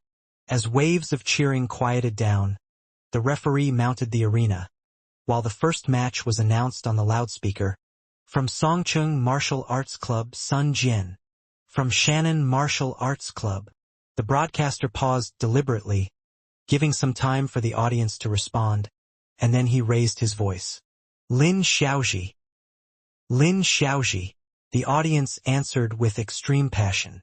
The Shannon team actually seemed to have the upper hand, instead of looking hopeless like they appeared in public opinion. "Lin Xiaoji." Lu Cheng seemed lost in thought. He shared the same view as Yan Zhike that, regardless of supernatural ability, Lin Xiaoji was better than Mu Yu in martial arts, and Lin Xiaoji stood a good chance of making it to Dan's stage. "I have a feeling that Sun, our senior brother, might slip a little," Yan Zhike whispered in Lu's ear, suppressing laughter. "Do not say that. It would be helpful for Sun, before he becomes a professional, to experience the full power of a leading fighter." Lu Cheng answered earnestly, and then said with a teasing tone, "Anyway, his opponent is not Mu Yu, right?" Sun Jian did not hear their discussion. He gave fist bumps with his teammates and then strode to the stage, standing on the right side of the referee. He noticed that Lin Xiaoji was taking off her beads and cross, handing them to the supervisor. "So the story goes," Sun sighed with emotion, and widened his eyes because Lin Xiaoji has not done yet. She took out a small tantra bell from her pocket, rolled up her trouser legs, untied a red string with strange characters on it, and drew out a lucky star from her coiled hair. "Holy! What else does she have hidden? She is quite a superstitious fighter." Sun Jian was at a loss whether to cry or laugh. After a while, Lin Xiaoji was all set. Before stepping on the stage, she urged the supervisor again. "Sir, please look after my stuff. I had a feeling our team leader will outperform himself tonight. I do not want to be out of luck." She mumbled in silence and moved in front of Sun Jian, showing an apologetic smile. The referee announced the start of the greeting ceremony.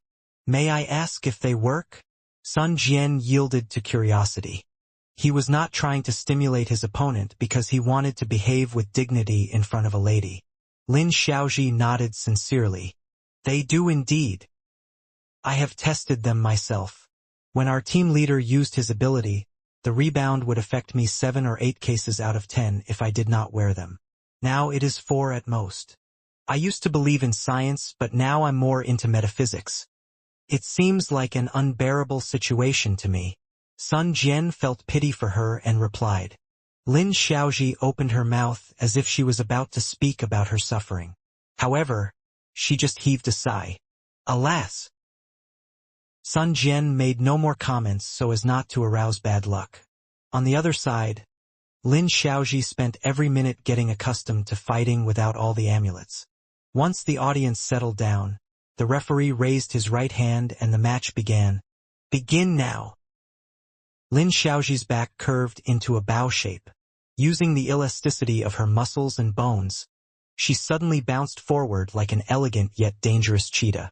Sun Jian barely had time to react. Instead of drawing back, Sun Jian moved forward. Most of the audience was stupefied. Sun Jian dashed towards his powerful opponent as if he was going to fight her face to face. They were about to ram into each other. At this point, Sun Jian stamped his right foot hard on the ground, forcing himself in another direction and moving quickly to Lin Xiaoji's side. That was the catapulting movement of modern Xingyi. Crack! Sun Jian drew up straight, moving his shoulders and waving arms. It was his best forward punch in recent matches. He tried to take the upper hand and leave no opening for Lin Xiaoji to exploit. Lin Xiaoji failed to catch him, but she secured her position and maintained her balance by adjusting her spine immediately. And then she swung her left arm backwards violently. Bang! Sun Jian stepped back, using some of his force to decrease Lin Xiaoji's momentum. Then Sun Jian leapt forward a little, attacking with a half-step burst fist. The brutal blizzard was roaring harder. Lin Xiaoji kept a straight face and took a deep breath. And then her face flushed a little bit and her temples began to swell up. She swayed her body, striking with a modern blast punch. Pop! Her fist was trembling in the air as if it was influenced by the wind. Bang! The fists met, causing a great thunder to resound. Sun Jian was dazed and knocked out by the blast. His qi and blood were rolling, and his internal organs were suffering. His muscles and bones were shaking so hard that he could not put forth any strength. Lin Xiaoji took this chance to attack. Her eagle claw stretched out, stopping in front of Sun Jian's throat. The first round, Lin Xiaoji wins, the referee declared. Tremor punch. Yan Zheka stood up, murmuring to herself, and unwittingly caught a glimpse of her boyfriend. Yep. Lu Cheng nodded. It was Lin Xiaoji's modern blast punch that brought about the tremor force. And that was something new she had never shown. Li Mao and others were astounded. The poker-faced Lin Ke got up and flung his clothes on the ground. Lin Xiaoji! Lin Xiaoji! The silence of the audience was broken by the scattered sound of trumpets, followed by a burst of thunderous cheers and shouts. They knew Lin Xiaoji could defeat Sun Jian, but no one thought it would so fast, like defeating a rookie. It seemed she had reached a new and more amazing level of strength. What an exhilarating fight! At the home team seating area, Jean Dali and several bench members stood up, swinging their towels with excitement. Holy cow! Why is it me? Why do such nice things always happen to me? Thought Sun Jian in the ring with a wry smile, trying to cease the dizziness and gather his qi and blood by shaking his head. Luckily, I've got a good attitude. He turned around without delay and met the battle-ready Lin Ke halfway down the flight of stairs. She's learned tremor force? Whispered Sun Jian while reaching out his fist. Lin Ke nodded coldly and gave Sun Jian a fist bump as they passed each other. Watching him come up in an awe-inspiring manner, Lin Xiaoji exhaled and visualized pale clouds and a little breeze to calm herself down. To confront Lu Ke, her only strategy is to exhaust him. The more dance stage explosions she could make him perform, the greater her victory. She never hoped to defeat a dance stage professional 8th pin fighter, especially one as aggressive and fierce as Lin Ke and Lu Cheng. Even before they advanced, they were able to work together and barely knocked out Wei Xingtian, who didn't have any special power. With waves of screams and shouts echoing in his ears, Lin Ke remained calm and introverted. When he reached his position next to the referee, Lin Xiaoji suddenly felt overwhelmed as if he was a towering mountain or a surging river. Is this the pressure from Dan's stage fighters? She took a deep breath, trying to pull herself together. Chang, how many bouts do you think Lin Ke needs to score a victory? Asked Kai Zhongming leisurely. Lu Chang glared at him and said gruffly, You don't have the moral integrity to gamble anyway. The number of bouts his brother-in-law needs to defeat the opponent completely depends on his strategy and how much strength he wants to save for the next round or even the third round. I have a feeling he'll try to finish her quickly, within 3 to 5 bouts. Kai Zhongming didn't seem to care about Lu Cheng's tone at all and continued with a sneer. Don't you think those Shannon University students' martial arts style can be described with one line? The eye of an eagle, the speed of a leopard, and the strength of a bear. He noticed the confusion on Lu Cheng's face and realized he didn't understand. Haven't you watched that cartoon? Sneered Kai Zhongming. Lu Cheng tilted his head as he turned to Yan Zhika. She looked just as puzzled, shaking her head to signal that she didn't understand either. It must be a really old cartoon. She rolled her eyes and made a conclusion. Got it. Lu Cheng nodded seriously and turned to Kai Zhongming. Uncle, please excuse us. We are too young for such an old cartoon. Damn you, said little Ming, almost choking on his words. Their relaxing attitude eased Li Mao and Wang Dali from Lin Xiaoji's new achievement in tremor force. Right.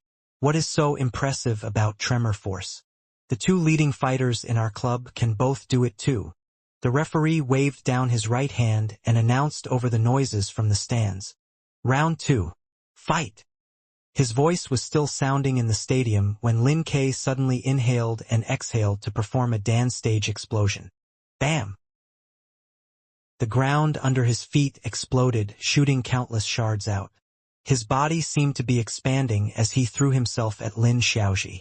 The distance between them disappeared in an instant. Lin Xiaoji was still thinking when her opponent appeared in front of her face like a meteor falling from the sky or Mountain Taishan smashing down on her head. So fast, so powerful, so direct. In a split second, she stayed calm and decided to draw her body backward. While swaying her hips, she took a few steps back. She moved like an elegant antelope, which was steady and stable while blending with the heaviness of the elephant's style. Upon realizing that Lin Xiaoji intended to evade his attack and keep her distance, Lin Ke suddenly came to a stop and gathered his chi and strength before stamping down and charging towards Lin Xiaoji. Boom! The ground under Lin Xiaoji's feet split open as if a stream of energy was shooting out, raising her left leg and causing her to lose balance. The 16th move of the fighting sect, earth cracking. This! Lin Xiaoji was stunned and showed some panic while moving her spine up and down to stabilize her body. Lin Ke seized this opportunity. Taking one stride forward, he appeared in front of her face again. Next, Lin Ke visualized a scene of meteors piercing the sky while swelling his temples and swinging his right arm to launch a thunderous punch. Lin Xiaoji responded in a rush with a blast punch, even though her body was still wobbling. Bam! Lin Xiaoji felt like her body was hit by a meteor when the shock waves from his punch arrived. Her blood and chi boiled, which gave her an intense feeling of vomiting, and her internal organs nearly jumped out of place. A low but continuous rumble of explosions sounded from her stomach. Lin Ke swung back his right hand and leaned the left half of his body while visualizing and preparing another punch. Lin Xiaoji had just relieved the vibration with her internal training methods and had to deal with another strike immediately. She blocked her lower stomach with both hands, attempting to confront Lin Ke's meteor force with her eagle claws. Bam! Her head was buzzing, her muscles and fascia shivering, and her entire body was freezing, so her 5 fingers failed to block Lin Ke's fist, which stopped right by her stomach. The referee stood still and shouted, Round 2, Lin Ke wins. In a flash, the fight was set. Students of the Shannon University opened their eyes wide, covered their mouth, or had a frozen expression on their face. The stadium fell into a dead silence. Like the last round, they knew Lin Xiaoji would very likely lose to Lin Ke, but didn't expect such a crisp and helpless defeat. Lin Xiaoji, the top professional ninth pin fighter, lost her shine from her previous victory over Sun Jian. Lin Xiaoji barely managed to recover with the inner training method and hold back the urge to vomit. She took a look at Lin Ke with fear before walking down the stairs, slowly recalling what had just happened. Was I defeated? I lost, just like that? She considered herself at the same level with Lu Chengback when he had defeated Wei Shengtian. She thought she could handle Lin Ke's 2 explosions in a row. She expected to make him perform forced concentration 3 times. She planned to hang on there for more bouts to put down a solid foundation for Jean Dali. However, she lost in less than 1 minute. Is this the talented Dan stage fighter with a long family tradition? Is this the power of absolute strength? At the foot of the stone stairs, she met the hippie-looking Jean Dali and forced herself to cheer up. Jean, he just performed double explosion. It must be pretty tiring. Do your best and exhaust him as much as possible. Yes. Jean Dali put away his usual cynicism and hurried up into the ring to save time. Lin Xiaoji closed her eyes for a second and retched, walking back to the home team's seating area with her shaking legs. If Jean could completely exhaust Lin Ke, the chief in his best form has a 50-50 chance of defeating Lu Cheng. Chief! All of a sudden fear appeared in her eyes. Despite her awful health condition, she ran back to the ring and reached her hand out to the supervisor with a smile.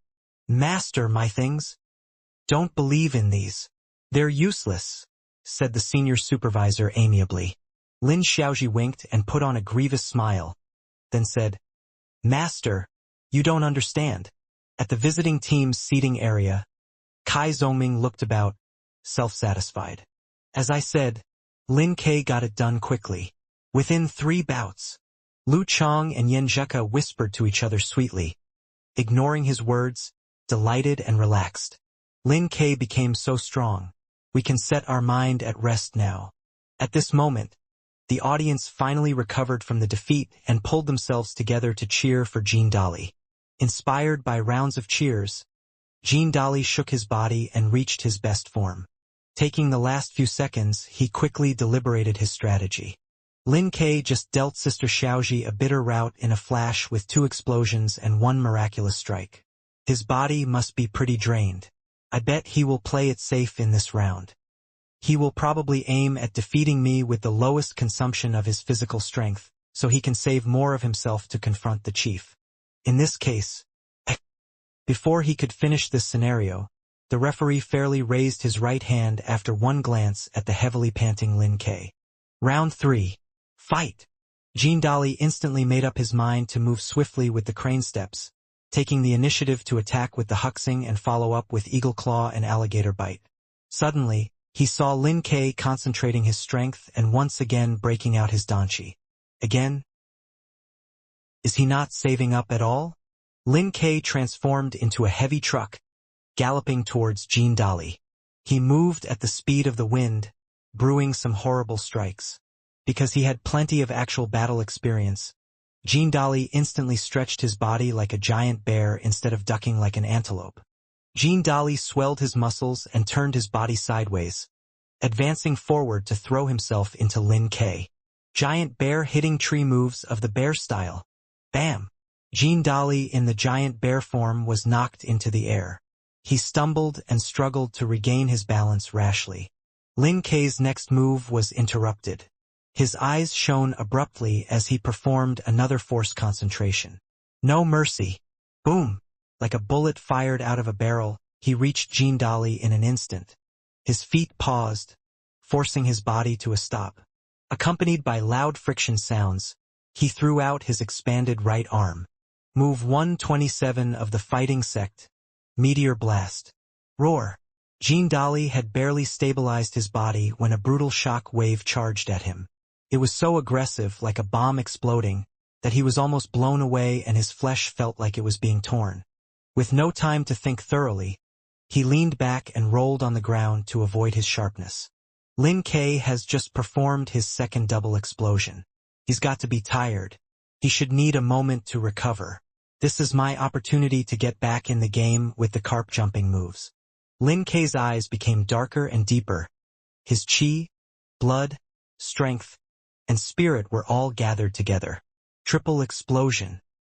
Triple explosion, Lu Chang blurted out as his eyes lit up. Boom!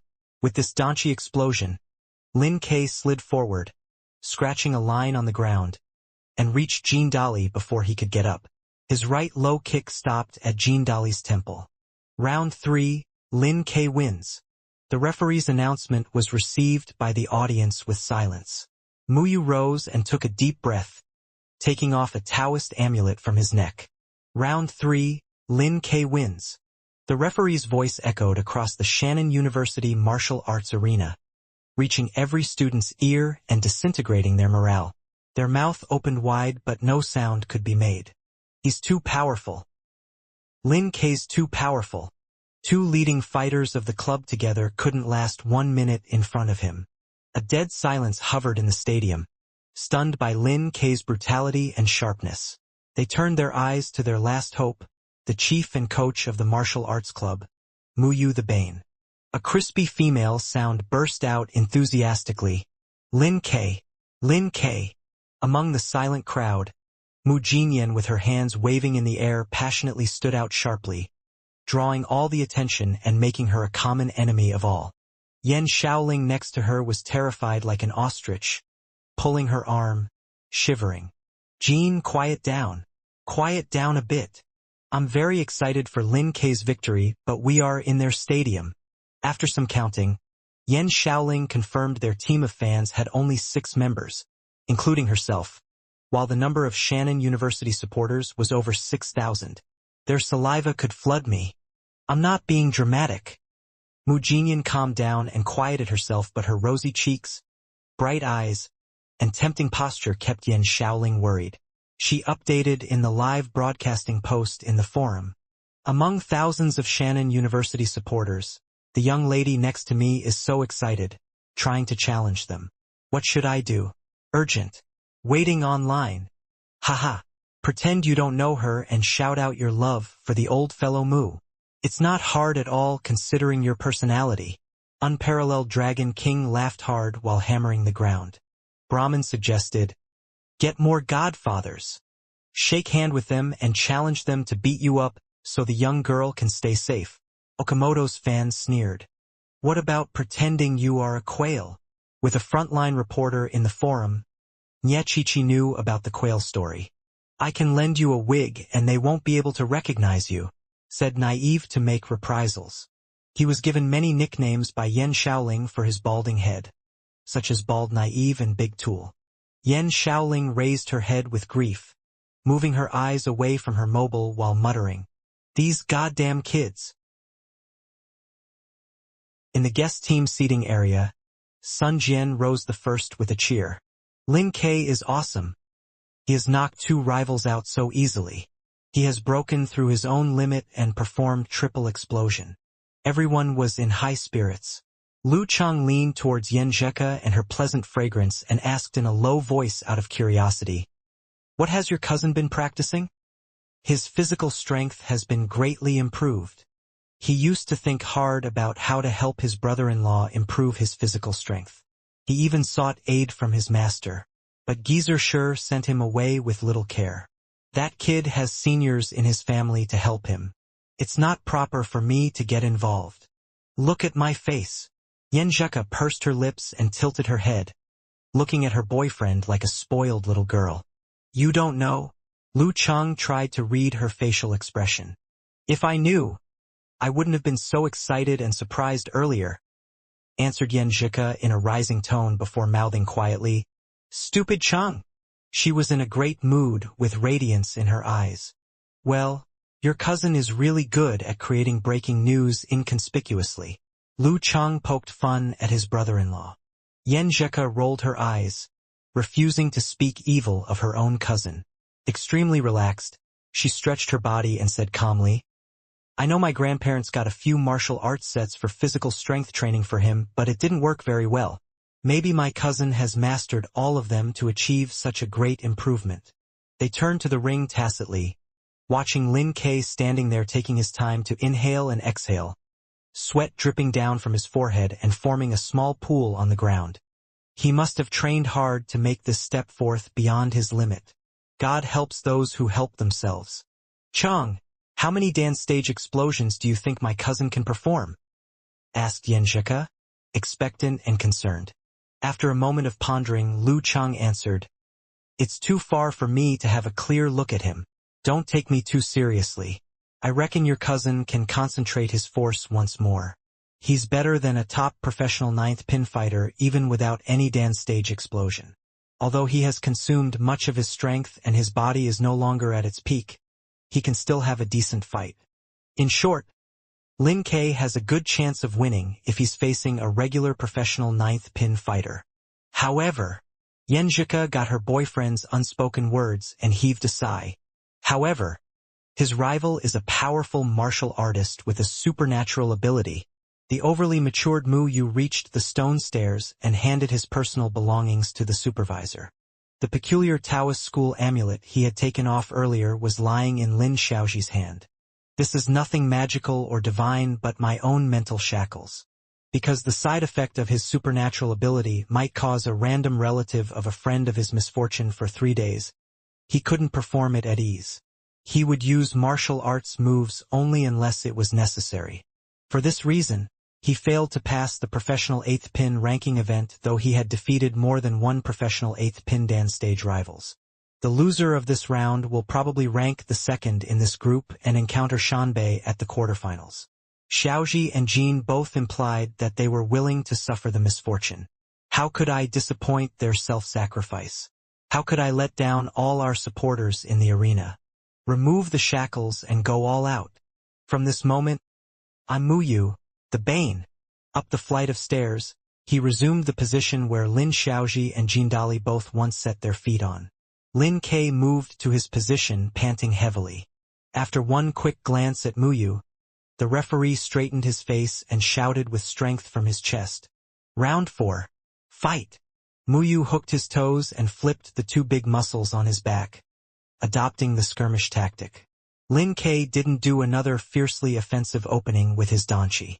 Upon Jindali's defeat, his body was burning with desires for fight and longing for victory. Until this moment, everything was resolved and he was calm like the water and stable like the earth.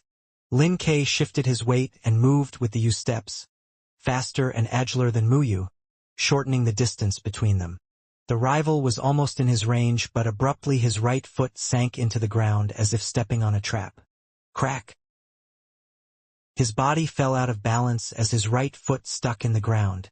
It was one of the bricks he stepped on earlier while accumulating strength for the meteor blast which required instant explosions like small bombs.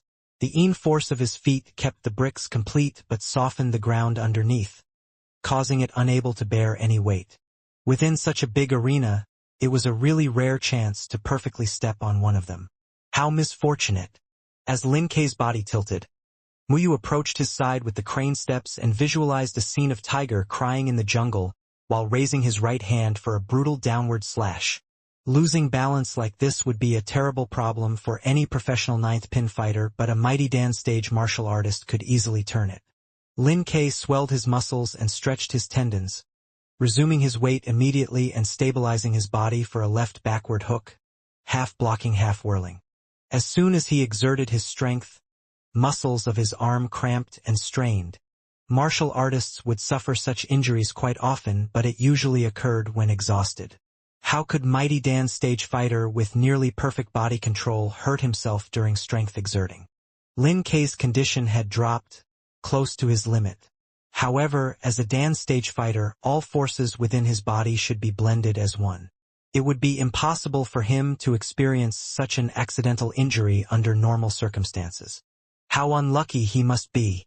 If he was in his best form, the chance of such an accident would drop to almost zero and it could be avoided. It was why Lin Xiaoji said the chief could win easily if the enemy was exhausted. If Lin K engaged this strike rashly, his stance might be broken by Mu Yu and the minor strain might be turned into a severe injury. His eyes deepened as his thoughts sank. He drew in a deep breath and let his qi and blood flow back, forming his forces into one from head to toe. Boom! His danchi burst out. Lin Kei's left arm paused for a split second before continuing to swell. Then it swung backward to work off the minor strain. Bam! Mu Yu's downward cut in tiger hug posture couldn't confront this reverse punch with forced concentration. He took several steps back, leaving deep and shallow footprints in the ground. His eyes cold as ice, Lin Kei hurried forward to snatch this opportunity to perform the 24 blizzard strikes. His feet slipped and his body leaned forward to the ground. The very brick was wet by Jean Dali and his sweat. He stepped exactly on this one by chance. Mu Yu put strength to his foot and slid to Lin Kei's back like a crane. Taking advantage of his low physical strength and slow recovery of balance, Mu Yu transformed into a giant bear and bumped against his back with a stream of delicate force. Bang! Lin Kei staggered off the arena and barely managed to save himself from falling down. The referee withdrew his hand after nearly interfering to stop the match and announced, "Round 4, Mu Yu wins." The big devil was defeated by old fellow Mu within several bouts. The audience burst into rounds of cheers, almost as passionate as the opening. They cried out their praise for the leading member of the club. Mu Yu! Mu Yu! Bane! Bane! Such a troublesome supernatural ability, thought Lu Cheng. He took a deep breath and stood up to take off his jacket. Yen Zhika's eyes were filled with worries. She blurted out, "Cheng!" She wanted to ask him to be careful but didn't want to sound like a corvine mouth. She was stuck there, speechless. "What is it?" Lu Cheng looked at Ku. A smile blossomed on Yen Zhika's face. She waved her fist and said, "Go for it." Lu Cheng bumped fists with Yen Zhika and said to her in a low voice, "I need Coach Yan's ray of moral light to bless me." Though the supernatural ability misfortune was troublesome and strange, it was not so powerful as to be invincible. This was especially true as old fellow Mu had limited strength. The fight ought to be simple. As long as he paid attention to all aspects of the situation and fought more carefully, it would not be a big deal even he was unlucky. His strength was enough to offset old fellow Mu's supernatural ability. "Come, I'll lend you all my luck." Yen Zhika's gaze faltered, and she opened her pink lips to respond. She then took the initiative to bump Lu Cheng's fist again. Placing his coat on the seat, Lu Cheng turned around to clap with his team members one by one. "You'll win for sure," Li Mao, Sun Jian, and the other members shouted without concern. Though they were confident in Lu Cheng, they could not help feeling nervous thinking of the strange and frightening way Lin Kei lost, as well as old fellow Mu's past victories. Fortunate people were all alike, while unfortunate people were all different in their own ways. Lu Cheng gave a slight smile. He balled up his fist and waved, replying decisively, "We'll win for sure." Watching Lin Kei fall, Lin Xiaoji jumped up so excitedly that both the rosary in her hand and the cross in her palm swayed. "Team leader is so awesome." She had once again tied her hair into a ponytail, shouting with clear happiness.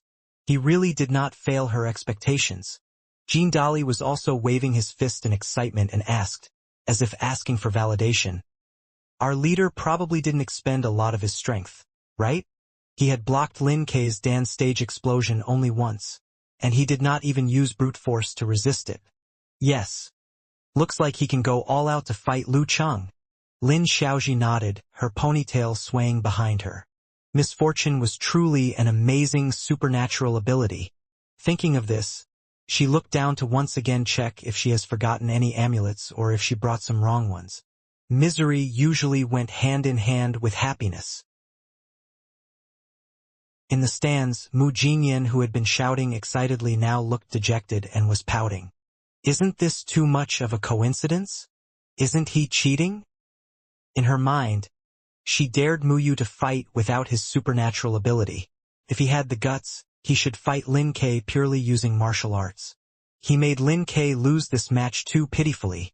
While Mu Jinyan was complaining unreasonably, Yen Shaoling began to feel nervous. All sorts of scenarios where Lu Cheng was unlucky flashed in her mind. "He's in the arena. Everyone, hurry up and regard yourselves as his lucky stars from now on."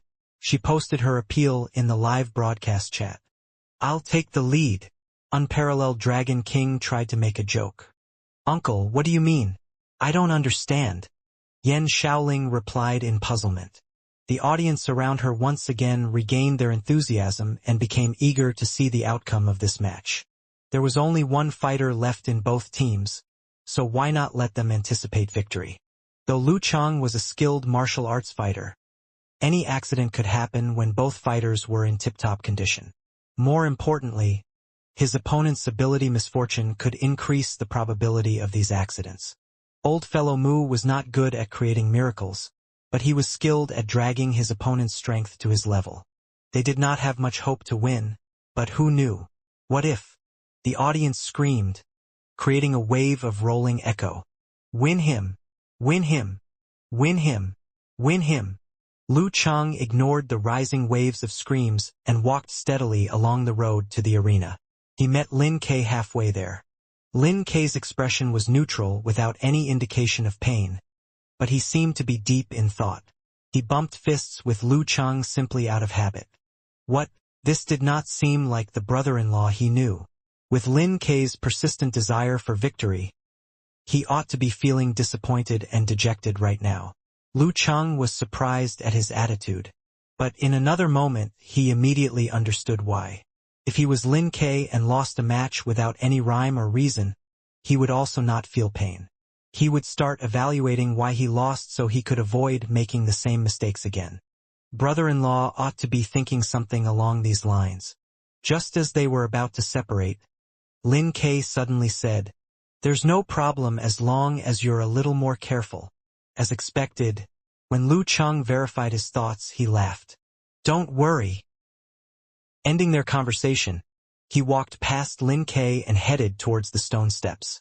As he walked, Lu Chang's momentum gradually accumulated as a brutal snowstorm swept the arena, making Mu Yu fall into a sudden delusion that the surrounding temperature had dropped sharply.